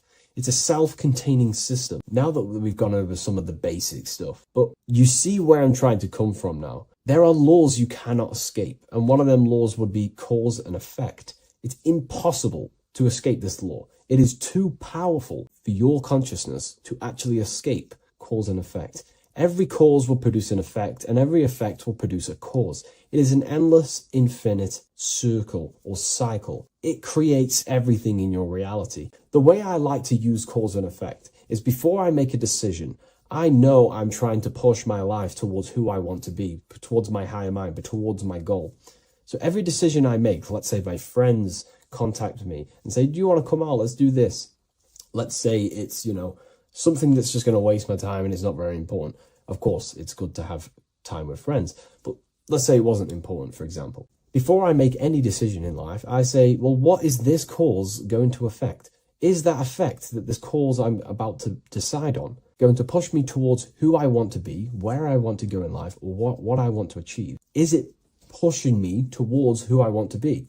If it's not, I will not take that action. I will not produce that cause. I only take actions that I know are going to make positive effects. Now, of course, there are things we can't control, but we can minimize these things. I only take causes, which is just an action, if I know the effect is going to benefit me. I know sitting here, making videos will help me produce value for the world and for yourself and to help people awaken to these things. I know by this is the cause, this is going to benefit humanity and help people awaken even more, because that's all I want to do. I want to help people, provide value to change people's lives. Another law that you can't escape escape is obviously time. You can't escape these laws. They are eternal principles that were set into place by some sort of intelligence. We live inside them. We express them. We are shaped by them. But you are not separate from creation standing outside the system. You are geometry. Geometry is right there in your hand. That's the Fibonacci sequence. You are the law made conscious. You are thought crystallizing into experience. Every object, every person in your reality is pretty much an externalization of your mind. The friends that you have a similar thought process to you, or they maybe have similar thoughts to you, or similar things that you both like. Your friends are mirrors of yourself. Reality responds to you because you are part of the same structure that governs everything else. Thought becomes action, and action becomes consequence. Consciousness shapes your environment. This is not punishment or reward. It's simply just reflection. It's either punishment or reward depending on how you perceive things in your belief system. Everything you experience is neutral. It's just your mind's perception on whether it's labeled good or bad, because that's what the mind likes to do. It likes to think it's in control. But in truth, if you just observed it without the mind, just with pure awareness, it's neutral. So there are mainly 8 laws that govern your reality, and I've talked about these before in a previous video on my YouTube. This is what creates the seed of life. The seed of life is 8 circles, and each circle represents a law, and these individual circles come together to create a geometric form, which is a flower. So it's symbolic of how nothingness turns into something. When geometry comes together, it creates physical matter. And the reason why they're circles is because circles represent something that is invisible, something that cannot be measured, such as a thought or a law. Anything that is considered spiritual or unseen by the human eyes is symbolized as a circle inside the occult traditions. The reason for that is because circles' surface area cannot be calculated. You can't find the exact surface area of a circle, which means it symbolizes something that you can't actually measure or see or tangibly touch. Therefore, the seed of life represents the 8 laws that come together to create a flower, the 8 laws that come together to form matter, the 8 laws that crystallize mind into a physical experience. These laws would be the first one, mentalism, the big circle around the seed of life. The big circle. So mentalism just reveals everything is mind. Without mind, there is no existence. Mind is reality, pretty much. You experience life not just outside of you, but mainly inside of yourself. Therefore, all of the laws that come after mind correspond to the mind, because mind is the first law. The second law will be vibration. Every thought has its own vibration, and you attract to you the thoughts that you put out based on the vibration. If you think negative, low vibrational thoughts, you will receive back to yourself more negative thoughts. If you think positive, you will receive more thoughts. If you think about football, you will receive more thoughts based on that vibration that you put out into the mental field. The third law would be correspondence. Everything corresponds, which means everything is just a reflection of something. Your reality is an externalization and a reflection of your mind. The things that you possess, the things that you've achieved, all comes from the internal mind. Everything corresponds to everything. As above, so below. Your reality is just an externalization of the thought loop that you live in every day, because thoughts work in cycles. 90% of the thoughts we thought yesterday, we will think again today. It's the thought loop that manifests our reality. To change our reality, we have to change our thought loop. And once we change the internal, this will be mirrored in the external, which is the law of correspondence. Fourth law would be gender. Everything is masculine and feminine, conscious and subconscious. These two work together to create your reality. You have masculine and feminine forces of consciousness. Masculine forces of consciousness would be physical actions, willpower, thinking. Feminine forces of consciousness would be intuition and imagination and emotion. These are all aspects of the mind, the first law. The next law would be cause and effect. Very simple. We went over that earlier. Every cause produces an effect, and every effect will produce a new cause. It's an endless cycle. The next law would be rhythm. Rhythm is everything is in cycles, like I just said, day and night, winter, summer. The universe works in cycles. And just like I said, the law of correspondence, as above, so below, as within, so without, because the physical world has cycles, so does your mind have cycles. Thought loops. We think 90% of the thoughts that we thought yesterday. The subconscious mind responds to rhythm. The more you say something, the more you believe it, the more it becomes a program and more suggestible to your conscious mind. And the last law is care. It's impossible to escape care. You cannot not care. It is important. It is impossible to escape. If you hurt someone, you know know deep down that that was wrong. And care also corresponds to creation. You only act on what you care about. You care about paying the bills, right? So we take the physical actions to go generate money to pay the bills for our house or whatnot. Or if you love someone, you care for them. You take the actions to message them, to contact them, to see them. Human action is driven by love or care. This is how all reality is created. So once we understand these things, it's life-changing once you work with the law. That's what I mean. Most people are unconscious of the law. The laws are there, but they're just not aware of them. Now that you're aware of these laws, you can consciously work with these laws so they're not working against you so you can actually make these things and work them in your favor. So let's go into heaven and hell, because there's a massive debate. Now that you understand that you are the laws, you are crystallizing reality, not just in the physical, but in the spiritual dimension, in the astral plane. It's the exact same laws. The law of correspondence reveals as above, so below. Your reality is a reflection of your mind. Everything is a reflection of you. That doesn't mean that other people don't exist. I mean, the way you view other people is through the lens of your mind. You perceive what you have in your mind, your beliefs, your traumas, your memories. This is where heaven and hell are misunderstood. No one is sent anywhere by force. There is no external authority dragging souls into destinations. Consciousness determines the environment that you are in. Environment, it's mental. As above, so below. When the body dies, consciousness withdraws from the physical technology of the body. The simulation of the physical world is no longer being ran by your brain. I mean, your consciousness will go into the astral plane, which is the realm that just sits above the physical plane, which is the realm of imagination and desire. The environment that you go to in the astral plane directly corresponds to your state of thought and your emotion and your desires. If you desire hurting people your whole life, then you're going to go to an astral realm, as above so below. You're going to be in an environment where that goes on, but in a non-physical sense. Wherever them thoughts, whatever the strongest thoughts you thought throughout your life, that is the environment that you go to. If you were so caring and loving to your family, all you wanted to do is provide for your family or whoever, and you pass on, you will go to a place where people care. Souls are manifesting them thoughts and them energies. It's vibration. Whatever vibration you're vibrating at, you'll reflect and correspond in your reality when you die. Therefore, you create your own suffering by desiring such low vibrational things, or you create your own heaven if you are truly operating from a place of love in your heart. You see, your mind can lie, but your heart cannot. Your heart reveals your true desires, your deepest wants and needs, and it reveals your true self, and that will be projected and responded in the astral plane, because astral matter is very respondable to consciousness. The physical plane is not real. It takes a longer time for things to be manifested in the physical plane. But in the astral plane, whatever you think, whatever you desire, it instantly corresponds to your reality there. So God does not micromanage everything. The law does not judge, it simply reflects. The universe is made of laws. The Emerald Tablets of Thoth even mentions this. He says, the search for the laws that governs man's life are an eternal mystery. Man is always forever searching for the laws that govern his existence. This understanding now changes everything in your reality. It removes fear-based control, it removes blind obedience, and it returns responsibility to where it belongs, to you, your consciousness, yourself. You are not being watched, you are not being mirrored. Reality is not punishing you, it is responding to you. Once you understand that God works through law, not micromanagement, you stop waiting to be saved, judged, or condemned. You realize something far more powerful. You are not separate from creation. You are participating in it. You are the universe experiencing itself. What a fabulous video, and I really enjoyed this today. Please leave a like, comment, and share on the video, and I'll see you all in the next one. And if you wish to get this book, there is a link in the description. Have an amazing day, everyone. Take care. You're living in 4 planes of existence right now, but most people are only aware of one. And that's why they feel lost, disconnected, and stuck in cycles they can't explain.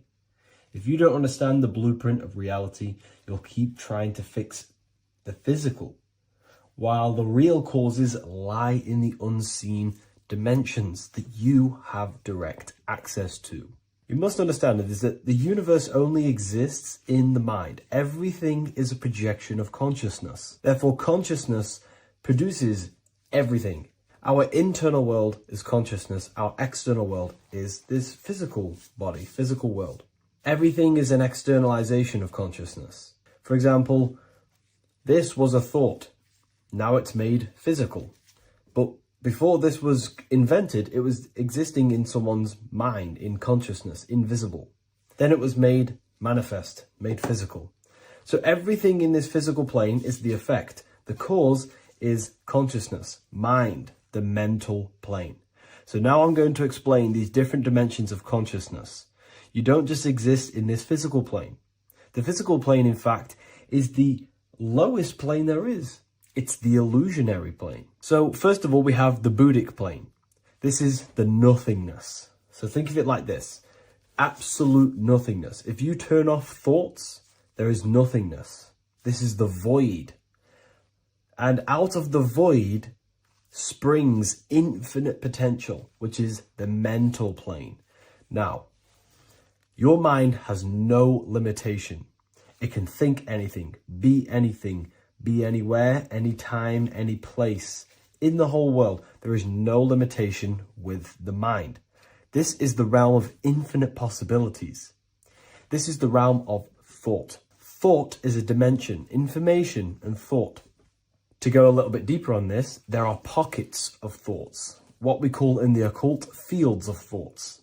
Your mind does not think thoughts, it receives them. Your mind is like a radio.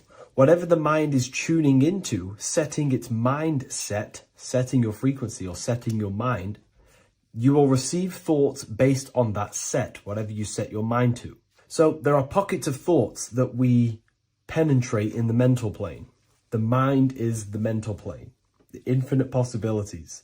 This is the spark of creation. This is where all things begin to manifest as an idea in the mind as a thought. So if you want to gain certain information, you need to meditate or do thought exercises where you are penetrating that dimension of thought, that pocket of thought. For example, if you want to find a way on how to make financial wealth, you would use your mind, set your mind on wealth and money and think, close your eyes and think about that specific topic and see where your mind takes you. And you will expand your mind into different pockets of thought and gain information.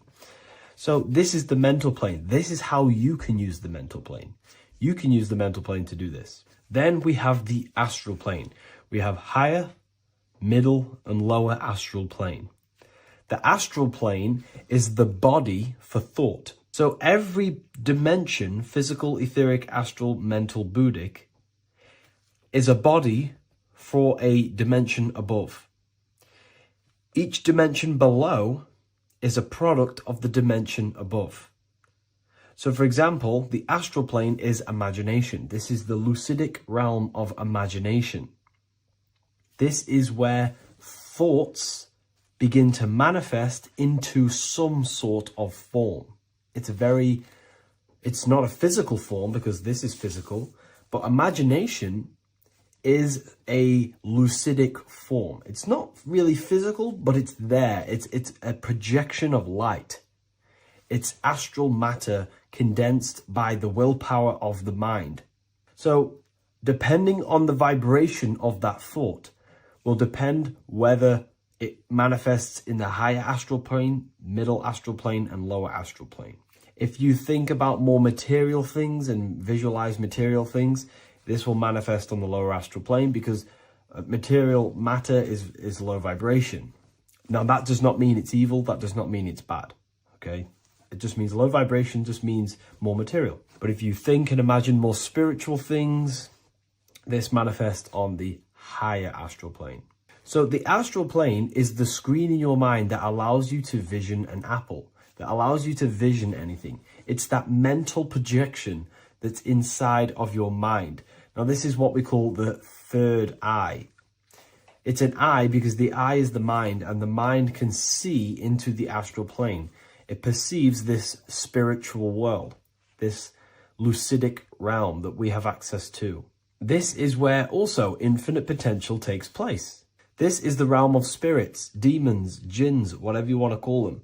Spiritual entities exist in this because this is where thought forms manifest into form. This is where thoughts create bodies.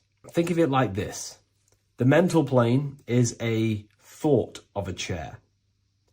The astral plane is the imagination of that chair and all of the different possible chairs that could possibly be.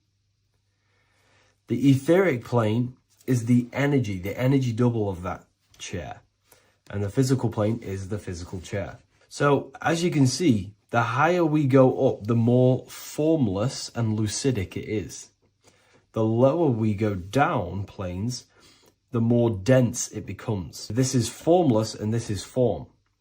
Everything manifests through this process.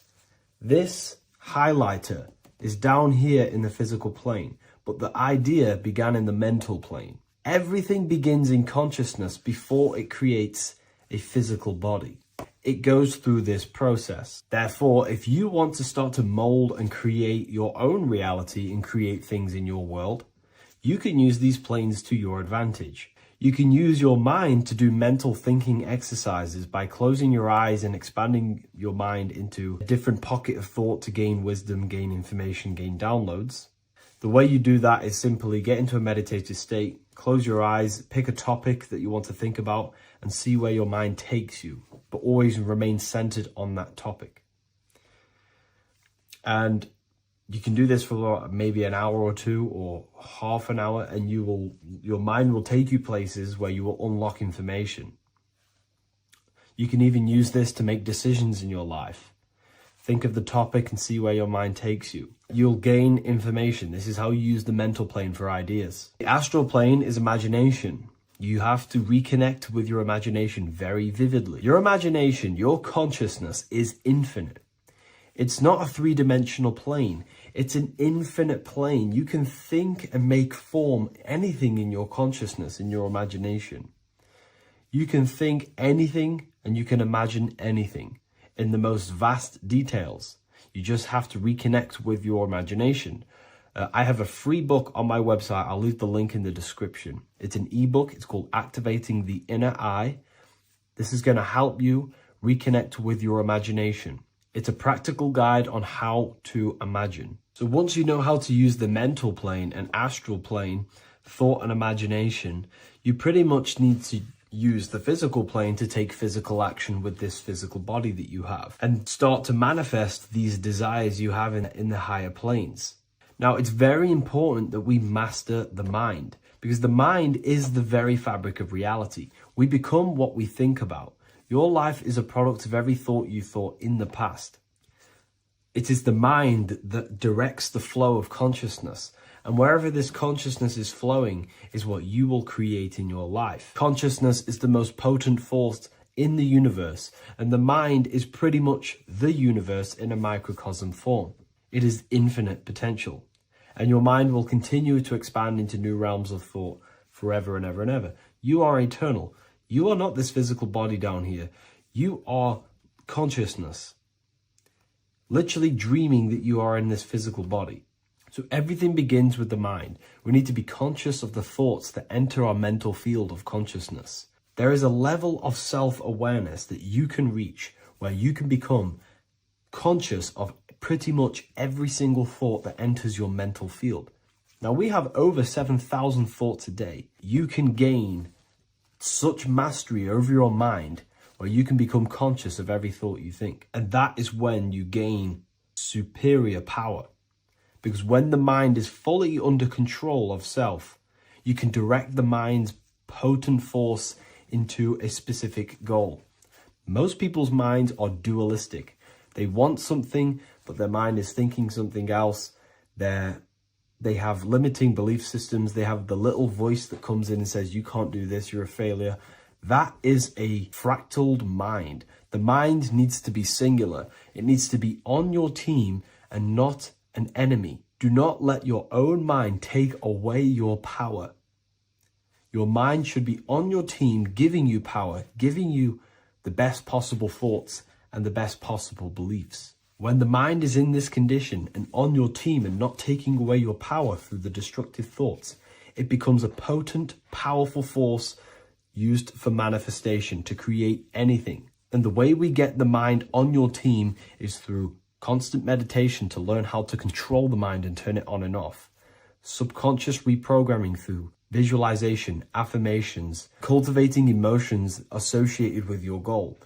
All these three ways we can reprogram the mind slowly over time so that it becomes powerful and becomes on your team and doesn't give you negative contradicting thoughts. When the mind is fully aligned on one thing, it can create massive empires and things in your physical reality. So I hope this video helps, and I'll see you in the next one.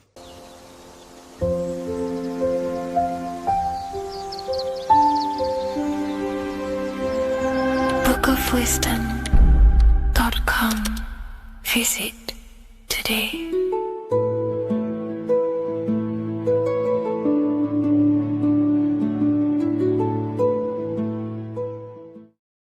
Welcome back, people, to another occult lecture by Revival of Wisdom.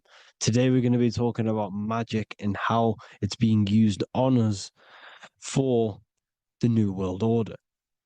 Magic has the word mag within it, which is magnetism.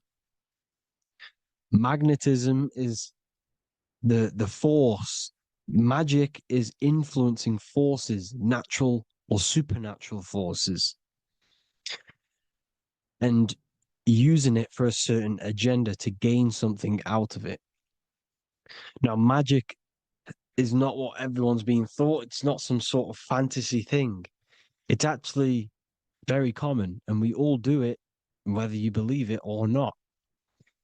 Magic is all to do with the mind. As I said, always say in my lectures, your mind is what creates matter. Your mind is what creates your external world. So it's all about manipulating and planting seeds within the mind, because your mind is a garden, and thoughts and words are seeds which are being planted in that garden. Your life, your physical life, the people you have in your life, your friends, your car you own, the job you have, is all a reflection of the thoughts that you've been thinking in the past. You are where you are in life because of the thoughts that you've been thinking. Therefore, your life is a direct reflection and manifestation of your mind, the Garden of Eden. Okay? The mind is what they are targeting. What you see, say, and hear has a direct effect on your mind. Me talking to you is influencing you. The words I'm saying is planting seeds within your mind. Now, it's up to you to consciously act on these thoughts or these words, or to maintain these words. As above, so below. As within, so without. What's inside of me is outside of me. What comes into the storehouse comes out of the storehouse. You have the left, you have the right, you have the up, and you have the down. As above, so below. Whatever is in your mind will be expressed in some sort of way, consciously or subconsciously, spiritually or physically. The mind is what manifests everything. And this is what we need to understand. We need to understand is that the mind is not physical. All things spiritual manifest physical. All things seen come from the unseen. The words you're thinking, that everything you have is coming from the unseen. The actions that you do come from the unseen mind. Another expression for as above, so below is you are the universe itself. You are a universe, a mini universe. But just because you are mini does not mean you are the whole thing. If I take a little piece of infinite, let's say there's an infinite light source. Let's say I take a little chunk of that infinite light source. That little chunk I took is still infinite because it's been taken from infinite. You are the universe. Your awareness, your mind is the universe. It's information. You are the universe experiencing itself. This is why we say we are all God. As above, so below. What is in me is outside of me. The sun, The physical manifestation of the sun is your soul. The 12 constellations are manifested in the physical body. The 5 elements are manifested in the physical body. They're manifested in the 5 fingers you have. As above, so below. This is manifested, well, this is a symbolized in Freemasonry and secret societies as the 2 pillars. The mirroring reflection, the reflection of reality, the mirror, as above, so below. What happens in the mind, what happens in the astral, happens in the physical. This is Aleister Crowley. This is all symbolism. This is the 2 pillars with the all-seeing eye and the triangle at the top. Aleister Crowley was a master magician, very powerful dark magician, black magician. There's 2 types of magic. You have white and black, just like the checkered board, the Masonic checkerboard. You have white and black. You have good and evil. White magic is influencing natural forces to gain something that will help the collective consciousness, help the collective, help the earth, help other people. Black magic is something you manipulate something so you can get something personal out of it. Doesn't matter if it's good or bad. It's still considered as black magic because you're being selfish. Everything you do should be contributing towards the collective consciousness and helping others. And this is why the ancients lived in a system where everything was in unity. We understood that I am you and you are me. What I do to you happens to me because I am you and you are me. We are the same mind substance on the inside. We're all the same mind substance being expressed in different bodies. So what I do to your mind will have a ripple effect on my mind because all of our minds are connected within the mental plane. So this is why they know all this knowledge. They know all this knowledge. So yeah, this is the mirroring effect of reality, the 2 pillars, or symbolizes the number 11. The number 11. We'll go deeper into that. The technology we're using is magic. It's a form of magic. Television is tell a vision. They're telling a vision into your subconscious mind, into your memory. And when you turn on the television, you get a program because they're telling a vision to create a program within your subconscious mind. You see, the conscious mind is only 10% of your mind, which is to do with your, what you're aware of, your 5 senses. What are you consciously aware of? Well, I'm aware I'm here, I'm talking. I'm aware of what I'm wearing, the 5 senses, what I can hear, taste, smell, hear. What I'm wearing, I'm aware of what I think of. But the subconscious mind is the 90% of your mind. It's the hidden part of the mind, which is telling your heart to beat, telling your body to breathe. It's storing all of your emotions. It's storing everything you see, storing all the belief systems that you have. It has everything. It stores all of the habits you have, the values. It stores everyone's name that you know. All the words that I'm speaking right now is all coming out of the subconscious. Everything is subconscious. And it literally manipulates 90% of your daily basis behavior. Most people don't know this. What you did yesterday is what you will do today because of these beliefs and mental programs within the subconscious, stored within the subconscious. So the subconscious is what they're aiming at. They're trying to create programs within the subconscious because the subconscious manifests 90% of your thought patterns, 90% of your actions and words. They know all this stuff. So the subconscious mind is the most powerful part of the mind.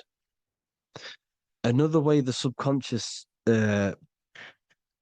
manifests and influences your life is, let's say you were in a car crash years and years ago, 10 years ago. Let's say you're in this car crash, right? And you really hurt yourself. the emotion you felt in that time when you were injured in that car crash had a great impression on your subconscious mind. You see, the stronger you feel something emotionally, the stronger impact it has on the subconscious. You can remember and recall that moment and very vividly because of the impact it had on the subconscious. Another, for example, you become that terrified of cars that it manifests into your life today, that you are wary to go in certain cars. You don't want to go in cars at all, maybe, because of that moment that stood within the subconscious. And it will manifest into anxiety. It will manifest into not going into cars. It will manifest into depression, maybe. These things, these emotional, very emotional, traumatic events have a great impression on our subconscious, and they control your life. This is why you need to meditate and let go deep within yourself and let go of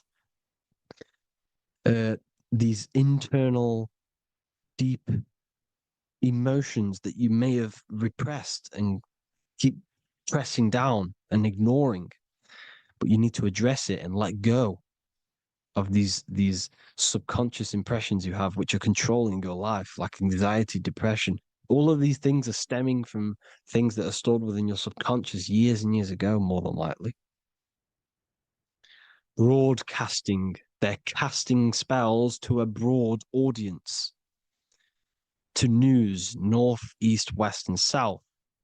They're casting spells. No, if you watch the news, everything's red. Breaking news in red writing or the red background, everything's red. Why? Because red's the root chakra, which is all to do with survival. They want to stimulate this root chakra because they want you down there in survival mode.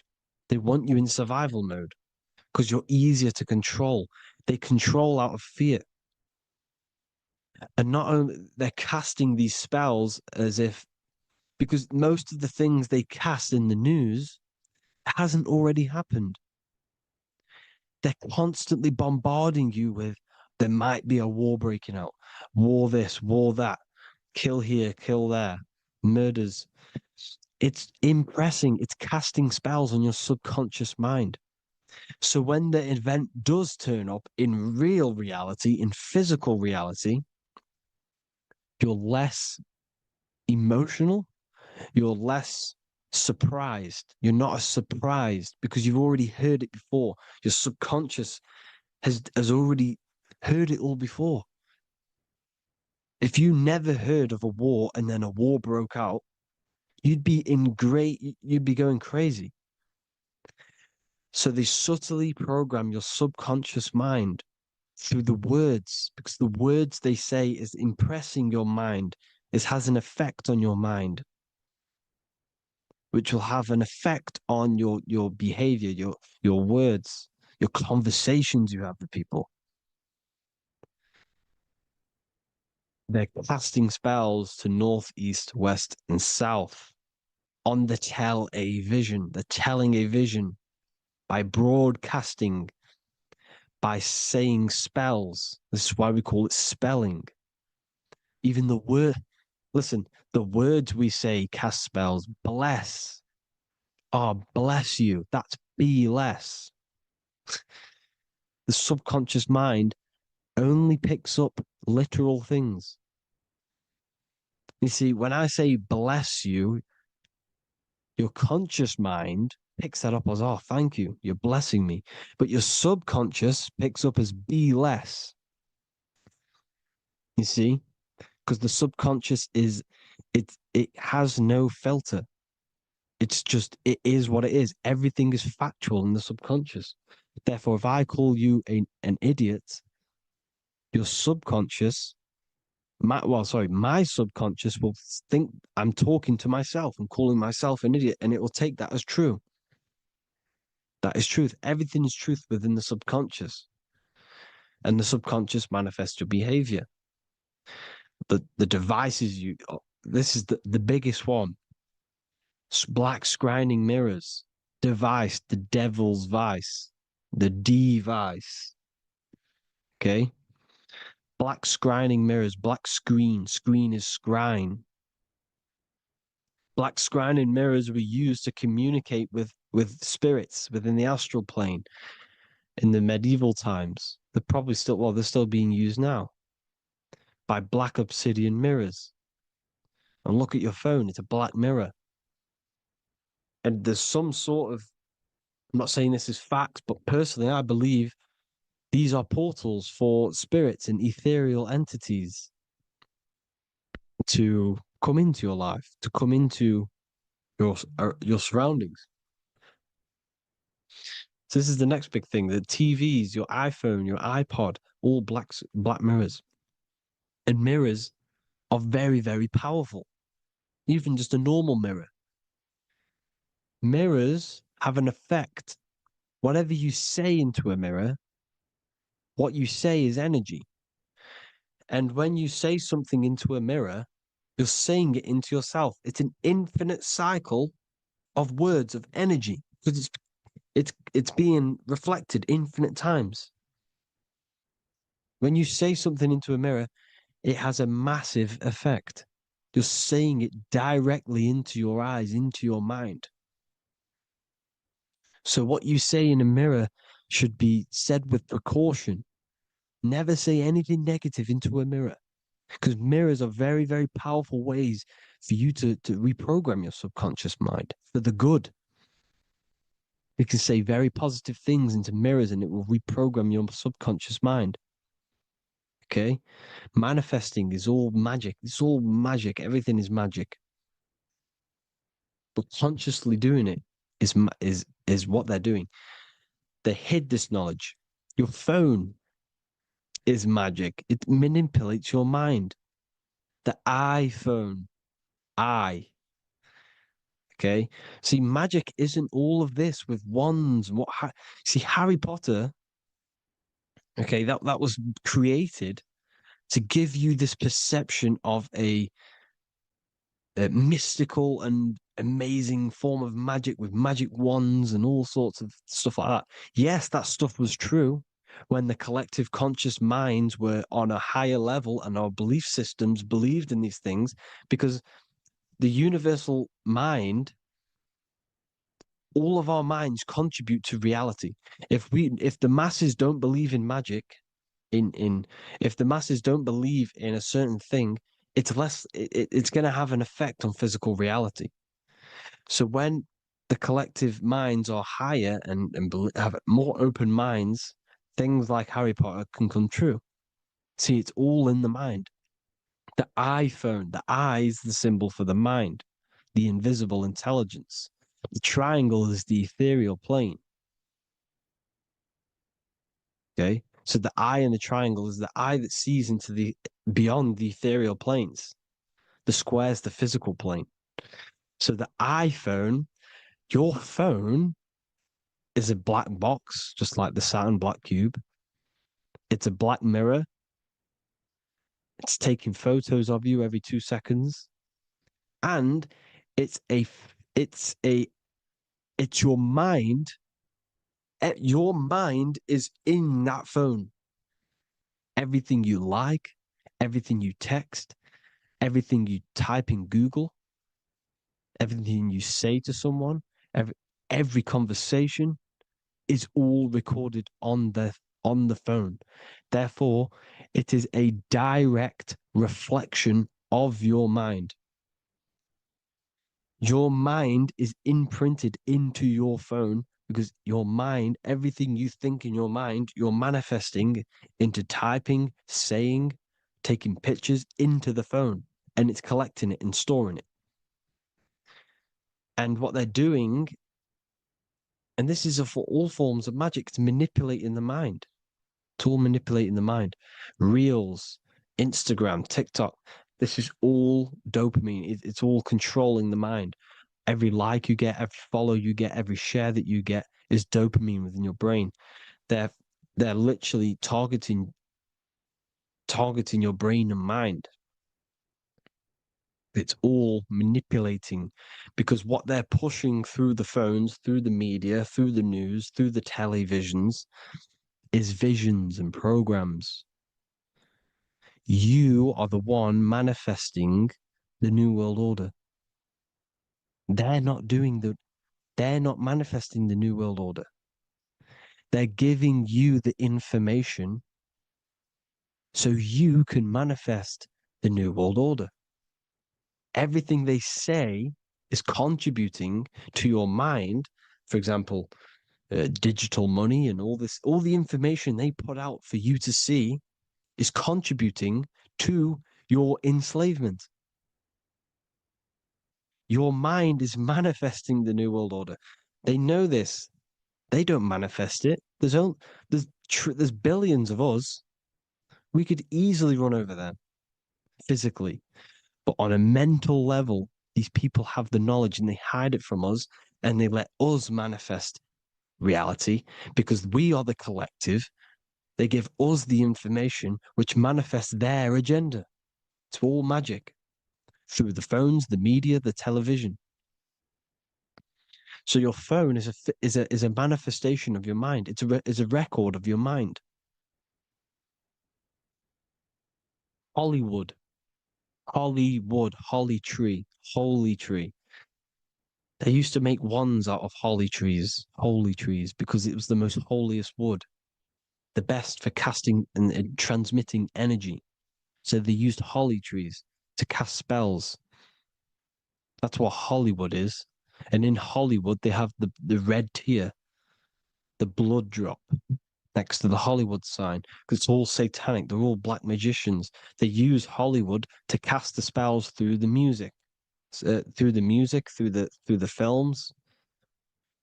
You see, music is a form of magic. All of this is magic. Everything they do is a form of magic because they want an agenda behind it.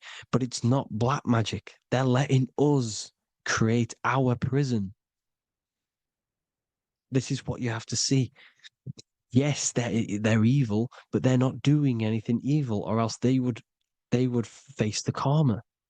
They let us manifest this agenda through giving in the information, by telling you what's going to happen in the movies. Everything that happens in a movie, it's all there on purpose to program your subconscious, to plant a seed within your garden, your subconscious, your mind. Because when the mind is already seen something, when it comes up and turns up in physical reality, you will be less shocked and you won't rebel. So they lure you slowly. They make you aware of these things over time. They make you gradually think it's okay. Like the technology, we never used to use these phones. How did we become so addicted and reliant on them? Well, because first they gave you a little flick phone. Well, no, sorry, they gave you a phone in your house. And then once you got used to that, they say, oh, here's the newest version of a little flick phone. You started texting your friends. Everyone was loving it in high school. They could now meet up without saying, let's meet on the weekend at this point at this time, like your parents probably did. Or maybe some of you watching this, you probably had to tell your friend to meet on the weekend at a certain time because you had no way of communicating. So everyone got these phones and got addicted to them. Then they slowly got addicted to the new iPod with the touch screen. Now they invented touch screen. Then everyone got addicted to touch screens. Then because all of this is producing dopamine in the brain, which creates you to become mentally addicted to things and physically addicted, chemically addicted. Because dopamine's a chemical.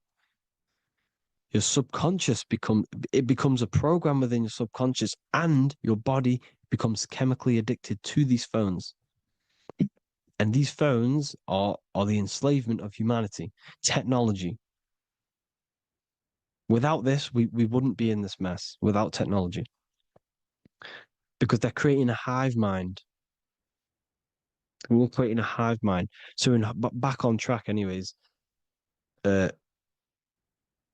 they They program you.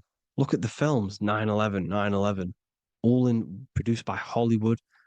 Here's the 11, like I said at the beginning, the two pillars which reflect reality. What happens in the mind happens in the physical. What happens in the astral happens in the physical. Okay, what happens in the physical happens in the mind. It's the two pillars, the mirrors. 9/11. 9 plus 1 plus 1 is 11. Flight 11 was hijacked. New York is the 11th state. New York adds up to 111. This is not a coincidence. It's all a form of magic. It's a ritual, energy harvesting ritual, because your mind produces energy. Your mental attention produces energy. And they're feeding off this energy in the astral plane, these demons. Music is the most powerful. Personally, I think the music is one of the most powerful forms of magic they're using. Okay? Music is hypnosis. It puts your brain in a hypnotic state. It influences your electromagnetic field through vibrational energy. It reprograms your subconscious mind. Why do you think you remember the lyrics? You see, your subconscious stores all of the memories. Remember, the subconscious manifests 90% of your behavior. So therefore, the music you're listening to is manifesting your behavior. You wondered why some people wonder why they have drug addictions and they can't get out of violence and they can't get out of all this negative mind space. It's because the music they're listening to is creating a negative mind space. The words you listen to have plant seeds within your mind. So the reason you remember the lyrics is because that song created a program within your subconscious. Yes, that is what happens. You can use magic to reprogram your mind, but you can use music to reprogram your mind because it's all forms of magic. It's using natural mental energy forces to manipulate the physical reality. You manipulate your mind, you manipulate reality, physical reality. Okay? So the music, another very, very big one. When you turn on the radio, it's just all talks about alcohol, drugs, and sex because they want you down in the lower three chakras. They want your mind attached to matter when it's mind over matter. Your mind's not physical. You see, the word spirituality is the new trend. It's not about your spirit. It's not about your spirit. It's about your mind. It's not about, you know, spirituality and looking after your spirit. And they've got you focused on your spirit. Why? Because they hide your mind from you. You see, a lot of people think their mind is their brain, but the mind is everything. There is no physical reality without mind. You can have a brain. Imagine if you had no mind but a brain. It wouldn't work. The mind is everything. The mind controls your avatar. It begins in the mind before it happens in the brain. Then the brain manifests through the body. The brain's just an electrical computer. So that, they've got people scared, or do I have a soul or not, and all this stuff. Listen, if you have a mind, you have a soul, because you are not the mind. This is why everything is sort of an illusion, because beyond the mind is your soul. But what is the soul without a mind? You can't have a soul without the mind. But if the mind didn't exist, the soul doesn't exist. You are the person listening to your mind.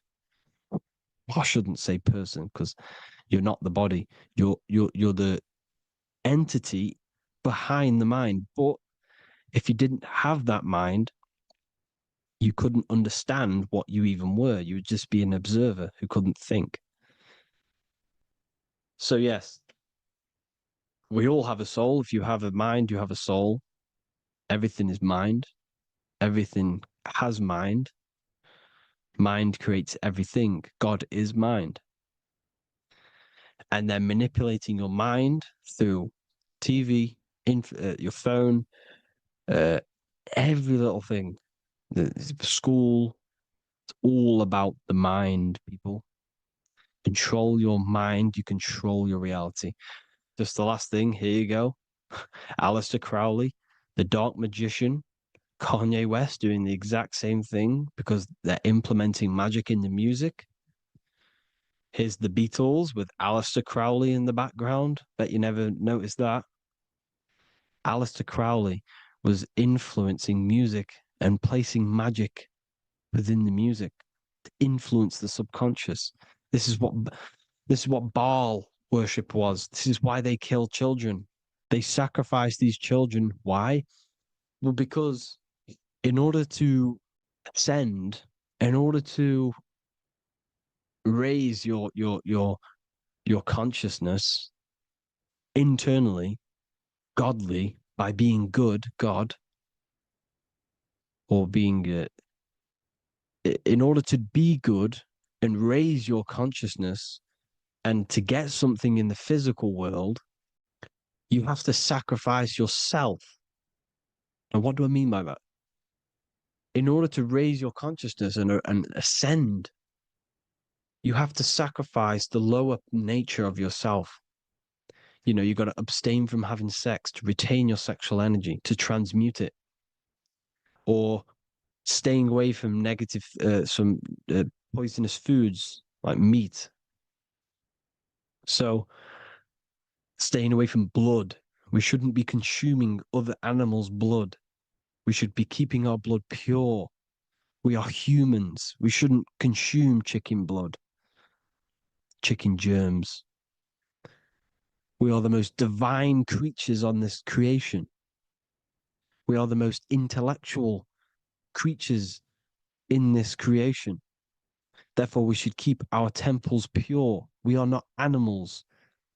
If you want to associate yourself with an animal and go out in the wild, go and find a wild boar and go and try rip its guts out with your bare teeth, because you can't do it. You're not a carnivore. Okay? So in order to ascend, you have to kill and sacrifice your lower part of yourself to ascend up to your spirit self, your mind self, the highest version. And the elites don't want to do this.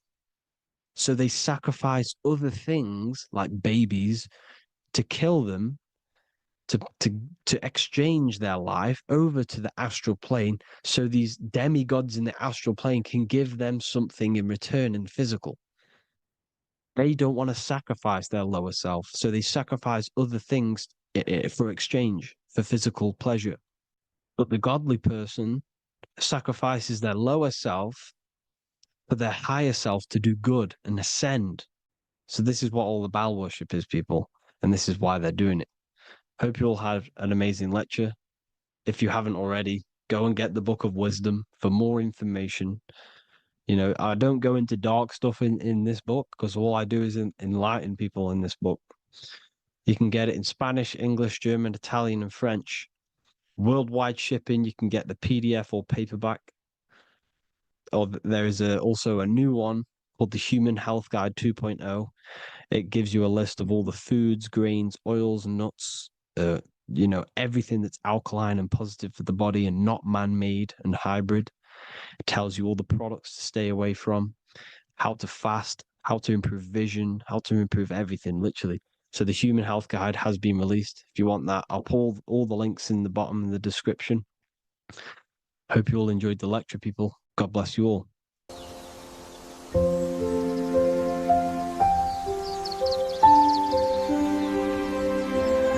bookofwisdom.com. Visit today.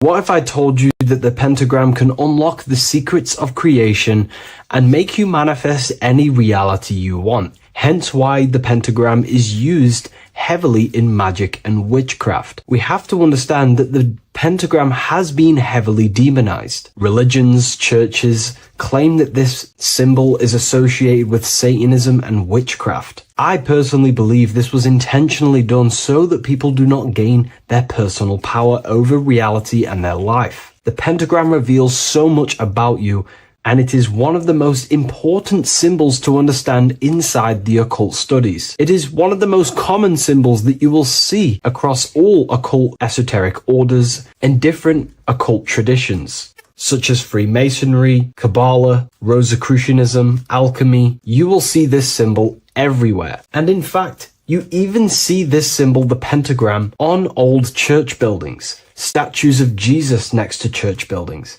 You will see this symbol used by Christianity itself, which is very contradicting about the church. But I'm not here to tell you to think anything. You can simply take this information with a pinch of salt and see if it benefits you. The pentagram used by the early Christians was said to symbolize the 5 wounds of Jesus on the cross. But this goes much deeper in an esoteric explanation. The pentagram ultimately represents the 5 elements of creation. All creation falls within these 5 elements. We have spirit on the very top, then you have air, water, earth, fire. This is the correct placement and order of the elements. Air is always on the left, water is always on the top right, earth very bottom left, fire bottom right, and spirit placed on the tip point of the pentagram. It's a 5-pointed star drawn with one continuous line. But this actually reveals much deeper things, and we're going to be going into how to use this symbol for magic and creating your reality towards the end of this video. But now we're going to give you a basic understanding of the pentagram. It's showing you the 4 physical elements symbolized as triangles and spirit symbolized as a circle. The 4 physical elements are made out of the base element, spirit, or what the ancients call ether. Ether is the underlying base of all physical matter. This is the substance that animates physical matter with life force. All physical matter has its origin in the etheric substance, or spirit, what we want to call it. It is simply the life force that animates the physical thing.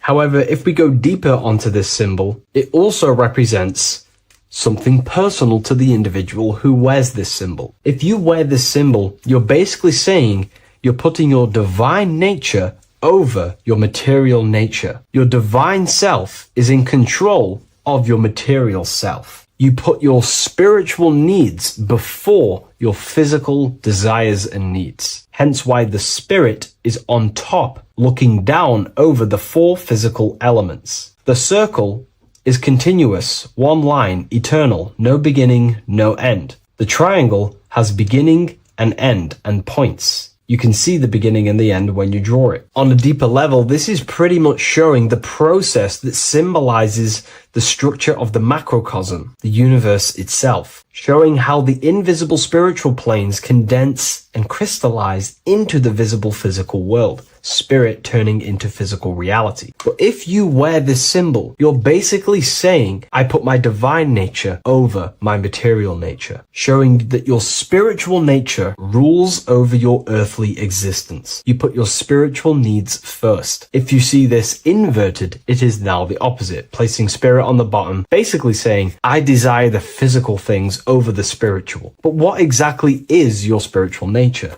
Well, your spiritual nature is simply your internal self. You chase things that are immaterial, such as knowledge, love, experience, expansion, Nosis. These are the qualities of spiritual things that the spiritual person likes to chase and desire, instead of desiring the things that are temporary in the material world and never actually lead to fulfillment. True fulfillment is by chasing spiritual things. God, the nature of creation, the self, Nosis, knowledge. But if we go even deeper, this symbol ultimately represents how reality is created.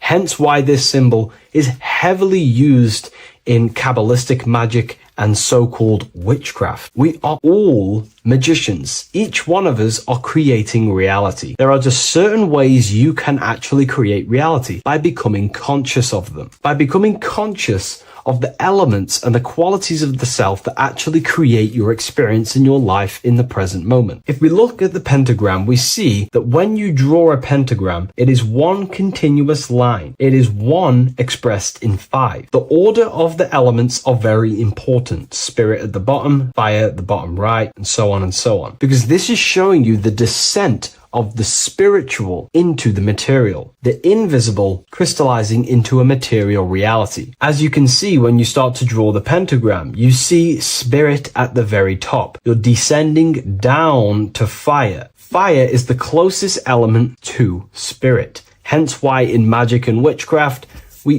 people like to use candles. So you're descending first into fire, then into air, then into water, then into earth, then back into spirit. Because of course, the cycle of creation unfolds itself. When you die, you return back to spirit, and then you reincarnate yourself back into physical reality if you wish and desire to. Everything is under this process of matter spiritual. In the daytime you wake up, you're in your material body. When you go to sleep, you enter your astral spiritual body. Everything's in this continual process, renewing itself in spiritual, then material. But the reason why this is associated with magic so heavily is because each one of these elements corresponds to a different body of consciousness, a different vehicle of consciousness. Consciousness has many different vehicles it uses to create the tangible self, the physical reality. For example, consciousness has a spiritual nature. The spirit element in this case symbolizes the emanation, the descent of the one power, the one force that we are all using. Each one of us is using this one power, the power of the source consciousness,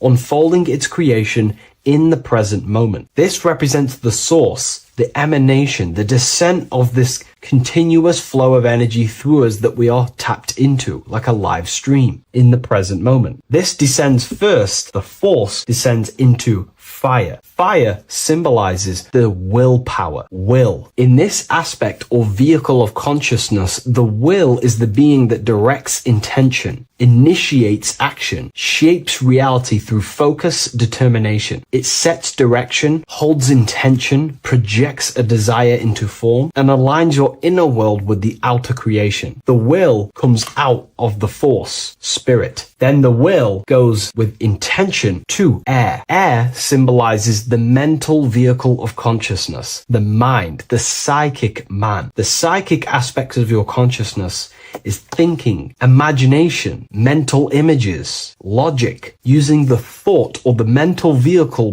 body of consciousness. Then that thought has an emotion, which is then water. So it goes from the force to the will to the intellect to the water, the emotional body of consciousness. The emotional vehicle of consciousness amplifies the thought into an emotional desire that you want to take action on. No one takes random actions, and if we do, we say we're very bored and we don't care. The water is the energy, the emotion you have to fulfill something. And that emotion then descends into earth, which is the physical body to take the physical action in the present moment, to fulfill that desire, to fulfill that will, that thought, that desire. And that is how reality is created all the time. Now, there is much more that you can go into with the pentagram, because true magic is about changing consciousness at will, not casting random spells. It's the ability to change the direction of consciousness using the power of the will to direct these forces to create change in the internal world so it can project outwardly in the external world. Because consciousness creates the external reality. What happens within us, we see change outside of us. So true magic is about manipulating the forces and the vehicles of consciousness that exist within our own mind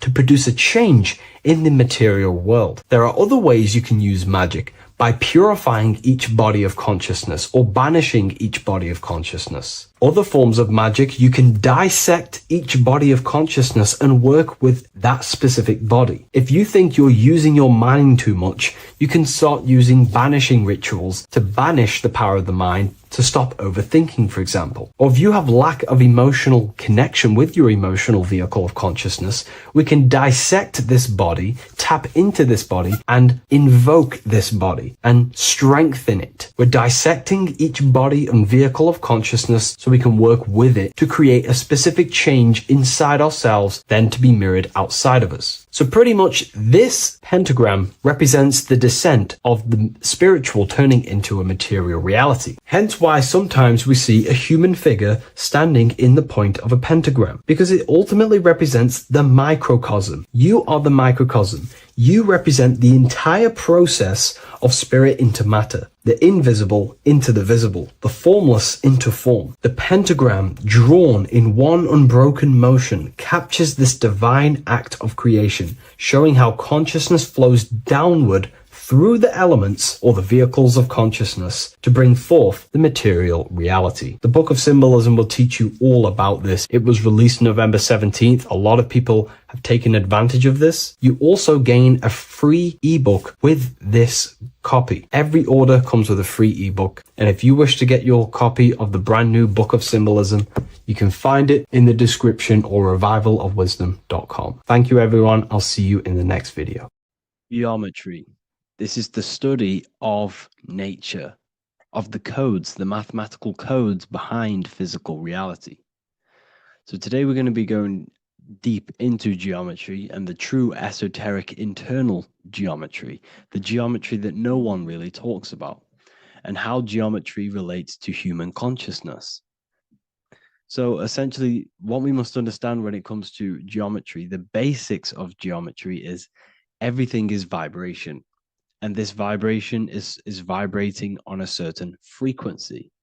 And this certain frequency creates a geometric shape, which is why in nature we see all of these different geometric shapes.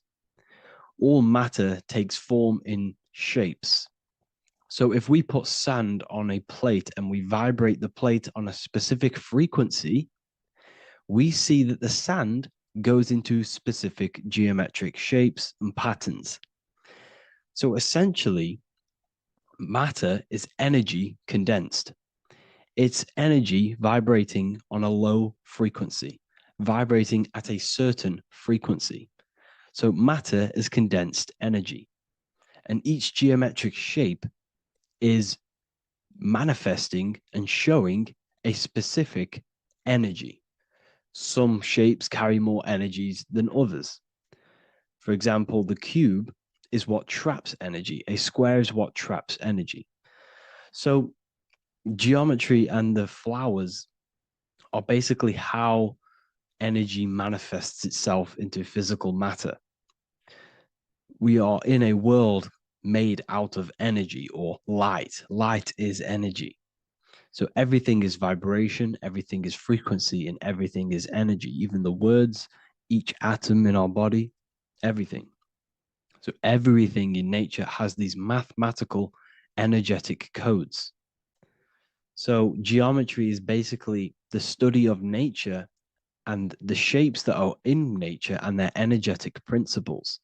Because like I said, matter is energy. So this is what we call cymatics, when we place water in a petri dish and we shine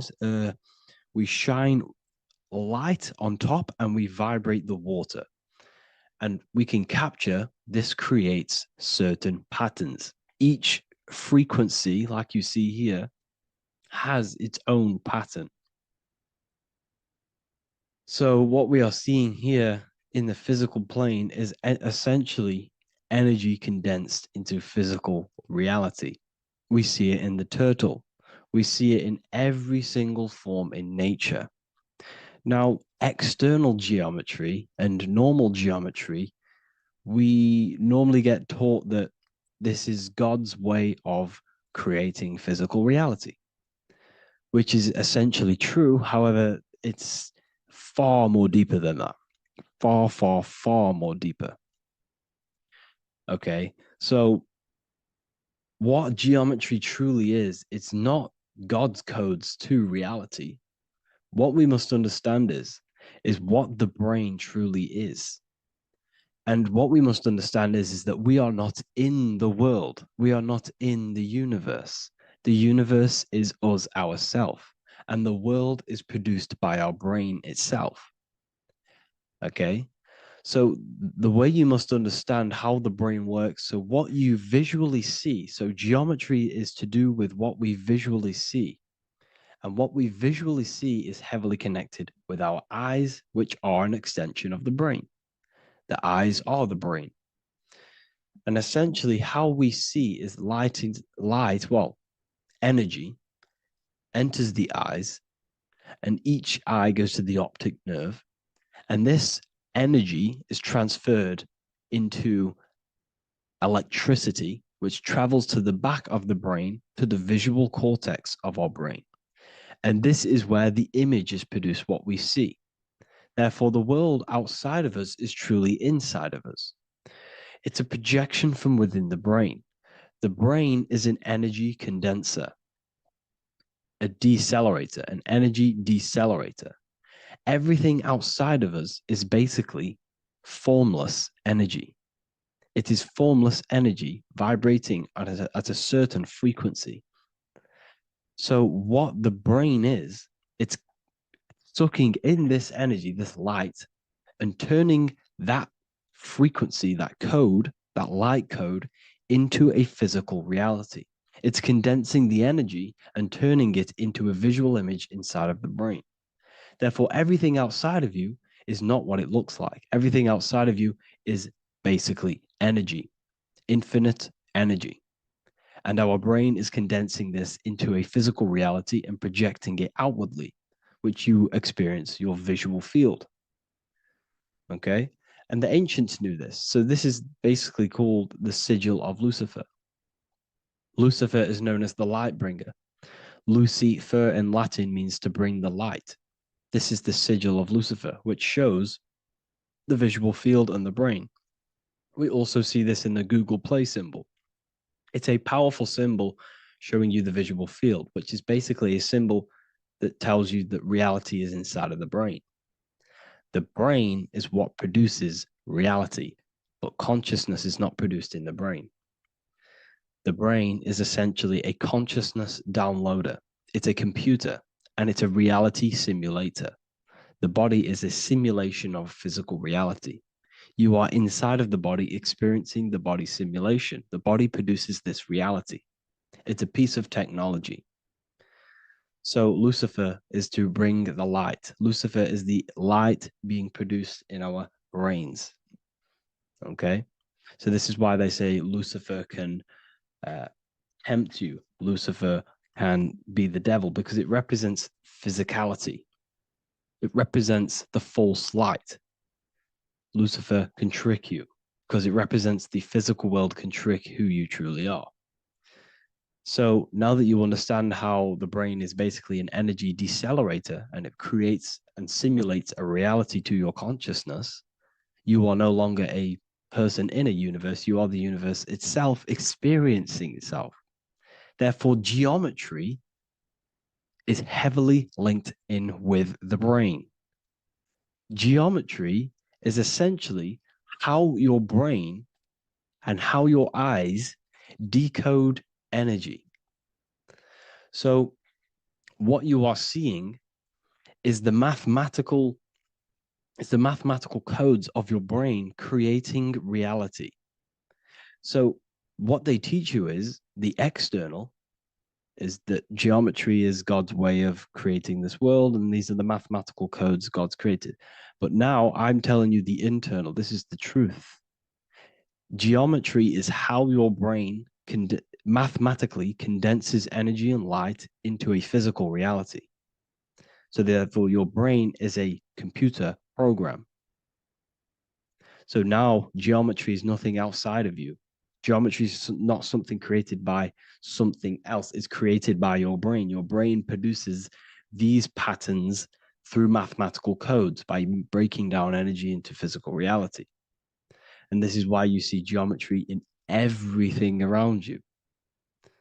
This completely changes your view on geometry. It's in your ear, it's in your face, it's in everything. Geometry is everything. Okay? So now that you understand this, now, as we were talking about the visual field earlier, the ancients knew about this.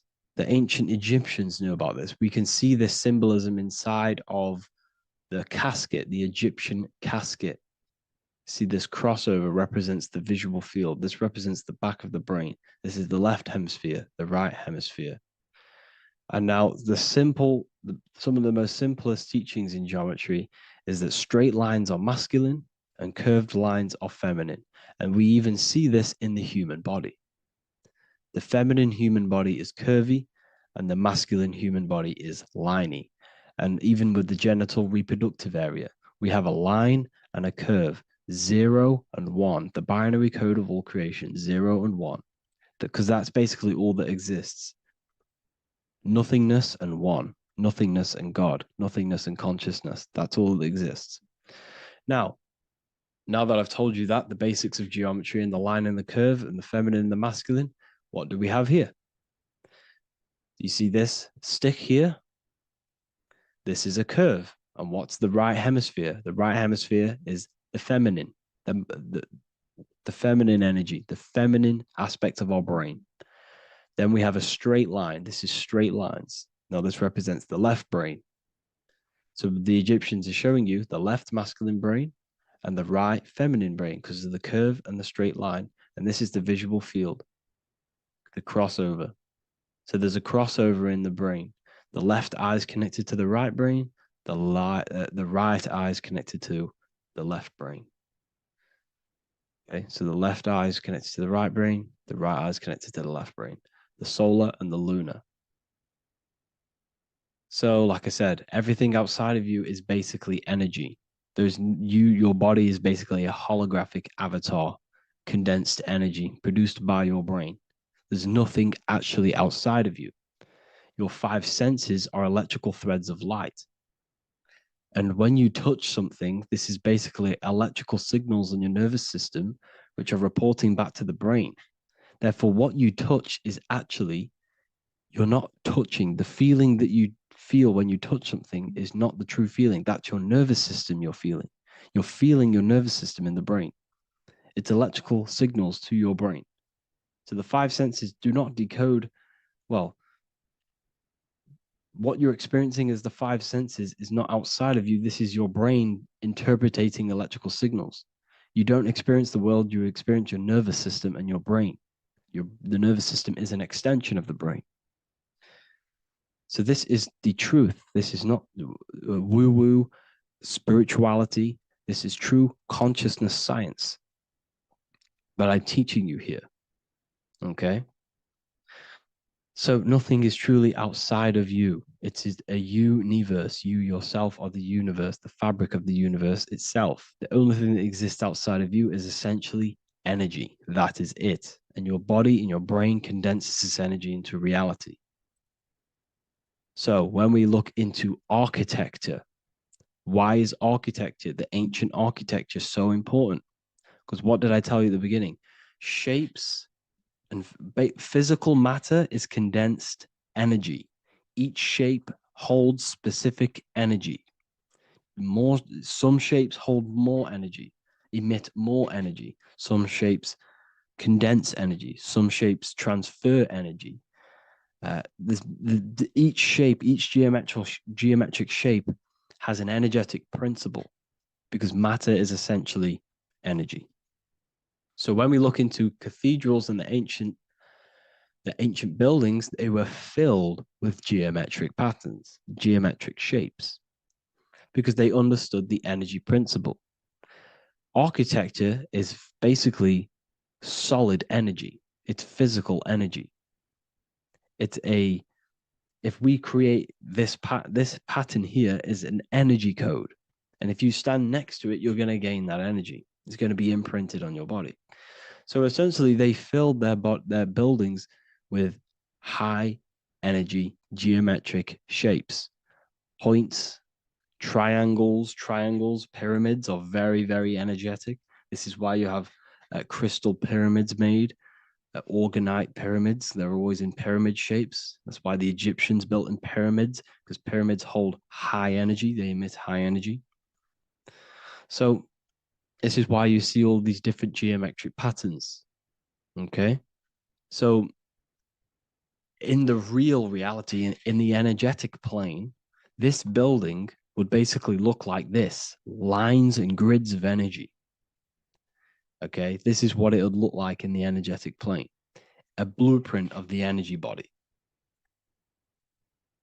So, as you see here, these are the different frequencies in a petri dish, of water in a petri dish. And you can see they are specifically aligned up with these specific patterns. You can see geometry even within geometry. It's fractal. So essentially, when you would stand inside of these buildings, they would imprint the energy of the building in your body, because your body is healed through energy. You have an electromagnetic field around your body. So by creating buildings with geometric patterns, we are essentially increasing the energy of the building, because the building itself is energy. Okay? So when we fill it with geometric patterns, we're increasing the energy. We're giving it a certain energetic imprint. So when you stand inside of that building, you're being imprinted with that energy. Okay? So especially with these windows, these stained glass windows. Well, why are they stained glass? Well, color is frequency. So when you have all of these different colors, and not only were they just painted, some of these colors are specific gemstones, crystals, natural stones, which all hold energetic principles. Each crystal is vibrating on a certain frequency. Wood has its own frequency. Metal has its own frequency. What you must understand is that everything in nature is not just a piece of matter. It's vibrating. The atoms of wood are vibrating on a certain level, which give it a certain energetic principle. Each crystal is vibrating. The atoms of the crystal are vibrating on a certain frequency, which give it a certain energetic principle, quality. So each thing, this is why the ancients were obsessed with natural stones, natural things, crystals, natural metals, and they wore different metals, different things like copper on their bodies, because they understood the atoms of these natural things are vibrating, which give certain qualities to you if you wear them. So you're not wearing it, you're basically putting that frequency onto your body, because they understood this is energy. If I put copper on my body, I'm not putting copper on the body. I'm putting the frequency and the energy of the atoms onto my skin. And that frequency of them atoms are going to vibrate my skin, that frequency, and heal my body. So this is why this is so important. So each building is an energetic code. Okay, so when you stand in these buildings, it can heal your body. This is why when people walk into these ancient churches, they feel like they've met God. They feel a certain way. They feel so amazing when they enter these churches. They feel holy, for example. It's not because God's there. It's not because these man in the sky dwells in these holy places. It's because the energy of these buildings affect our consciousness. They increase your energy. They raise your vibration. They heal your body. They heal your cells. They imprint the water in your body, especially with these stained glass windows. Like I went a bit on a tangent there, but these stained glass windows were encoded. Well, they use different gemstones, different lights, different colors. And when the sun would shine through this window, well, what's the sun? The sun is light. Light is energy.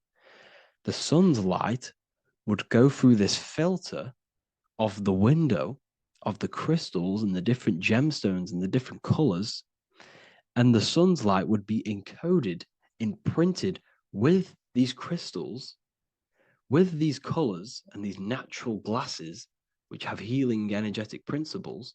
And when you are inside that building, the sun's encoded energy of the window would be imprinted into your body, into your energy field, and it will heal your energy field, and it would heal your body, your cells on a cellular level.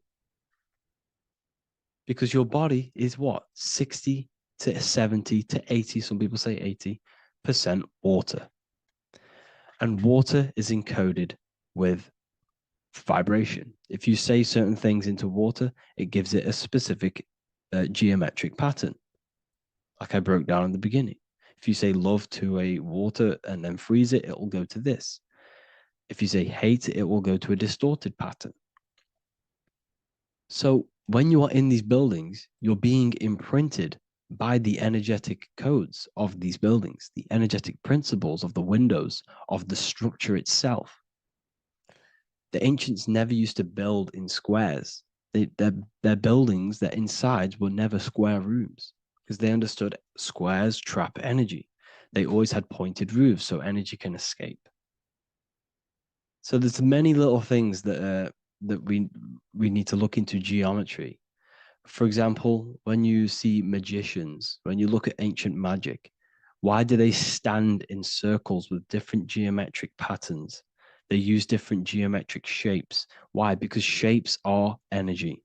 They hold specific energy.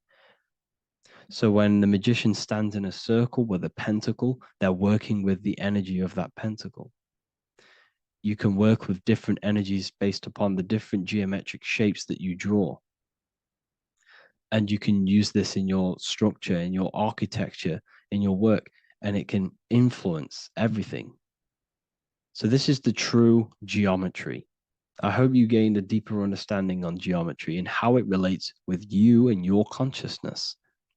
Like I said earlier, your brain produces geometry. It's basically how your brain decodes energy. It's not God, how God creates this reality. And no, you're in this reality. You are the reality itself. Your body produces the reality. Therefore, geometry is one with you. So therefore, if I play with the geometry of the buildings, for example, like the government have, everything's in squares. If you look outside, everything's a square, everything's a rectangle. You go to a city, every window is a rectangle, every building is a rectangle. You live in a box room, everything is boxed and squared off in this reality, in this modern society. Why? Because they're trapping energy.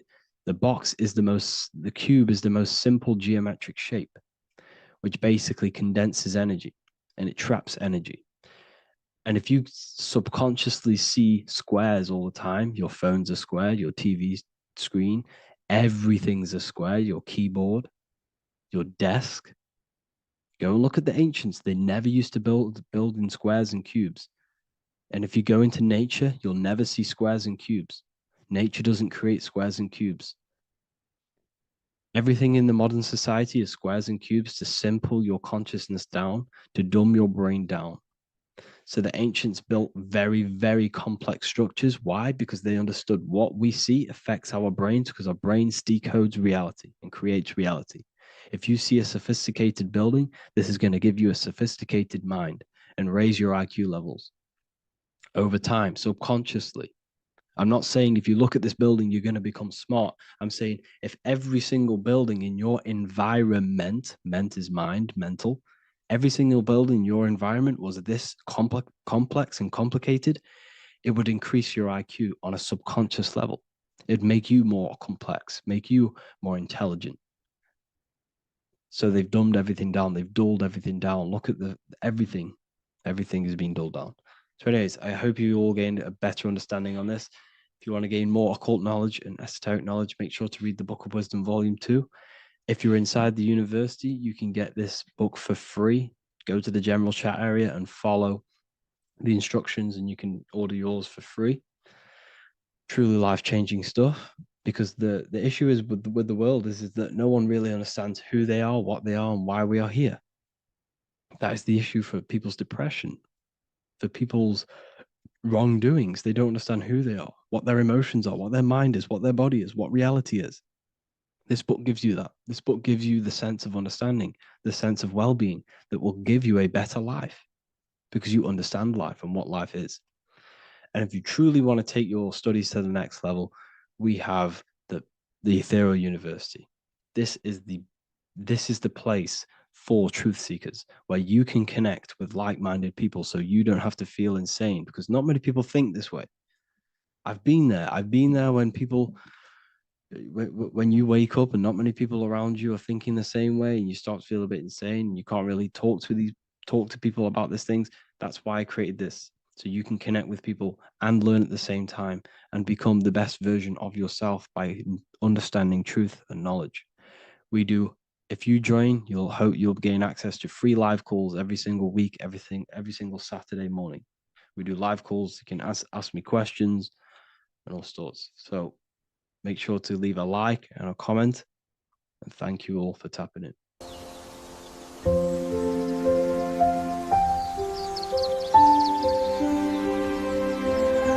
bookofwisdom.com. Visit today.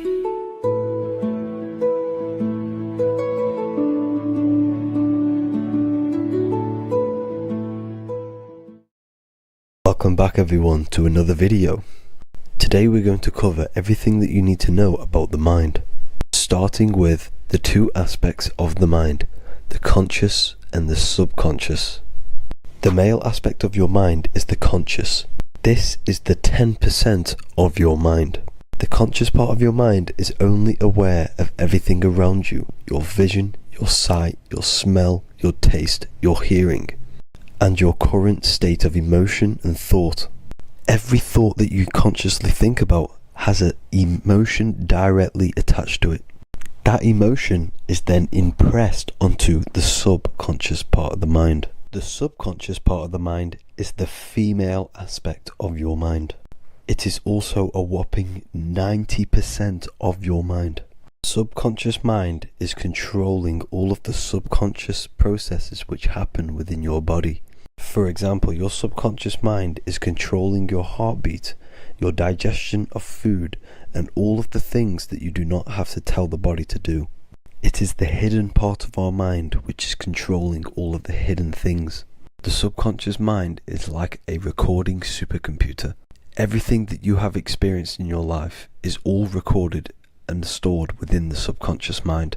One of the most important things about your subconscious mind is that it stores your mental programs.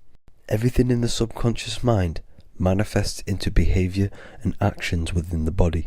Your daily basis routine and habits are all mental programs within your subconscious mind. These mental programs are created by mainly two ways. 1, repetition, and 2, emotional impact. The repetition is fairly simple to understand. The more you do something, the more it impresses onto your subconscious mind and becomes a program. That program will then manifest into your behavior. However, with the emotional programs, they work a bit different. The stronger that you feel an emotion, the stronger it is impressed onto the subconscious mind. And then that emotion becomes a program. For example, you had a very traumatic moment happen when you were a young child. The emotion that you felt was so strong in that moment that it impressed into your subconscious mind so hard that you can recall that moment like it was yesterday. That traumatic event that happened to you when you were young will still manifest into your daily basis behavior even to this day. However, it manifests subconsciously. For example, if you were in a car crash, you will be wary to enter cars with certain people. All because of that traumatic emotion that you felt and impressed onto your subconscious mind. Another example of the subconscious manifesting into our behavior is posting on Instagram. Most of the time, the reason why you post is because your subconscious mind is seeking gratification. So before you actually do something, question yourself and find out the root cause of why you are doing this. Another thing that you need to understand about the subconscious mind is that it takes everything you say and hear literally. So for example, if you go and say, "You are an idiot" to someone, your subconscious mind will only pick up the word idiot. It only knows yourself. It doesn't know anyone else.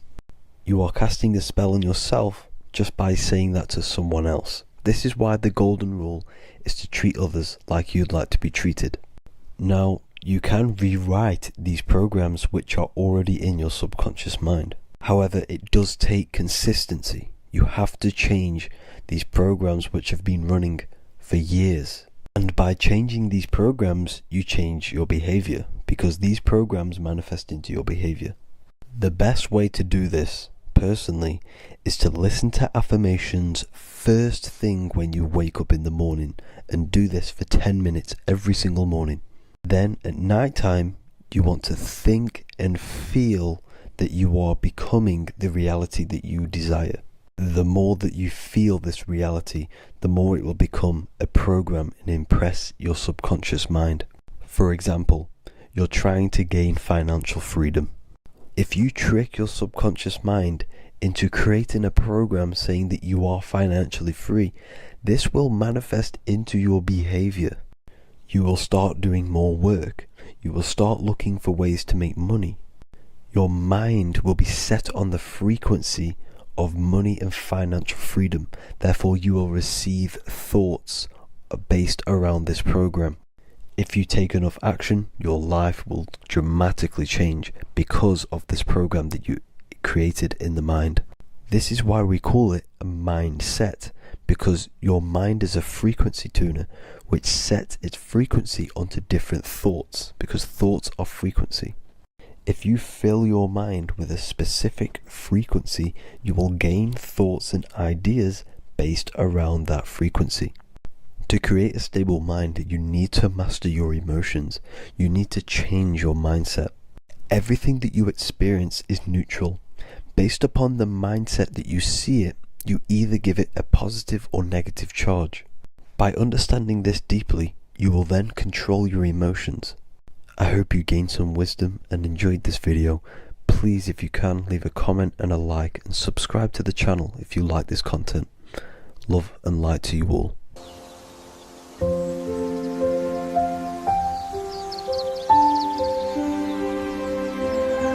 bookofwisdom.com. Visit today.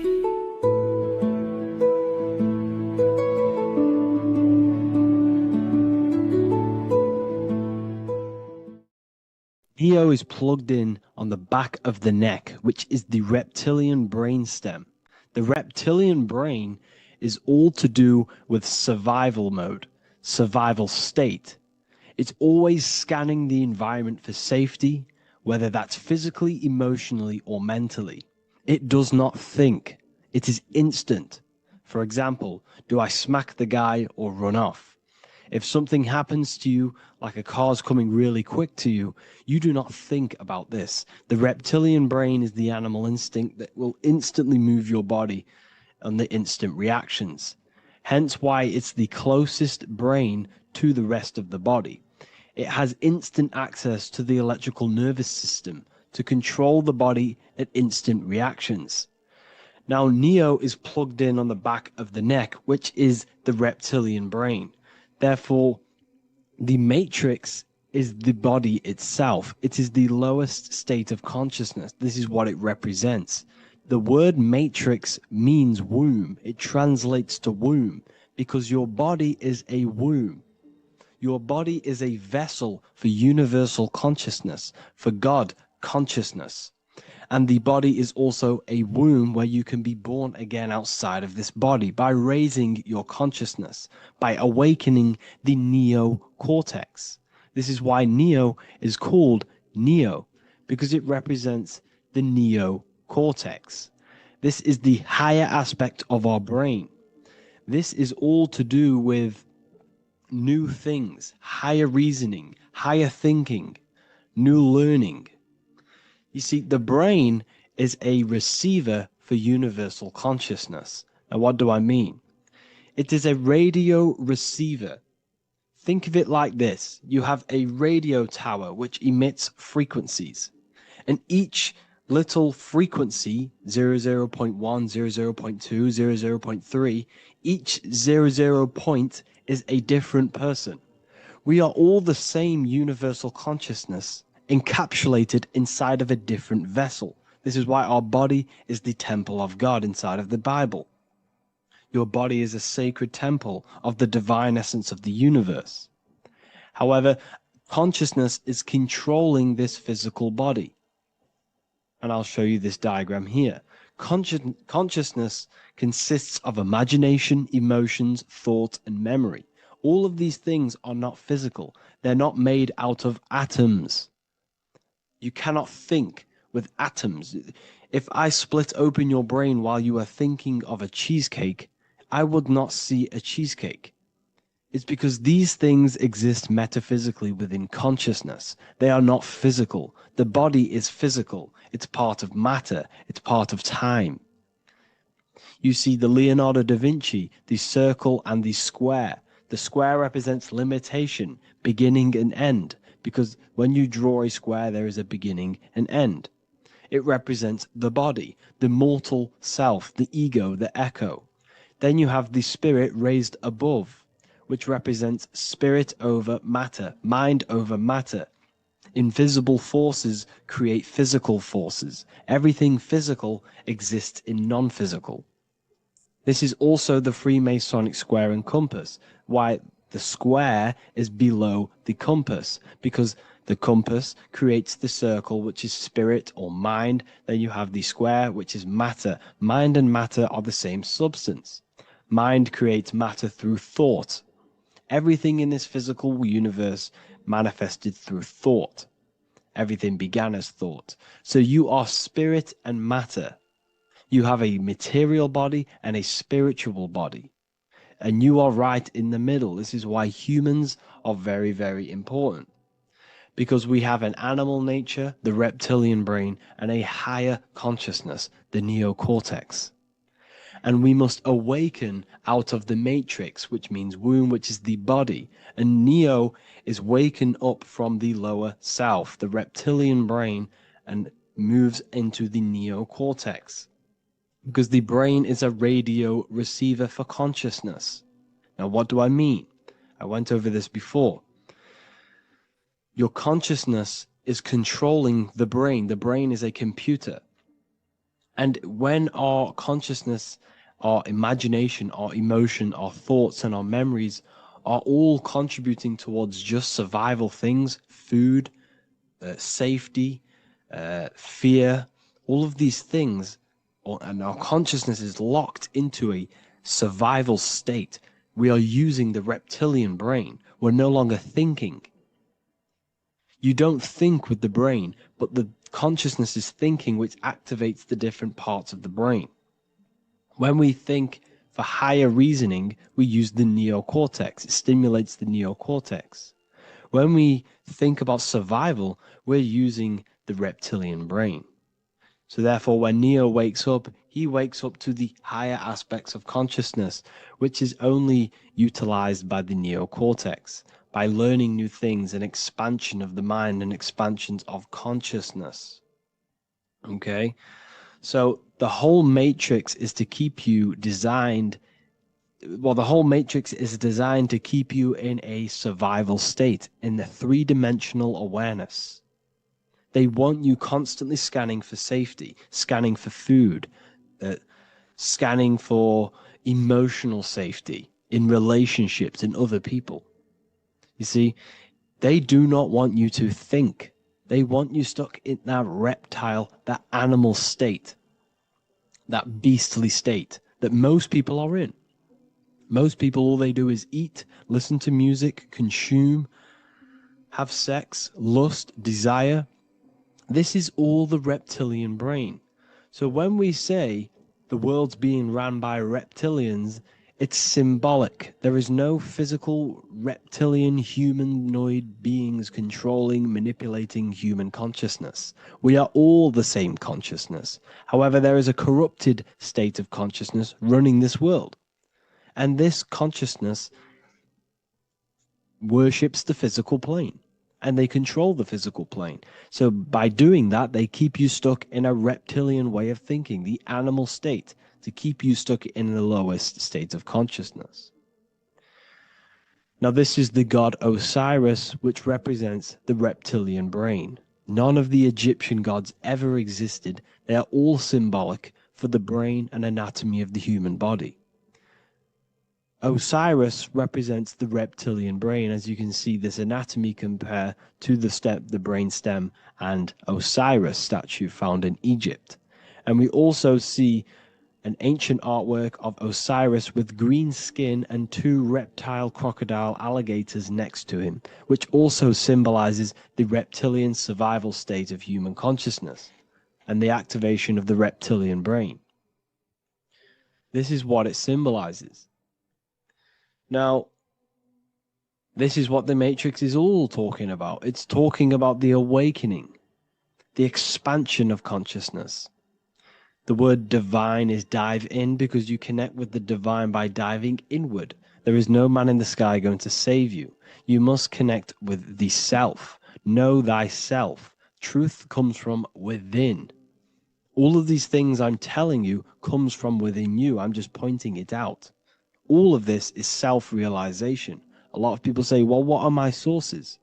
My sources is knowing thyself, observing thyself, using the neocortex of critically thinking, sitting down and thinking about yourself and having deep realization of yourself.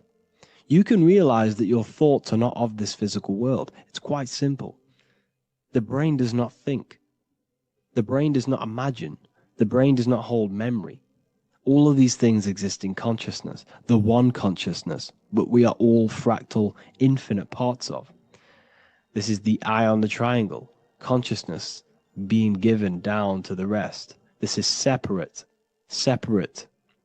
Consciousness is separate from the rest of the pyramid. The pyramid is your body. Neo is the one consciousness. This is the Egyptians symbolizing the one consciousness giving Ankh, which is life, to all the different life forms. However, you can see that the central sphere is giving a big Ankh to the humans, because humans, like I said, possess the advanced consciousness, an advanced brain that allows us to turn above our reptilian animal self. For example, we can go against our reptilian lower animal nature and turn to our godly nature. Animals cannot do that. They are stuck in instinct. They are stuck in a reptilian animal way of thinking and operating. Everything they create is to survive. We can turn against our lower nature and create for amazing things like buildings, architecture, technology. We can use our creative consciousness for anything we wish, not just survival needs. And it's the same with your spiritual journey. You can raise your consciousness beyond this animal state that they try to keep you in through fear, consumption, food, and the reptilian brain. We must awaken, start to think critically, and awaken to our divinity, because the mind, the consciousness within you has infinite potential to expand. There are infinite fields of knowledge that you can explore. The mind can never be filled. It can never ever be full of knowledge. It always expands, and that's why you are alive. That's why you are part of this universe. That's why the science always says the universe is always expanding, because the universe exists in your mind, and the mind is always expanding into new fields of thought, new fields of knowledge and information. And that is your whole sole purpose, of expansion of mind and expansion of consciousness, and the exploration of the mind of God. We are living in the mind of God. You are a thought in the mind of God. You must awaken out of this body. This is why Jesus says you must be born again to see the kingdom of God. You must be born again. You must raise your consciousness beyond physical limitation and awaken to your divinity. And this is pretty much it for this video. I hope you all understand this, that this is all symbolic for consciousness.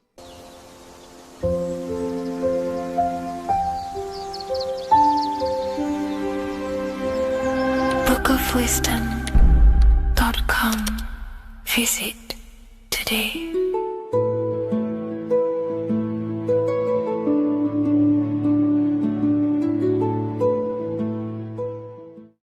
What if I told you that the pentagram can unlock the secrets of creation and make you manifest any reality you want? Hence why the pentagram is used heavily in magic and witchcraft. We have to understand that the pentagram has been heavily demonized. Religions, churches claim that this symbol is associated with Satanism and witchcraft. I personally believe this was intentionally done so that people do not gain their personal power over reality and their life. The pentagram reveals so much about you and it is one of the most important symbols to understand inside the occult studies. It is one of the most common symbols that you will see across all occult esoteric orders and different occult traditions, such as Freemasonry, Kabbalah, Rosicrucianism, alchemy. You will see this symbol everywhere. And in fact, you even see this symbol, the pentagram, on old church buildings, statues of Jesus next to church buildings. You will see this symbol used by Christianity itself, which is very contradicting about the church. But I'm not here to tell you to think anything. You can simply take this information with a pinch of salt and see if it benefits you. The pentagram used by the early Christians was said to symbolize the 5 wounds of Jesus on the cross. But this goes much deeper in an esoteric explanation. The pentagram ultimately represents the 5 elements of creation. All creation falls within these 5 elements. We have spirit on the very top, then you have air, water, earth, fire. This is the correct placement and order of the elements. Air is always on the left, water is always on the top right, earth very bottom left, fire bottom right, and spirit placed on the tip point of the pentagram. It's a 5-pointed star drawn with one continuous line. But this actually reveals much deeper things, and we're going to be going into how to use this symbol for magic and creating your reality towards the end of this video. But now we're going to give you a basic understanding of the pentagram. It's showing you the 4 physical elements symbolized as triangles and spirit symbolized as a circle. The 4 physical elements are made out of the base element, spirit, or what the ancients call ether. Ether is the underlying base of all physical matter. This is the substance that animates physical matter with life force. All physical matter has its origin in the etheric substance, or spirit, what we want to call it. It is simply the life force that animates the physical thing. However, if we go deeper onto this symbol, it also represents something personal to the individual who wears this symbol. If you wear this symbol, you're basically saying you're putting your divine nature over your material nature. Your divine self is in control of your material self. You put your spiritual needs before your physical desires and needs. Hence why the spirit is on top, looking down over the 4 physical elements. The circle is continuous, one line, eternal, no beginning, no end. The triangle has beginning and end and points. You can see the beginning and the end when you draw it. On a deeper level, this is pretty much showing the process that symbolizes the structure of the macrocosm, the universe itself, showing how the invisible spiritual planes condense and crystallize into the visible physical world, spirit turning into physical reality. But if you wear this symbol, you're basically saying, I put my divine nature over my material nature, showing that your spiritual nature rules over your earthly existence. You put your spiritual needs first. If you see this inverted, it is now the opposite, placing spirit on the bottom, basically saying, I desire the physical things over the spiritual. But what exactly is your spiritual nature? Well, your spiritual nature is simply your internal self. You chase things that are immaterial, such as knowledge, love, experience, expansion, Nosis. These are the qualities of spiritual things that the spiritual person likes to chase and desire, instead of desiring the things that are temporary in the material world and never actually lead to fulfillment. True fulfillment is by chasing spiritual things. God, the nature of creation, the self, Nosis, knowledge. But if we go even deeper, this symbol ultimately represents how reality is created. Hence why this symbol is heavily used in Kabbalistic magic and so-called witchcraft. We are all magicians. Each one of us are creating reality. There are just certain ways you can actually create reality by becoming conscious of them. By becoming conscious of the elements and the qualities of the self that actually create your experience in your life in the present moment. If we look at the pentagram, we see that when you draw a pentagram, it is one continuous line. It is one expressed in 5. The order of the elements are very important. Spirit at the bottom, fire at the bottom right, and so on and so on. Because this is showing you the descent of the spiritual into the material, the invisible crystallizing into a material reality. As you can see when you start to draw the pentagram, you see spirit at the very top. You're descending down to fire. Fire is the closest element to spirit. Hence why in magic and witchcraft, people like to use candles. So you're descending first into fire, then into air, then into water, then into earth, then back into spirit. Because of course, the cycle of creation unfolds itself. When you die, you return back to spirit, and then you reincarnate yourself back into physical reality if you wish and desire to. Everything is under this process of matter spiritual. In the daytime you wake up, you're in your material body. When you go to sleep, you enter your astral spiritual body. Everything's in this continual process, renewing itself in spiritual, then material. But the reason why this is associated with magic so heavily is because each one of these elements corresponds to a different body of consciousness, a different vehicle of consciousness. Consciousness has many different vehicles it uses to create the tangible self, the physical reality. For example, consciousness has a spiritual nature. The spirit element in this case symbolizes the emanation, the descent of the one power, the one force that we are all using. Each one of us is using this one power, the power of the source consciousness,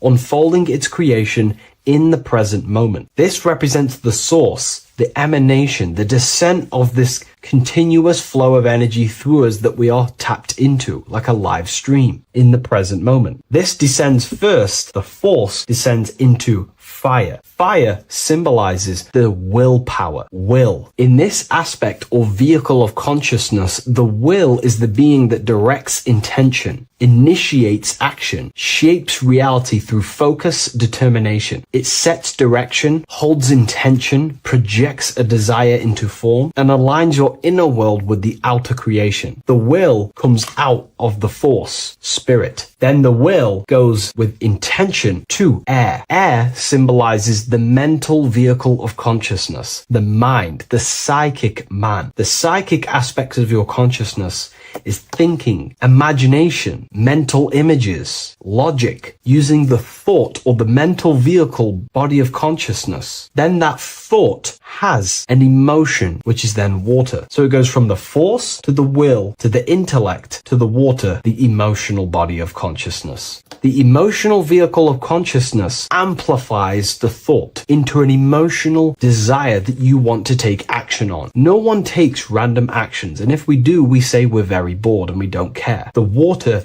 is the energy, the emotion you have to fulfill something. And that emotion then descends into earth, which is the physical body to take the physical action in the present moment, to fulfill that desire, to fulfill that will, that thought, that desire. And that is how reality is created all the time. Now, there is much more that you can go into with the pentagram, because true magic is about changing consciousness at will, not casting random spells. It's the ability to change the direction of consciousness using the power of the will to direct these forces to create change in the internal world so it can project outwardly in the external world. Because consciousness creates the external reality. What happens within us, we see change outside of us. So true magic is about manipulating the forces and the vehicles of consciousness that exist within our own mind to produce a change in the material world. There are other ways you can use magic, by purifying each body of consciousness or banishing each body of consciousness. Other forms of magic, you can dissect each body of consciousness and work with that specific body. If you think you're using your mind too much,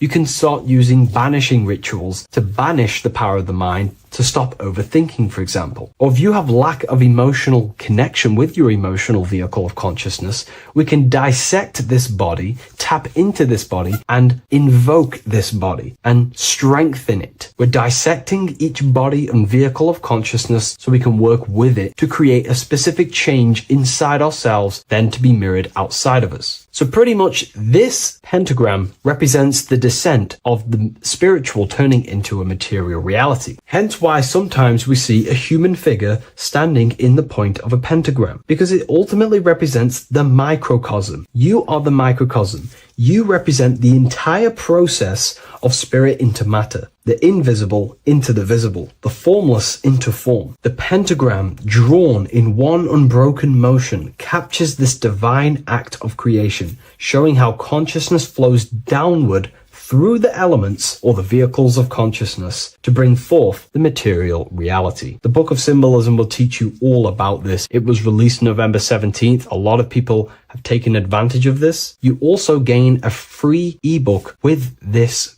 copy. Every order comes with a free ebook. And if you wish to get your copy of the brand new Book of Symbolism, you can find it in the description or revivalofwisdom.com. Thank you, everyone. I'll see you in the next video.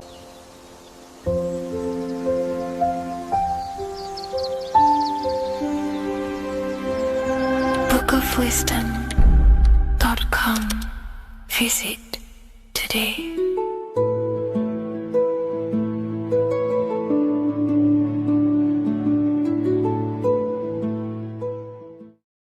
What if I told you the devil is closer than you think, and it's not actually a real person, force, or spiritual entity outside of you, but a being and an aspect of your own mind and psyche? In this video, you will learn exactly what the devil is and the true esoteric meaning of the devil. The first thing we need to understand is that the universe is a mental universe. Look around you. Every action, every building, everything you see around you was begun first as thought in the mind, then manifested. We use the mind to build and shape our reality. The universe, the world, only exists inside of our mind. Therefore, God and the devil exist inside of our own psyche. So first of all, the devil is not a literal being, but a symbol of the lower self. It represents the unmastered, ego-driven part of the human mind, a symbol of destructive thoughts, emotions, behaviors, lives in realms of chaos, fear, hatred, lust, and ignorance. This is why we see the devil as red, because red is the lowest vibrational color on the color spectrum. It also corresponds with the root chakra, which is all to do with survival instincts. Red represents chaotic and intense emotions like hatred and anger. When we are angry, our face turns red. The devil represents our animalistic fundamental needs, our instinctual needs, our survival state of consciousness. We have a survival state of consciousness and a godly state of consciousness. Our godly state of consciousness is creating, not just experiencing in the animal state, but consciously creating reality.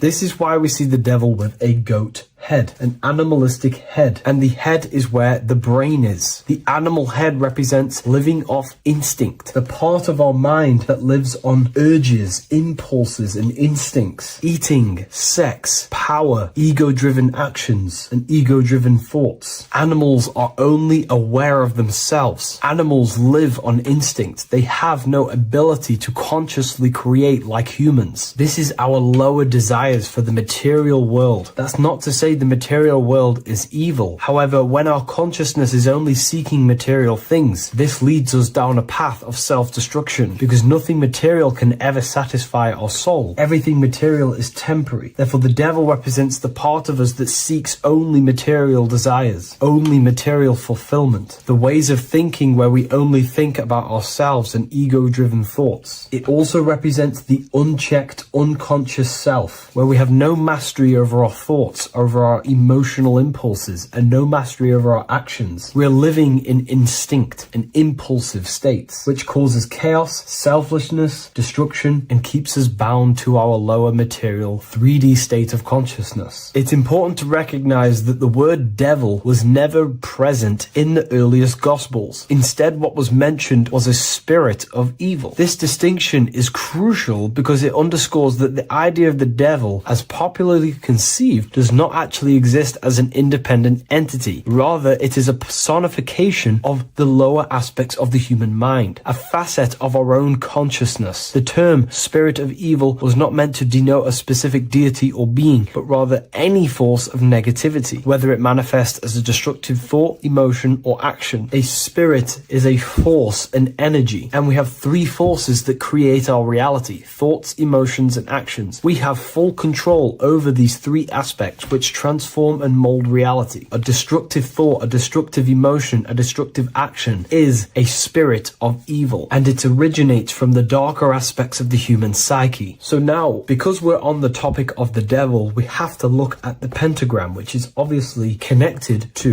the devil heavily. The upright pentagram represents spirit, air, water, earth, fire. Upright, which represents spirit, the most important element on top of the earthly elements, showing spiritual principles over material principles. As spiritual beings as we are, we have to put our spirit first, our higher self first, and material things second. Why? Because material things never satisfy us long term. Seeking material fulfillment will leave us feeling unfulfilled in the long run and very unhappy, and we can lose ourselves in illusions. We have to put our spiritual principles first. Seeking wisdom, knowledge, connection to the divine, and connection to our higher self is what gives us true fulfillment in our hearts and souls. But when we see this pentagram inverted, we now have spirit on the very bottom, which now represents earthly principles on top of the spiritual principles. We're putting our earthly elements on top of our spiritual element, which this inverted pentagram represents no longer caring about spirit, no longer caring about our invisible internal world, and only caring about this external body, food, sex, material things, cars, money, and all the things outside of us, the world outside of our mind. This is what true Satanism is. Satanism is not worshipping an external deity, but it is worshipping the self, only fulfilling the ego's desires. This is what true Satanism is, and we have all been conditioned to live in this state. Satanists want us to believe that there is an external deity called Satan or the devil, and the reason they do this is because they trick us, making us believe that we are not Satanists, while they are actually conditioning us to be self-seeking, ego-driven people, where we only care about sex, food, material things, and money, which is actually conditioning us to be Satanists. 80% of the population today are unknowingly involving themselves in Satanism, which is ego-driven thoughts, actions, and emotions, dwelling and living in this state where we only care about ourselves. When we are spiritual, we realize we are all one. We are all one consciousness family, and we need to do things that help and contribute towards our collective experience, helping others instead of seeking to serve only the self. The angel is depicted with wings, which represents elevation, higher self. The devil is represented with an animal horns, which is on the ground. A goat is on the ground, which represents the lower self. This is the elevated mind and the lower material mind. Horus, the bird, higher self. Set, the ground animal, lower self. Jesus and Satan. These are two forces, two characters that exist within the human psyche, not real entities. They are forces of our minds, and there is a battle between our higher self and lower self all the time within our own minds. There's always a part of us that's telling to do one thing and another thing, to do something bad and to do something good. There is this battle inside of our own consciousness. Here we have the human spinal column. The human spinal column is showing you the higher and the lower self. The higher self represents the head. The head is where the mind is. This is the creative essence of the universe. This is where all material things begin as a thought in the mind. We create with the skull, with the brain. This is our higher self, the heavens, connected to the heavens, the sky. And the lower end of the spinal column is where our reproductive organs are, where our gut is. Our reproductive organs and our gut is all to do with survival. The lower end of the spinal column, lower instinctual 3D based consciousness. The lower end of the spinal column is where our lower self dwells. Eating, consumption, power, and sex, lust. These are all emotional forces and instinctual based organs that are not inherently evil, but when we dwell and live off this lower end of the spinal cord, it keeps us in low states of consciousness. Our goal to raise to our higher mind is to balance this, not to overeat, not to abuse power, not to abuse sex and lust, but to master these organs and gain the ability to say no to these organs so that we can raise to our creative side of consciousness. Instead of dwelling in our instinctual nature, we can turn to our creative nature and consciously become a builder and constructor of reality. This is the true way of raising consciousness. This is the stairway to heaven, out of the animal consciousness to the higher consciousness. To wrap all of this up, it's all about gaining control over our instinctual lower nature and allowing our spirit to rule over our body and not our body ruling over our spirit or mind. The moment you let a thought become instantly an action is the moment you are an impulsive person. We are all trained to be this way. It is okay if you are in this state. The moment you let a thought turn straight into an action without questioning, that is the mind controlling you and you not controlling the mind. We need to gain control over the mind, and we do this through many different ways, through meditations,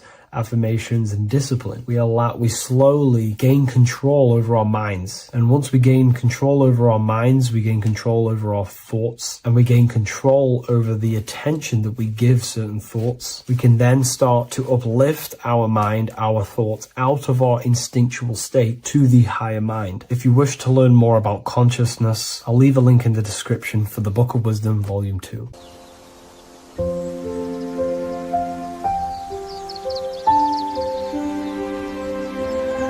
bookofwisdom.com. Visit today.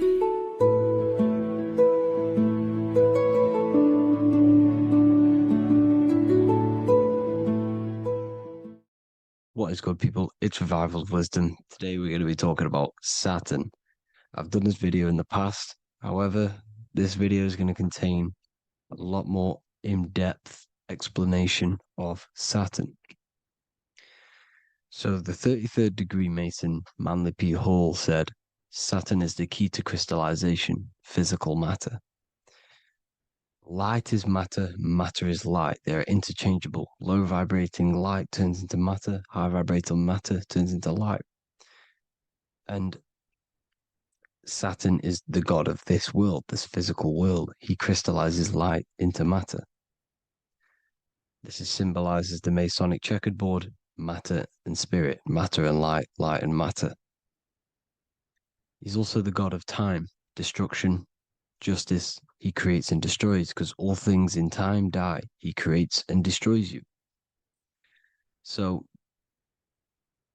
because we live in this physical world, which is the electric world, this is why we say electricity, because it comes from the root word of El, Saturn. They used to call Saturn El, E-L. This is why we used to say Elohim is God. The real God of this world is Saturn, but it's being hid. This is being hid. Jesus is Saturn. All of this is Saturn. It's all Saturn worship. It's the real God of this world, So, physical matter is a result of two opposing forces equalized on the plane of inertia, because everything is created out of electromagnetic toroidal fields. And these two poles equalize on the plane of inertia, which gives you planet Earth, plane of inertia. The plane of inertia is what Saturn is. It's the ring around the center of the plane of inertia. Thank you to Walter Russell saying, physical matter is a result of two opposing forces on the plane of inertia. This is what Walter Russell says, so please check out his work. He's got many books, many books on light and electromagnetism and stuff like that. So I advise you to check him out. So the torus field gives you the binary code 0 and 1, the female vagina and the male phallus. This is the code for this world. Saturn crystallizes physical matter. Now Saturn is the most outermost layer of the 7 layers of heaven, where it says in the Quran, it says, Allah, it is he who created the 7 layers of heaven. Saturn is the outermost layer. He's the top He's the most high. So when we say the most high, we're referring to Saturn. He's the most high before the firmament, before the stars. So Saturn is the god of this world. He's the Lord of the Rings. He wears the crown. The crown is the rings. Crown, Kronos. So the planets are luminaries. They are lights. They are beings. They are energy, conscious energy. And we're in the heart of the solar system. Saturn is the outermost layer. He is the one of this world. He's the god of this world. Now, on the North Pole of Saturn, you have the hexagon. Add up all the sides. It creates the six-pointed star. Or it can be created as a cube. The cube is very important. The six-pointed star is very important. 6 points, 6 triangles, 6 side, 6, 6, 6. Black cube adds up to 6 in gematria. Now, what did I say in the beginning? Saturn crystallizes the physical world. He creates physical things out of light. You are a light being. This is why we say human. Hue means the light spectrum. Hue, man, we are light manifested into physical forms. Human. And we are incarnated through Saturn. Satan, same thing. The number of the beast is 666, and the 666 comes from the 6.6 triangle, 6 sides of Saturn, 666. We are all known as carbon-based life forms. Carbon, the atomic structure of carbon, is 666, 6 protons, 6 electrons, 6 neutrons. We are materialized into our physical bodies through Saturn, through the number of the beast. These bodies are the beast, it's the animal. The divine, the Christ, is the consciousness within, because you're a physical, spiritual being combined into one, hexed into one. Hexagram. This is a hexagram. You're hexed into physical matter, spirit and matter, light and dark, combined into one. Now you contain of the mark of the beast, the mark of your body. Your body's the beast. It says in the Bible, Satan, who is the god of this world. This world. There are many different worlds, but this world is run by Saturn, and it says that in the Bible. Saturn is Satan. It's the same thing. And look at the crown of thorns are wrapped around the heart. The soul is in the heart. The mind is in the brain. The soul is wrapped around the rings of Saturn. You're wrapped in physical matter. This is what it's showing you.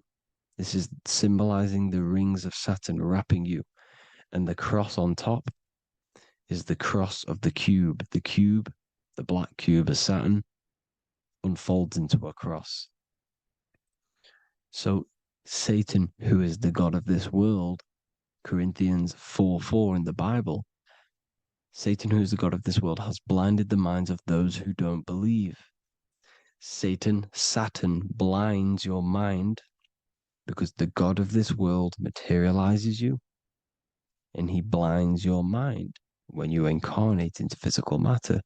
When you enter this soul system, not the solar system, you hit Saturn first. He materializes you. And look at the symbol for Saturn. This is the symbol for Saturn. All of the planet symbols are created out of the Holy Trinity. The Earth, Moon, and Sun. Body, mind, and soul. The Sun is your soul, the Moon is your mind, the Earth is your body. Your body's made out of the 5 elements. The Sun is your soul because the Sun is life force. Gives life to everything. Your Sun is a soul. Your soul is the sun of your body. The Moon is the mind. The Moon is the moon of your body, the mind of your body. Intelligence. So all of the symbol of the planets are created out of these. The Saturn symbol is created out of the Earth cross, matter, and the Moon crescent, moon, mind, matter over mind. This is why Satan, who is the god of this world, has blinded the minds of those who don't believe. He blinds your mind. Look at the symbol, it's showing you. The Saturn symbol is matter over mind when it should be mind over matter. So we descend into a soul system, into our 666 Saturn carbon suit bodies, and we are matter over mind. Then we have to move up the spine to go back up to spirit, to mind over matter, where you manipulate your own reality. Now look at this. It creates the number 5. 5 is the number of change. You're moving from this side of the number sequence over to the right side. You're moving from the spiritual into the physical world. You're incarnating into the 5 elements, the 5 senses. So the cube, the black cube of Saturn, is another major symbol. Very important symbol. Here you see the cube, and the color black is associated with Saturn because Saturn's associated with death. He creates and destroys. Light and dark. Death is associated with black, spirit, because you can't see spirit, which is blackness. So the black cube is black because Saturn rules the nighttime, which is dark, blackness, and he rules the winter, which is death, blackness. So Saturn is the black cube. Cubes have 6 sides: up, down, right, left, back, and forward. Cubes are 6-sided.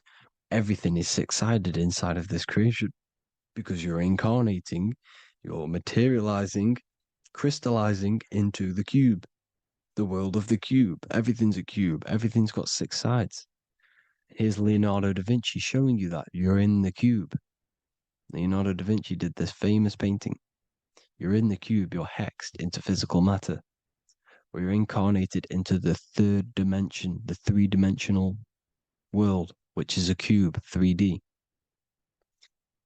And black cube adds up to 6 sides of the black cube. The Kabbalah means cube god in Arabic.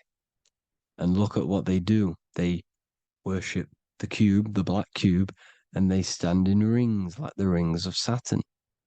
Australia, Denmark, Manhattan, Santana all have these black cubes. You go to New York, you will see the black cube there as well. These black cubes are everywhere because it is the real God of this world, So look at the cross. The cross unfolds into the cube. Xbox, Nintendo GameCube, Sega Saturn, anything to do with a simulated gaming reality, they put Saturn in it because we're in the simulation of Saturn. This is a simulation. And this is why they reflect this through the Xbox, GameCube, Sega Saturn, anything to do with gaming, simulations, is all Saturn. Because we're in the cube of Saturn, the black cube. We're in the GameCube, the Xbox, the Sega Saturn.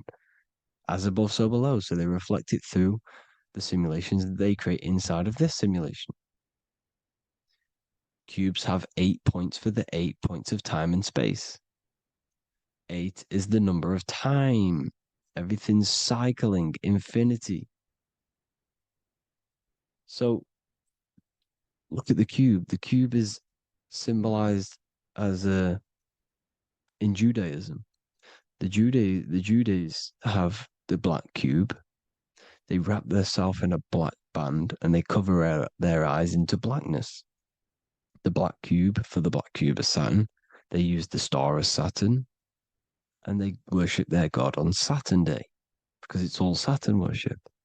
And look how the Saturn god is wrapped around with these thorns or leaves, just like Jesus is wrapped around his heart. And Jesus on the cross is us on the cross. We are in the cross. We are in the cube. The cross is the cube. And the cross is even in the Saturn symbol. This is another symbol for Saturn. There's 2 symbols. You got this one, the one I've just broke down. And there's this one. This is the cross of Saturn, the cube god, the simulation, the game cube. Now, Chronos is another word for Saturn. Chronos means time. When you clock into work, you go to the Chronos machine. Well, I did anyway. And I tap my card on the Chronos because Chronos is time. Anything to do with time is Saturn. He creates and destroys. Look at the artwork of Saturn with the sand, the time. Look at this, how he's cutting off the baby's wings. He's crystallizing the spirit into matter. He's cutting off your wings. Satan, in the Bible, he falls from heaven into earth and he loses his wings. He becomes a serpent. You see, it's all symbolic for us. We are the fallen angels, fallen angles of light. We're fallen angles of light. We are light beings. Now we're fallen into physical matter. Saturn's chopped off our wings. He's chopped off our spirit wings because when you astral project, you can fly. You will fly around. He's got the Reaper staff here, always depicted with the Reaper staff. Now look at the clock. Saturn day is the 6th day. The number of the beast, 666. Look at the clock. 6 take away 12. 12 take away 6 equals 6. 7 take away 1 equals 6. 8 take away 2 equals 6. 60 seconds in a minute, 60 minutes in an hour, 24 hours in a day, 2 plus 4 equals 6. That's 666. Everything's 666 because it's time. Saturn. All goes to Saturn. He's the god of time. We're in time now. We're in time. We're in the time, which is God, the god of this world, the god of time. Now look at this. The Reaper is also depicted as the Reaper with the staff, the black cloak, black symbolizing death, spirit. Judges wear black because Saturn is the law. He's the god of this world. He's the law. This is why they wear black cloaks. When you graduate from university, you wear a black cloak and a black cube on your head. You've been hexed. Funerals, you wear black because it's all to do with Saturn, Father Time, Father Crystallization. Now, Saturn, here's another one of him cutting off the wings of a child. Because he cuts off the wings. He creates and destroys your body. We're in the electrical world. Everything that is electrical vibrates. All vibrations have to come back to a standstill point, which is death. This is why your body dies. Your atoms stop vibrating. Corona. Look at the crown. The crown is the corona. Corona means crown. And look at this is an alcohol brand for beer. You can see the staff of Saturn in the symbol with the moon crescent. Corona, which is the crown, Saturn, the crown on Saturn, the rings. And then you've got the staff. It's all Saturn worship.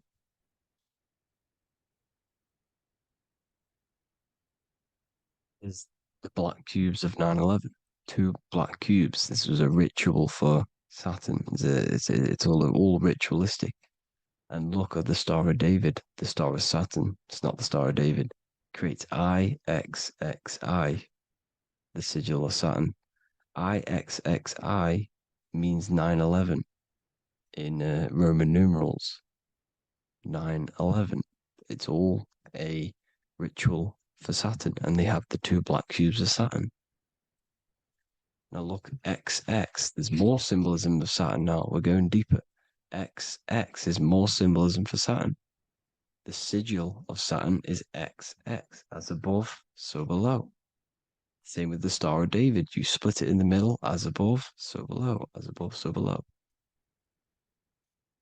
XX. This is a Knights Templar, Cross of Lorraine. XX. Knights Templar, High Order of Masonry. They all worship Saturn. Well, Saturn's the real god of this world. X Eon with the XX. XXL magazines, which is all to do with famous rappers and stuff like that. When you die, you put XX on the eyes because it's Saturn. He's the Reaper.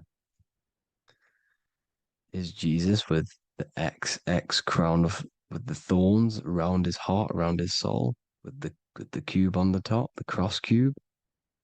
Lucifer with the XX cross of Lorraine. Jay-Z with his alcohol brand, XX cross of Lorraine. The X Factor with the rings of Saturn. All Saturn worship. The seal of Melchizedek is also Saturn. This is the cube. This symbolizes the cube with the 8 points for the 8 points of space and time. And this is the cube. It's another ancient symbol for Saturn. Here you see the star of Saturn with the Melchizedek symbol around it, which is all to do with Saturn. Here you see an altar, the Holy Grail, the Melchizedek symbol on it, and they're worshipping it. This is why we wear rings, wedding rings for the rings of Saturn. It all goes back to Saturn. Earrings. The 8-pointed star of the ancient Sumerians is all Saturn. It's all Saturn. So the ancients, the symbols of Saturn goes on forever. It's in all of the major corporations. You can see it everywhere, the rings of Saturn. Toyota is an obvious one. Internet, Nike, Target, Sega, Saturn. It's all Saturn worship. All Saturn worship. Because he is the real god of this world. Here's Kanye West's album with a Saturn here. Here's Michael Jackson's album saying X, escape. There's the X again. The X, escape. You have to escape this reality. Maybe that's what he's pointing at. Here you see it on the dollar bill. The star of Saturn. Here you see it again on the dollar bill. So that is it for today's people. I hope you all gain some insight on Saturn. Please like, comment, and share if you can. Subscribe if you like the channel. Please have an amazing day. God bless.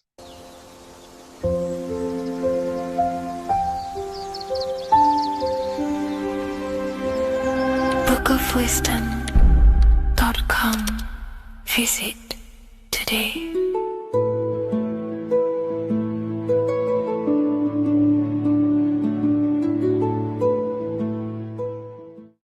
The Freemasonic square and compass is not just a symbol that represents Freemasonry, a lodge, or a secret society. It is a symbol of gaining your own personal power. Now, in this video, I'm going to be breaking down this symbol in the most detail I can possibly go into. Most people live in a state of illusion. They live their life impulsively, acting based on their 5 senses, tasting. They want to feel a certain thing like an orgasm, or they're basically just slaves to external things and their 5 senses, which leads to a very dark path where you'll never actually become a conscious creator and you'll never actually be internally happy. The Freemasonic square and compass reveals some deep wisdom about this. Now let me break this down. If you want to gain your personal power, listen up. The Freemasonic square and compass is a compass which is used to create circles. Now, if you notice something about the circle, they have no beginning, no end. You can't tell where it begins and ends. It's eternal, which means this represents consciousness. Now, if you don't know what consciousness is, if you close your eyes, you have an internal world. You have thoughts, emotion, visualization. This is all consciousness, spiritual. Then we have the square. The square creates squares or lines, which represents matter. It has a beginning and an end. You can quite see where the beginning of the end is, right? So we can even link this to Leonardo da Vinci, the Vitruvian Man. We see the man in the square with the circle. The circle is the eternal consciousness, and the man is the square, limited to the physical world. But consciousness is not limited. That's why it's outside the square. This is eternal. The body is mortal. The body will die. Consciousness will never die. If we look even closer at the symbol, we notice in this particular symbol, we have the compass overlapping the square. This is very, very symbolic. This represents spirit over matter, also known as mind over matter, consciousness over matter, the circle over the square. Like I mentioned earlier, most people are slaves to their senses. They go through their day and all they do is chase validation and feelings. They eat all day to feel good, which means they're a slave to their taste. They're slaves to their feeling. They masturbate, which means they're a slave to orgasms and external things. They're literally being governed by the external world controlling their internal world. They're literally living life on autopilot. And don't get me wrong, I was guilty of this too. We're all guilty of this when we join this world because we're not taught this sacred knowledge. Until you actually stop and recognize this, you'll be living life on autopilot, literally not even living. You'll be running off subconscious programs, seeking external validation and being ruled by these five senses. The square underneath the compass represents consciousness on top of matter, which means the internal world is controlling the external world. It is the mind controlling matter and not matter manipulating the mind. In the occult and esoteric world, it's very important that you are conscious of every action that you are taking in your day-to-day life. Never act subconsciously. Always be conscious. What are you thinking? What are you acting? What are you giving your attention? All of this is contributing towards creating because you are a creator. Consciousness is a creative force. You need to make sure that the compass is on top of the square, that your inner world is controlling the outer world and not the outer world controlling the inner. As I've mentioned in many videos before, the internal world of consciousness is what's producing the external world. Your life is just a result of every thought and emotion that you felt in the past. Everything you own, everything you possess, your friends are all reflections of your consciousness. They're all reflections of what you are thinking about. When you change your thinking, your external world starts to rearrange itself. On a basic level, this symbol represents the combination of spirit and matter. You are a spiritual being and a material being. You are heaven, the sky, and earth, the ground. You are heaven and earth, spirit and matter infused into one. You are a bridge between the divine and the earthly worlds. And you can bring down these higher realms of consciousness, thought, imagination, and emotions into a physical, tangible reality. To do this consciously, we need to make sure the external world is not manipulating the inner world.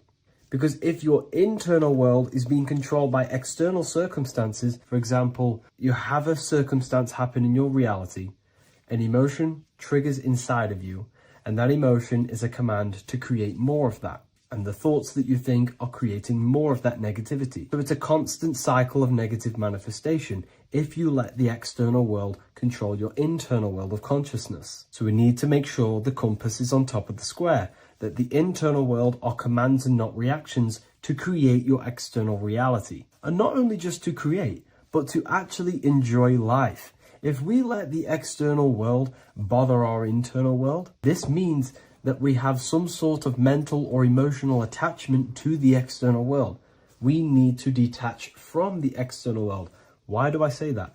Because it's temporary. It's an illusion. We are going to die one day, and none of this will matter. You need to understand that everything in this world is temporary. You have to be okay with losing things, losing family, losing things in this world, because it's guaranteed to be temporary. We need to make sure the internal world is order and not chaos, commands and not reactions. Now, at the back of the Book of Wisdom, Volume 2, the book that I've wrote here, I go over the different meanings of the different arrangements of the square and compass. Sometimes we see the square overlapping the compass, which is the opposite of what we've just broken down. Or sometimes we see one leg of the compass on top of the square and one leg of the square on top of the compass. These are all highly symbolic. When we see the square overlapping the compass, this pretty much represents the beginning of the Freemasons' journey, when their internal world is being controlled by the external. They have a lot of spiritual growth and a lot of learning and inner work to do. Now, when we see half and half, one leg of the square on top and one leg of the compass on top, This represents the Mason's gradual emergence from the material realm into the spiritual. This interplay of symbols reflects the process of gaining greater light and knowledge as the Masons ascend from material concerns towards spiritual enlightenment. And of course, we've just broken down what this means. This represents spirit over matter. They're not chasing external physical things anymore. They're actually chasing and gaining validation and happiness from spiritual growth, more knowledge, and deeper understanding of consciousness and themselves. Most people chase external material things, which actually don't make you happy in the long run. You could be given £1 million today. In a week's time, you would be back to the same original state of consciousness and actually chasing more and more millions of pounds. It's because nothing physical in this tangible world will ever satisfy your internal world of consciousness. So through spiritual growth, we can actually become happy and seek higher understanding, higher consciousness, which actually satisfies us eternally. So when we see the compass on top of the square, it symbolizes the triumph of spirit over matter. This arrangement not only signifies the mastery of spirit over the material realm, but also represents the resurrection, ascent, and dominion of spiritual principles over all earthly conditions. It's all about gaining personal power and spiritual growth. It's all about spiritual evolution, going from matter to spirit.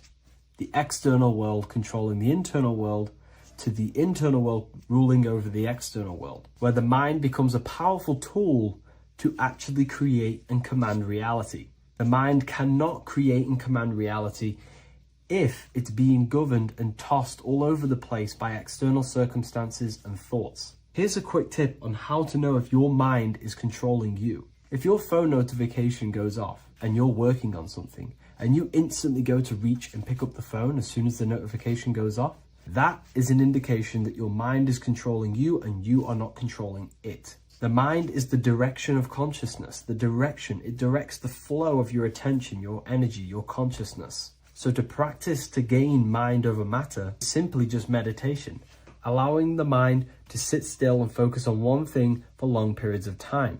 And over time, this will gain mastery over your attention and your mind. If you are on your spiritual path, this should be your goal. Your internal world becoming the master. The mind becoming a vessel for you and not a vessel controlling you. It needs to become a command center and not a reaction. Please like, share this with a friend, and subscribe to the channel if you're new. Leave a link in the description for the Book of Wisdom Volume 2. Hello and welcome to another video and another lecture from Ethereal University. Today we're going to be breaking down in detail the Freemasonic 33rd degree symbol. Now, of course, this is a complex symbol, and it's composed of many symbols put together to create a greater meaning.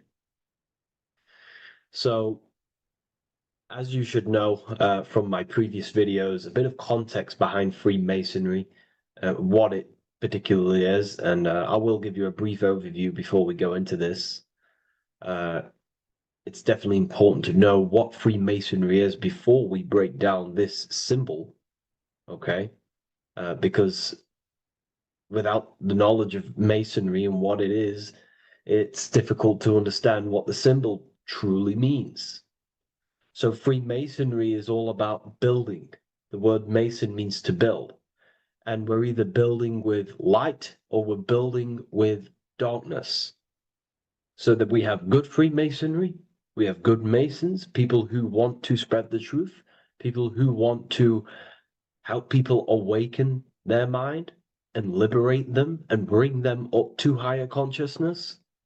Or we have Masons who want to divide, keep the knowledge to themselves, create walls, build walls in people's minds, construct illusions in people's minds for their own personal gain. Okay, so we're either building with light or you're building with darkness. You're either building with light or bricks, spirit or matter. God and the devil, same thing. You're either uplifting people or dividing people. Each and every single one of you is a Freemason. Well, a Mason, not a Freemason, but a Mason. You are a builder. And you're either constructing division in you and other people, or you're either creating oneness. Everyone is doing this. Everyone is building. Everyone is contributing towards the world and building our reality. So Masonry is a craft, and that craft is to craft a better mind and heart, a higher consciousness, a higher understanding of the self, building a higher perception of yourself, getting to know who you actually are, why you are here. Every action, behind every single action, behind every single cause is choice. You chose to be here. Whether you know why you are here or whether you do not know. You chose to be here in this time, in this period of life on the earth, on this physical dimension. You chose, the mind of yours chose to be here in this body at this specific time. You are playing a role, you are building in this world at this specific time. So Masonry is all about getting to know the self, to know what you actually are through Gnosis. Gnosis is direct knowledge obtained and extracted from direct experience. Knowledge extracted from direct experience. Knowingness. You know you have hands. You don't believe you have hands. You know you have hands. That's what knowing thyself truly means. To go within the self. To dwell in meditation for long periods of time. Not even meditation. To dwell, closing your eyes and thinking internally. Not thinking externally about anything outside you, but thinking and questioning internally, and you shall find answers. Seek and you shall find. If your heart is truly set on knowing, on getting to know true knowledge and knowing yourself, then you will find it. Okay, so because that's what the heart is. The heart is where we find our treasure. That's why it's inside of our chest. Our chest holds the treasure. What is your treasure? Your treasure is your physical manifestation. And whatever you act, whatever your heart cares about, your body follows. Your body takes action towards what you care about in life.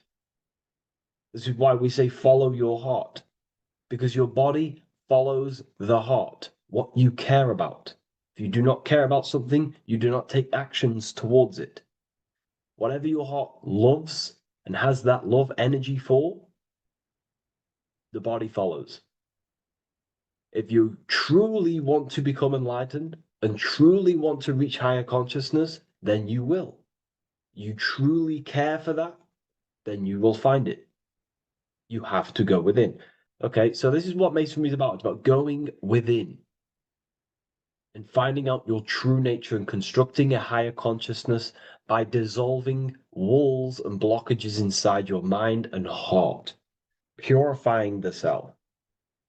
Because you can care about sick and twisted things. Okay?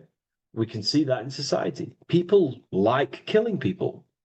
It's psychotic, but I know. So we can be corrupted. Okay, so going into this symbol, what does the symbol mean? What is it trying to portray? Okay? Before we go into this symbol, particularly, we're looking at the Scottish Rite Freemasonry. So we have the first degree all the way up to the third degree is Blue Lodge Masonry. Then from the fourth degree of Freemasonry to the 32nd degree is what we call Red Lodge Freemasonry, the Red Lodge degrees. So again, that is that symbolism of that red and blue, the left and right, masculine, feminine, water, fire. It's that symbolism again of the two polar opposites of reality, of masculine and feminine qualities, solar and lunar, the left and right hemispheres of the brain, the inner and out world, inner and outer world, the brain and the heart. These are all polarities, okay? Spirit and matter. We have to unify these. But we're looking at the 33rd degree. This is the end of the Scottish Rite of Freemasonry, and it's considered the illuminated degrees. Illuminated. This is when one gets to know the true self, the true knowledge, when one has gone within, mastered the self, got rid of mental blockages, blockages in the heart, purified the self, and they know who they are. They have higher consciousness. And in this breakdown today, I'm going to show you how they have higher consciousness through this symbolism. Okay, so I was going to say something, but I totally forgot what it was. But anyways, we'll move forward with this symbol. Oh, that's what it was. Water melts, well, ice melts at 33 degrees, symbolizing ice represents solid matter, ego, the physical body, left brain thinking, physical reality identification, identifying self with the ego, the name, the job, the reputation. That's the ice, that's solid, that's ego thinking, left brain thinking. When we identify ourselves with the body, our ego, our name, our job, our reputation, our family, that is ego. That is pure earthly survival base level consciousness. This is the degree, this is the level of state of mind that we need to rise out from and figure out what we are, what you actually are inside you. When you turn off your thoughts, what are you then?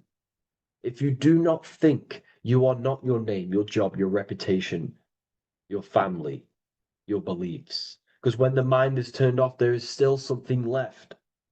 That is you. And that is the substance that we have to get to know through Nosis, through going within and thinking internally and dwelling within. Okay. So Freemasonry is all about learning about the psyche, the true nature of consciousness, how it functions, the mechanics of consciousness, how we can integrate universal law with consciousness. We're going to be going into that. Natural law. How we can become one with God's law. We can become one with the universe and integrate universal consciousness into yourself. Okay, so the first thing I'm going to say about this symbol, straight away, the first thing you probably notice about the symbol is the eagle. The eagle is a bird. Okay, what do birds do? They are high in the air. They are above the earth, which represents rising consciousness, rising the mind out of the lower mind, earth-based survival, impulsive, reactive, egotistical mind. And we're pulling us up, we're rising from that. The earth represents that lower base survival consciousness, ego-driven thoughts. And we're rising up. The bird is free. It's free from the earth. Okay? It's free. It's elevated. It looks down upon the earth. So the eagle is a bird which represents higher view of self, a higher understanding of the self. It's elevated. We have a higher view of myself when I reach the 33rd degree. That is what it's showing you. That is what it's symbolizing. Okay? It's above the earth. It is free. It looks down. When you have higher consciousness, you become enlightened, it's impossible not to look down. You do look down on people, but not in a bad way. Not in a bad way. That sounds bad. I understand if that sounds bad, but that's not a bad way. I don't mean that in a bad way or a bad-hearted way. I mean that as when you have higher consciousness, you can see people who are living and dwelling in zombie mode, low-level earth-based consciousness. They think they're the body, they think they're their name, their job, their reputation, their family. So it represents looking down because I have higher awareness of myself. I know what I truly am. The water is flowing at the 33rd degree. The water melts at the 33rd degree, representing the flowing of consciousness, the flowing of the mind, flowing of light energy entering the body. Because when we reach higher consciousness, when you raise your consciousness, which is just an easier way of saying mastering thoughts, mastering yourself, we no longer give attention to negative thoughts because we understand what thoughts are and why would you let your own mind take away your own power. So again, Freemasonry is about gaining personal power, not in a bad way. Well, it can be used for bad. Gaining mental power, a strong mind. Most people have very, very, very weak minds in this world. Very weak minds. This world is a mental world. We have to gain strength in the mind. It's a mental universe. The stronger the mind, the better your reality. The less affected you are by external things. Nothing external should ever bother you. Okay?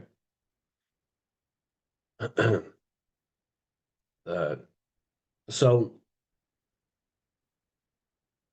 it's about gaining mental strength, mental clarity. So again, the bird is elevated, it looks down, it has a higher awareness, it sees things from above, it sees the world for what it truly is. That's the eagle. Okay? It's the higher view. This is the illuminated degrees. So we're looking at now the sword. The bird, the eagle, the double-headed eagle is standing on the sword. Very symbolic. The sword is not above the eagle. The sword is below the eagle. The sword moves through the air. On a basic breakdown of the sword, it represents power. Power. Because if I have a sword, I hold the power over you. That's what it symbolizes. In war, you have a weapon bigger than someone else and more destructive than someone else, you hold the power. So it's a power symbol. To go even deeper on this, on its true meaning, the sword, I've already broke this down plenty of times. It moves through the air. It cuts the air. It's the mind. Air represents the mind. Water is emotion. Fire is the spirit. Earth is the body. So we're looking at the mind, the power of the mind. And the eagle is standing on top of this, representing, I am conquering my own mind. I am conquering my mind. My mind does not conquer me. My mind is truly mine. I hold the power over it. I stand on top of my mind. The mind does not rule me. Thoughts do not enter my mind that take away my power. I think it, I feel it, I act towards it. It's unity. My mind is the monarch. It is the command center. It is mine. I'm above the mind. That's what it's showing here. I hold full control over this mind. I hold the power. Okay? And I have an elevated view of the mind. The eagle is elevated. It looks at the earth from above. It's the higher perception of the mind. The mind has a higher view of the self. It is conscious. Most people are not conscious. Okay? Most people walk around, they act unknowingly, they don't even know they exist. They don't realize they have consciousness. They think they grew from a monkey. They're born on a spinning ball in the middle of space, and they think they're the body. That is the level of a, earth-based consciousness. And it's saying, I hold the power. I hold my mind to what I want to direct the mind's forces to. I create with my mind. I carve reality. I shape my reality with my mind and thoughts and my intellect, my communication. Okay? That is what we're looking at here with the sword. It's on top, meaning I control it. When you stand on top of something, you are the top. You are on top of it. You hold the power. You rule over it. When you are the boss of your business, you rule the business. That's what we're looking at here. The sword needs sharpening. It always needs sharpening. You can't use a sword forever. You need to sharpen it. The mind will not stay powerful and strong and and aligned with what you actually want unless you continuously refine the sword. The mind needs to be refined or reminded.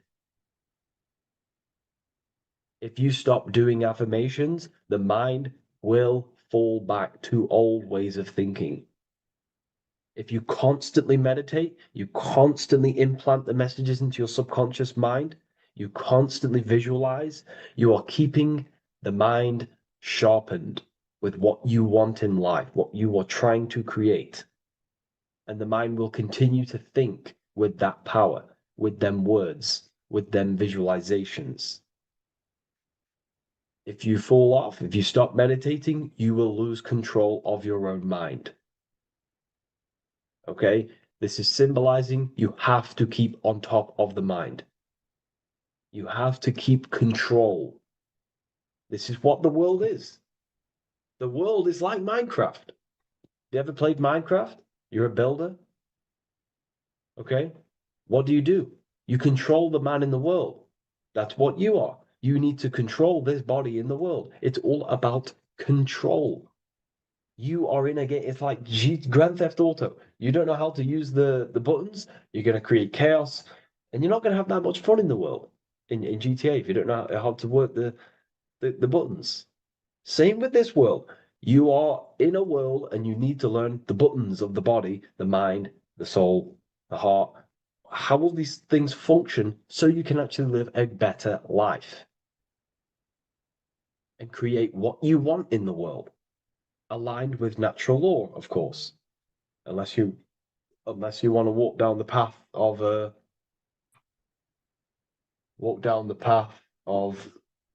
Satanism.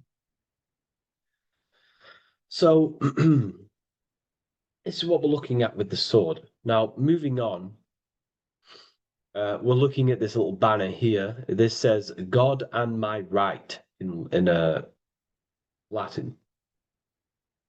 God and my right. What is your right? Natural law is your right.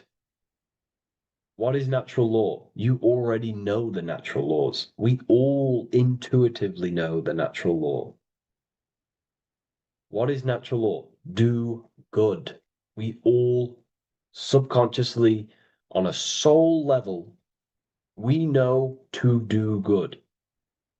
We know to do right. It is wrong to hurt people. It is wrong to control people. What is your natural law? What are the forces that you hold power over, that you have full control over? You have full control over what you think, what you feel, what you act. Thought, emotion, action. If you start to try and control things outside of them three forces, that is now you breaking natural law. If I try to control and manipulate someone else, that is now breaking natural law. I'm going against my inner law. My soul tells me what is right and wrong through emotion. So it's about aligning the self, my actions, my thoughts with my emotion, my intuition, my natural law. These are your rights. Your rights is to think, feel, and act with the law, with good, with God, with love, with care for one another. Am I building with light to bring good things to the collective? You see, most people are stuck in their left brain, and the left brain only sees me, ego-driven thinking. That's why they trap us in our left brain. They train us to be left brain. They tell us to write with our right hand to strengthen the left brain. They call it writing. Everything in this matrix is to activate your your left brain. Why? They need you in ego consciousness so you can be controlled and manipulated. So you do not recognize patterns. That's the right brain. The right brain recognizes patterns, symbolism, metaphors. They don't want you reading between the lines. They want you logical. They want you divided, because the right brain sees the whole. The right brain sees the woods. The left brain sees the trees. And that tree is your ego. And the woods is the collective consciousness. They want you only thinking about you, because that way you are divided from the collective consciousness. And we're all one consciousness family. We're all God. We're all God experiencing himself. And we are all building this world. So it's about aligning the self with my right, with God, with natural law. It's what Freemasonry is about. True Freemasonry, light Freemasonry, not dark Masonry or evil Freemasonry, whatever you want to call it. The crown, royalty. Royalty wear crowns. And what do the royalty have? Again, this is another power symbol. They hold control. Yes, royalty hold control. And that's why this crown is at the top of the image, not at the bottom of the image.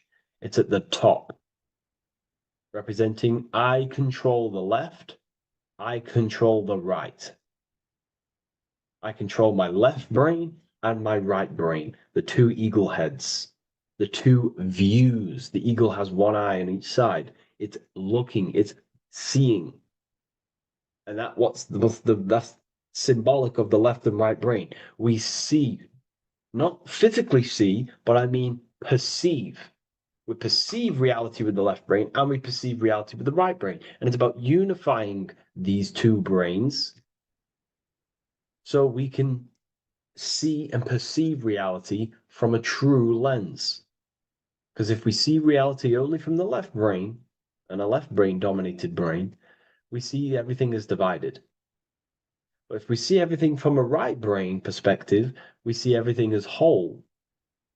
When everything is in the middle, you need to see reality from the middle. Yes, I have my own personal consciousness, and yes, there is a collective consciousness. So I need to balance between that. I need to see reality between the line, between the left and right brain, and align this worldview, and align my thoughts, align my actions with this. Because if you're left-brained dominated, you're only going to take action on ego. You're only going to take action on me. You're only going to think about me.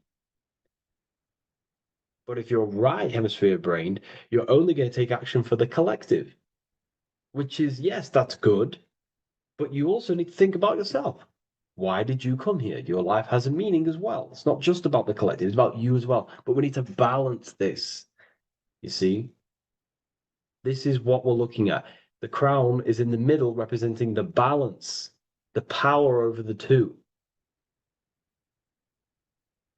Okay. It's the balance, it's mastery, it's control. Royalty hold control over society, royal families. So it's about controlling the self. It's control over the eagle, control over the sword, over the mind. It's about personal power we're looking at here. Self-control.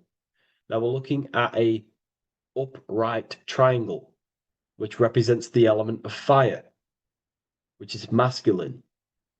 Masculine is all to do with action. Action, the physical body. We're looking at fire, which represents spirit or transformation. Fire is a very transformative element. It transforms things. Okay, so we're looking at self-transformation through action. This is what we're looking at here. Fire is a very, very masculine force. A very penetrating and transformative force. So we're looking at transforming the self, not through knowledge, but through action. We have transformed the self, 33rd degree. I've reached the 33rd degree and I have now fully transformed. Now, there are higher degrees than 33rd degree, but we're just breaking down the symbol. That's a whole of a lecture. But this represents full transformation. 3, another, if you watch my video on numerology, you know 3 is all about what? Transformation.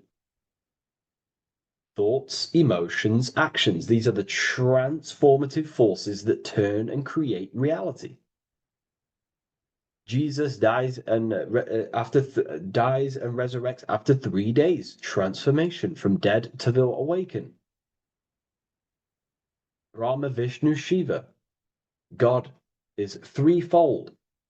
3, 3, 3, 3, 3, 3. Electricity, magnetism, dielectricity. The 3 forces that pretty much create physical matter. Transformation is 3. So we're looking at transformation through action. Action is a very transformative force. There's no point learning this knowledge if you're not going to act upon the knowledge.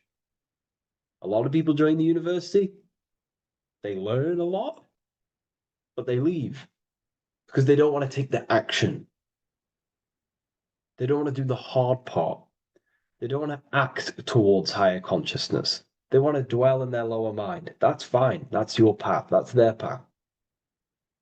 But if you truly want to raise your consciousness, you have to act upon it. You have to actively not take the action. It's about what you do and do not do, because not doing something is also an action.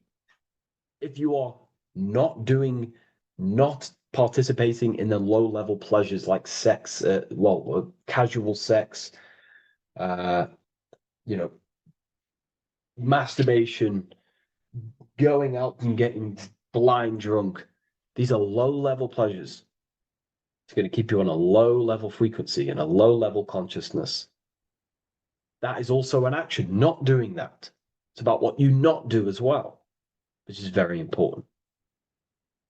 You have to act upon it to reach this degree. You will not reach this degree if you have not taken a lot of action towards reaching higher consciousness, reaching self-mastery over the mind, controlling the mind. This is what, again, it's about taking action on actually controlling the mind, controlling the self, gaining your power. Okay? Okay. This is another fascinating part about the eagle head and wings. It also represents the past, present, and future. The crown is, again, symbolic of the crown chakra.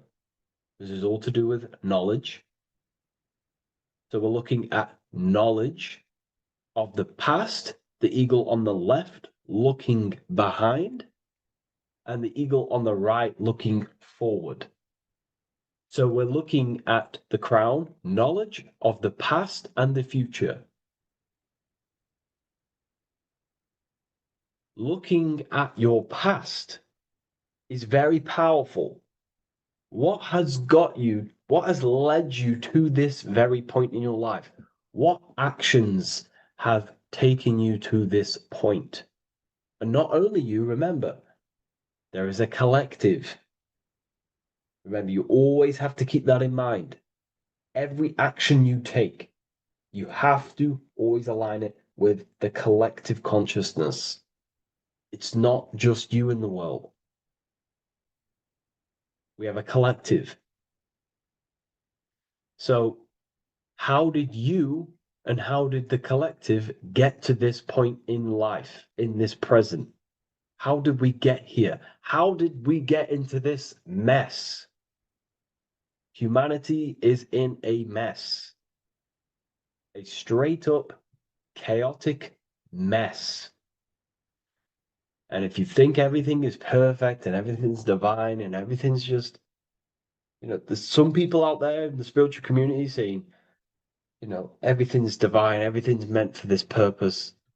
No, there are people actively manipulating and using mind control methods to control this reality. How have we got into this mess? So we have to look into the past to analyze patterns so we can take action now in the present to change the future of the collective and your personal life. That's what we're looking at here. So the ego looking left is looking in the past, representing analyzing the past, analyzing the actions in my life and the collective life. The actions that led to this mess now, to this state now. And what can I do now with my knowledge to change the future to a better future, aligned with, again, natural law, aligned with goodness, aligned with God, aligned with care and love for one another and the self. So it's all about knowledge of the past and knowledge of the future. And what I can do now to take action, the triangle pointing at the middle, which is the present, what can I do now to change the future? To create a better future, to transform the world. 33, transformation. To transform the future. Okay, this is what we're looking at here with the two double-headed eagles as well. Again, this is more art. This is a lot more complex symbolism here. But again, we have the Earth hemisphere here. And what? The eagle above. It is raised above the earth, above material pleasures, above the material thinking self, above the ego. Not to say get rid of the ego. We need the ego. But balancing, control, power over the ego, power over the two hemispheres of the brain, power over my past and my future, power over time. What am I using my time towards? Time is your spiritual currency. Okay? It's elevated. It sees things from a higher perspective. It is higher consciousness. We're also looking at the astral body. Birds on a deeper level represent the astral body. So symbols have layers of meaning. The deeper you get into the occult. So when you join the first degree, you get, a good interpretation, and the higher degree you go, the more deeper the symbol reveals. As the more deeper you know yourself. So we're looking also at the astral body, the light. What is the light? Light is a massive symbol in Freemasonry. It's knowledge, Nosis. When you're very intelligent, you call someone, they're a bright child. They have enlightenment, light in the mind. Looking at light, a lot of knowledge, a lot of self-knowledge of the self, of the psyche, how I function, what I am, knowledge of the astral body, rising above the earth, astral projection, exploring your true nature, exploring consciousness. This is what we're looking at here. And in order to explore your astral body and explore the astral realm, you have to control the sword, the mind. And you can then explore. You are free like a bird to fly. This is all symbolic of rising consciousness. All symbolic. So I hope this video has gained a bit more clarity on this symbol and giving you some insights, and I will see you in the next one. Thank you for tuning in today.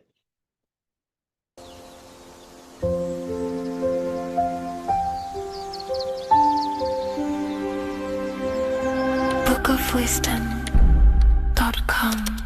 Visit today.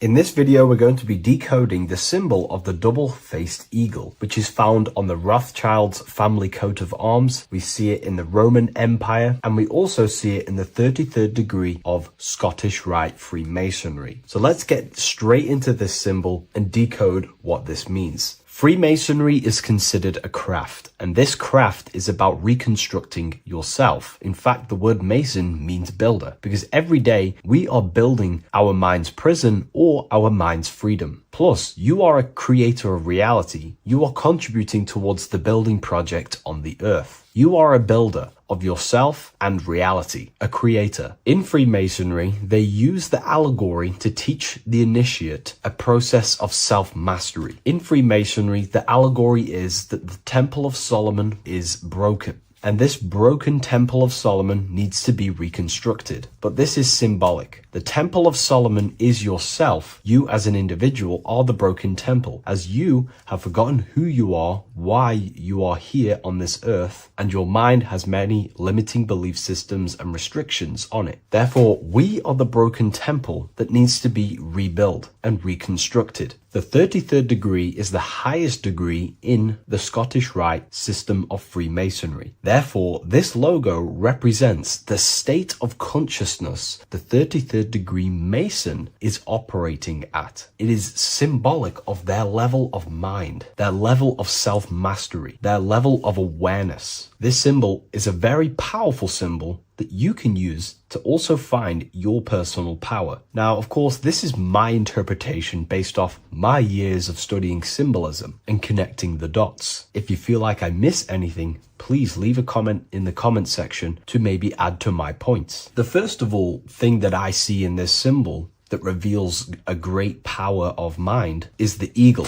The eagle itself is a bird, and a bird can go on the ground and in the sky. In a symbolic sense, this represents the body and the spirit, the ability to transform from this earth body and then also access astral projection and the spirit. The bird sees things from a higher perspective while it's flying in the sky. If you're only in the physical body, your perception of reality is limited to the ground. We do not see much from the ground. This is all symbolic to a level of mind. The bird can see things from above. It sees the earth from a top-down view and sees the whole, sees things from a higher perspective, symbolic of the mind of a 33rd degree Mason who understands who they are, what reality is, what consciousness is, and the human psyche. Their level of intelligence allows them to see reality from a higher perspective, and they also have the mindset of seeing things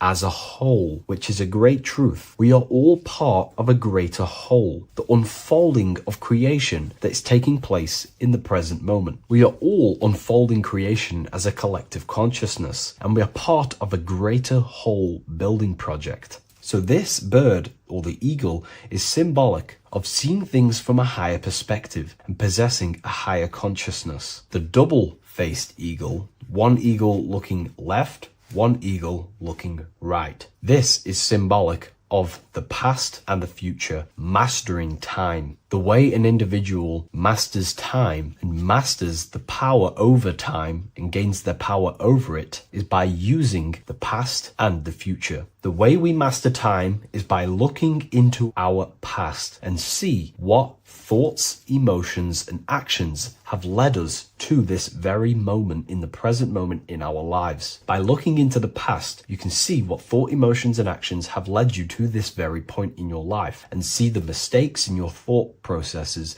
the mistakes in your emotions, and the mistakes in your actions. You can extract wisdom from the past of your past and apply that wisdom in the present moment to then change your future to a better future for yourself and the collective consciousness and your contribution towards the creation taking place on the earth. That is how an individual masters time. You can do this through memory work. Every time you go to sleep, go through your day backwards. Follow the events backwards. What this does is literally create new neural pathways in your brain and allows you to strengthen your memory so you can remember more. Memory work is massive in Freemasonry based off my research. They make you do rituals, memorize rituals, because they're trying to develop these different aspects and cognitions of the human mind. We see that the double-headed eagle is looking left and right, but then joins. This is symbolic of unity of duality, unifying duality. And the only way you can do that is by connecting with pure awareness without distortion of the mind and body. If you turn off your body, it goes to sleep. If you turn off your mind, you go to sleep. But if you can turn off your mind and body,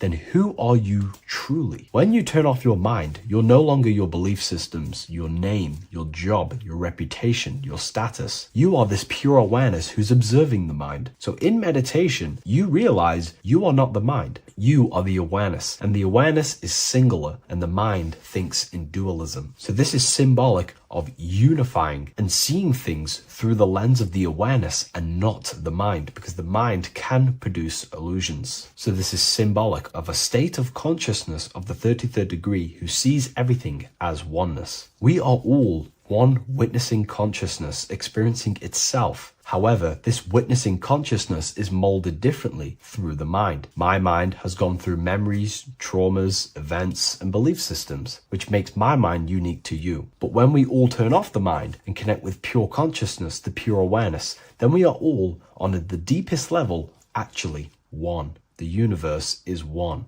This is symbolic of seeing and perceiving that reality and truly maturing that understanding in your consciousness. We also see that the double-headed eagle is standing on a sword, which is a tool. The tools that you possess in life are aspects of your consciousness. Your thoughts are a tool. Your emotions are a tool. Your actions are a tool. These tools are creating and building your reality, and they're also building your soul, building your consciousness. But we see that the double-headed eagle is standing on top of the sword, the tool. The sword is a powerful tool. So this is symbolic of power on the surface level. But if you go deeper and decode the symbol, it reveals something way more powerful. The sword carves through things. It's also a very murderous tool. If you hold a sword towards someone or something, you hold power over it. It is a symbol of power. And that power that you possess is, in fact, the mind.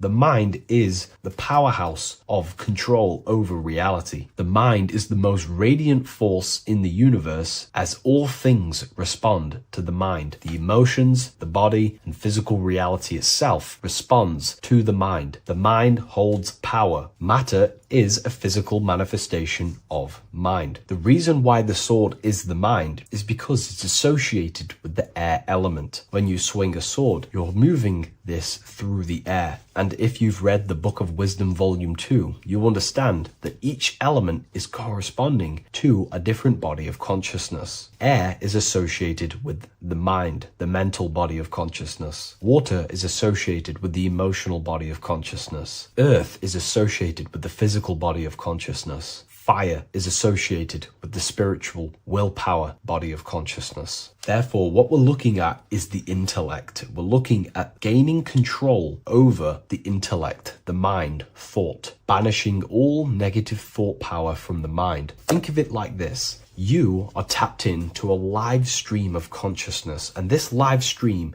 is flowing into you in the present moment. Your mind directs this creational force, this flow of consciousness and power. You can use that mind to think about negative things, anxiety, depression, or you can use that power that's flowing into you for the positive only. The universe does not create what you want. It creates what you are. What you put in is what you get out. Your reality is a reflection of your mind. So it's about using this tool for the good. For example, no negativity even has any space in my consciousness. There is no negative thought that pulls me down. And if there is, I banish it instantly and remove it. So this is about gaining power over the mind and using the mind as a tool to carve your reality with the sword. This is your power. This is your sword. Below we see a banner that says Ordo ab Chaos. Most people see this and understand it as order out of chaos.